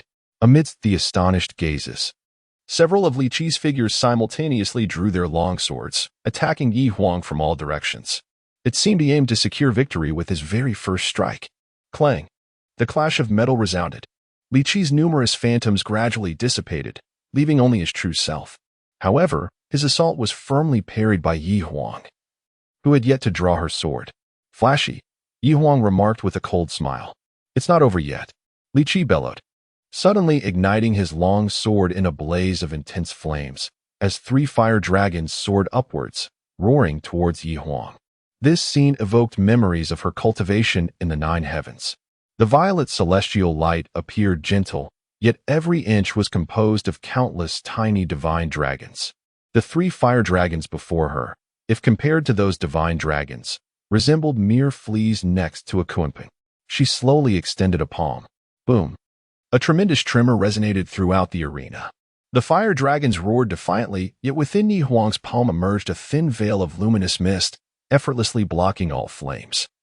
Standing firm as a mountain, the searing fire instantly engulfed half of the arena where Li Qi stood. He quickly turned and retreated. The flames soon subsided, leaving multiple large holes burned into his clothing, and his handsome visage marred by patches of soot. Li Qi's expression darkened, fear evident in his gaze. How could this individual be so powerful? It seems you have yet to fully master this sword, Yi Huang remarked with a hint of indifference. The fire dragon that just erupted was a manifestation of the innate power of Li Qi's sword. This spirit weapon is undoubtedly of at least the upper grade of the Xian level. Yi Huang glanced at the sword in her hand. Originally, it was a supreme treasure of the Xian grade. However, not long ago, Yi Suifeng casually refined it, elevating it to a true gem of the Tian level. Yi Huang, do not become too complacent, Li Qi exclaimed, wiping the soot from his face, his voice tinged with fury. Though being repelled was bearable, he could not accept that this younger woman dared to critique his cultivation. Then exert yourself further, Yi Huang replied coolly. At that moment, anger surged within Li Qi. You said it. He gripped his long sword tightly and executed the flickering shadow step once more. This time, numerous phantoms filled the arena, their movements synchronized, making them nearly indistinguishable. 10,000 heavy sword forest. All the Li Qi shouted in unison. Instantly, the arena was enveloped by countless menacing sword lights, creating a dense web that sent shivers down one's spine. Yet another upper-grade sword technique. Flickering shadow step combined with 10,000 heavy sword forest could conjure hundreds of thousands of sword lights intertwined. He was evidently well prepared. I cannot fathom how Yi Huang will withstand this attack. The spectators around them were anxious, worried for Yi Huang. However, she remained unfazed. Though she had only trained in the nine heavens for a mere month, she had encountered the annihilating essence of the heavenly Tao. The sword lights before her were utterly trivial. With a single hand, Yi Huang wielded her sword sheath, accurately identifying and blocking all the genuine sword lights. Too weak. My father was right. You are truly too weak. As she parried Li Qi's onslaught, she remarked. Li Qi's fury intensified, pouring all his strength into breaking through Yi Huang's defense. Yet, it was all in vain. Enough. Let us conclude this swiftly, Yi Huang stated. And for the first time, she drew her long sword, executing a horizontal slash. In an instant, the myriad sword lights that filled the arena vanished without a trace. Li Qi's figure was sent flying like a kite severed from its string, blood spilling profusely onto the ground. Li Qi, brother, Li Qinger exclaimed in shock. Cheer. On the stage, Li Liusu finally lost the perpetual smile that adorned her face. Yi Huang slowly sheathed her long sword. In this battle, she had only unleashed a single strike. Moreover, throughout the encounter, she had not moved an inch from her original position.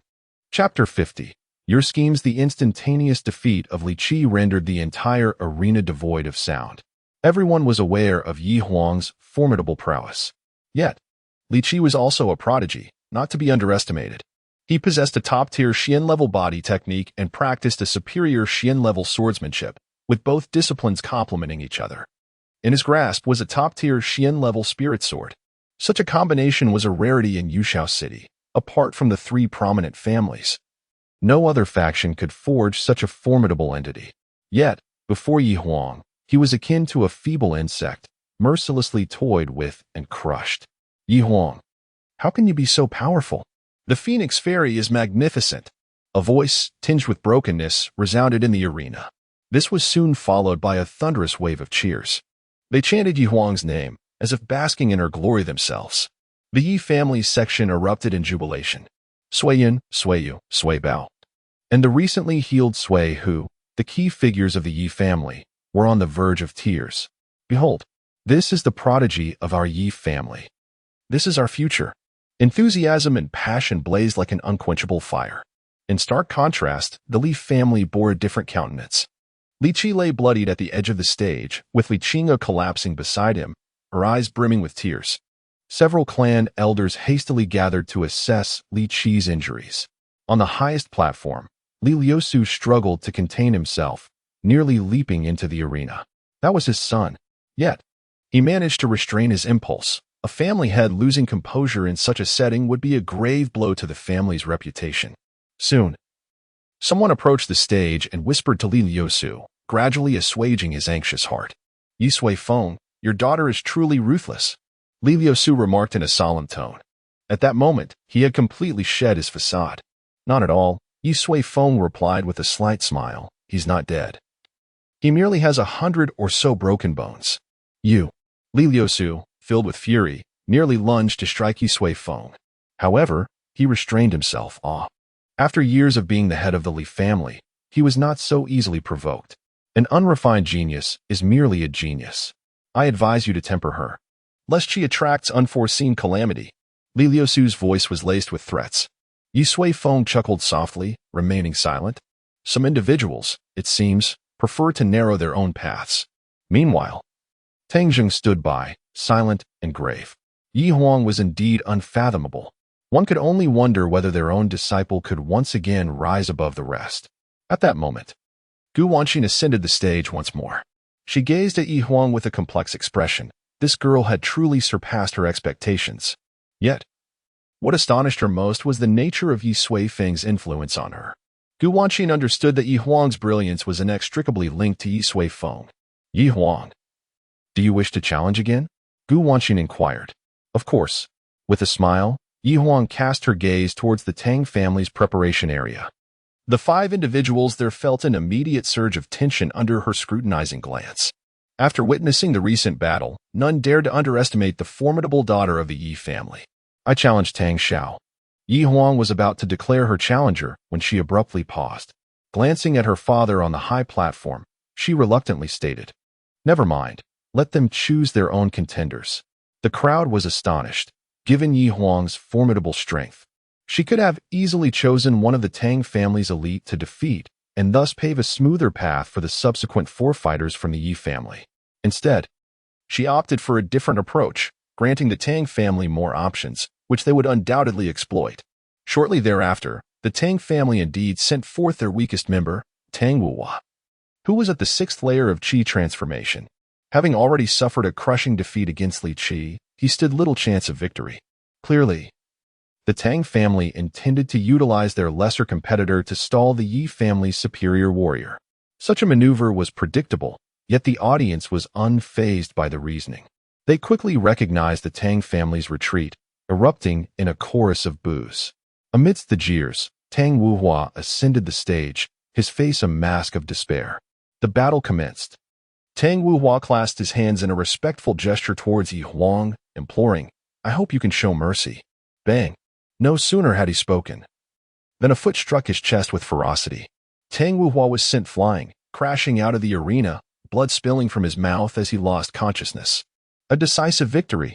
After this, Yi Huang paid no heed to the outcome and turned gracefully back towards the Yi family's preparation area, departing with poise. Gu Wanqin, momentarily stunned, finally announced, "Yi Huang triumphs over Tang Wuhua." The crowd erupted in cheers once more. Let us welcome the Yi family's second combatant, Yi Long. A thunderous roar filled the air.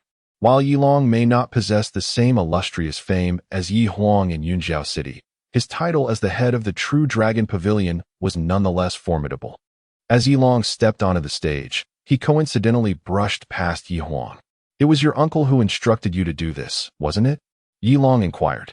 Yi Huang shrugged nonchalantly. "He said to let you all have some fun." Yi Long felt a flush of embarrassment. For his uncle, was this battle merely a game? Well then, let us enjoy ourselves. A powerful fighting spirit erupted from Yi Long. He had faced countless defeats in the ancient arena. Yet his indomitable will had been tempered to a brilliance akin to the sun. I challenged Tang Xiaoqing of the Tang family. Before Gu Wanqin could respond, Yi Long boldly proclaimed his target. He too sought a series of battles. Moreover, he aimed to challenge the strongest among the younger generation of Yunjiao City. The audience at the fighting arena was nearly hoarse from their cheers. The Yi family's descendants were undeniably awe-inspiring. Under the collective gaze of the crowd, Tang Xiaoqing ascended to the arena. "I have long admired your reputation." Likewise, came the cordial reply. Yet in an instant, they were locked in combat. Yi Long wielded his spear with grandiose flair, exuding immense power. However, Tang Xiaoqing, living up to his esteemed name, had reached the 12th layer of Qi transformation and had concealed his true prowess. With a fan held gracefully in one hand, his movements were as fluid as a gentle breeze. The two combatants exhibited a series of extraordinary techniques fraught with peril, resulting in a contest that concluded in a stalemate. Leaving the audience exhilarated, This was the battle they had truly yearned to witness. Although Yi Huang's previous skirmish was thrilling, it was too swift to fully satisfy their appetite for a prolonged duel. Both Yi Long and Tang Xiaoqing were the most distinguished members of their respective families, each already renowned in their own right. Their confrontation was a spectacle many had long anticipated. As time elapsed, Yi Long bore several fresh wounds stained with blood. Yet his fighting spirit intensified.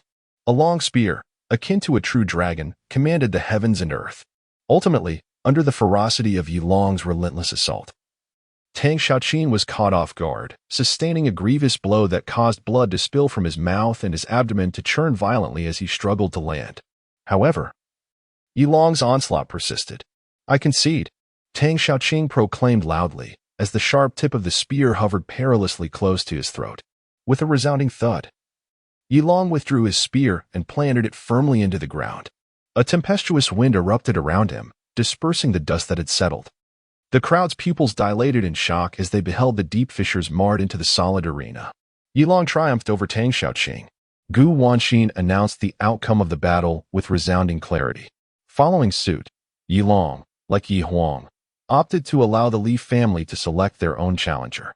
The Li family predictably chose the weakest among them, Li Xueping, to serve as fodder. As anticipated, Yi Long swiftly defeated Li Xueping within mere moves, returning to the Yi family's preparation area. Thus, the Yi family, with one phoenix and one dragon, had secured 4 victories, illuminating the path ahead. Meanwhile, atop the highest platform, Li Liusu and Tang Zheng wore expressions as grim as a burnt pot. After all, the strongest from both their families had suffered defeat. "Brother Tang, Xiaoqing has also fallen," Li Liusu remarked suddenly. The two exchanged glances, a glint of ruthlessness flashing in Li Liusu's eyes, while Tang Zheng nodded subtly in acknowledgement. Yu Suifeng sat between them, feigning ignorance. A conspiracy? Let them scheme as they please. Chapter 51. Bound by the law, the Yi family emerged victorious in both battles, triumphing over the strongest champions of the Li and Tang families.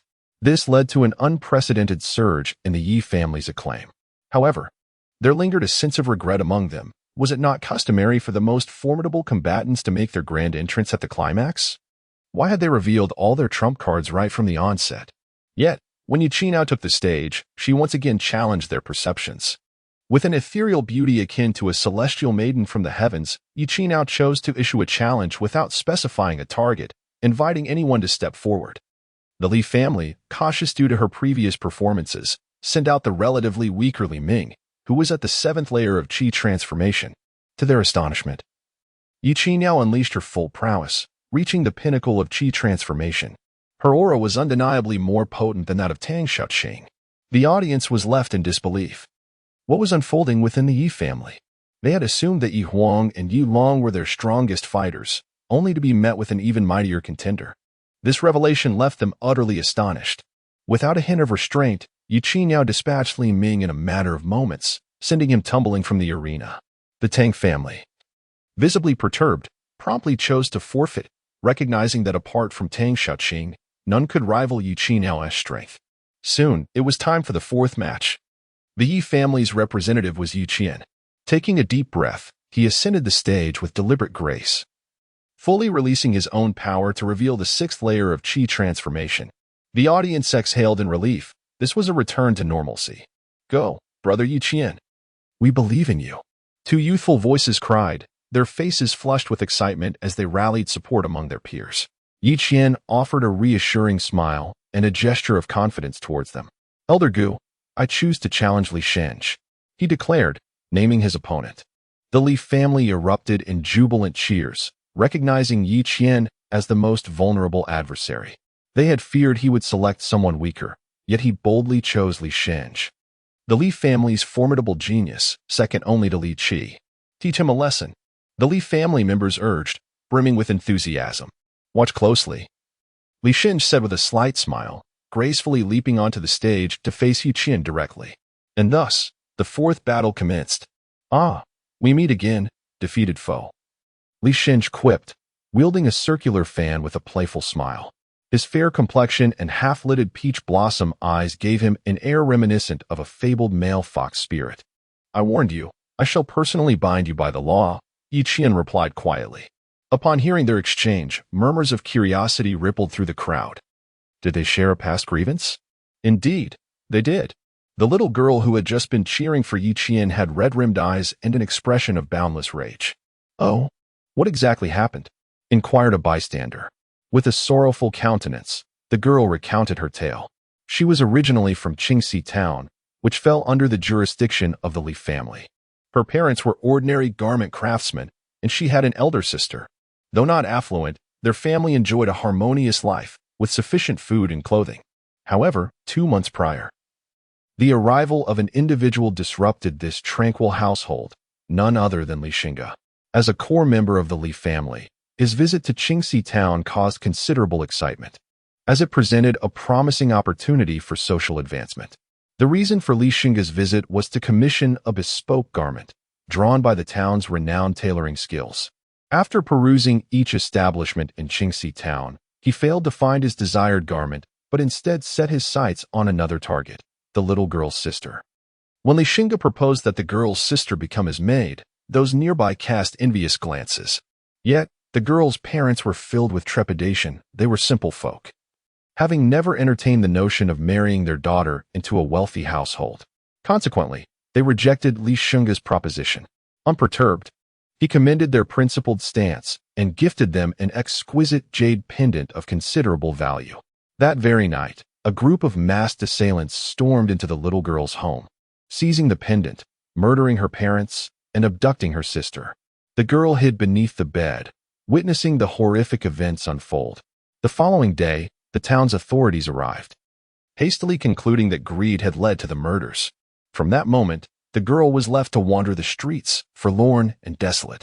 It was then that she encountered Yi Qian, who became a source of solace, second only to her parents and sister.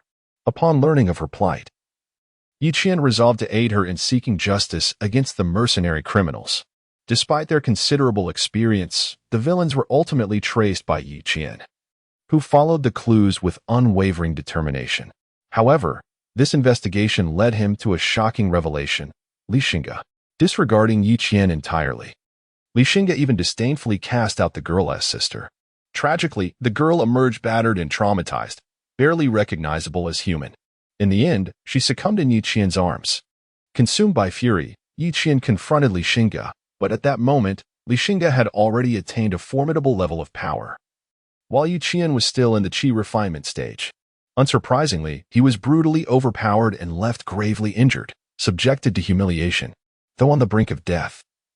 Yi Qian's gaze remained resolute. "I shall bring you to justice," he declared to Li Xinge. With a mocking laugh, Li Xinge replied, "You do not even think about it in this lifetime," before departing with arrogance. After hearing this tale, the onlookers surrounding the little girl were filled with righteous indignation, their hearts ablaze with anger. "How despicable!" they exclaimed. I have heard rumors that Li Xinge frequently ventures out to abduct young women and indulge in wanton cruelty. I never imagined it to be true. What a scoundrel he is!" The onlookers cursed, hoping that Yi Qian would deliver a fitting punishment. Yi Qian gazed at the haughty Li Xinge and slowly raised his head. "Today, I shall seek justice for all those you have harmed."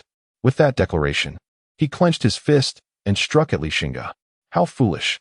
Li Xinge merely sneered in disdain, casually flicking his fan, unleashing a tremendous surge of energy that collided with Yi Qian's fist.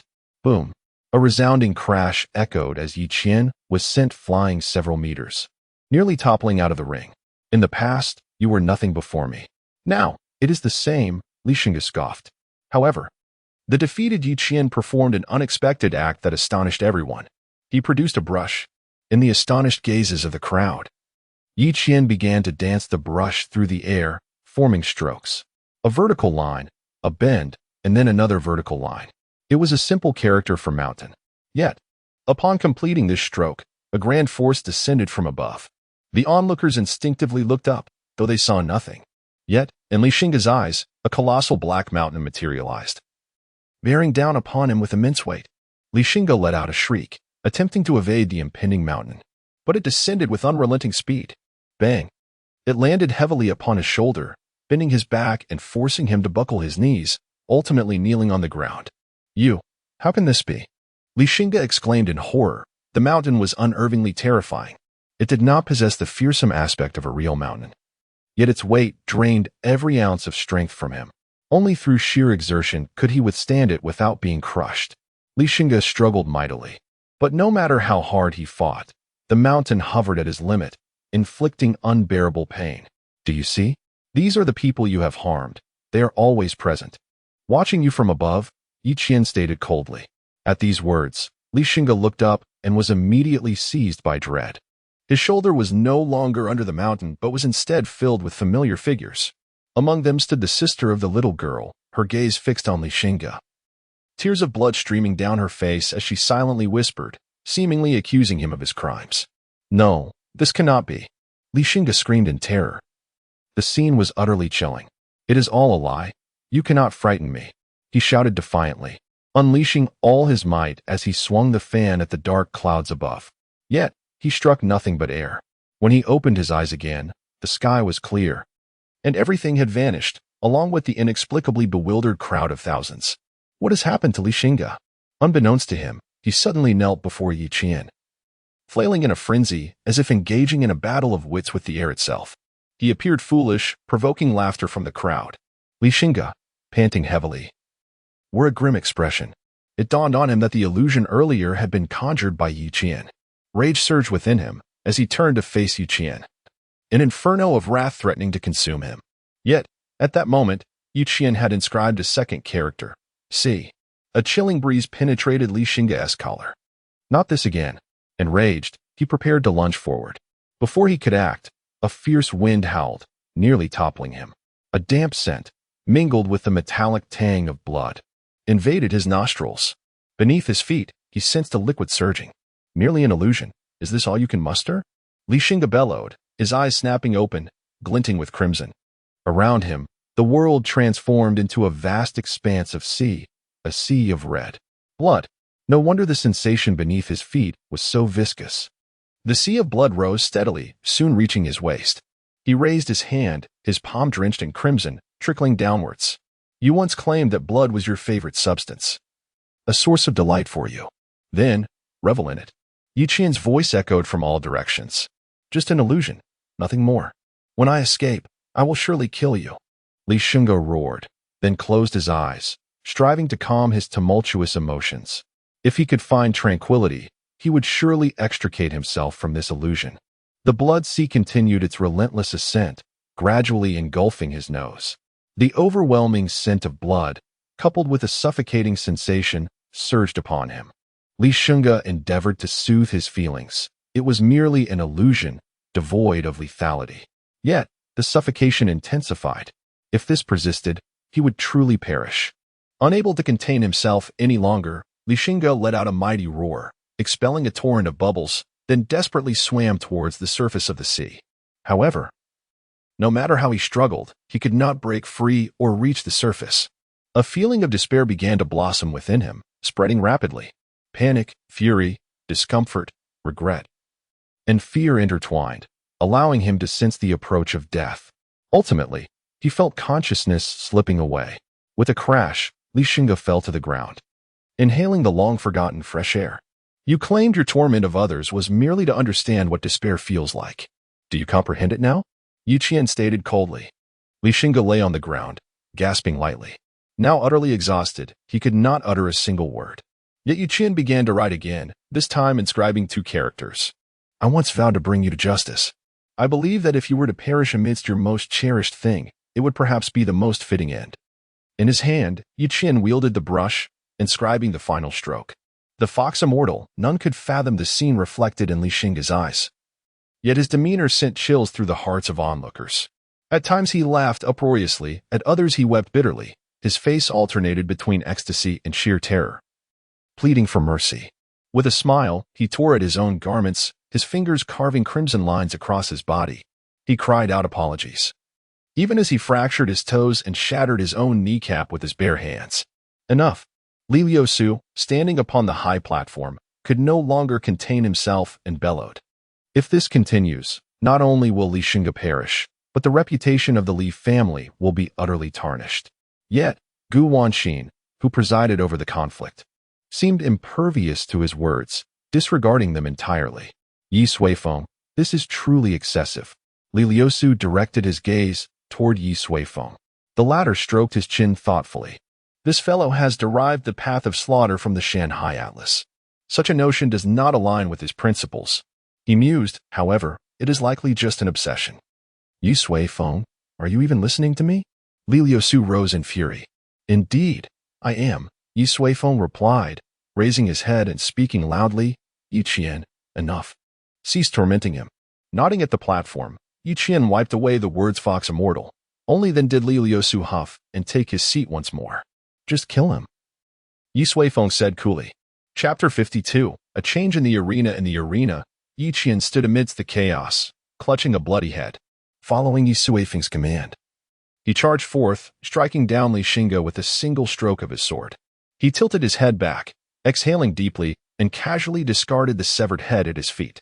Then, seizing the brush from earlier, he snapped it in half with both hands and directed a smile towards the little girl on the stage.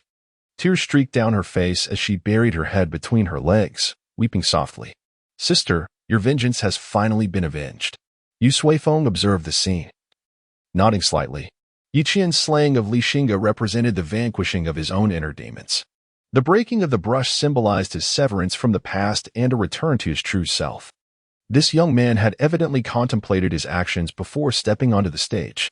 How foolish of me to worry that he might succumb to darkness. Thank goodness he has not. However, not everyone was at ease. Li Liusu's eyes burned with rage as he glared at Yi Suifeng. You have gone too far. He seethed quietly. In battle, there are always casualties. Yi Qian merely lost control for a moment. As the head of your family, one of the 3 pillars of Yunxiao City, you ought to maintain your composure. Yi Suifeng grinned widely, embodying the essence of a villain. Li Liusu, in a fit of anger, felt the veins on his forehead throb, his teeth grinding audibly. Yet, he restrained himself. I hope you do not regret your actions today, he uttered menacingly before retreating to silence. Yi Suifeng dismissed him with indifference. It is the weak who endure. If you possess courage, come and challenge me. I assure you, I shall wield only the power of the tribulation stage. His gaze returned to the arena.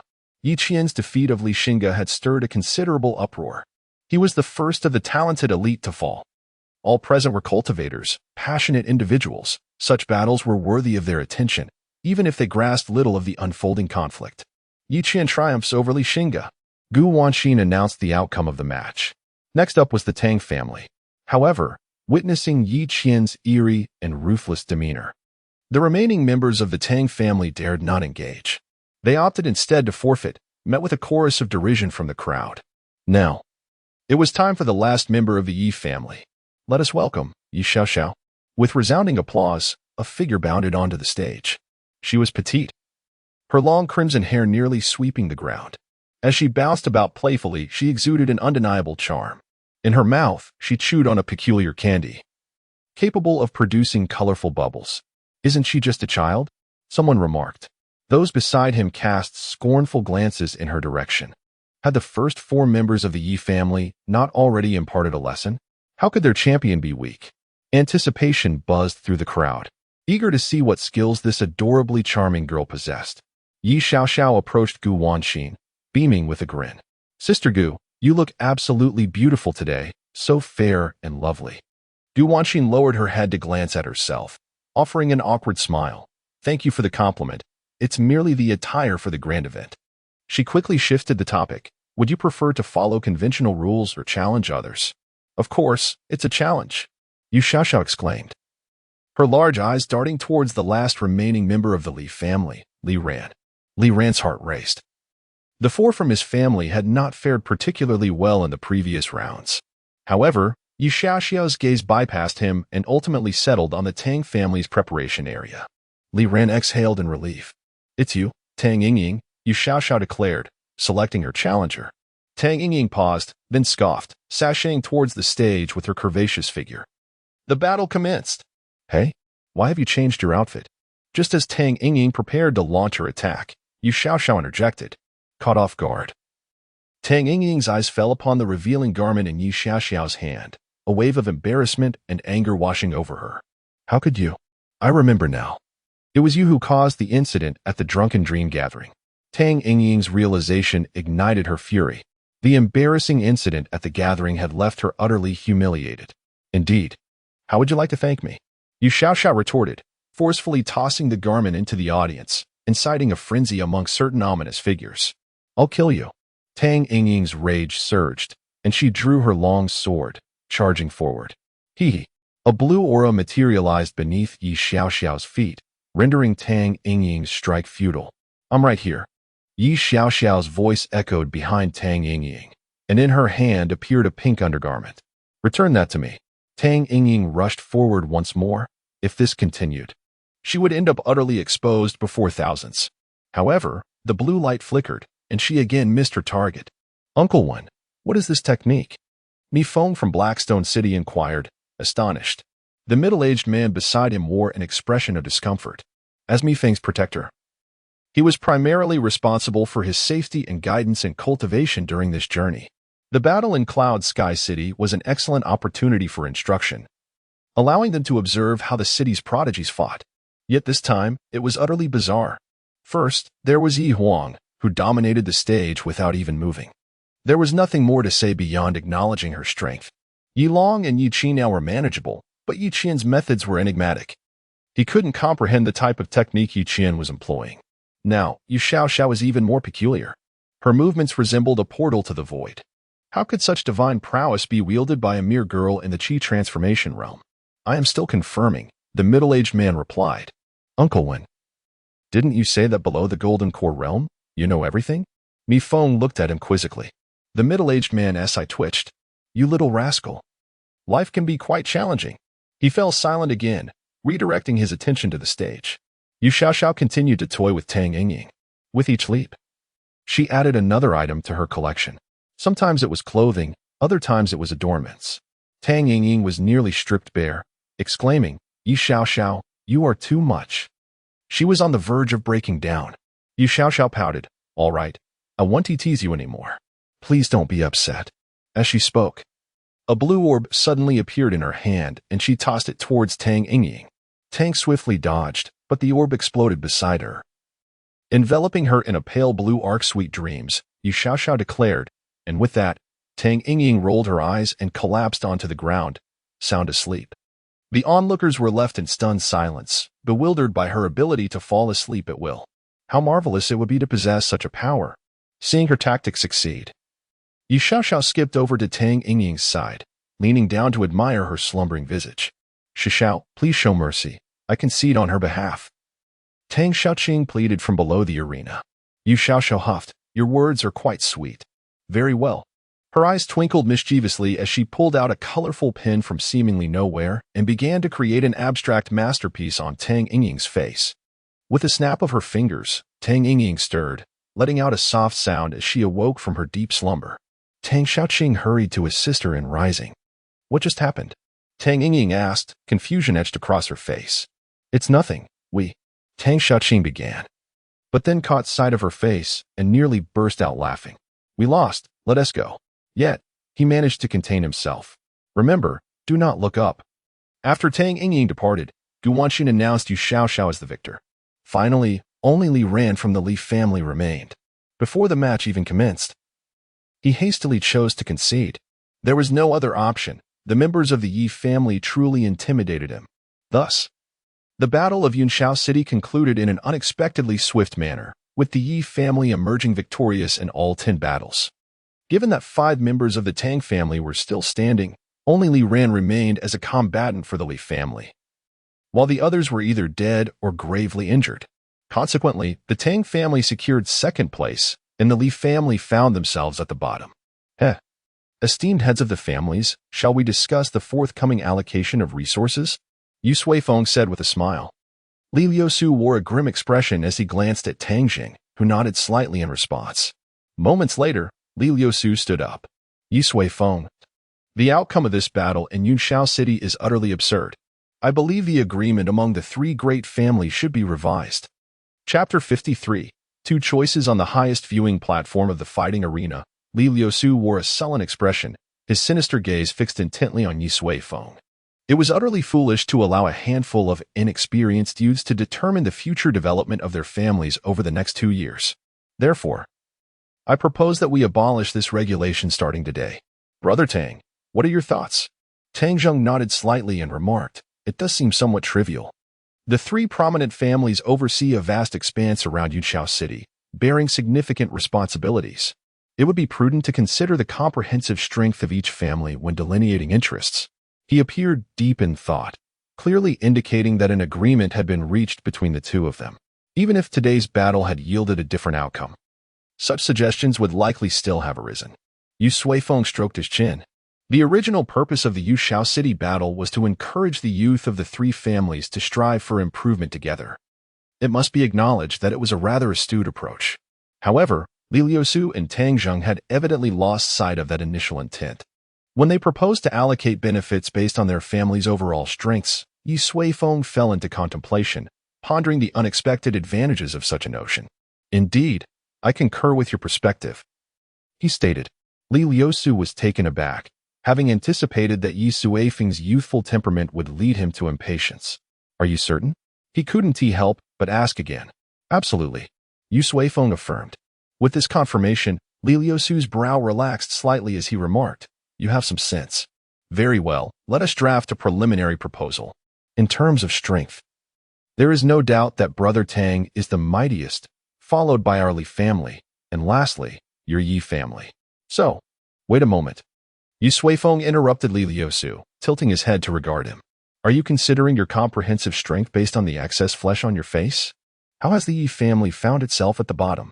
Li Liusu's eyes twitched involuntarily, while he did have a rotund appearance. It was hardly to the extent of being overweight. What, do you have any objections? He glared. Indeed, I have quite a few objections, Yi Suifeng replied coolly. Haha. Li Liusu suddenly chuckled. You seem to think that having stumbled upon some fortune allows you to act with impunity in Yunqiao City. This world is, after all, ruled by the strong. The rules are forever dictated by the powerful. With that, he waved his hand, and three gaunt old men appeared atop the platform, encircling Yi Suifeng. Upon seeing them, Yi Suifeng realized that they were three terrifying beings at the nascent soul stage. How frightening. They nearly startled me. Li Liusu then turned to face the tens of thousands gathered in the arena. Listen up. Anyone not from the three prominent families is to leave the arena immediately. We must discuss some internal matters. His booming voice echoed throughout the arena. Subsequently, over 100 imposing cultivators descended into the center of the arena, preparing to swiftly expel everyone present. They were all members of the Li and Tang families, with the weakest among them at the golden body stage. A wave of astonishment swept through the crowd, leaving them bewildered by the unforeseen turn of events. However, under the mounting pressure from their adversaries, they gradually began to reveal their positions. This is dire. They are targeting the Yi family. Mi Feng's expression was one of urgency. Uncle Wen, please devise a solution. Uncle Wen's demeanor turned grave as he observed the three formidable figures on the elevated platform, each exuding an overwhelming presence, their cultivation evidently surpassing the golden core stage. He himself was merely at the late golden core stage. What could he possibly conjure? Recognizing his silence, Mi Feng grasped the gravity of the situation. Suddenly, he dashed toward the periphery of the crowd, shouting, Phoenix Fairy, be careful. But before he could finish, a sharp blow struck his shoulder, rendering him unconscious at Uncle Wen's hands. Holding Mi Feng's limp body, Uncle Wen cast a glance at the youthful figure atop the high platform and subtly shook his head. You family head, may fortune favor you. In another corner of the arena, several young individuals clad in simple azure attire were also making their way out. The Yi family appeared to be in grave peril. Zhang Dong, think of something. Those from the Yi family may very well qualify for our academy. The tall Zhang Dong surveyed the direction of the Yi family but ultimately shook his head. Tianfu Academy cannot intervene in external conflicts. With that, he turned and slowly departed. Under the influence of over 100 formidable beings, the Tingyan arena swiftly became desolate, leaving only the core figures of the three great families and numerous powerful cultivators from the Li and Tang families, their gazes fierce and predatory. Yi Suifeng, do you now comprehend why I placed the Yi family last? Li Liusu turned, looking down upon Yi Suifeng from his elevated position. He spread his arms wide and proclaimed, These individuals represent barely a third of the combined strength of our two families. And what of your Yi family? With less than a century of existence and no foundation to speak of, what do you possess to contend with us? What do you have? At that moment, Li Liusu was brimming with confidence and formidable presence. Yi Suifeng propped his chin on one hand and suddenly smiled. We have me. You? Li Liusu burst into laughter. You, a mere half-year ago, were a well-known wastrel, nothing more than a fortunate upstart. He continued with a gleeful expression. I am quite relieved that you lack the understanding of modesty and restraint, that after acquiring wealth, you know only to indulge in extravagance. Do you comprehend what this signifies? It denotes that the heavens do not intend for you to possess this fortune solely. At this juncture, Tang Zheng also rose, speaking solemnly. Yi Suifeng. The situation in Yunshao City has remained stable for a century, with everyone flourishing in harmony. Yet your recent actions have shattered this prolonged peace. I do not blame you. Truly, what young person has not erred? However, your error lies in acquiring wealth beyond your control. Such riches inflate one's south ego and drive one to madness, causing you to forget that in this world, wealth is merely a subordinate. It is strength that stands as the ultimate. Tang Zheng stood with his hands clasped behind his back, resembling a venerable sage full of wisdom. Yi Suifeng understood. Ultimately, it seems that you are both merely coveting my meager supply of spirit stones. Speak plainly. It is evident that you are distressed, yet you plot this and that. Are you not weary? Your assertions resonate with undeniable truth. Yi Suifeng rose from his seat and strolled leisurely to the edge of the viewing platform, his gaze drifting into the distance. I have always understood that in every realm, the law of the jungle prevails. Great fish consume the small, small fish devour shrimp, and shrimp feast upon minuscule creatures. I am not particularly fond of such a world. However, every individual is distinct, and with diversity comes comparison. With comparison arises conflict. And from conflict emerges the disparity of strength. Ideally, the powerful should establish the rules while the weaker abide by them, allowing coexistence between the strong and the weak. Yi Suifeng turned to face them. You are indeed correct. Li Liusu's lips curled into a cold smile. So, does this imply you concur with our resolution? Indeed. Yi Suifeng nodded. It is imperative that Yunshao City embraces new rules and a fresh paradigm. Li Liusu exchanged a glance with Tang Zheng, and both subtly nodded in agreement. How do you intend to handle this matter? Yi Suifeng regarded them thoughtfully and replied, I have formulated two options. First, you must relinquish all rights, properties, businesses, and resources within Yunshao City, and then, accompanied by your people, depart far beyond its jurisdiction, never to return. In consideration of our shared existence over the past century, I shall generously grant each of you 100 million inferior spirit stones as travel funds. Should you refuse, then total annihilation shall ensue. Chapter 54. A change in the wind upon the utterance of those words by Yi Suifeng. A profound silence enveloped the high platform. Li Liusu and Tang Zheng furrowed their brows, seemingly unable to fathom the gravity of what they had just heard. Initially, they believed Yi Suifeng to be jesting. But upon witnessing his impassive expression, they grasped the seriousness of his intent. Yi Suifeng. A surge of fury ignited within Li Liusu. You are truly courting death. We currently have 3. That is enough. Boom. Suddenly, Li Liusu felt an immense pressure descending upon him, crushing his arms and bending his legs, forcing him to kneel heavily upon the ground. The high platform, fortified by formations, was marred by alarming fissures that marred its surface. You have spoken enough. Yi Suifeng remarked coldly, his gaze as frigid as ice. For a moment, Tang Zheng and the 3 elder cultivators surrounding him appeared momentarily stunned. They turned to Li Liusu, only to find the once vibrant figure now bloodied from mouth and nose, trembling as he struggled to keep himself upright. Ancestor, kill him at once. Li Liusu nearly howled, his voice betraying the insurmountable pressure and agony he was enduring. The fool seeks death. The 3 elder cultivators of the nascent soul stage acted almost in unison. Having lived for centuries, they unleashed their formidable, high-level techniques, a torrent of overwhelming might directed squarely at Yi Suifeng. Boom! A thunderous roar erupted, accompanied by a cloud of dust that soared into the sky, filling the arena with chaos. The spectators who had just vacated the arena had not ventured far. They clustered at the periphery, anxiously awaiting the outcome. Upon hearing the commotion, they instinctively looked up. They have made their move. Someone exclaimed in alarm. The head of the Yi family is still so young. He should not be so ostentatious. Another lamented, shaking their head in dismay. Damn it.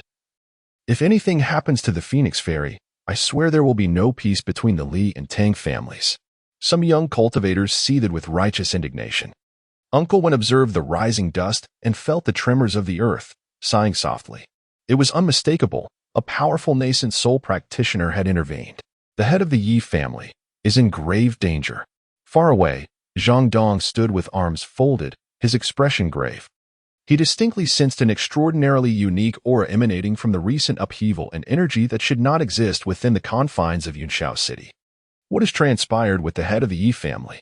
In the cloud-soaring arena, the highest viewing platform was cracking inch by inch, barely held together by the formations that participated, preventing it from collapsing into ruin. Li Liusu lay prostrate on the ground, bloodied and barely conscious. The three nascent soul practitioners who had just attacked were now scattered at the edges of the platform, their limbs broken and unrecognizable, clearly devoid of life. Meanwhile, Yu Suifeng remained leaning against the railing, his appearance unchanged, even his hairstyle intact. As for Tang Zheng, he sat on the ground, his complexion finally betraying a shift of color. Impossible. You. How could this be? He muttered, grappling with the incomprehensible scene that had just unfolded before him. Confronted with the full-force strike of three formidable beings, Yi Suifeng merely waved his hand, effortlessly vanquishing them all. It was utterly terrifying.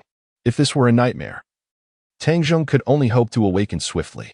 In the distance, at the Yi family's seat, Yi Huang gazed at her father on the high platform, her face filled with longing and pride. That is her father. I am the daughter of Yi Suifeng. The others were equally exhilarated. Yi Suifeng was their unwavering anchor. As for the members of the Li and Tang families, including those powerful beings above the golden body realm, they were all rooted in place, paralyzed by fear, unable to move a muscle. You proclaimed this to be a world where strength reigns supreme. Yi Suifeng straightened up and approached Li Liusu, looking down upon him. Li Liusu was not yet dead. He struggled to turn his head, gazing at Yi Suifeng, who blocked the sunlight, his eyes filled with boundless terror. Why? How could he be so powerful? Li Liusu regretted his actions, lamenting his decision to provoke Yi Suifeng. Such an existence was far beyond what the Li family could contend with. Mercy, mercy. Li Liusu's mouth moved, attempting to plead with Yi Suifeng. Yet he struggled to articulate a coherent word. It was too late. Yi Suifeng replied coldly. He could perform acts of mercy, but he was not a merciful man.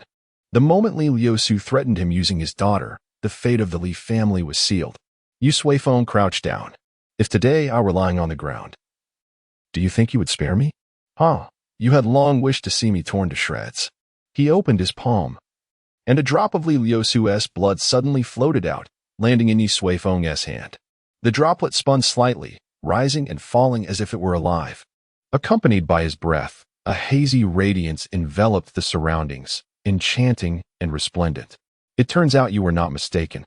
The power here indeed comprises only a third of the Li family's strength, Yi Suifeng remarked, his pupils gleaming with a faint red light that chilled Li Liusu to the bone. What do you intend to do? Li Liusu finally shouted. Do you wish to see? Yi Suifeng brought his hand closer to Li Liusu, the droplet of blood magnifying infinitely in his eyes. Countless minuscule images became vividly clear. He saw Li Qi, still unconscious. He saw the Li family members quarreling in the streets. He saw the two ancestors of the Li family still in deep meditation underground. He saw himself lying on the ground, witnessing the entirety of the Li family's lineage. No. Li Liusu had never encountered such a method. Yet he vaguely understood what Yi Suifeng intended to do. I was wrong. Tears of blood streamed down Li Liusu's face. Now, he was consumed by endless regret. Time and again, he had advised his descendants to be cautious, to be prudent, to ascertain the enemy's background before making plans, lest they commit an irreparable error. Yet today, he has made an irreparable mistake by underestimating Yi Suifeng. Li Liusu gazed into Yi Suifeng's eyes, filled solely with endless supplication. Farewell. Not all pleas yield the desired outcome. The blood bead in Yi Suifeng's palm suddenly began to whirl violently, emanating boundless radiance. Li Liusu watched in horror as, upon reaching a certain limit, it erupted with a thunderous blast. Every image shattered like glass. On the streets of Yinxiao City, a young scion of the Li family wore a triumphant smile, while the individual he had just quarreled with lay on the ground, blood spilling from his mouth. Undoubtedly, he had once again triumphed in this conflict, bolstered by the might of his family. Yet suddenly, his brow furrowed as he sensed something amiss within his body. A slender vein appeared on his face. He staggered, turning to survey his surroundings. However, the world before him had transformed into a realm of crimson. He yearned to articulate something, but an abrupt wave of dizziness enveloped him, plunging him into darkness as he collapsed, utterly unconscious. The crimson veins upon his face deepened, ultimately fading into an abyss of black. The attendants nearby hurried to assist him, only to discover that he had completely lost all vitality. Such scenes were unfolding throughout Yinxiao City, within its jurisdiction, and even in distant realms beyond. All those with ties to the Li family found their bloodline extinguished within mere breaths. In the arena of Tengyun, the Li family seat lay shrouded in profound silence. On the high platform, Li Liusu witnessed one shattered vision after another. Tears of blood welled in his eyes as he gazed skyward. With the last vestiges of his strength, he let out a primal scream. It was unclear whether it was a lament against Yu Suifeng or a pang of regret for his own choices. Subsequently, all vitality ceased. Yu Suifeng regarded his face, shaking his head slightly as he rose to his feet. The Li family's vast lineage held significant responsibilities throughout Yinxiao City. Their sudden demise would undoubtedly impact the governance of the city. Suiyin, Yi Huang, Yu Suifeng called out. Present. They responded in unison. You are to personally lead the members of the Yi family to stabilize the situation in Yinxiao City and assume full control of all enterprises belonging to the Li and Tang families. From this moment forth, in Yinxiao City, only the Yi name shall prevail. Chapter 55, A New Beginning in Yinxiao City. Chaos erupted unexpectedly. In broad daylight, a prominent figure suddenly perished. Panic ensued as people feared for their safety, but upon closer examination, it became evident that all the deceased were members of the Li family. Bewilderment spread through the crowd as they grappled with the unfolding events. On the bustling street, a carriage sped past. Miss, should we not wait outside the arena? After all, it is the Yi family, our most significant guests, inquired a young woman clad in maid attire. No need to wait. The outcome is predetermined. Du Wanxin reclined lazily against the plush seat of the carriage, the image of that man lingering in her mind. The formidable beings of the transformation realm knelt at his feet. The Li family? The Tang family? To him, they were merely insignificant ants that could be crushed at will. Yinxiao City may descend into turmoil. We must be thoroughly prepared, Gu Wanxin proclaimed. Her devoted maid nodded in agreement. I hope the Yi family is safe. I truly admire the Phoenix Fairy and the bubble-blowing Yi Xiaoxiao. I really hope nothing has happened to them. Concern etched on her face. Rest assured, they will be unharmed. Du Wanxin reassured her with a gentle pat on the shoulder. Yi Huang, Yi Xiaoxiao, and the other three had left a profound impression on her today, simply because they were extraordinarily exceptional. Such individuals, Gu Wanxin had only encountered once in her lifetime. His name was Shen Tianming, the core genius of Wanbeige, who at merely 27 years of age had ascended to the heights of the transformation realm. Could the Yi family truly rival the ancient might of Wanbeige? Yet, she understood well that the changes in Yi Huang and the others were due to a single person, Yi Suifeng. Perhaps I could attempt to bring my little niece into this, Gu Wanxin pondered. Outside the cloud-fighting arena, many anxiously awaited the outcome of negotiations among the three major families. Suddenly, several figures shot forth from the arena, swiftly dispersing in all directions. It is the Phoenix Fairy. Someone recognized the leader among them. They are unharmed. How splendid. The head of the Yi family must also be safe, right? Of course. The crowd erupted in cheers. The Yi family's methods and prowess had garnered the admiration of the majority, and they did not wish for such a family to meet its demise. How could this result have come to pass? When Shu felt perplexed, he could scarcely fathom how Yi Suifeng had survived against three formidable beings of the nascent soul stage. Perhaps the Yi family possessed hidden strengths as well. Young man, the goddess you admire may not be easily won, when Shu remarked. glancing at the still unconscious Mi Feng before turning to leave. Let us go. The victor has been determined.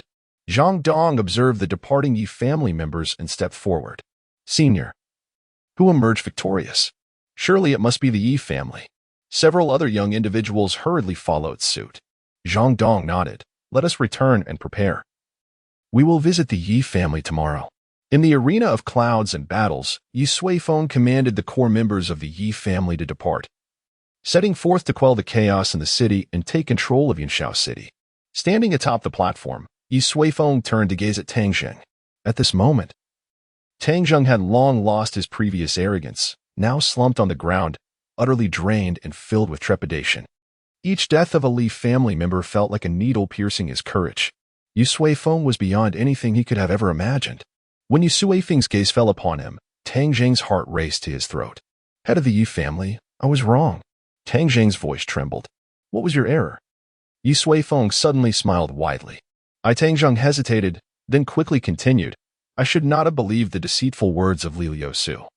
I should not have been blinded by wealth. I should not have opposed you. Please spare me. Spare the descendants of the Tang family.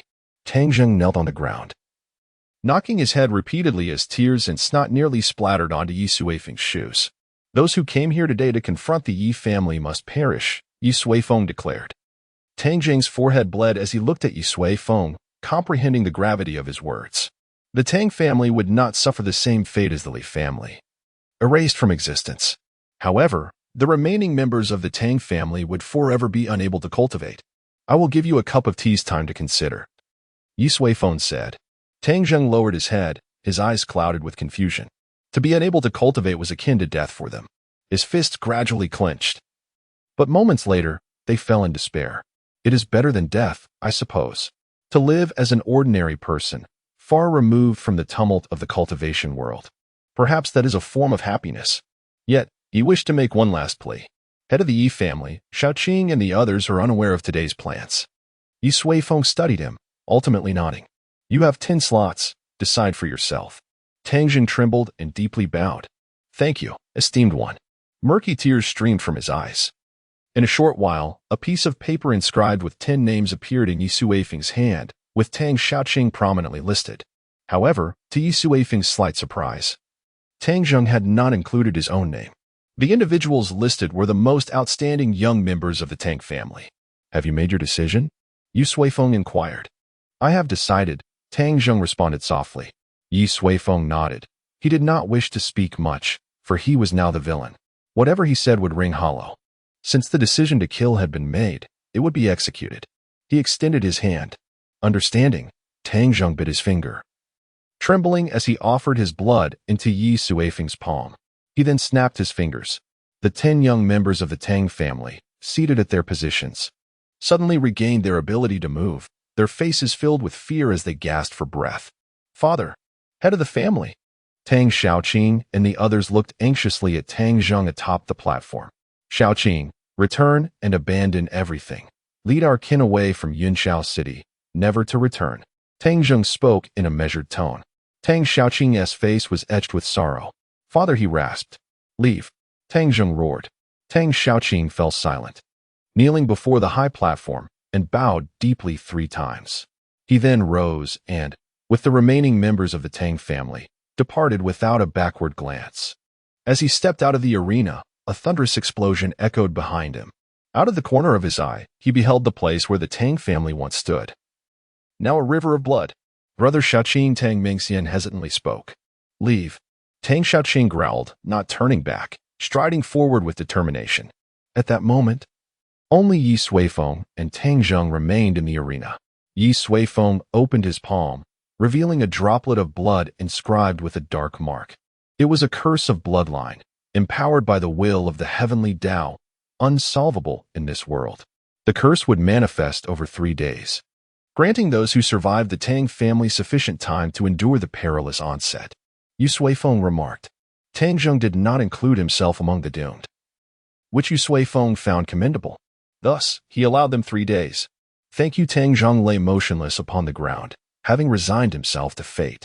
Consequently, the Li and Tang families were irrevocably erased from Yunxiao City. Yi Suifeng let out a soft sigh, rising into the sky. Below him, Yunxiao City gradually diminished in size. The arrangement of buildings unfolded before his eyes. The three major families firmly occupied the central position, yet the Yi family claimed the smallest expanse. Suddenly, Yi Suifeng extended his hand, forming a sword with his fingers, and inscribed a colossal character for Yi in the sky. As the final stroke was completed, a radiant light burst forth from the character, resonating with the great Tao, shaking heaven and earth. A beam of white light shot down from the center of the character, illuminating the heart of Yunxiao City, the domain of the three great families. From this day forth, this place shall be the Yi family a new beginning. Chapter 56. Chaos in a dim and narrow tunnel. A heavy iron door was suddenly thrust open with a resounding crash. A figure darted past, a young man. His face smeared with blood, gasping for breath, and his eyes wide with terror. He sprinted through the labyrinthine underground passages, relentlessly forcing open one heavy iron door after another. As he ran, he frequently glanced back, as if something monstrous were pursuing him. At last, he arrived before a smooth, slate wall. The young man pressed himself against the wall, fumbling in his pocket for a small, intricately designed circular object. He activated its mechanism with trembling fingers. With a series of clicks, a slender crack appeared in the radiant slate, gradually widening. Suddenly, ominous footsteps echoed from the depths of the passage. The young man whipped around, his pupils dilating in fear. Without waiting for the gap to expand further, he exerted every ounce of strength to squeeze through, feeling as though his ribs might shatter. With a final push, he tumbled inside, collapsing onto the ground. Raising his head, he beheld a vast underground chamber, brightly lit and fragrant. In the center lay three ancient coffins, one of which was ajar. "Ancestors, please save me. Save your family," he cried, scrambling to the coffin's side and pounding on its lid. Yet, no response came. "Awaken, ancestors." The young man struck the coffin with fervor, blood now trickling from his forehead. Finally, the lid yielded, opening a wide gap, from which a chilling aura seeped forth. Still, no one answered. The footsteps grew alarmingly closer, and despair engulfed the young man's face. He turned to lean against the coffin, fixated on the gaping slate door. As the footsteps approached, a figure cloaked in purple materialized before him. "So this is the foundation of the Li family." Yi Huang entered, surveying her surroundings, followed closely by a dozen followers. No wonder it was called a foundation. This place lay several dozen feet below ground. She stepped forward, standing directly before the young man. "You are not of the Li bloodline, are you? Why do you call them ancestors?" Yi Huang inquired, her gaze piercing into his face. The young man's eyes flickered as he mumbled, "My aunt is the legitimate wife of the third master of the Li family." Yi Huang's expression shifted as realization dawned upon her. He was a distant relative. When she and her second uncle, Shuiyun, stormed into the Li family, only distant relatives and a host of outsiders remained. They were in disarray, oblivious to the unfolding chaos. Yi Huang's arrival undoubtedly incited their frenzied assaults. Yet, under the formidable power of her second uncle, who was at the nascent soul stage, none could withstand the onslaught of the Yi family. In an instant, the situation deteriorated into a relentless game of cat and mouse, with Yi Huang pursuing the young man into this underground realm. "Spare me, I am merely..." Suddenly, with a flash of steel, the young man's head was severed and fell to the ground. Yi Huang sheathed her sword, her eyes devoid of any pity. If the ancestral spirit of the Li family were truly awakened, it would mean death for her and all those behind her. Standing upright, Yi Huang surveyed the artificially created space once more. "Let us obliterate it with explosive talismans. The Yi family has no need for such buried heritage." Moments later, the earth trembled, accompanied by a deafening roar, as most of the Li family's surface structures collapsed with a thunderous crash. Yi Huang and Yi Suiyun stood side by side, witnessing the spectacle before them. "I never imagined I would witness the fall of the Li family within my lifetime," Yi Suiyun remarked with a hint of melancholy. "Cousin Yulong and Uncle Bao have gone to the Tang family. Should we not join them?" Yi Huang inquired. "No need," Yi Suiyun replied, raising his gaze to the enormous character Yi suspended in the sky, a jade pendant at his waist shimmering with a faint glow. When that character appeared, he felt the pendant, emblematic of their family's authority, transform into a treasure capable of both offense and defense. Now, neither the Li family nor the Tang family had any rivals. Meanwhile, Chaos reigned in the streets of Yunshao City. The sudden downfall of the Li family threw the Tang family into disarray, with people scattering in all directions. Shops once owned by the two great families hastily closed their doors, preparing to flee. In a lavish apothecary, a gaunt middle-aged man hastily filled his storage ring with vials and jars, their glow illuminating his frantic activity. Just as he was about to leave, a tremendous crash echoed as the shop's door was flung open, and several figures obstructed his path. At the forefront stood Yu Qingyao. Master Du? Yu Qingyao paused upon recognizing him. The middle-aged man was none other than Du Haixing, the fifth-tier alchemist who had once taught at the Yi family but ultimately betrayed them, forging a pact with the Li family during their darkest hour and absconding with numerous talented apprentices and secrets. They had not anticipated crossing paths again, especially in a shop belonging to the Li family. "Ah, it's you, Chino." Du Haixing surveyed the group without displaying much concern, chuckling. "I never expected you to achieve such heights. Nor did I expect you to align yourself with our adversaries," Yu Qingyao retorted. The atmosphere grew tense. "I was never truly one of the Yi family," Du Haixing suddenly exclaimed, his voice raised. "I was merely a guest invited by you, when someone offered better terms. It was only natural for me to depart. People strive to ascend, while water flows downwards." Yu Qingyao gazed at him with an icy indifference, her eyes devoid of any emotion. "That does not justify your betrayal of the Yi family's secrets to the Li clan." At that time, the three masters of the Yi family departed simultaneously, leading to losses far beyond just their teaching capabilities. Most crucially, they divulged numerous internal secrets of the Yi family. Du Haixing remained silent, unable to refute these accusations. Betrayal is simply betrayal.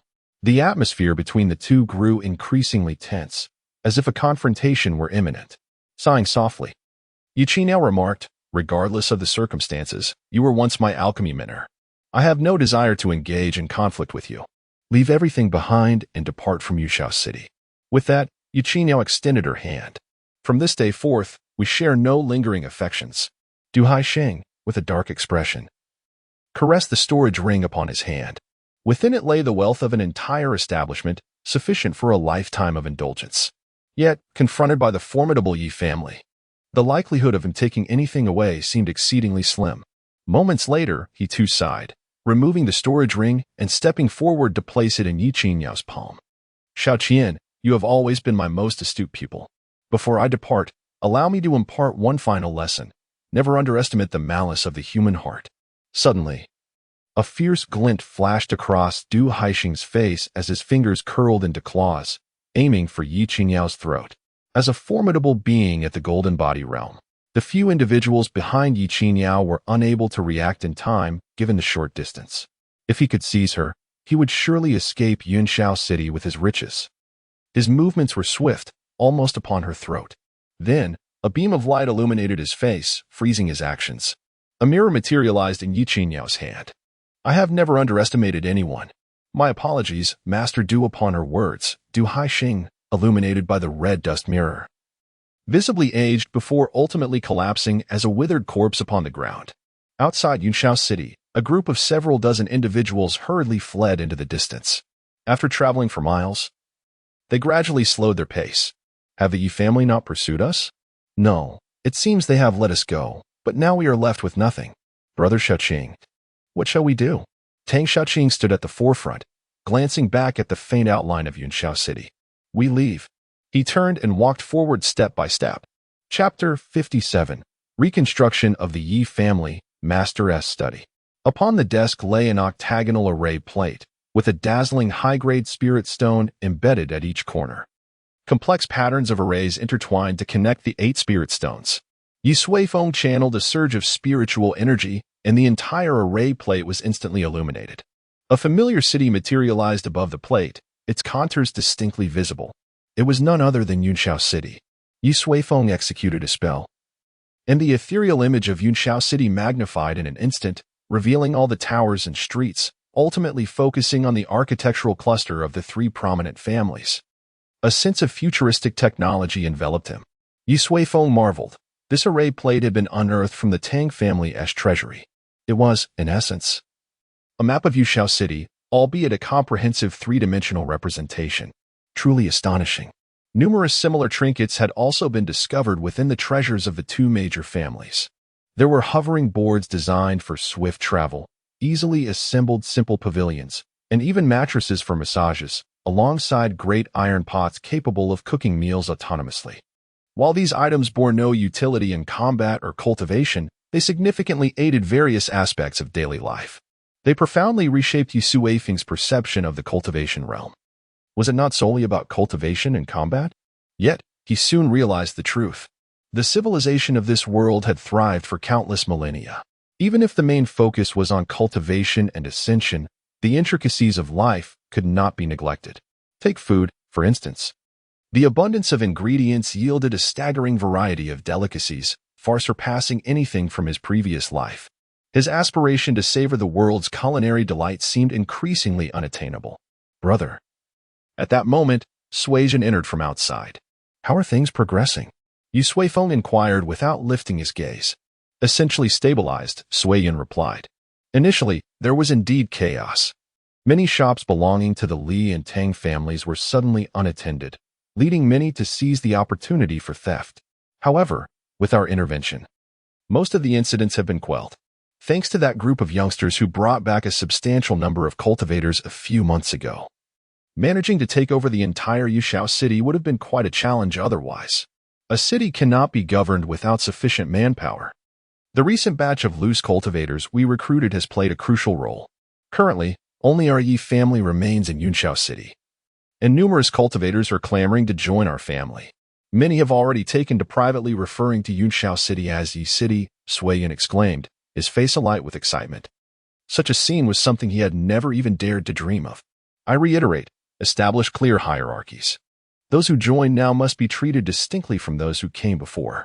Do not attempt any of that egalitarian nonsense, Yi Suifeng asserted. Suijin nodded. Having long resided in a position of authority, he understood that treating everyone equally was akin to serving a bowl of seemingly delectable poison. Indeed, my dear brother. The Li and Tang families have been thoroughly plundered, and their original structures have suffered varying degrees of damage. Particularly concerning is the Li family, whose underground space was obliterated, leaving it nearly in ruins. How should we handle this? Suijin inquired. Yi Suifeng raised his hand, fixing the array map upon the architectural complexes of the three prominent families.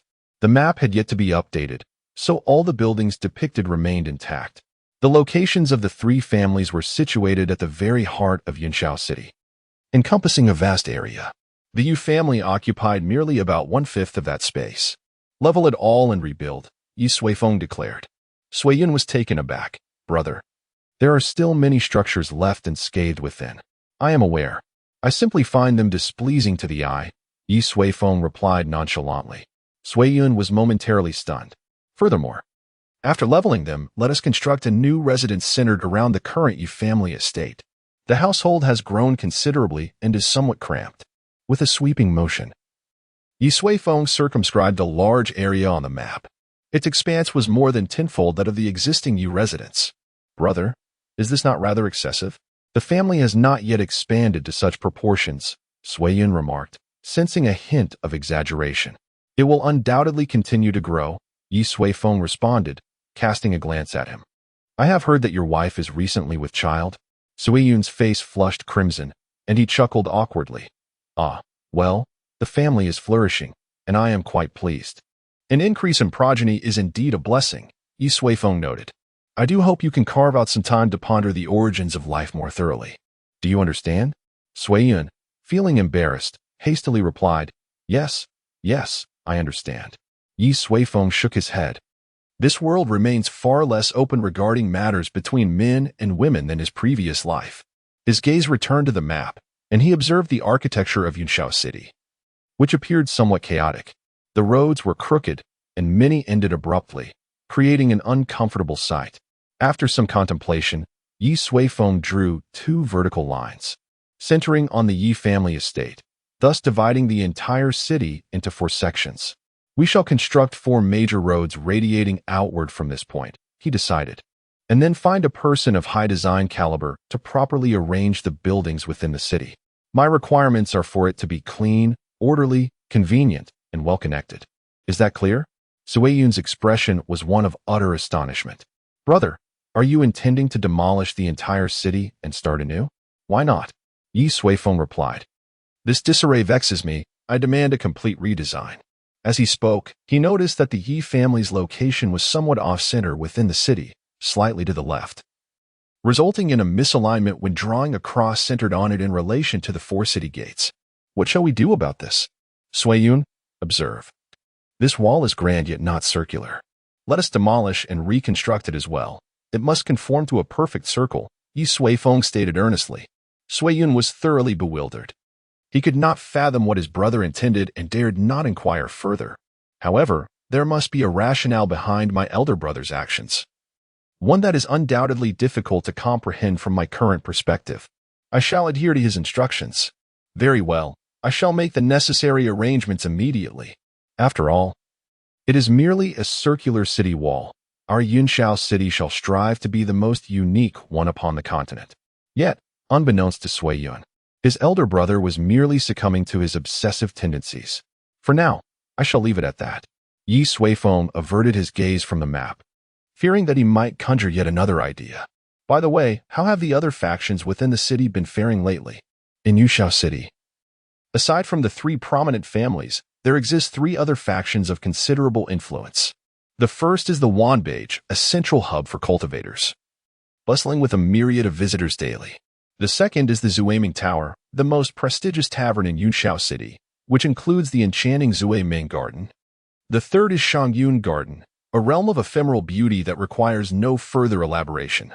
Has there been any movement from Wanbage in recent days? Yu Suifeng inquired. No activity. Sueyun responded. Ever since the Battle of Yunshao City, Wanbage has remained quite subdued. The personnel within have scarcely ventured outside, exercising extreme caution. Yi Suifeng nodded. Gu Wanqin is a remarkably astute woman. Unless prompted by me, she would never act independently. Have Gu Wanqin come to see me tomorrow. This woman still holds potential for collaboration. And what of the Zuaming Tower and Shangyun Garden? Sueyun replied, Shangyun Garden has also been quite compliant. However, it appears the proprietor of Zuaming Tower is beginning to grow restless. Reports indicate he has commenced purchasing nearby land, likely in a bid to expand his operations. Yi Suifeng stroked his chin, contemplating for a moment. Let us summon them all tomorrow. We shall discuss the intricacies of life. Chapter 58. Rectification. Upon learning of the Yi family's plan to reconstruct Yunshao City, Dong Tianji was filled with elation. As a 6th grade formation master, he also possessed profound expertise in architectural design. After a minor disagreement with the head of the Yi family, he resolved to prove his worth through this endeavor. With determination, he approached the 2nd master, Yi Sueyun, to express his thoughts. Sueyun, who had been troubled by the lack of capable hands for this task, was delighted by Dong Tianji's initiative and promptly entrusted him with the rudimentary blueprints and requirements. Dong Tianji brimmed with confidence, yet his enthusiasm quickly waned upon unveiling the blueprints. Whose ingenious design was this? He was rendered speechless, having never encountered such an unconventional plan. While placing one's family at the heart of the city was acceptable, what was the rationale behind constructing 4 direct thoroughfares to the family estate? Was it not excessively ostentatious? Moreover, the demands for cleanliness and orderliness, did they believe they were merely planning a backyard? Should the foremost consideration for a city be the distinction between the elite and the common folk? What truly struck him with incredulity was the circular city wall. Good heavens, was the intention to create the most peculiar city on the continent? Dong Tianji felt overwhelmed. This task was undeniably daunting. However, he was reluctant to forfeit this opportunity. After much contemplation, he sought the counsel of Hu Chuang, a fellow 6th grade refining master. This individual had traveled extensively and was well versed in various architectural styles. Perhaps he had encountered such eccentric designs before. The designer of this city seemed to have overlooked the family's security. Upon examining the blueprints, Hu Chuang furrowed his brow in concern. Like Dong Tianji, he deemed the family's placement overly conspicuous. In the event of a crisis, escape would prove exceedingly challenging. Thus, they resolved to strategize from an underground perspective.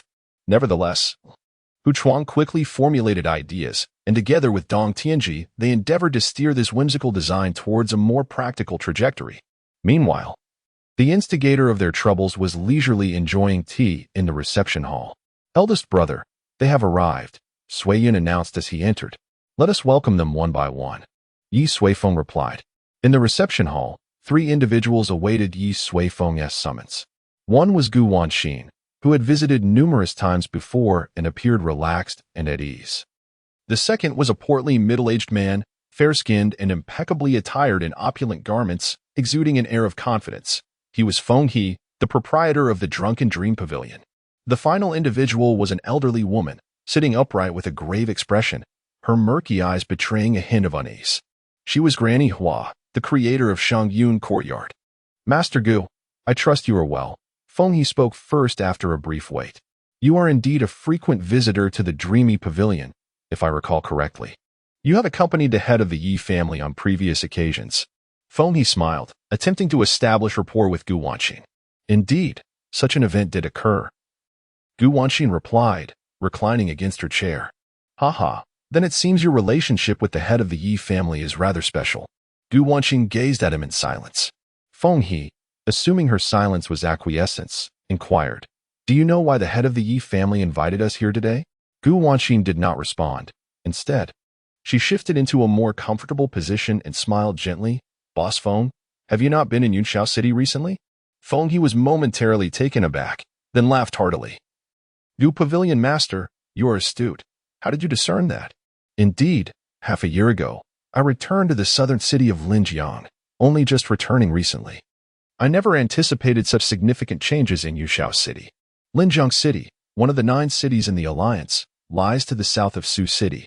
It is rumored that its prosperity surpasses that of Su City." Gu Wanxin nodded slightly, chuckling softly. "That is indeed the case.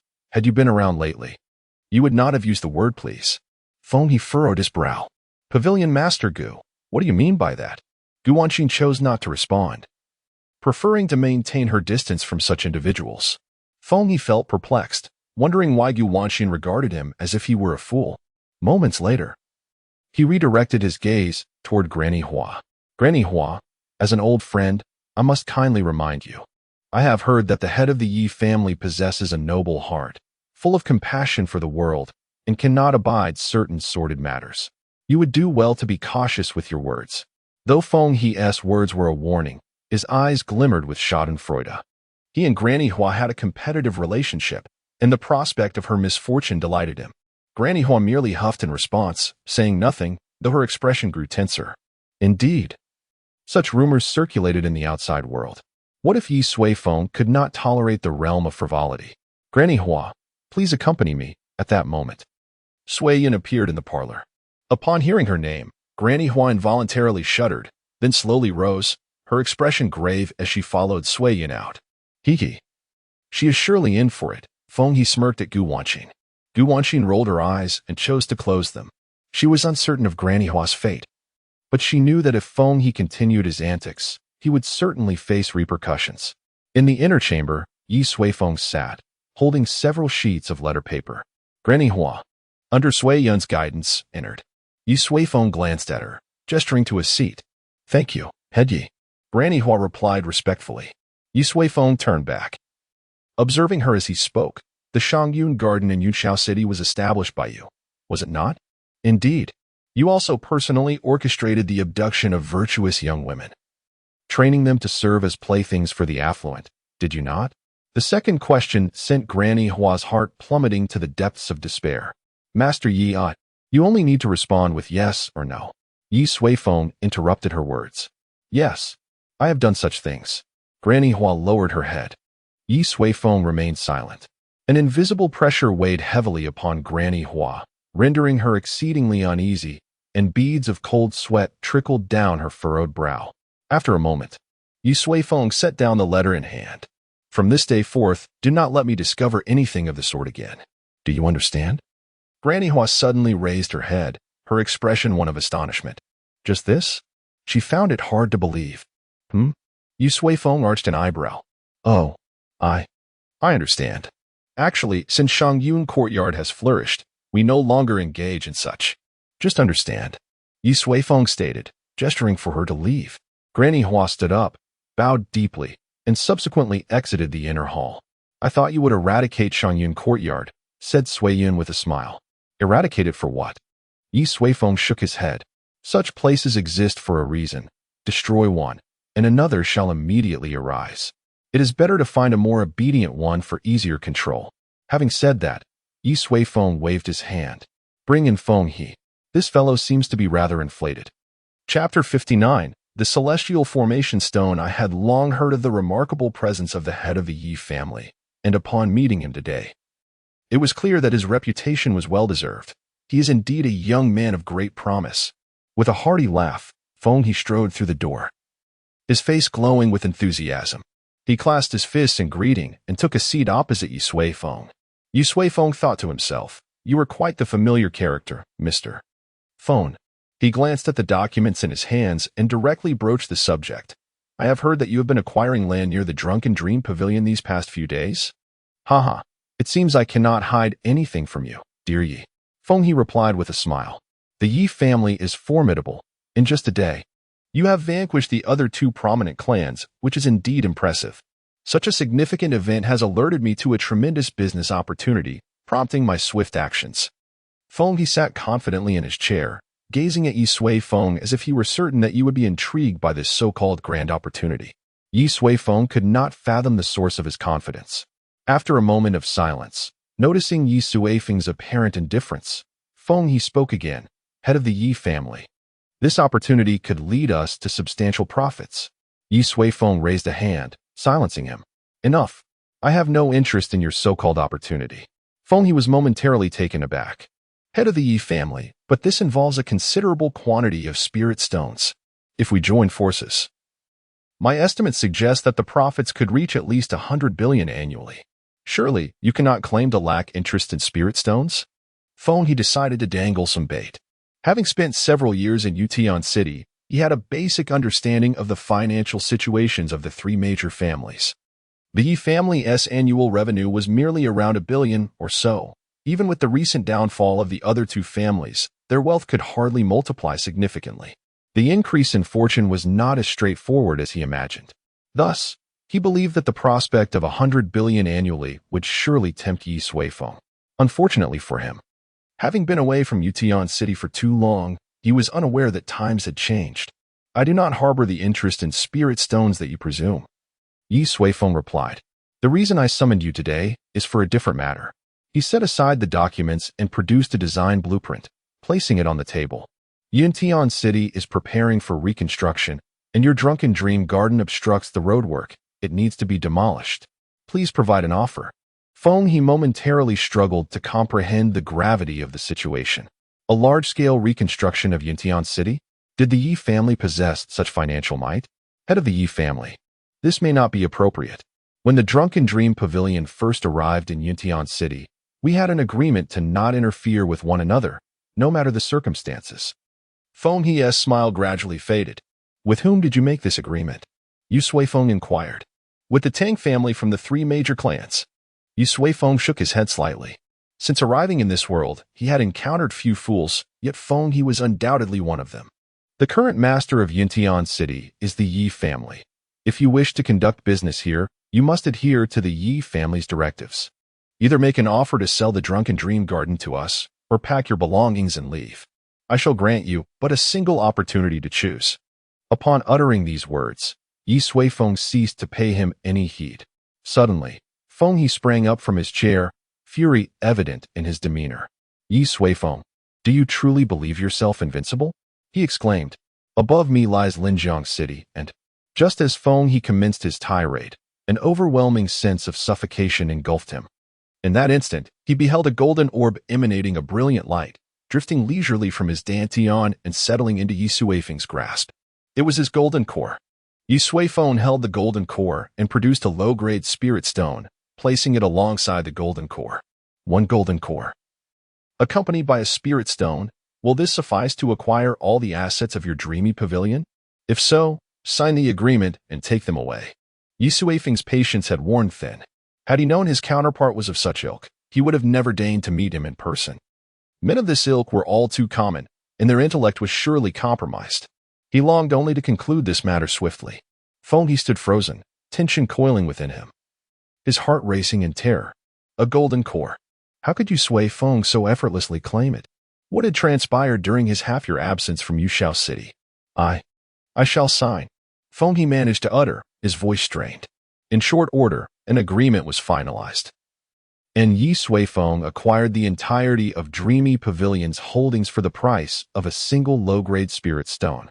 Subsequently, Feng he reclaimed his golden core, holding the fervent spirit stone with nothing but regret swirling in his heart. Had he known, he would have acquiesced to Yi Sui Feng from the outset and sold the Dreamy Pavilion to him without hesitation. After Feng he departed, Yi Sui Feng rubbed his temples. Pondering that such matters should henceforth be delegated to Sui Yun and the others, it was far too tedious. Moments later, a familiar figure appeared at the door. Master Yi. Gu Wanxin addressed him, her hands respectfully clasped before her. I hope you can be somewhat normal today. I have had quite enough vexation. Yu Sui Feng gestured for her to take a seat. Gu Wanxin smiled gently. It is rare to witness you in such a state. As she settled down, she inquired, Is this due to Feng He? Please, spare me from further mention of that fool, Yi Sui Feng replied. Now, tell me about yourself. Why have you been cooped up in the Wanbao Pavilion, not venturing out at all? Gu Wanxin responded, I have, of course, been awaiting your directives, Master Yi. You are of Wanbao Pavilion, not a member of the Yi family, and thus need not heed my commands, Yi Sui Feng remarked, taking a sip of tea. Gu Wanxin chuckled softly, then sighed lightly. Master Yi, if you do not take me in, it may not be long before you find you can never see me again. Why is that? Yi Sui Feng inquired, his brow slightly furrowed. Do you recall the last time you asked me to investigate the whereabouts of the spirit stones from Wanbao Pavilion? Gu Wanxin questioned. Yi Sui Feng nodded, recalling his curiosity about what Wanbao Pavilion was exchanging so many spirit stones for, as they could not be consumed as sustenance. Have you uncovered any clues? Indeed, Gu Wanxin replied, retrieving a box fashioned from an unknown metal from her storage ring and placing it upon the table. Every transaction at Wanbage leaves a trace. After bribing certain individuals, I stumbled upon an extraordinary revelation. Each year, the spirit stones generated by our branches mysteriously vanish by more than half within a specific time frame. Subsequently, an item known as the Tianzhong stone appears on the materials list. Eager to unravel the hidden intricacies of this phenomenon, I sought an opportunity to engage with the individual responsible for managing the Tianzhong stone. Gu Wanxin observed Yu Sui Feng, her hands resting on either side of the box. To my astonishment, I uncovered an unexpected secret. She gently pressed her hands down, and with a series of clicks, the metallic casing transformed like countless delicate building blocks, ultimately morphing from a rectangular shape into a Tai Chi-like formation. Suspended above the formation were three objects. On the left, there stood a small cauldron with 3 legs and double ears. Its exterior was adorned with intricate patterns of formations, interwoven in a way that sent shivers down one's spine with just a glance. In the center, a 9-tiered pagoda rose, transparent and glistening, surrounded by wisps of clouds, exuding an air of mystery. To the right, a luminous stone caught my attention, appearing somewhat familiar. This was the Tianjing stone. Gu Wanxin gazed at the glowing stone, her expression one of profound incredulity. It was only now that I realized the vast wealth accumulated by Wanbage and spirit stones was merely for this diminutive Tianzhong stone. Indeed, this stone was forged from countless pure spirit stones, and to merge a single Tianjing stone required no less than 1 billion superior-grade spirit stones. Gu Wanxin was astounded. Without Yi Sui Feng's involvement, Wanbage and Su City would have sold only around 1 billion superior-grade spirit stones worth of goods in an entire year. Yi Sui Feng was equally taken aback, never imagining that Wanbage handled spirit stones in such a manner. Moreover, he felt a strange familiarity with the Tianzhong stone. Suddenly, he raised an eyebrow as another glowing stone materialized in his hand, identical to the one atop the formation. Master Yi, you possess such a precious treasure of heaven and earth. Gu Wanxin exclaimed, her eyes widening in disbelief. The Tianzhong stone was unlike any heavenly-grade treasure. It was a material of exceptional significance, only attainable by superpowers like Wanbage. Yi Sui Feng remained silent, a realization dawning upon him. No wonder he hadn't heard the name of the spirit crystal for so long. People referred to it as the Tianzhong stone. He glanced at the balance in his wallet. 36. 5 trillion Chapter 60. The Tower of Origins. Yu Suifeng initially believed that, under the reckless whims of his profligate tendencies, he would soon exhaust every last fragment of spirit stones in his possession. However, he was taken aback to discover that the spirit stones themselves were merely trifles. Alas, how narrow-minded he was. If Gu Wanqing's assertions held any truth, one spirit crystal equated to 1 billion superior spirit stones. Consequently, how many superior spirit stones would 5 trillion spirit crystals yield? And how many inferior spirit stones would that amount to? With an abundance of wealth that seemed insatiable, he pondered anxiously how to expend it. How did Wanbage convert heavenly array stones? Moreover, what purpose did the transformation of spirit stones into heavenly array stones serve? What function did heavenly array stones possess? Yu Suifeng, having tucked away the spirit crystals, unleashed a barrage of inquiries. Gu Wanqing, reluctant to tear her gaze from the heavenly array stone, replied, "In truth, I too harbored this curiosity from the outset. Such confidential matters within Wanbage are of the highest secrecy, and I initially presumed that uncovering any hint of information would require considerable effort. Yet unexpectedly, with a wry smile, Gu Wanqing regarded the small cauldron and tower upon the array plate, saying, "I cannot discern whether this is a stroke of fortune or misfortune. The methods for converting spirit stones into heavenly array stones, along with the purpose of these stones, are all contained within this box. Thus, if you, esteemed head of the Yi family, do not offer me refuge, I shall have nowhere to turn in Wanbage." Originally, Gu Wanqing's intention was merely to borrow the heavenly array stone and bring it to Yu Suifeng for his examination before making further plans. Yet, she could never have anticipated that the box concealed such monumental secrets. She understood all too well that by stealthily taking this box, her life was no longer her own. Yu Suifeng remained silent, slowly extending his hand as the small cauldron floated delicately within his palm. It was then that he realized this was not a tangible cauldron. To be precise, it was a detailed blueprint, a meticulously crafted three-dimensional diagram. Yu Suifeng reached forth with his expansive consciousness, enveloping it instantaneously. In but a few breaths, he comprehended all there was to know about the small cauldron. So this was the case. Yu Suifeng discerned that this small cauldron was known as the Spirit Power Furnace, its sole purpose being the transformation of spirit stones. Under standard parameters, 100 inferior spirit stones could be transmuted into a single medium-quality spirit stone, while 100 medium-quality spirit stones could yield one superior spirit stone. Only 1 billion superior spirit stones could be converted into a single spirit crystal, which is to say, a heavenly array stone. The essence of the Spirit Power Furnace was entirely constructed from heavenly array stones and array formations. The formation serves as the foundation, while the heavenly array stone acts as the conduit, a passageway connecting to the laws of the heavenly path. Manually arranged arrays, through heavenly array stones, take root above the heavenly path, drawing upon the power of the rules. Thus, it possesses the ability to transform the very essence of spirit stones. No wonder spirit crystals are referred to as heavenly array stones. Such stones can directly connect to the laws of the heavenly path, acting as conduits for the rules. In this manner, cultivators can harness forces that humanity could not normally control, achieving astonishing feats of creation. Well then, let us proceed with the trial. The Spirit Power Furnace consists of 3 distinct levels, each defined by its conversion efficiency. The highest grade furnace requires 10,000 celestial array stones, equivalent to a decade's worth of revenue from Sioux City. Such a staggering figure is truly daunting. With a wave of his hand, Yu Suifeng conjured 1,000 celestial array stones, which floated before them as if they were worthless, much to Gu Wanqing's astonishment. Subsequently, Yu Suifeng executed a series of intricate hand gestures, casting array formations that were inscribed within the inner walls of the celestial array stones.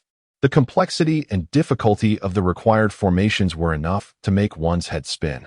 Even a 6th grade array master like Dong Tianji would require thousands of years of relentless effort to accomplish this task flawlessly.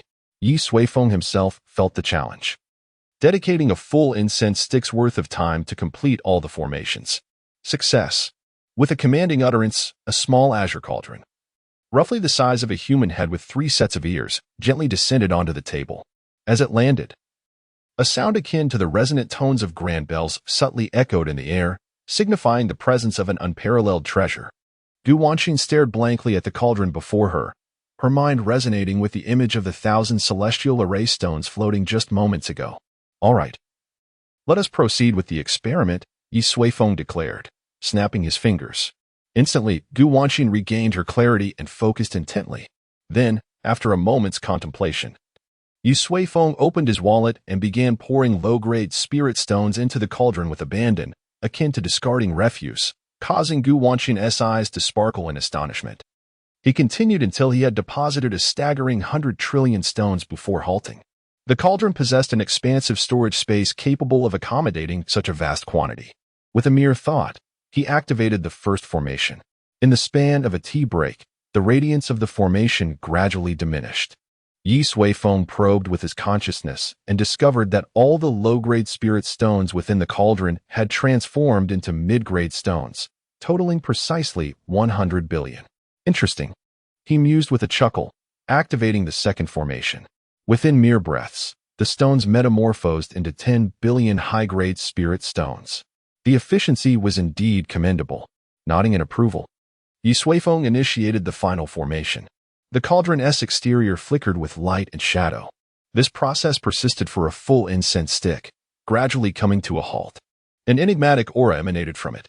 With a gesture, a freshly forged celestial array stone appeared in his palm. Quite satisfactory. Yi Suifeng felt content with the cauldron, relieved that he could finally address the surplus of low and mid-grade spirit stones cluttering his wallet. The sheer magnitude of those items had been rather irksome.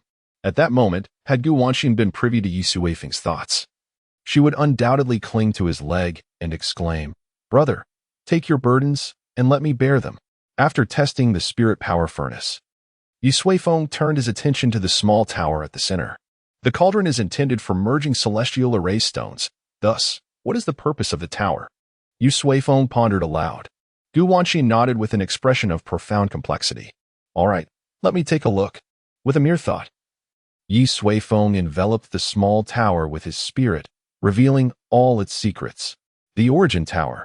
This was a 9-story treasure tower, entirely composed of heavenly array stones and formations. Akin to a spiritual energy furnace, each level of the Origin Tower served a distinct purpose, and with each ascending level, the required quantity of heavenly array stones increased tenfold. Moreover, the efficacy of all preceding layers also amplified tenfold with each elevation. First level produces a drop of spiritual energy essence annually, requiring 1,000 heavenly array stones. Spiritual energy essence, an exceptionally pure liquid, usable directly for cultivation, capable of altering the spiritual energy density within a certain radius, nurturing spiritual artifacts, and enlightening spirit beasts. With myriad applications. Second level generates a drop of body tempering essence each year, necessitating 10,000 heavenly array stones. Body tempering essence refines the body. Capable of merging with any auxiliary body tempering treasures, enhancing their effects manifold. It can also strengthen one's innate cultivation talent to a certain extent. Third level yields a drop of soul essence annually, demanding 100,000 heavenly array stones. Soul essence refines the soul, enhancing comprehension. The fourth level produces life essence, a liquid representing the essence of life, capable of healing wounds and promoting the growth of spiritual herbs and medicines. Fifth level, innate essence, which can cultivate various innate physiques. Sixth level, sacred essence, which can nurture extraordinary divine abilities. Seventh level, creation essence, enabling one to transcend the limits of life and become a true child of the heavenly Tao. Eighth level, rule essence, which can be utilized to master the laws of heaven and earth. Ninth level, produces a drop of heavenly Tao essence each year, requiring a staggering 100 billion heavenly array stones. Heavenly Tao essence governs the rules and creates new ones. After reviewing this, Yi Suifeng finally understood. No wonder these superpowers could unleash a single core disciple capable of overpowering the majority of extraordinary geniuses from ordinary great powers. The reason lay right here. Chapter 61. A 10,000 First, having perused all the information regarding the Tower of All Origins, Yi Suifeng rested his arms upon the table, cradling his chin. lost in contemplation. If the information is accurate, a 9-story tower of all origins can produce an astounding 100 million drops of spiritual essence, 10 million drops of body refining essence, and 1 million drops of soul essence each year. These 3 essences are foundational to cultivation. Just imagine the number of formidable beings that could be nurtured from such resources, not to mention the subsequent innate essence, divine essence, and creation essence. With such an investment of resources, even the most extraordinary prodigies could be cultivated. Had it not been for Gu Wanxin fortuitously discovering this, he would have remained oblivious to the plethora of spirit stones and spirit crystals he possessed, which might have gone to waste for an indeterminate time. Master Yi, I sincerely apologize, Gu Wanxin said, observing the silent Yi Sui Feng with an expression full of regret. I was so astonished earlier that I forgot to inform you that the Tower of Origins is the treasure that most requires the investment of heavenly array stones. We should not have squandered those 10,000 heavenly array stones on the spirit power melting furnace. It is entirely my fault. Huh? Yi Sui Feng paused, then quickly realized that the young lady had misunderstood, thinking he was impoverished to the extent of possessing only 10,000 heavenly array stones. It's quite all right. Your assistance has been tremendously beneficial to me, he replied with a hearty smile. Gu Wanxin blinked. Master Yi. Call me Brother Yi, Yi Sui Feng interjected. By the way, you are not older than I am, are you? He had never inquired about Gu Wanxin's age. And now that he was prepared to regard her as a friend, such probing felt unnecessary. Delving into one's consciousness to ascertain such details would be rather impolite. Gu Wanxin regarded Yi Sui Feng without disclosing her age, merely smiling gently. Brother Yi. Yi Sui Feng nodded. By the way, from where did you acquire this box? Such an item does not seem fit to exist in the vicinity of Sioux City, he inquired. The box contained all the information regarding the spirit power melting furnace and the Tower of Origins. How could such a monumental secret be carelessly transported? It belongs to an attendant of the Wanbao Pavilion, Gu Wanxin explained. He has been responsible for the allocation of resources and the collection of spirit stones in the Sioux City area. At that time, I merely thought the box contained just a single heavenly array stone. As she spoke, Gu Wanxin suddenly furrowed her brow and added, Perhaps this matter is somewhat related to you, Brother Yi. How could it possibly concern me? Yi Sui Feng queried, puzzled.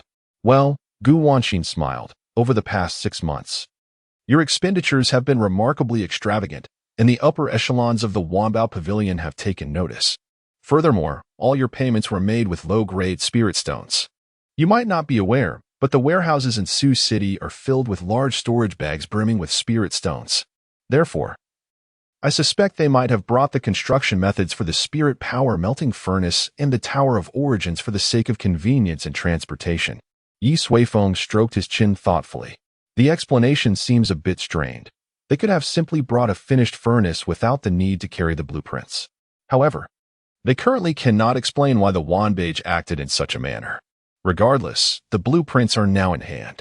The steward of Wanbage must possess skills far superior to yours. How did you manage that? Yi Sui Feng inquired again. Gu Wanxin paused momentarily, hesitating before responding. Brother Yi, you know, in such matters, being a woman offers certain advantages. She did not articulate it explicitly, but Yi Sui Feng discerned her meaning. It stands to reason that a woman without any connections could hardly navigate the intricate web of power within Wanbage without some means at her disposal. Her ascent to the position of the pavilion master was no small feat. Yi Sui Feng held a deep respect for individuals like her. Rest assured, I will ensure your safety. And such matters need not arise again in the future, he stated earnestly. Really? Brother Yi, I am truly grateful. Gu Wanxin felt a weight lift from her heart. Yet soon after, a hint of melancholy crossed her face. So, I will be living at the Yi family home from now on. Yi Sui Feng smiled at her. If you prefer, you may remain at Wanbage and continue trading with the Yi family.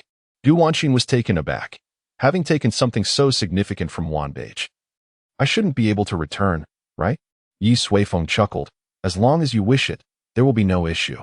I will handle this matter. Gu Wanxin stared in disbelief. Throughout the years, she had navigated the sordid realm of clash transactions, teetering on the brink of death countless times. Yet no one had ever spoken to her in such a manner. It was a comforting feeling. Thank you. Then I shall return, she began, only to suddenly feel embarrassed. Brother Yi, it's not that I dislike the Yi family, nor do I think poorly of it. All right. Yi Suifeng interjected with a smile. I also need you to temporarily stay at Wanbage to procure goods for the family. Gu Wanqing smiled, feeling relieved. Well then, let us hurry back and reopen. Someone has been waiting for you for quite some time. Yi Suifeng closed the box and handed it to Gu Wanqing. Who? She asked. That person from last time in Suching. Oh right, Shen Tianming. He must be coming for the box. With that, Yi Suifeng touched her forehead gently, leaving a faint red mark. He then produced 100 Tianjin stones and handed them over. Deliver this to him and say that it was as if nothing had transpired. Otherwise, I shall acquire all of Wanbage from the 9 Cities Alliance with just 1 low-grade spirit stone. Yi Suifeng declared. Is that really what you mean? Indeed. Rest assured, with this, there is no need to worry about safety, Yi Suifeng reassured her with a gesture to her forehead. Gu Wanqing nodded vigorously, her steps lightening as she exited. After her departure, Yi Suifeng let out a long sigh, leaning back in his chair.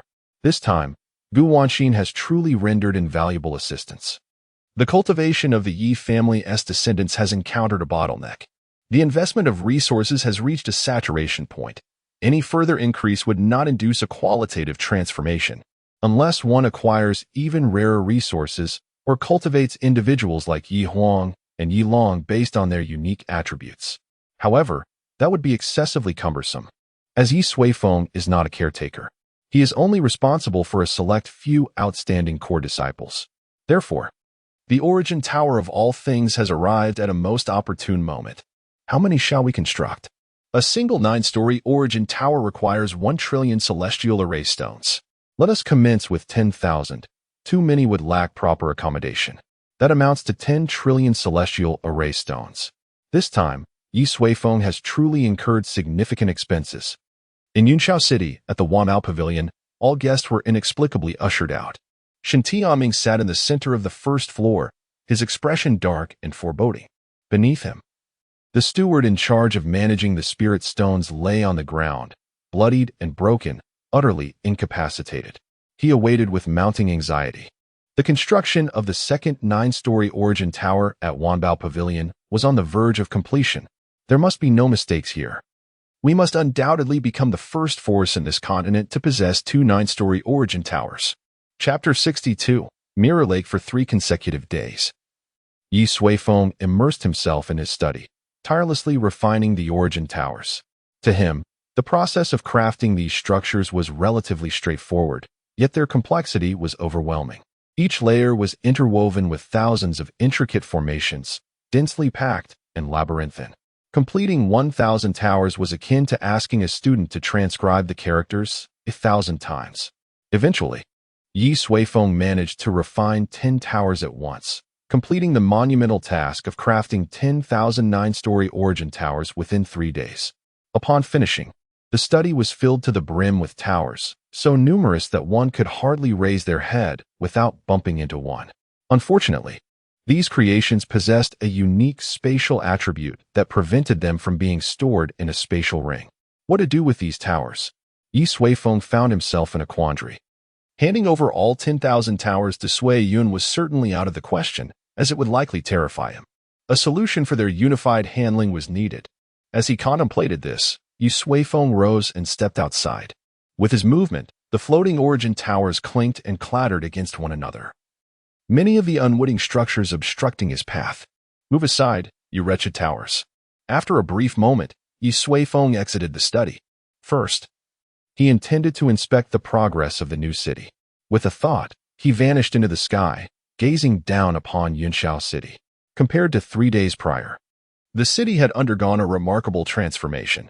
The former residences of the Li and Tang families had been completely razed, and a towering wall now encircled the area, securing it entirely. A group of figures was busily arranging formations upon the wall. This was the New Yi family, centered around the New Yi family. For broad avenues extended straight towards the cardinal directions, leading directly to the city's outskirts. At the end of these roads, brand new city gates had been erected, and the new city walls were beginning to take shape, with throngs of people gathering there, akin to foremen supervising the construction. Yi Suifeng recognized 2 of the figures, Dong Tianji and Hu Chuang. They had both played significant roles in the design of various aspects of the new Yunxiao city. Within the city, construction was rampant. Numerous irregular structures had been dismantled, making way for neatly arranged new pavilions. The overall appearance was far more pleasant than before. Yu Suifeng nodded to himself. The speed of construction was astonishing. Upon reflection, it was clear why. This was the realm of cultivation. Individual strength was immensely potent. Rendering heavy machinery unnecessary, tasks could be accomplished with a mere flick of the wrist. Furthermore, specialized construction teams existed, utilizing puppets specifically designed for building. With a handful of them dispatched, a brand new structure could be erected in mere minutes. Thus, the framework of the new city had come together in just a few days. Next came the installation of formations and the reinforcement of the city walls, among a series of other tasks. These responsibilities fell to Dong Tianji and Hu Chuang. After observing for a while and finding little amiss, Yi Suifeng chose not to dwell further on the matter. He would provide the requirements and conduct the final inspections. The specifics would naturally be handled by those beneath him. Now, he merely seeks to arrange the 10,000 origin towers. Initially, they must be stored. Conventional storage spaces are inadequate, necessitating the creation of a new space. This is relatively straightforward, although such a space resembles an entirely different realm, rendering it rather inconvenient. Moreover, the low-tier essence is produced at an astonishing rate. Even if distributed among the entire city, it would be far from exhausted. Naturally, I would not resort to such measures. The 9 layers of the Origin Tower generate a staggering 100 million drops of spiritual essence annually from the first layer alone, amounting to approximately 1,000 cubic meters when amassed. With 10,000 towers, that translates to 10 million cubic meters each year. In just over a year, it would yield a volume of water comparable to that of Westlake in my previous life. And this is spiritual essence. Yi Suifeng furrowed his brow, contemplating for a moment, when suddenly, a spark of inspiration lit up his eyes. Ah, Westlake. I could create a lake as well. He glanced at the recently leveled grounds of the Li and Tang families, and an idea began to form in his mind. Abruptly, he vanished from his spot, reappearing behind the Yi family estate on that pristine land. This location is quite suitable. Yu Suifeng extended his finger, sketching a perfect circle upon the ground before pressing his palm downward. Boom! The earth quaked, and the freshly flattened terrain abruptly caved in, revealing a colossal pit hundreds of feet deep. What just happened? Has a powerful being descended? The townsfolk were thrown into a frenzy, with some still in their nightclothes rushing outside. Following the tremors, several figures soared into the sky, racing toward the Yi residence. Sui Yun was the first to arrive, his expression one of shock upon witnessing the sudden pit. However, upon turning his gaze and spotting Yi Suifeng lost in contemplation, he gradually relaxed. It's nothing. Carry on with your business. Sui Yun dismissed the concerned Yi family members, landing beside Yi Suifeng. Brother, at least give me a heads up. Sui Yun wore a helpless expression. I was merely testing the sturdiness of the newly constructed buildings, Yi Suifeng replied nonchalantly. In truth, he had been so engrossed in thought that he had forgotten such matters.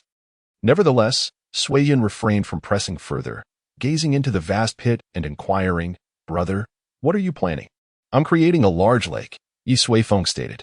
Since we now have ample space at home, I intend to establish a grand garden here, a place to stroll leisurely when time permits.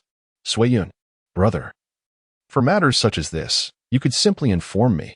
There is no need for you to exert yourself. You wouldn't understand. Yi Suifeng shook his head, saying, Wait for me a moment. I shall explain how to proceed shortly.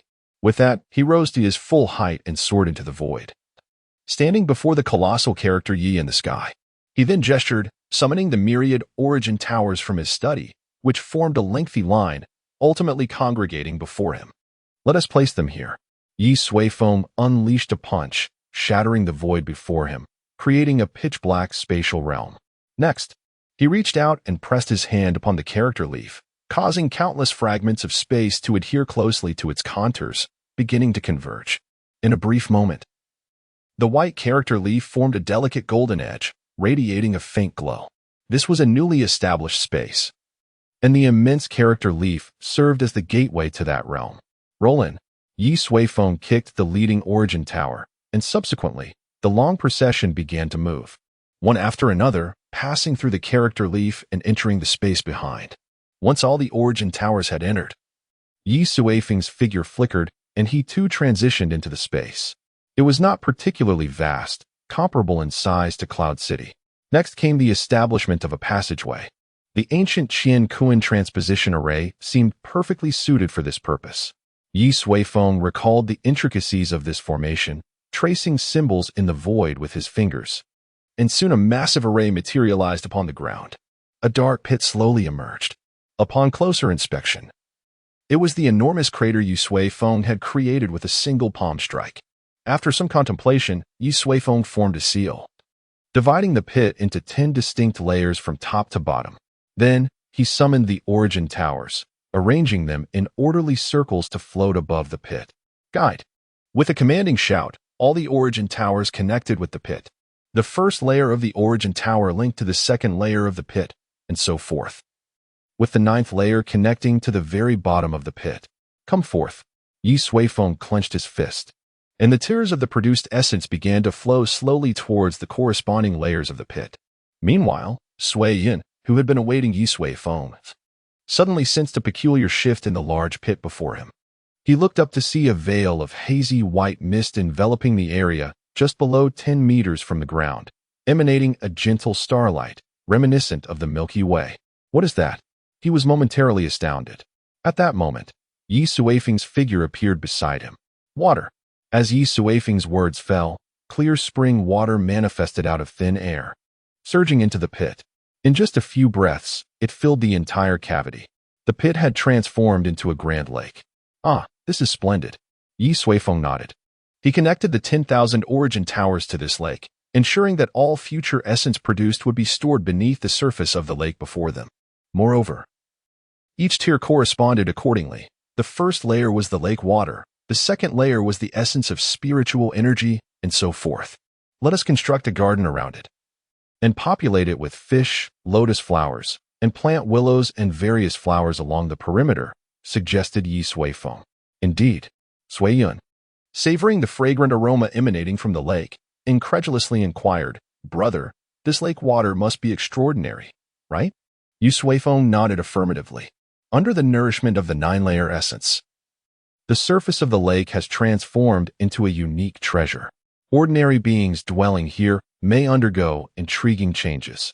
You can draw forth several small rivers from this lake, fashioning rockeries or any whimsical constructions, allowing the waters to flow throughout the family estate. Do you understand? As the clouds nodded in agreement, the elder brother remarked, Such a precious lake requires a name. Yi Suifeng suddenly felt overwhelmed, as naming was his least favorite task. Well, look at it. It is vast and round, and the lake's surface is crystal clear, akin to a mirror. Let us call it Mirror Lake. Chapter 63. Time to depart with the primary construction of Mirror Lake completed. Yi Suifeng encountered a new dilemma. Despite its vastness, Mirror Lake could not accommodate the relentless production of essence from the myriad origin towers. Particularly concerning was the spirit essence, which, if the pace continued, would saturate in merely 6 months. Yet, it seemed futile to hoard such an abundance. The surplus would be dispersed throughout the territories of Yunqiu City. After a moment's contemplation, Yi Suifeng set about crafting a timed array. At specified intervals, Mirror Lake would spontaneously evaporate a portion of its essence, merging with the atmospheric moisture to create rain. Each month, a nourishing spirit rain, infused with spirit essence, would grace Yunqiu City's domain. Every quarter, a transformative rain, enriched with body refinement essence, would alter all it touched. Annually, a soul rain, laced with soul essence, would enlighten the populace. Every 3 years, a life rain, imbued with life essence, would bestow longevity. Moreover, each year, 3 innate stones would descend, awakening the innate bodies of those fortunate enough to obtain them. Every 3 years, 3 sacred stones would fall, granting the recipients divine powers and pathways to sanctity. Every decade, 3 stones of creation would emerge, and those who secured them would become true children of destiny. Collectively, these would account for merely 1/10 of the production from the origin towers, while the remainder would be reserved for the Yi family's use or stored away. As for the more precious rule essence and heavenly Tao essence, they would initially be withheld from the outside world, reserved for the core members of the family. Nonetheless, it was evident that soon, Yuntiu City would burgeon with prodigious talents, transforming into a genuine sanctuary for cultivation. To seek out genius was less effective than to cultivate it. Yu Suifeng grinned wryly. Once these arrangements were finalized, he entrusted the remaining tasks to Suiyin. In the ensuing days, Yuntiu City was enveloped in a fervent construction frenzy. With the circular city walls completed, a new citadel rose majestically. The visage of the old Yuntiu City had been entirely consigned to the annals of history. The internal structure of Yuntiu City had stabilized, with the remnants of the Li and Tang families eradicated, their shops and lands consolidated. However, the outer territories still harbored many disturbances requiring resolution. Sui Bao and Yi Huang were already geared up, prepared to venture forth from the city. In the study, Suiyin reported on recent developments. Yi Suifeng, feeling somewhat listless, nodded in acknowledgement. Presently, the Yi family reigned supreme in Yuntiao City, with no rival forces capable of contesting their dominance. Unification was merely a matter of time.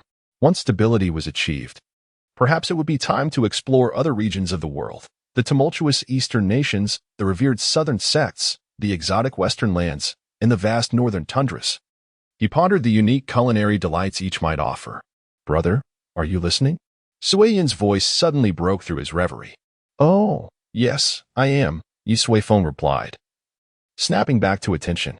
Hasten your actions. Those who are arrogant and defiant ought to be dealt with accordingly. Yuntiu City will undoubtedly never lack cultivators in the future. Suiyin nodded in agreement.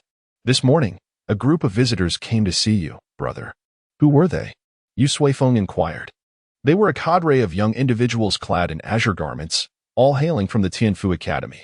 The leader, named Zhang Dong, exuded an extraordinary presence, his cultivation level inscrutable. Replied Suiyin. Tianfu Academy?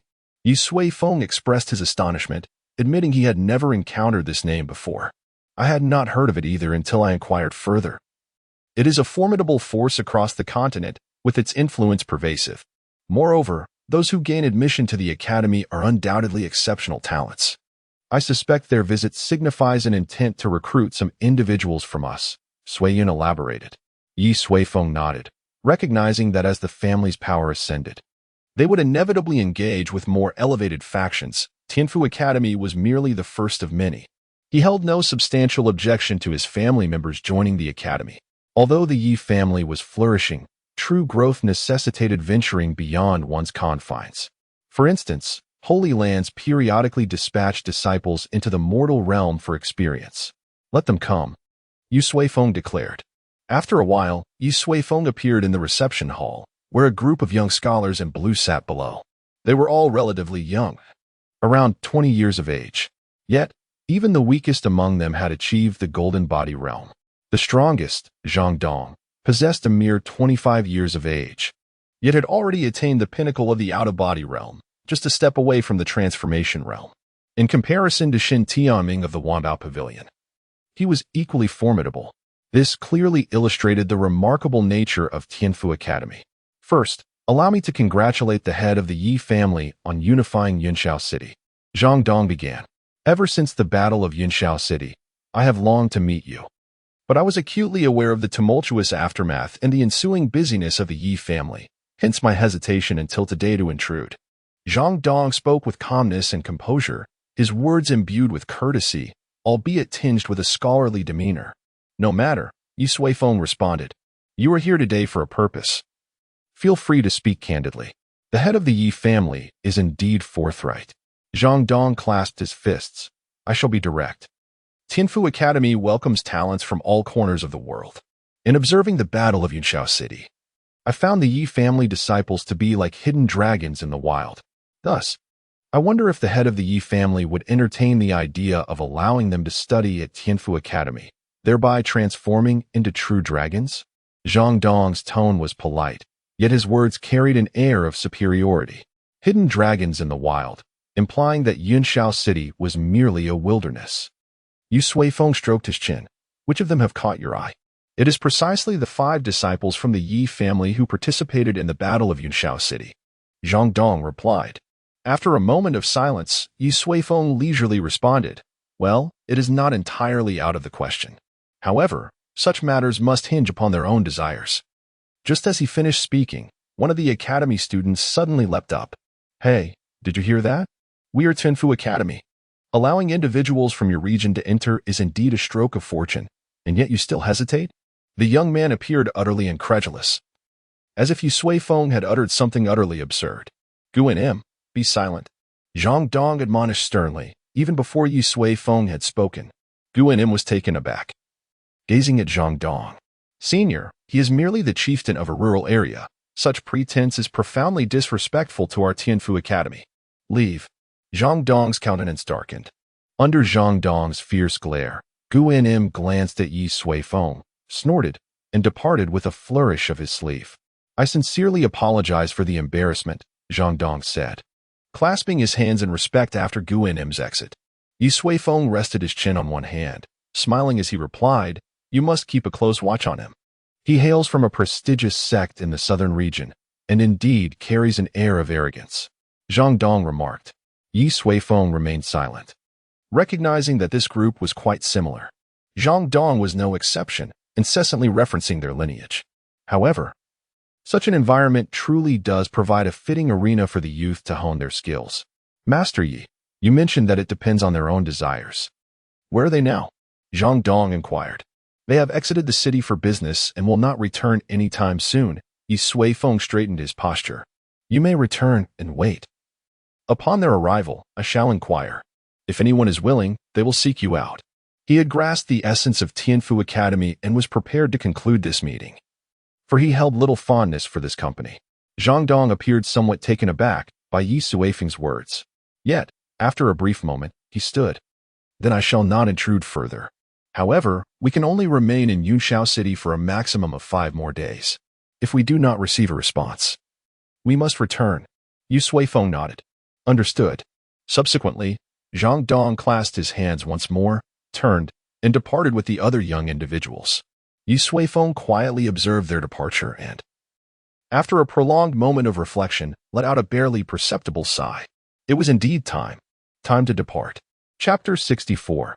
Aspirations under the combined efforts of Yi Huang, Yi Long, and the core members of the Yi family, the rebel forces within the domain of Yunshao City, as well as the factions of the Li and Tang families, were eradicated in a mere 4 days.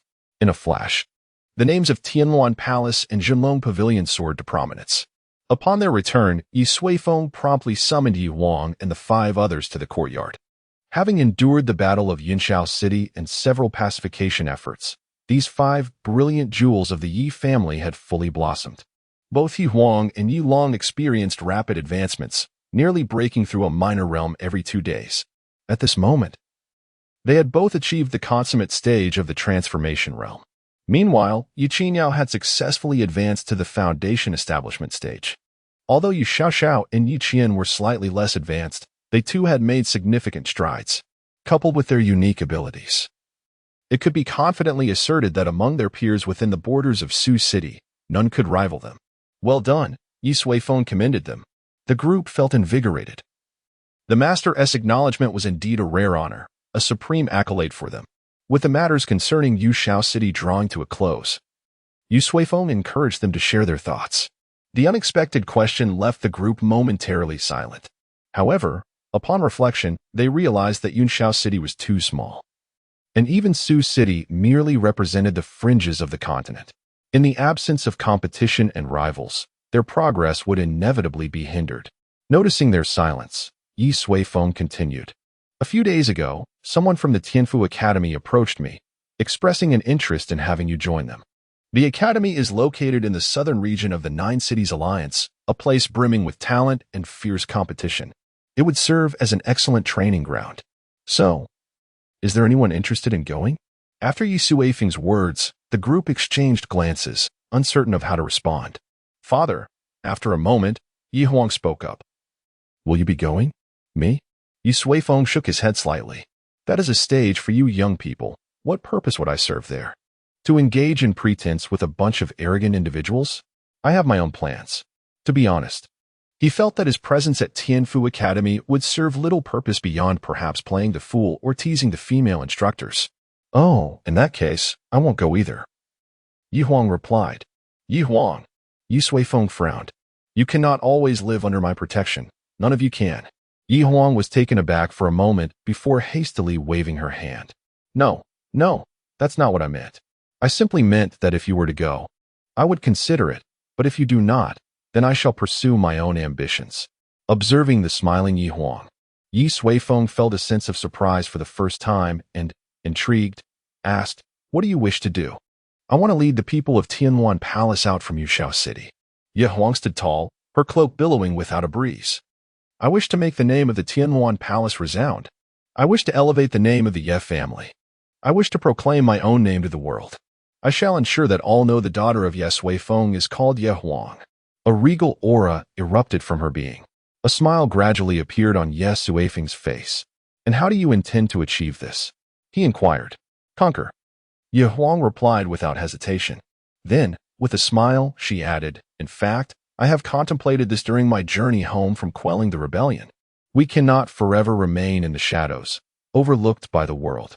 Therefore, I shall launch an offensive from Yutian City and fight relentlessly until everyone is aware of our Yutian City and our Ye family. Ye Suifeng fell silent. This time, his daughter had truly surpassed his expectations. He reminisced about the moment he arrived in this world, when this girl was frail and insecure, with only a flicker of flame kindling deep within her heart. Now, that flicker had blossomed into a roaring blaze. I am heartened by your thoughts. I support you, Ye Suifeng declared. Ye Huang's face brightened immediately. Thank you, father. Ye Suifeng nodded, and then turned his gaze toward Ye Long, asking, And what about you? Ye Long, clutching his lance, turned his attention to Ye Huang. With such ambition from the master of Tianwan Palace, how could my Zhenlong Pavilion lag behind? Uncle, my aspirations align with Ye Huang's. We must emerge from Yutian City and make our names known. Perhaps inspired by Ye Huang, Ye Long echoed her sentiments. Cousin Long, are you trying to compete with me? Ye Huang challenged him. Ye Long chuckled. What, do you fear being outshone by me? The two exchanged glances, unyielding. A dragon and a phoenix, their fighting spirit ignited. Enough, Ye Suifeng said, observing these two remarkable juniors with a slight smile. The world is vast. The paths you have chosen are long indeed. Why not each choose a direction to venture forth and see who can claim victory in the end? Upon hearing this, both nodded in agreement. I shall choose the east. City lies in that direction, and I wish to witness for myself the prowess of the 16-year-olds in foundation building. As mentioned by Nye Xiaoying, Ye Huang declared first. Very well, I shall head west. I have heard that the two cities in the western part of the 9 Cities Alliance are fierce in martial prowess, and I shall engage them in combat. Ye Long responded promptly. Excellent. Ye Huang exclaimed, Let us encircle the territories of the 9 Cities Alliance, and whoever reaches the southernmost point first shall be the victor. Cousin, what say you? Ye Huang's face brimmed with challenge. It is settled. Ye Long, unwavering, replied. The two brightest heirs of the family had made their choices. Next, Ye Suifeng directed his gaze towards Ye Qinyao, his niece who had undergone the trials of the red dust mirror. Uncle, I wish to try my hand at the Tianfu Academy, Ye Qinyao stated directly. Ye Suifeng was once again taken by surprise. He had never imagined that Ye Qinyao, with her disposition, would be the least likely to embark on such a journey. Why? For the sake of the red dust melody. Ye Qinyao remarked, In the mirror of the mundane world, I have undergone countless experiences. Yet, no matter how genuine they may seem, they ultimately remain but illusions. To perfect the red dust melody, it is essential for me to immerse myself in the true world. Ye Suifeng suddenly realized that Ye Qinyao had embarked on a path uniquely her own. The red dust melody was indeed her way. Very well. He found no reason to oppose her. He then turned his gaze to Yi Qian. What about you? Yi Qian pondered for a moment before responding. I wish to remain in Yinshao City. The others looked at him in astonishment. Progress was notoriously difficult in Yinshao City. I cannot abandon Xiao Yi and the others. Yi Qian explained. Xiao Yi was the young girl he had once rescued, whose family had been ruthlessly slain by Li Shenggu. Perhaps they were right all along. I am merely a dean. Yi Qian chuckled softly, saying, Thus, I have resolved to establish an academy in Yushao City, providing those children who aspire to cultivate with an opportunity. Dean it shall be. I accept the title. Yi Qian spoke candidly, with a sense of relief. He, too, had discovered his own path. Very well. Yi Sui Feng nodded slightly. Yi Long clapped him on the shoulder with a smile. Go ahead and pursue it. I will always support you. We support you as well. Do not concern yourself with others' opinions, Yi Huang added. Yi Qian looked at them and nodded earnestly. With each of them having found their own aspirations, only Yi Xiao remained. Yi Sui Feng turned his attention to her. Uncle, I also wish to. No, you do not. Before she could finish her sentence, Yi Sui Feng swiftly negated her desire. I plan to travel, and you shall accompany me. Do not wander elsewhere. Yi Xiao was momentarily taken aback, her large eyes filled with grievance. Why is that? You have granted their requests, yet mine is dismissed. Uncle, why do you always treat me differently? She lamented while dabbing at the few forced tears that had escaped her eyes. Them? Yi Sui Feng scoffed. They have all found their ideals and ambitions. What do you do besides play, disrupt, and cause mischief? Yi Xiao hesitated. Was it you who stole from Wamao Pavilion a few days ago? Yi Sui Feng inquired. Silence ensued. Guan Xin took a bath, and all her clothes were stolen. Was it you? Again, silence. And then there was Do Hua, who awoke to find himself surrounded by pigs, with his own visage transformed into that of a pig. Was that your doing? Yi Xiao pouted. But I have also accomplished something. Oh? Pray tell, what achievement? Yi Sui Feng stroked his chin. Humph. Yi Xiao puffed out her chest. A few days ago, when Sister Yi Huang quelled the rebellion, I managed to sleep with over 100 people in one go. Upon finishing her words, Yi Xiao nearly caused the others to burst into laughter. Dear sister, such remarks are rather ill-advised. They can easily lead to misunderstandings. Yi Sui Feng shook his head and replied, Enough of that. In any case, you shall not venture anywhere. Stay with me and refine your character, lest you invite trouble in the future. Chapter 65. The bewildered elder. The 5 members of the Yi family embarked upon their individual paths, yet Yi Xiao remained discontented. She was uncertain of the direction she was meant to take. Observing the spirited young successors, Yi Sui Feng felt a sense of fulfillment in his heart. Allow me to present you with something, he declared, as he opened his palm to reveal 4 exquisite miniature towers, which materialized in his grasp. These were the origin towers. In recent days, he had contemplated the future trajectories of these individuals and had taken the opportunity to craft 4 9-tiered origin towers. Regardless of the circumstances, cultivating resources were indispensable. Extend your hands, Yi Sui Feng instructed. The others complied obediently. He then touched each of their palms with his index finger, and in a brief moment, a diminutive character representing leaf appeared in each palm. This signified a small space. Subsequently, Yi Sui Feng placed the origin towers within these spaces. The function and usage of the towers were contained within. They were to familiarize themselves with it upon their return.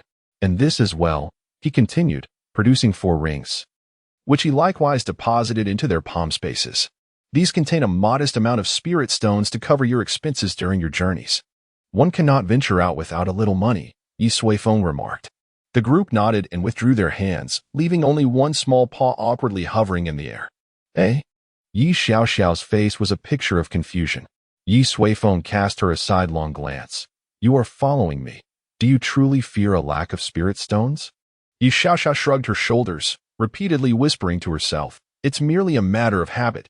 Just get accustomed to it. All right, prepare yourselves. Those who are to depart should do so, and those who remain should stay, Yi Sui Feng concluded. Thus, the paths of the 5 became clear. Only Yi Qian was destined for the Tianfu Academy. He hoped these young ones would traverse their respective journeys further still. In a pitch-black expanse, suddenly, a powerful energy erupted. Moments later, 2 resplendent orbs pierced through the darkness. As the brilliance faded, it revealed a pair of luminous eyes. I have finally broken through. With a flourish, a circle of candles was ignited, illuminating the space. It turned out to be a spacious chamber, surrounded by thick walls of blue stone. In the center sat a man who appeared to be in his 50s, clad in a voluminous white robe adorned with a golden leaf emblem on the back. 3 years, swifter than I had anticipated. The middle-aged man rose, and a layer of dust cascaded down. Li family, Tang family. You shall no longer underestimate the Yi family. His eyes glimmered with intensity as he waved his robe, causing the heavy blue stone door to creak open. He then stepped outside. Upon exiting the door, he was astonished to discover another individual clad in identical attire standing there. Second brother? He queried, approaching with curiosity. Jinyao? The other man turned his head. If members of the Yi family were present, they would undoubtedly be astonished to discover that his visage bore an uncanny resemblance to that of Yi Zhenzong, one of the three esteemed elders. The individual who had just emerged was none other than the second elder, Yi Zhenyao. Have you also achieved a breakthrough? Yi Zhenzong inquired, his voice laced with surprise. Indeed, Yi Zhenyu replied, his countenance alight with excitement. Elder brother, have you also transcended? Haha, we need no longer fear the Li and Tang families. Yi Zhenzong nodded in agreement. 3 years prior, the three elders had simultaneously sequestered themselves, intent on breaking through to the nascent soul stage, thereby shattering the hegemony of the Li and Tang families in terms of supreme combat prowess. Now, they had finally succeeded. Yet, an inexplicable sense of unease lingered within Yi Zhenzong's heart. Elder brother, what troubles you? Yi Zhenyao asked, puzzled. Yi Zhenzong shook his head. I cannot say for certain. I merely sense that this smooth ascent to the nascent soul stage feels rather peculiar. Yi Zhenyao furrowed his brow in contemplation. Now that you mention it, it does seem odd. In fact, I had shown no signs of a breakthrough in recent years, but just a few days ago, I suddenly perceived an enigmatic aura that stirred my spirit, allowing me to transcend smoothly. Yi Zhenzong nodded in agreement. The two exchanged glances, both reflecting uncertainty in their eyes. After a brief pause, Yi Zhenzong waved his hand dismissively. Let it be. Perhaps it is merely the awakening of spiritual energy in this locale. Let us return and see how matters stand at home. Yi Zhenyao chuckled. With elder brother present, there is surely no cause for concern. By the way, shall we not wait for grandfather? The three elders, Yi Zhenzong, Yi Zhenyao, and Yi Zhenzu. Do you truly believe we could all break through together? Grandfather was only at the mid-stage of the golden core when he entered seclusion.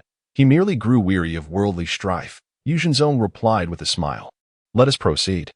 Yi Zhenyao nodded in agreement, and together, their figures vanished into the ether. At the Yi family residence, Yi Suiyu sat in his study, diligently allocating the family's forthcoming resources. Suddenly, a stirring in his heart caused his expression to change dramatically, prompting him to leap out the window. He soon arrived at the ancestral hall of the Yi family, where two figures gradually materialized.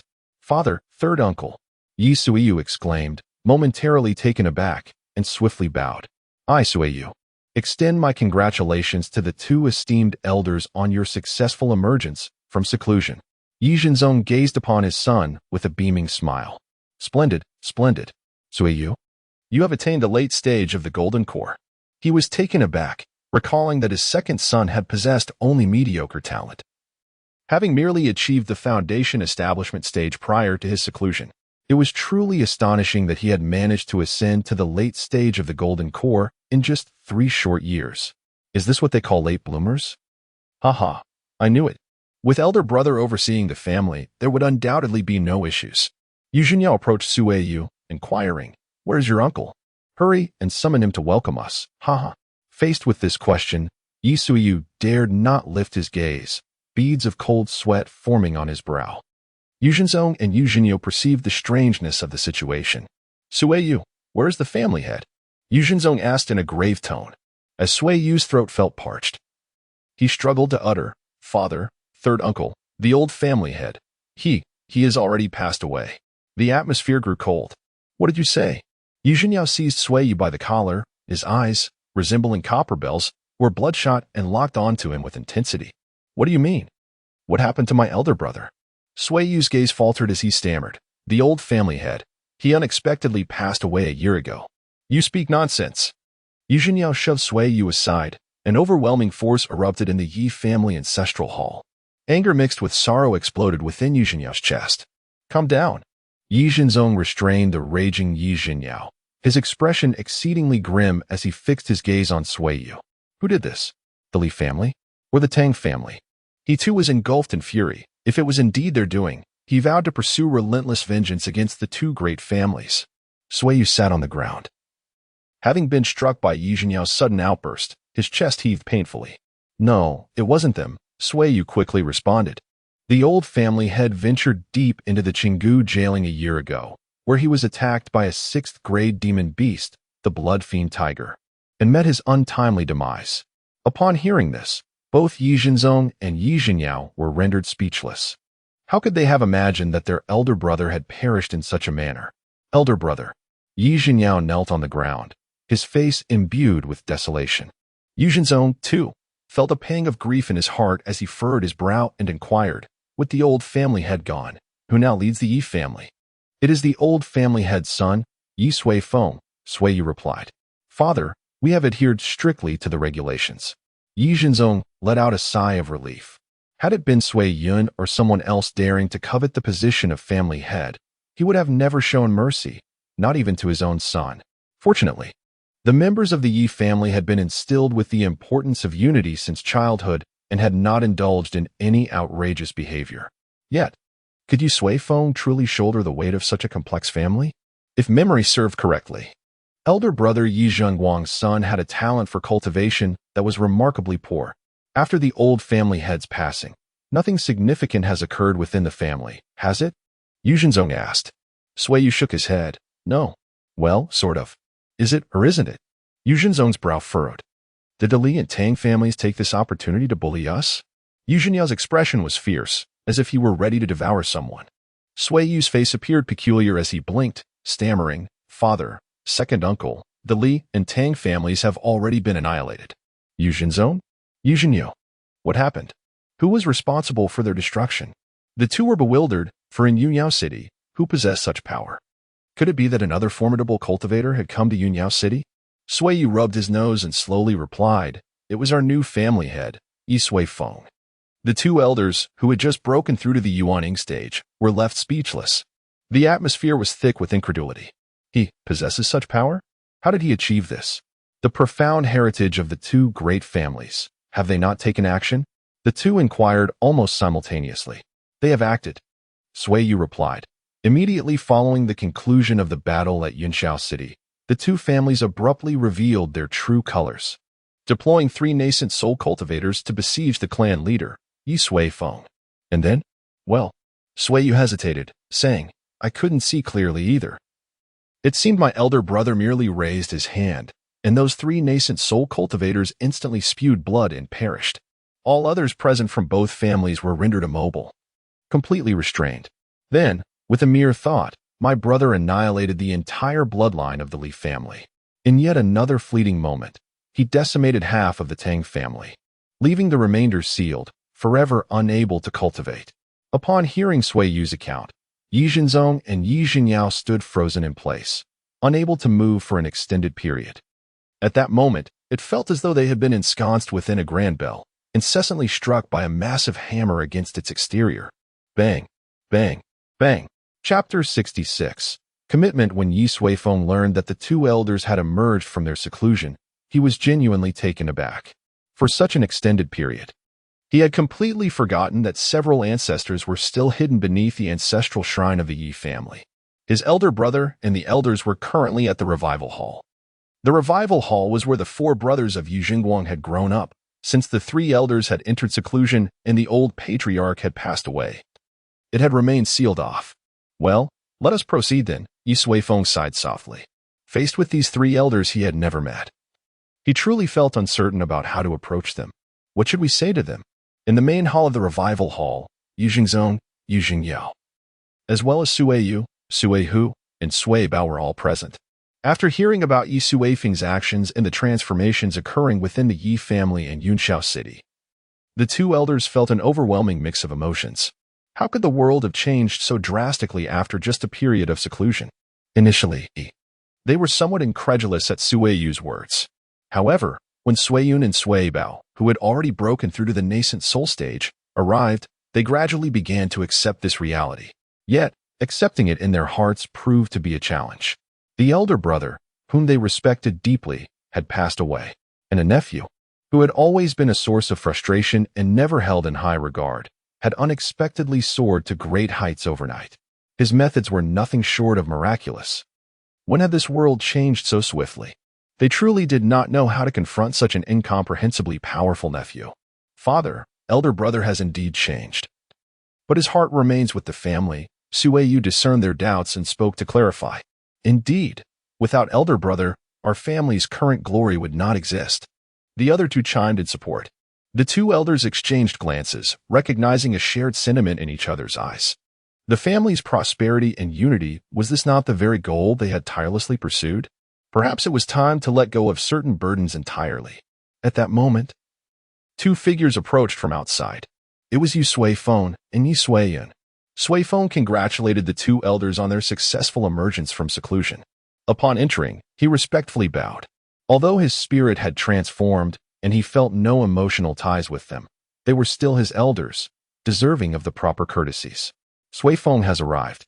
The two elders rose and said, "Please, take a seat." Upon hearing this, Yi Sui-feng stepped forward and sat beneath them. "You may all leave now," Yi Jingzong instructed, as Sui-yun and the others gradually exited the main hall, leaving only the three of them behind. For a moment, silence enveloped the room. "I recall the last time I saw you. You were always buried in books, disinclined to speak or stand in front of others." Yi Jingzong initiated the conversation. Yi Sui-feng unconsciously stroked his chin. "Indeed. However, people do change." Yi Jingzong chuckled heartily. "Precisely, people are bound to change. I never anticipated the magnitude of change in this world. We have witnessed the Yi family reaching unprecedented heights under your stewardship. We are truly delighted." Yi Jingzong, with his eloquence, masterfully transformed personal transformations into a commentary on global shifts, deftly sidestepping the most awkward inquiries. Yu Sui-feng gradually relaxed. "As a member of the Yi family, I naturally feel a profound obligation towards the family's progress. Your return is warmly welcomed. The addition of two elders will undoubtedly enhance our prosperity," Yi Sui-feng remarked. Despite the slight awkwardness, he could not bring himself to refuse the two elders from continuing their roles as seniors. Their lives have been devoted to this family. However, Yi Jingzong chuckled. "Not anymore," he replied. Yi Sui-feng furrowed his brow, puzzled. "We have grown old," Yi Jingzong continued. "To be candid, after emerging from our seclusion, we were astonished by the family's transformation, yet we felt a profound fear." "Why is that?" Yu Sui-feng inquired. Yi Jingzong smiled gently. "As I mentioned earlier, this world is changing too swiftly. Our thoughts can no longer keep pace with the family's evolution. Therefore, why should we cling to the title of elder and issue nonsensical commands? This family shall be entrusted to your generation to manage. I have unwavering confidence in you." Yi Sui-feng was taken aback. He did not expect Yi Jingzong to so casually relinquish the elder's position, especially after witnessing the Yi family's current prosperity. What tremendous courage this required. They truly are the pillars of the Yi family. "Uncle, there is no need for such." Yi Jingzong raised a hand, halting Yu Sui-feng's words. "Your calling me uncle is more than sufficient." His face was alight with a smile. "If your elder brother were to know of your accomplishments from beyond, he would surely be overjoyed." Yi Sui-feng fell silent, unable to bear the weight of that sentiment. "I heard that there seems to be some hidden circumstances surrounding your father's passing," Yu Jingzong suddenly remarked. "Indeed," Yu Sui-feng nodded. "That blood-fiend tiger should not have appeared on the outskirts of Qinggu jailing. However, the investigation revealed no further clues." "The investigation did not involve your participation, did it?" Yu Jingzong asked. Yu Sui-feng rubbed his nose. "At that time, my cultivation was too weak, so..." "Sui-feng." Yu Jingzong suddenly regarded him with seriousness. "You possess the capability to uncover the truth, do you not?" Yu Sui-feng hesitated for a moment before responding. "I should be able to. Promise me you will investigate this matter thoroughly and discover who is truly behind it. Can you?" His tone was almost pleading. Yu Sui-feng was once again taken aback, gazing into Yu Jingzong's earnest eyes and the profound sorrow concealed within, leaving him unsure how to refuse. "All right. I will look into it. If indeed someone is scheming behind the scenes, I shall ensure that they receive the punishment they deserve," Yi Sui-feng declared earnestly. A sense of relief spread across Yi Jingzong's eyes. "Then we can rest easy." Yi Sui-feng nodded and said, "I will take charge of this matter. You have just emerged from seclusion. It would be best for you to recuperate. I shall have Sui-yun construct a villa by the Mirror Lake, a place that is rather tranquil and elegant." Yu Jingzong waved his hand dismissively. "Perhaps not. After spending so long underground, I have grown weary of the term tranquility. And you too, Yi Suifeng inquired, puzzled. Yi Zhenzong exchanged glances with Yi Zhenyao and nodded. The world is vast, and we wish to venture out and see it. Having toiled for a lifetime, we have yet to truly savor the splendid life this world has to offer. Ha ha. The two burst into hearty laughter. Observing them, Yi Suifeng was at a loss for words.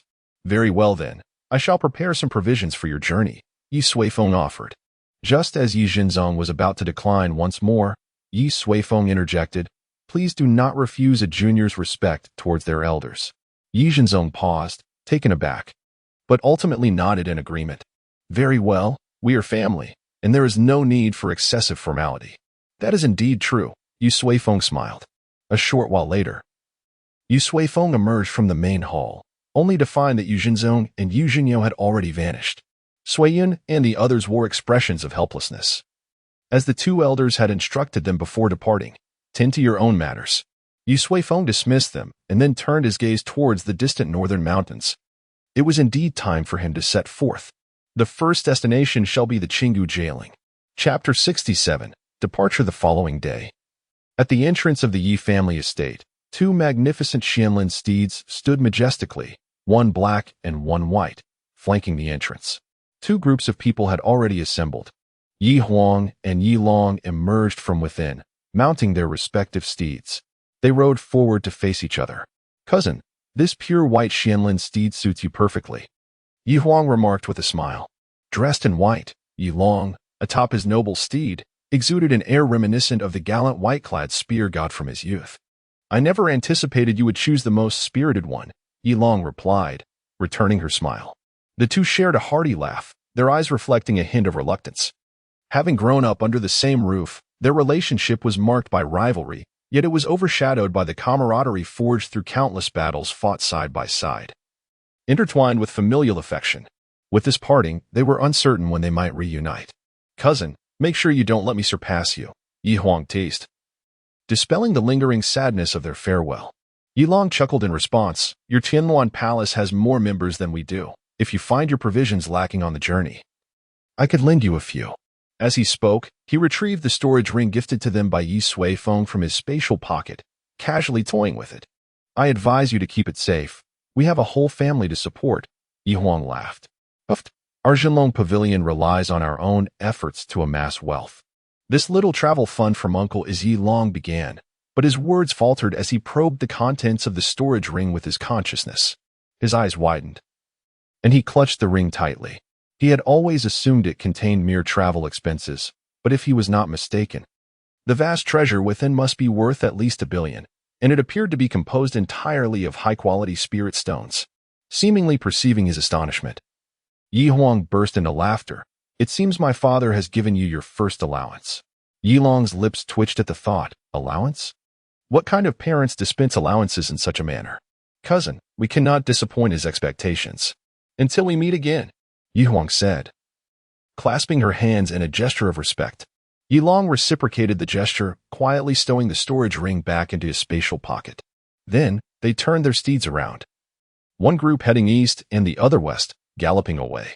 In no time, they had exited the city gates. Among Yi Huang's entourage, a dark-skinned youth cast a lingering glance toward Yunshao City. Mi Feng, stay close, Jiang Fei called out loudly. Yes, coming. Mi Feng quickly turned back to follow the group. After the battle at Yunshao City, instead of seeking out the head of the Yi family, he chose to join Tianluan Palace. He was determined to rely on his own efforts and stand shoulder to shoulder with the figure that occupied his heart.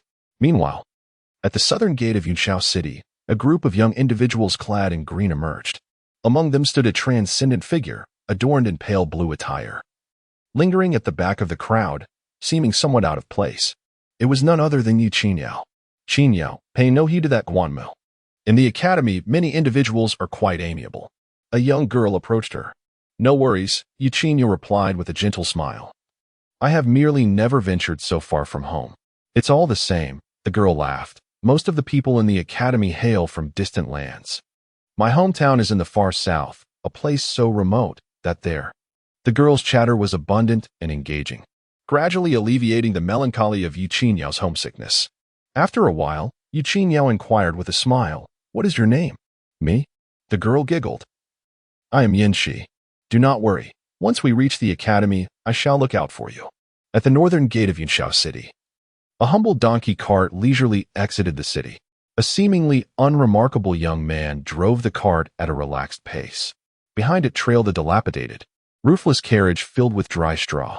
Inside the carriage sat a petite figure clad in a black cloak that enveloped her entirely, save for a small face peeking out. The face bore large eyes filled with resignation, and her lips were pursed high in displeasure. Is this really how we are setting out, uncle? Yu Xiaoxiao's tone was laden with reluctance. What do you expect, to be carried in a grand palanquin? We are embarking on a journey, do you understand? Yi Suifeng replied without looking back. Yi Xiaoxiao sighed deeply, resting her chin on her hands. She still had many aspirations yet to fulfill. Following her uncle, it seemed she would have no opportunity in the near future. Brother Yi, wait for me. Suddenly, a voice called from behind. Moments later, two figures, one large and one small, rushed forward in a flurry. Yu Suifeng halted the donkey cart and turned to see Guwan Xin. Behind her trailed a graceful young girl, appearing demure and gentle. Brother Yi, Guwan Xin panted as she approached. What is it? Yi Suifeng inquired. There has been something I have longed to express, yet have found no opportunity, Guwan Xin said, a hint of shyness in her voice. Yi Suifeng's heart raced. It appeared a romantic drama was about to unfold. Please, no, sister. Upon finishing her words, Guwan Xin pulled the girl forward and introduced, This is my niece, Gu Yulan. She is quick-witted and clever. I believe having a helpful maid by your side would greatly facilitate your endeavors. Yi Suifeng's understanding dawned. This was the purpose of the introduction. However, he had long grown accustomed to solitude, and an additional presence might prove cumbersome. Thank you for your kindness. But I must decline, Yi Suifeng responded. She is quite obedient and can assist you with numerous daily tasks, Guwan Xin urged. Yet, Yi Suifeng shook his head once more. No, I prefer solitude. She can prepare a myriad of exquisite dishes from various regions. Yi Suifeng. She has also gathered various cuisines from around the world and is currently learning them. Yi Suifeng. I believe that on the journey of exploration, the presence of an additional companion brings forth a richer tapestry of experiences. Xiao Xiao, don't you agree? Yi Xiao. Moments later, a slender figure joined the humble donkey cart. Following the broad path, three individuals on a donkey made their way slowly towards the distant mountains. Chapter 68. The temporal black hole Wutong town, nestled at the foot of the Qinggu Jailing Mountain, was once a humble settlement, sparsely populated and frequented by wandering cultivators seeking opportunities. However, several months prior, the joint efforts of the master of the Yi family's Tianluan Hall and the leader of the Zhenlong Pavilion to combat a formidable beast tide transformed this quaint village into a bustling hub. The town's area has expanded severalfold, attracting numerous itinerant cultivators who believe that venturing into the mountains from here will bestow upon them great fortune. On this particular day, a modest donkey cart ambled into Wudong town. The driver was a young man clad in simple garb, and within the cart sat two girls of starkly contrasting temperaments, one serene and composed, the other restless and fidgety. It was Yu Suifeng and his companions. Departing from Yunxiao City, they took a leisurely 10 days to reach Wudong town, allowing themselves to savor the myriad landscapes and meet a variety of people along the way. Naturally, they indulged in an array of delectable dishes. Gu Yulan, the young girl, possessed remarkable culinary skills, rivaling even those of the renowned chefs at Zui Meng Lu. She had an uncanny ability to unearth the deepest flavors of any ingredient, transforming them into exquisite delicacies. Truly a treasure. Ah, Wudong town has changed so much, Yi Xiao exclaimed, her eyes brimming with astonishment as she gazed around. Clutched in her arms was a small white rabbit, an ordinary creature save for its exceptionally large front teeth, which were several times the size of those of an average rabbit. Yu Xiao had taken a liking to the rabbit at first sight, rescuing it from a warren of its siblings, while simultaneously relishing the dishes prepared from its brothers and sisters, a sight that drew scornful glances from Yi Suifeng. When I came here last time with my sister and the others, it was merely a larger village, Yi Xiao remarked. Yi Suifeng nodded in agreement. Noting the increasing number of cultivators along their journey, likely drawn from various regions by the allure of opportunities now abundant in Yushao City. After a brief while, they arrived at a grand plaza. In its center, amidst swirling mist, loomed what appeared to be a colossal structure. As they approached, Yu Feng was taken aback to discover that it was, in fact, two lifelike statues. One figure brandished a long spear, exuding an air of cold determination and fierce battle intent, as if hunting down demonic beasts. It was none other than Yi Long. The other figure stood with a sword resting on the ground, arms crossed behind him, his battle cloak billowing dramatically. Yi Huang. The people of Wudong Town had erected statues in honor of these two figures. Yi Xiaoxiao, gazing upward with her mouth agape, exclaimed, "They are so handsome. Be cautious." Suddenly, an elderly cultivator approached them. These are the revered Fairy Huang and Lord Long, extraordinary prodigies. They cannot be described in mere mundane terms. He cast a piercing glance at Yi Xiaoxiao, then produced two long incense sticks, igniting them before placing them at the base of the sculpture. Yi Xiaoxiao stood there, momentarily at a loss for words. How could someone disrespect my beloved siblings? What has become of this world? Yi Feng observed with amusement. And when the old practitioner finished his offering, he stepped forward to inquire, "Esteemed friend, what prompts you to treat these two young individuals in such a manner?" The old practitioner scrutinized Yi Feng from head to toe. "You must be new to Wudong Town. I advise you to swiftly procure a stick of celestial incense. Light it beneath the feet of the Phoenix Fairy and Lord Dragon. Fortune from the unseen will surely protect you." With that, he paid no further heed to Yi Feng and turned to leave. Yi Feng rubbed his nose, pondering, "Am I to offer incense for my daughter and nephew? That seems rather contrary to the natural order. Moreover, they wouldn't be able to endure it. Hey, uncle, should I go buy some now and tempt fate for ourselves?" Yi Xiaoxiao stifled a giggle. "Go away," Yi Feng retorted, somewhat irked. Yi Xiaoxiao huffed, and the little rabbit nestled in her arms bared its teeth at Yi Feng. A true rebel, it seemed, mirroring its owner's defiance. Sooner or later, he would find an opportunity to stew it in a pot. Yi Feng gazed at the throngs of people offering their prayers and chose not to linger further, turning to depart. Behind him, Yi Xiaoxiao leaned towards Gu Yulan, whispering, "Yulan, trust me, he simply cannot lower his pride. You should go buy some incense to offer there." Gu Yulan remained unperturbed. "Miss, my aunt instructed me to heed only the words of the master while outside. I sincerely apologize." Yi Xiaoxiao rolled her eyes in exasperation. How dull. The trio enjoyed a modest meal in Wudong Town, but did not tarry long before journeying deeper into the lofty mountains. After traversing a path bustling with cultivators, Yi Feng finally ceased his leisurely pace. With a grand gesture, the entire donkey cart soared into the air, gliding upon the clouds at an exhilarating speed. Yi Xiaoxiao was at last able to shed her robe, her purple-red hair billowing in the wind, her spirit uplifted. In contrast, Gu Yulan clung tightly to the cart, her expression betraying her anxiety. "Fear not, uncle will not let you fall," Yi Xiaoxiao encouraged, pulling her up. The two stood atop the cart, gazing at the sun suspended above the clouds, its golden rays gently caressing their faces. "Isn't it beautiful?" Yi Xiaoxiao exclaimed. Gu Yulan nodded vigorously. Witnessing this scene, she recalled her aunt's words. "By following that esteemed master, you shall witness wonders that many will never experience in a lifetime." When she first beheld the donkey cart, she held a flicker of doubt regarding that statement. Yet now, her belief was unwavering. Majestic mountains raced beneath them as the cart traversed the skies, delving deeper into the ancient heights, ultimately arriving at the summit of a densely wooded mountain. Yi Feng whistled, and the cart gradually descended, landing beside a shallow pond. This was the very spot where Yi Jingguang had been ambushed.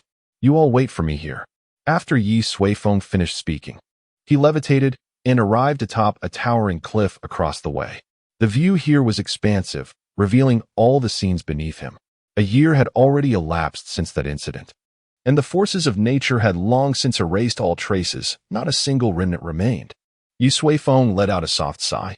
In truth, he had always harbored a sense of evasion regarding Yi Jingguang, his biological father in this world. After all, he hailed from another realm, a fully cognizant adult. And the sudden emergence of a father figure was something he found hard to confront with equanimity. Indeed, given his current capabilities, He could even reunite the spirit and reconstruct the body, resurrecting Yu Jingguang. Yet, after the revival, how would they coexist? He found it impossible to genuinely utter the word father. Thus, even though the circumstances surrounding Yu Jingguang's death were suspicious, he had never actively pursued the matter.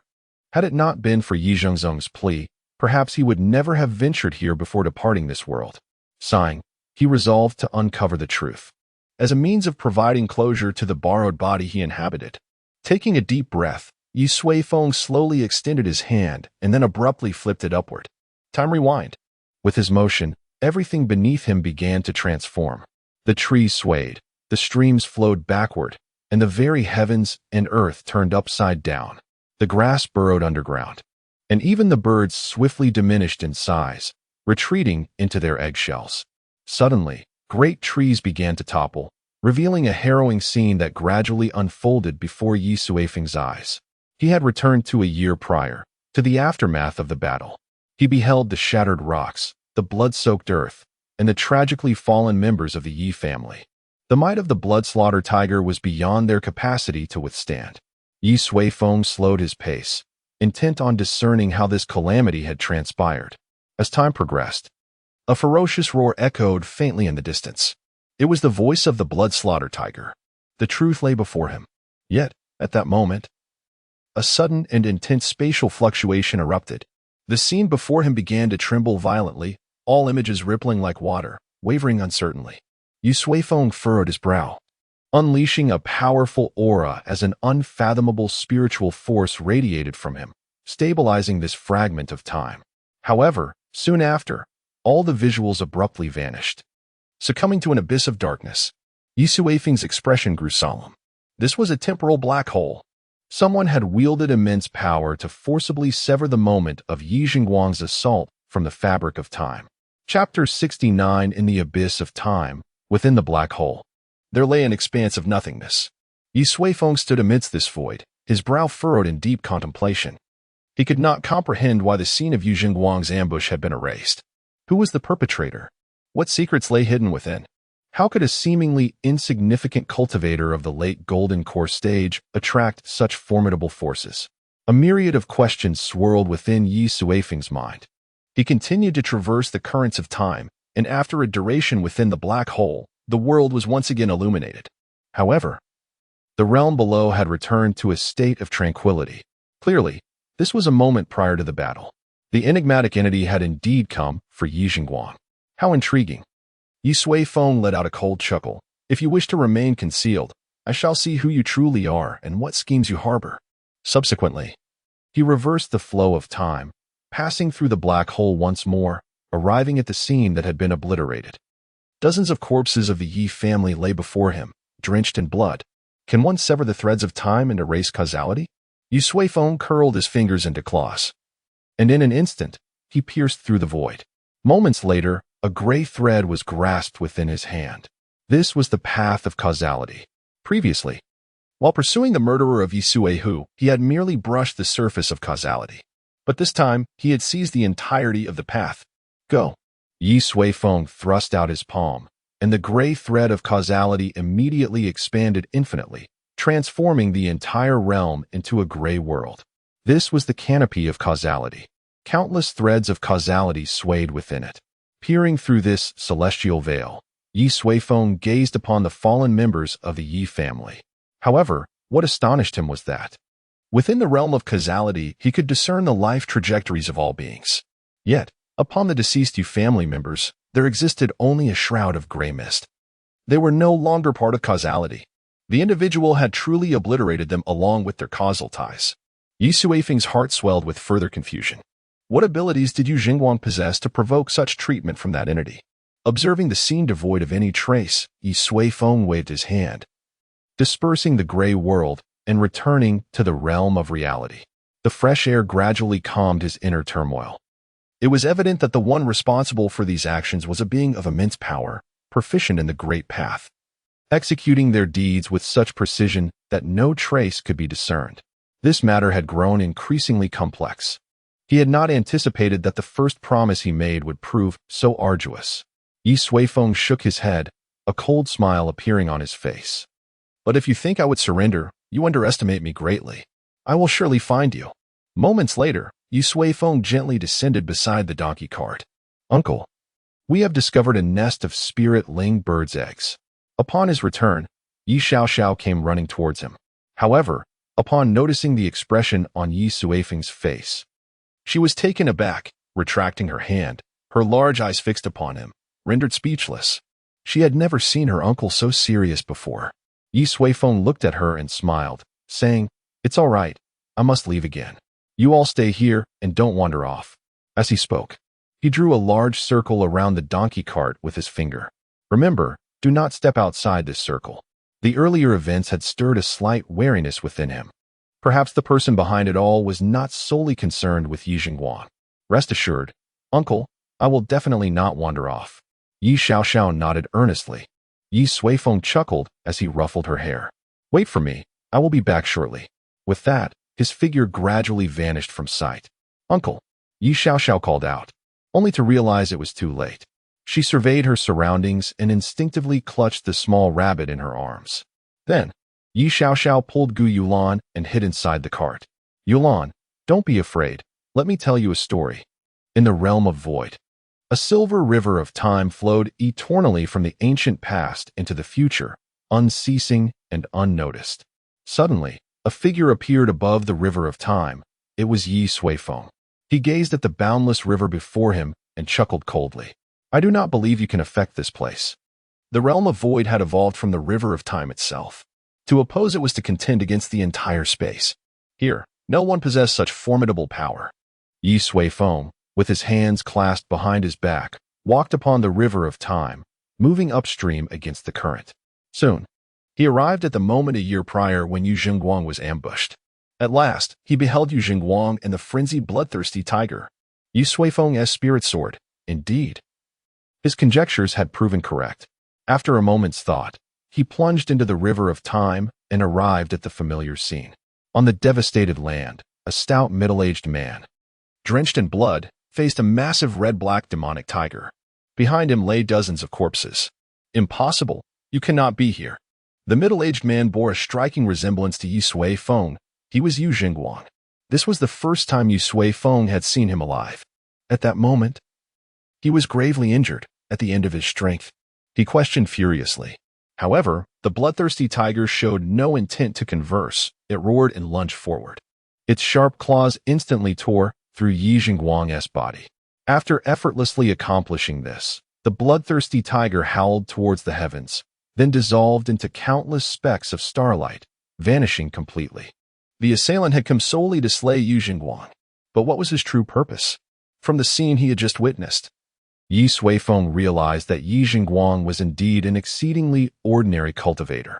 Given that existence's status, there was utterly no reason to expend such effort to deal with him. Yi Suifeng was left utterly perplexed. Never mind, I shall seek the answers myself. Yi Suifeng, having pinpointed the vanishing location of the blood fiend tiger, prepared to once again wield the Tao of causality within the river of time. However, just as he commenced his endeavor, the scene before him underwent a catastrophic transformation. The entire galaxy seemingly suspended upside down in the heavens. Suddenly, countless immense portals surged forth from the galaxy, encircling Yi Suifeng in the blink of an eye. Each portal concealed a distinct world behind it, a manifestation of power extracted from the river of time. Yi Suifeng let out a cold snort, unleashing the full force of his being as he struck a fist against the portal. Yet, after a resounding clash, the portal merely quivered momentarily before returning to its original state. Silvery light flowed ceaselessly across the surface of the portal. Yi Suifeng furrowed his brow, realizing that someone had seemingly connected these portals with the entirety of the river of time. To oppose them was to oppose the river itself. This was evidently a premeditated scheme. Was this orchestrated for my sake? Yi Suifeng observed the temporal power swirling around the myriad portals, recognizing that the situation was more intricate than he had initially surmised. But, are you truly prepared?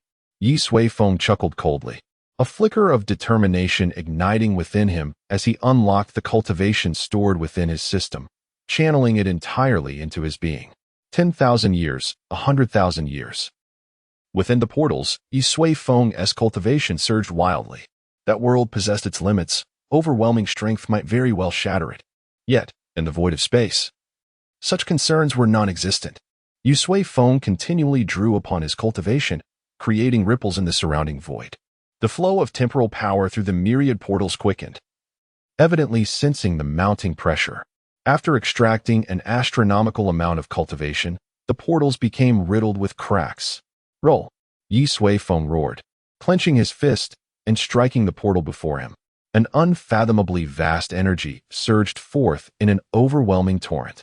As the countless portals met his fist, they disintegrated into mere dust. The sheer magnitude of the energy was staggering, and after shattering the portals, it surged directly into the river of time. Boom! A deafening roar resonated through the air. The pitch-black void seemed to ignite like an incredibly radiant sun, blinding to behold. After an extended moment, the brilliance gradually subsided. Yi Sui Feng stood amidst the emptiness, before him a silver river of time, now marred by a colossal fissure.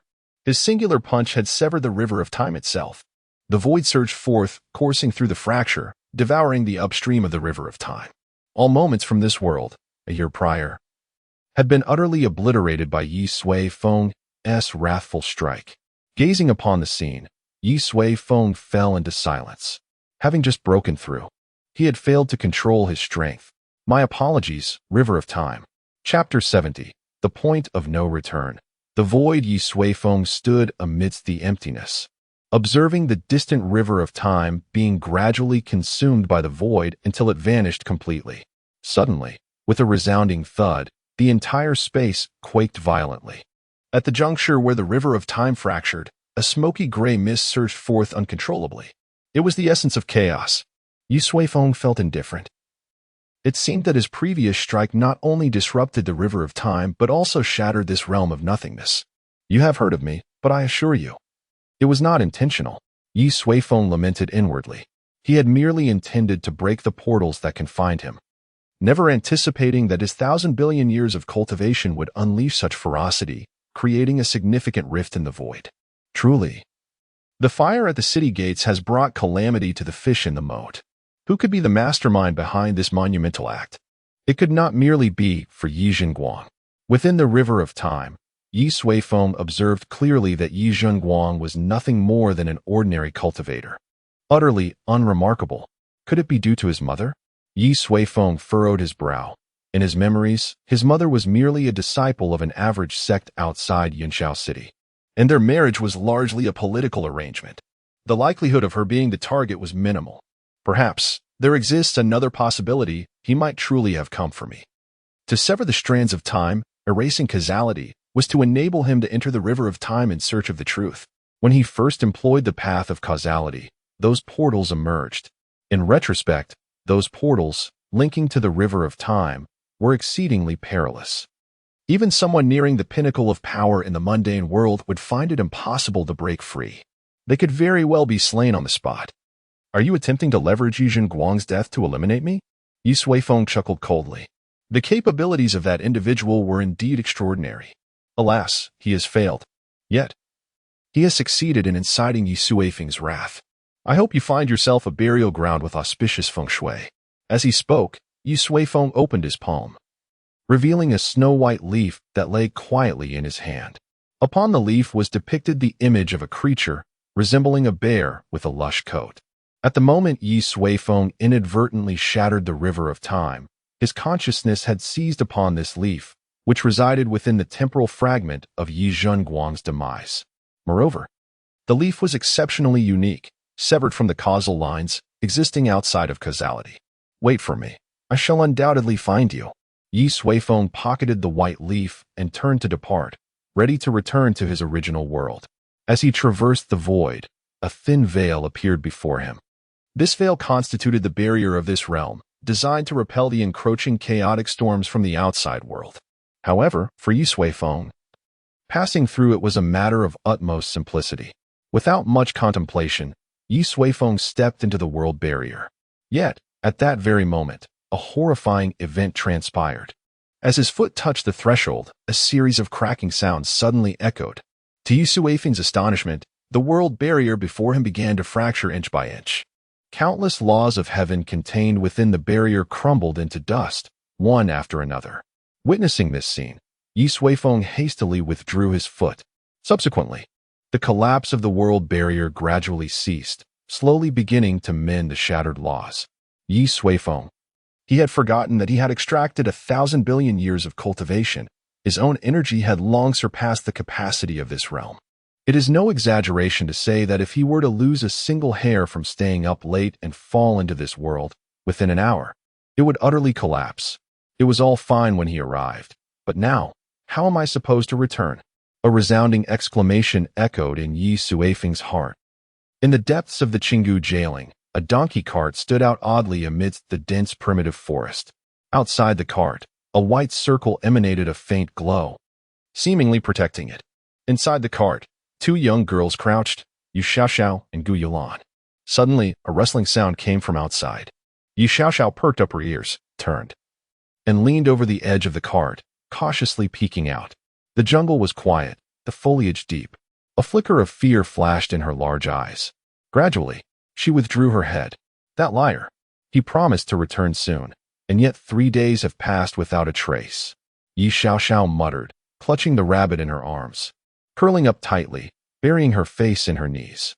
Yulan, do you think he has abandoned me because I was too mischievous, or has he encountered some danger? Perhaps he was ambushed and has. Gu Yulan looked at the girl before her and sighed softly. The usually reckless Yi Xiaoxiao, upon Yi Suifeng's actual departure, had become so timid. She straightened up and sat beside Yu Xiaoxiao. Miss, why don't you tell me another story? Yu Xiaoxiao rolled her eyes at her.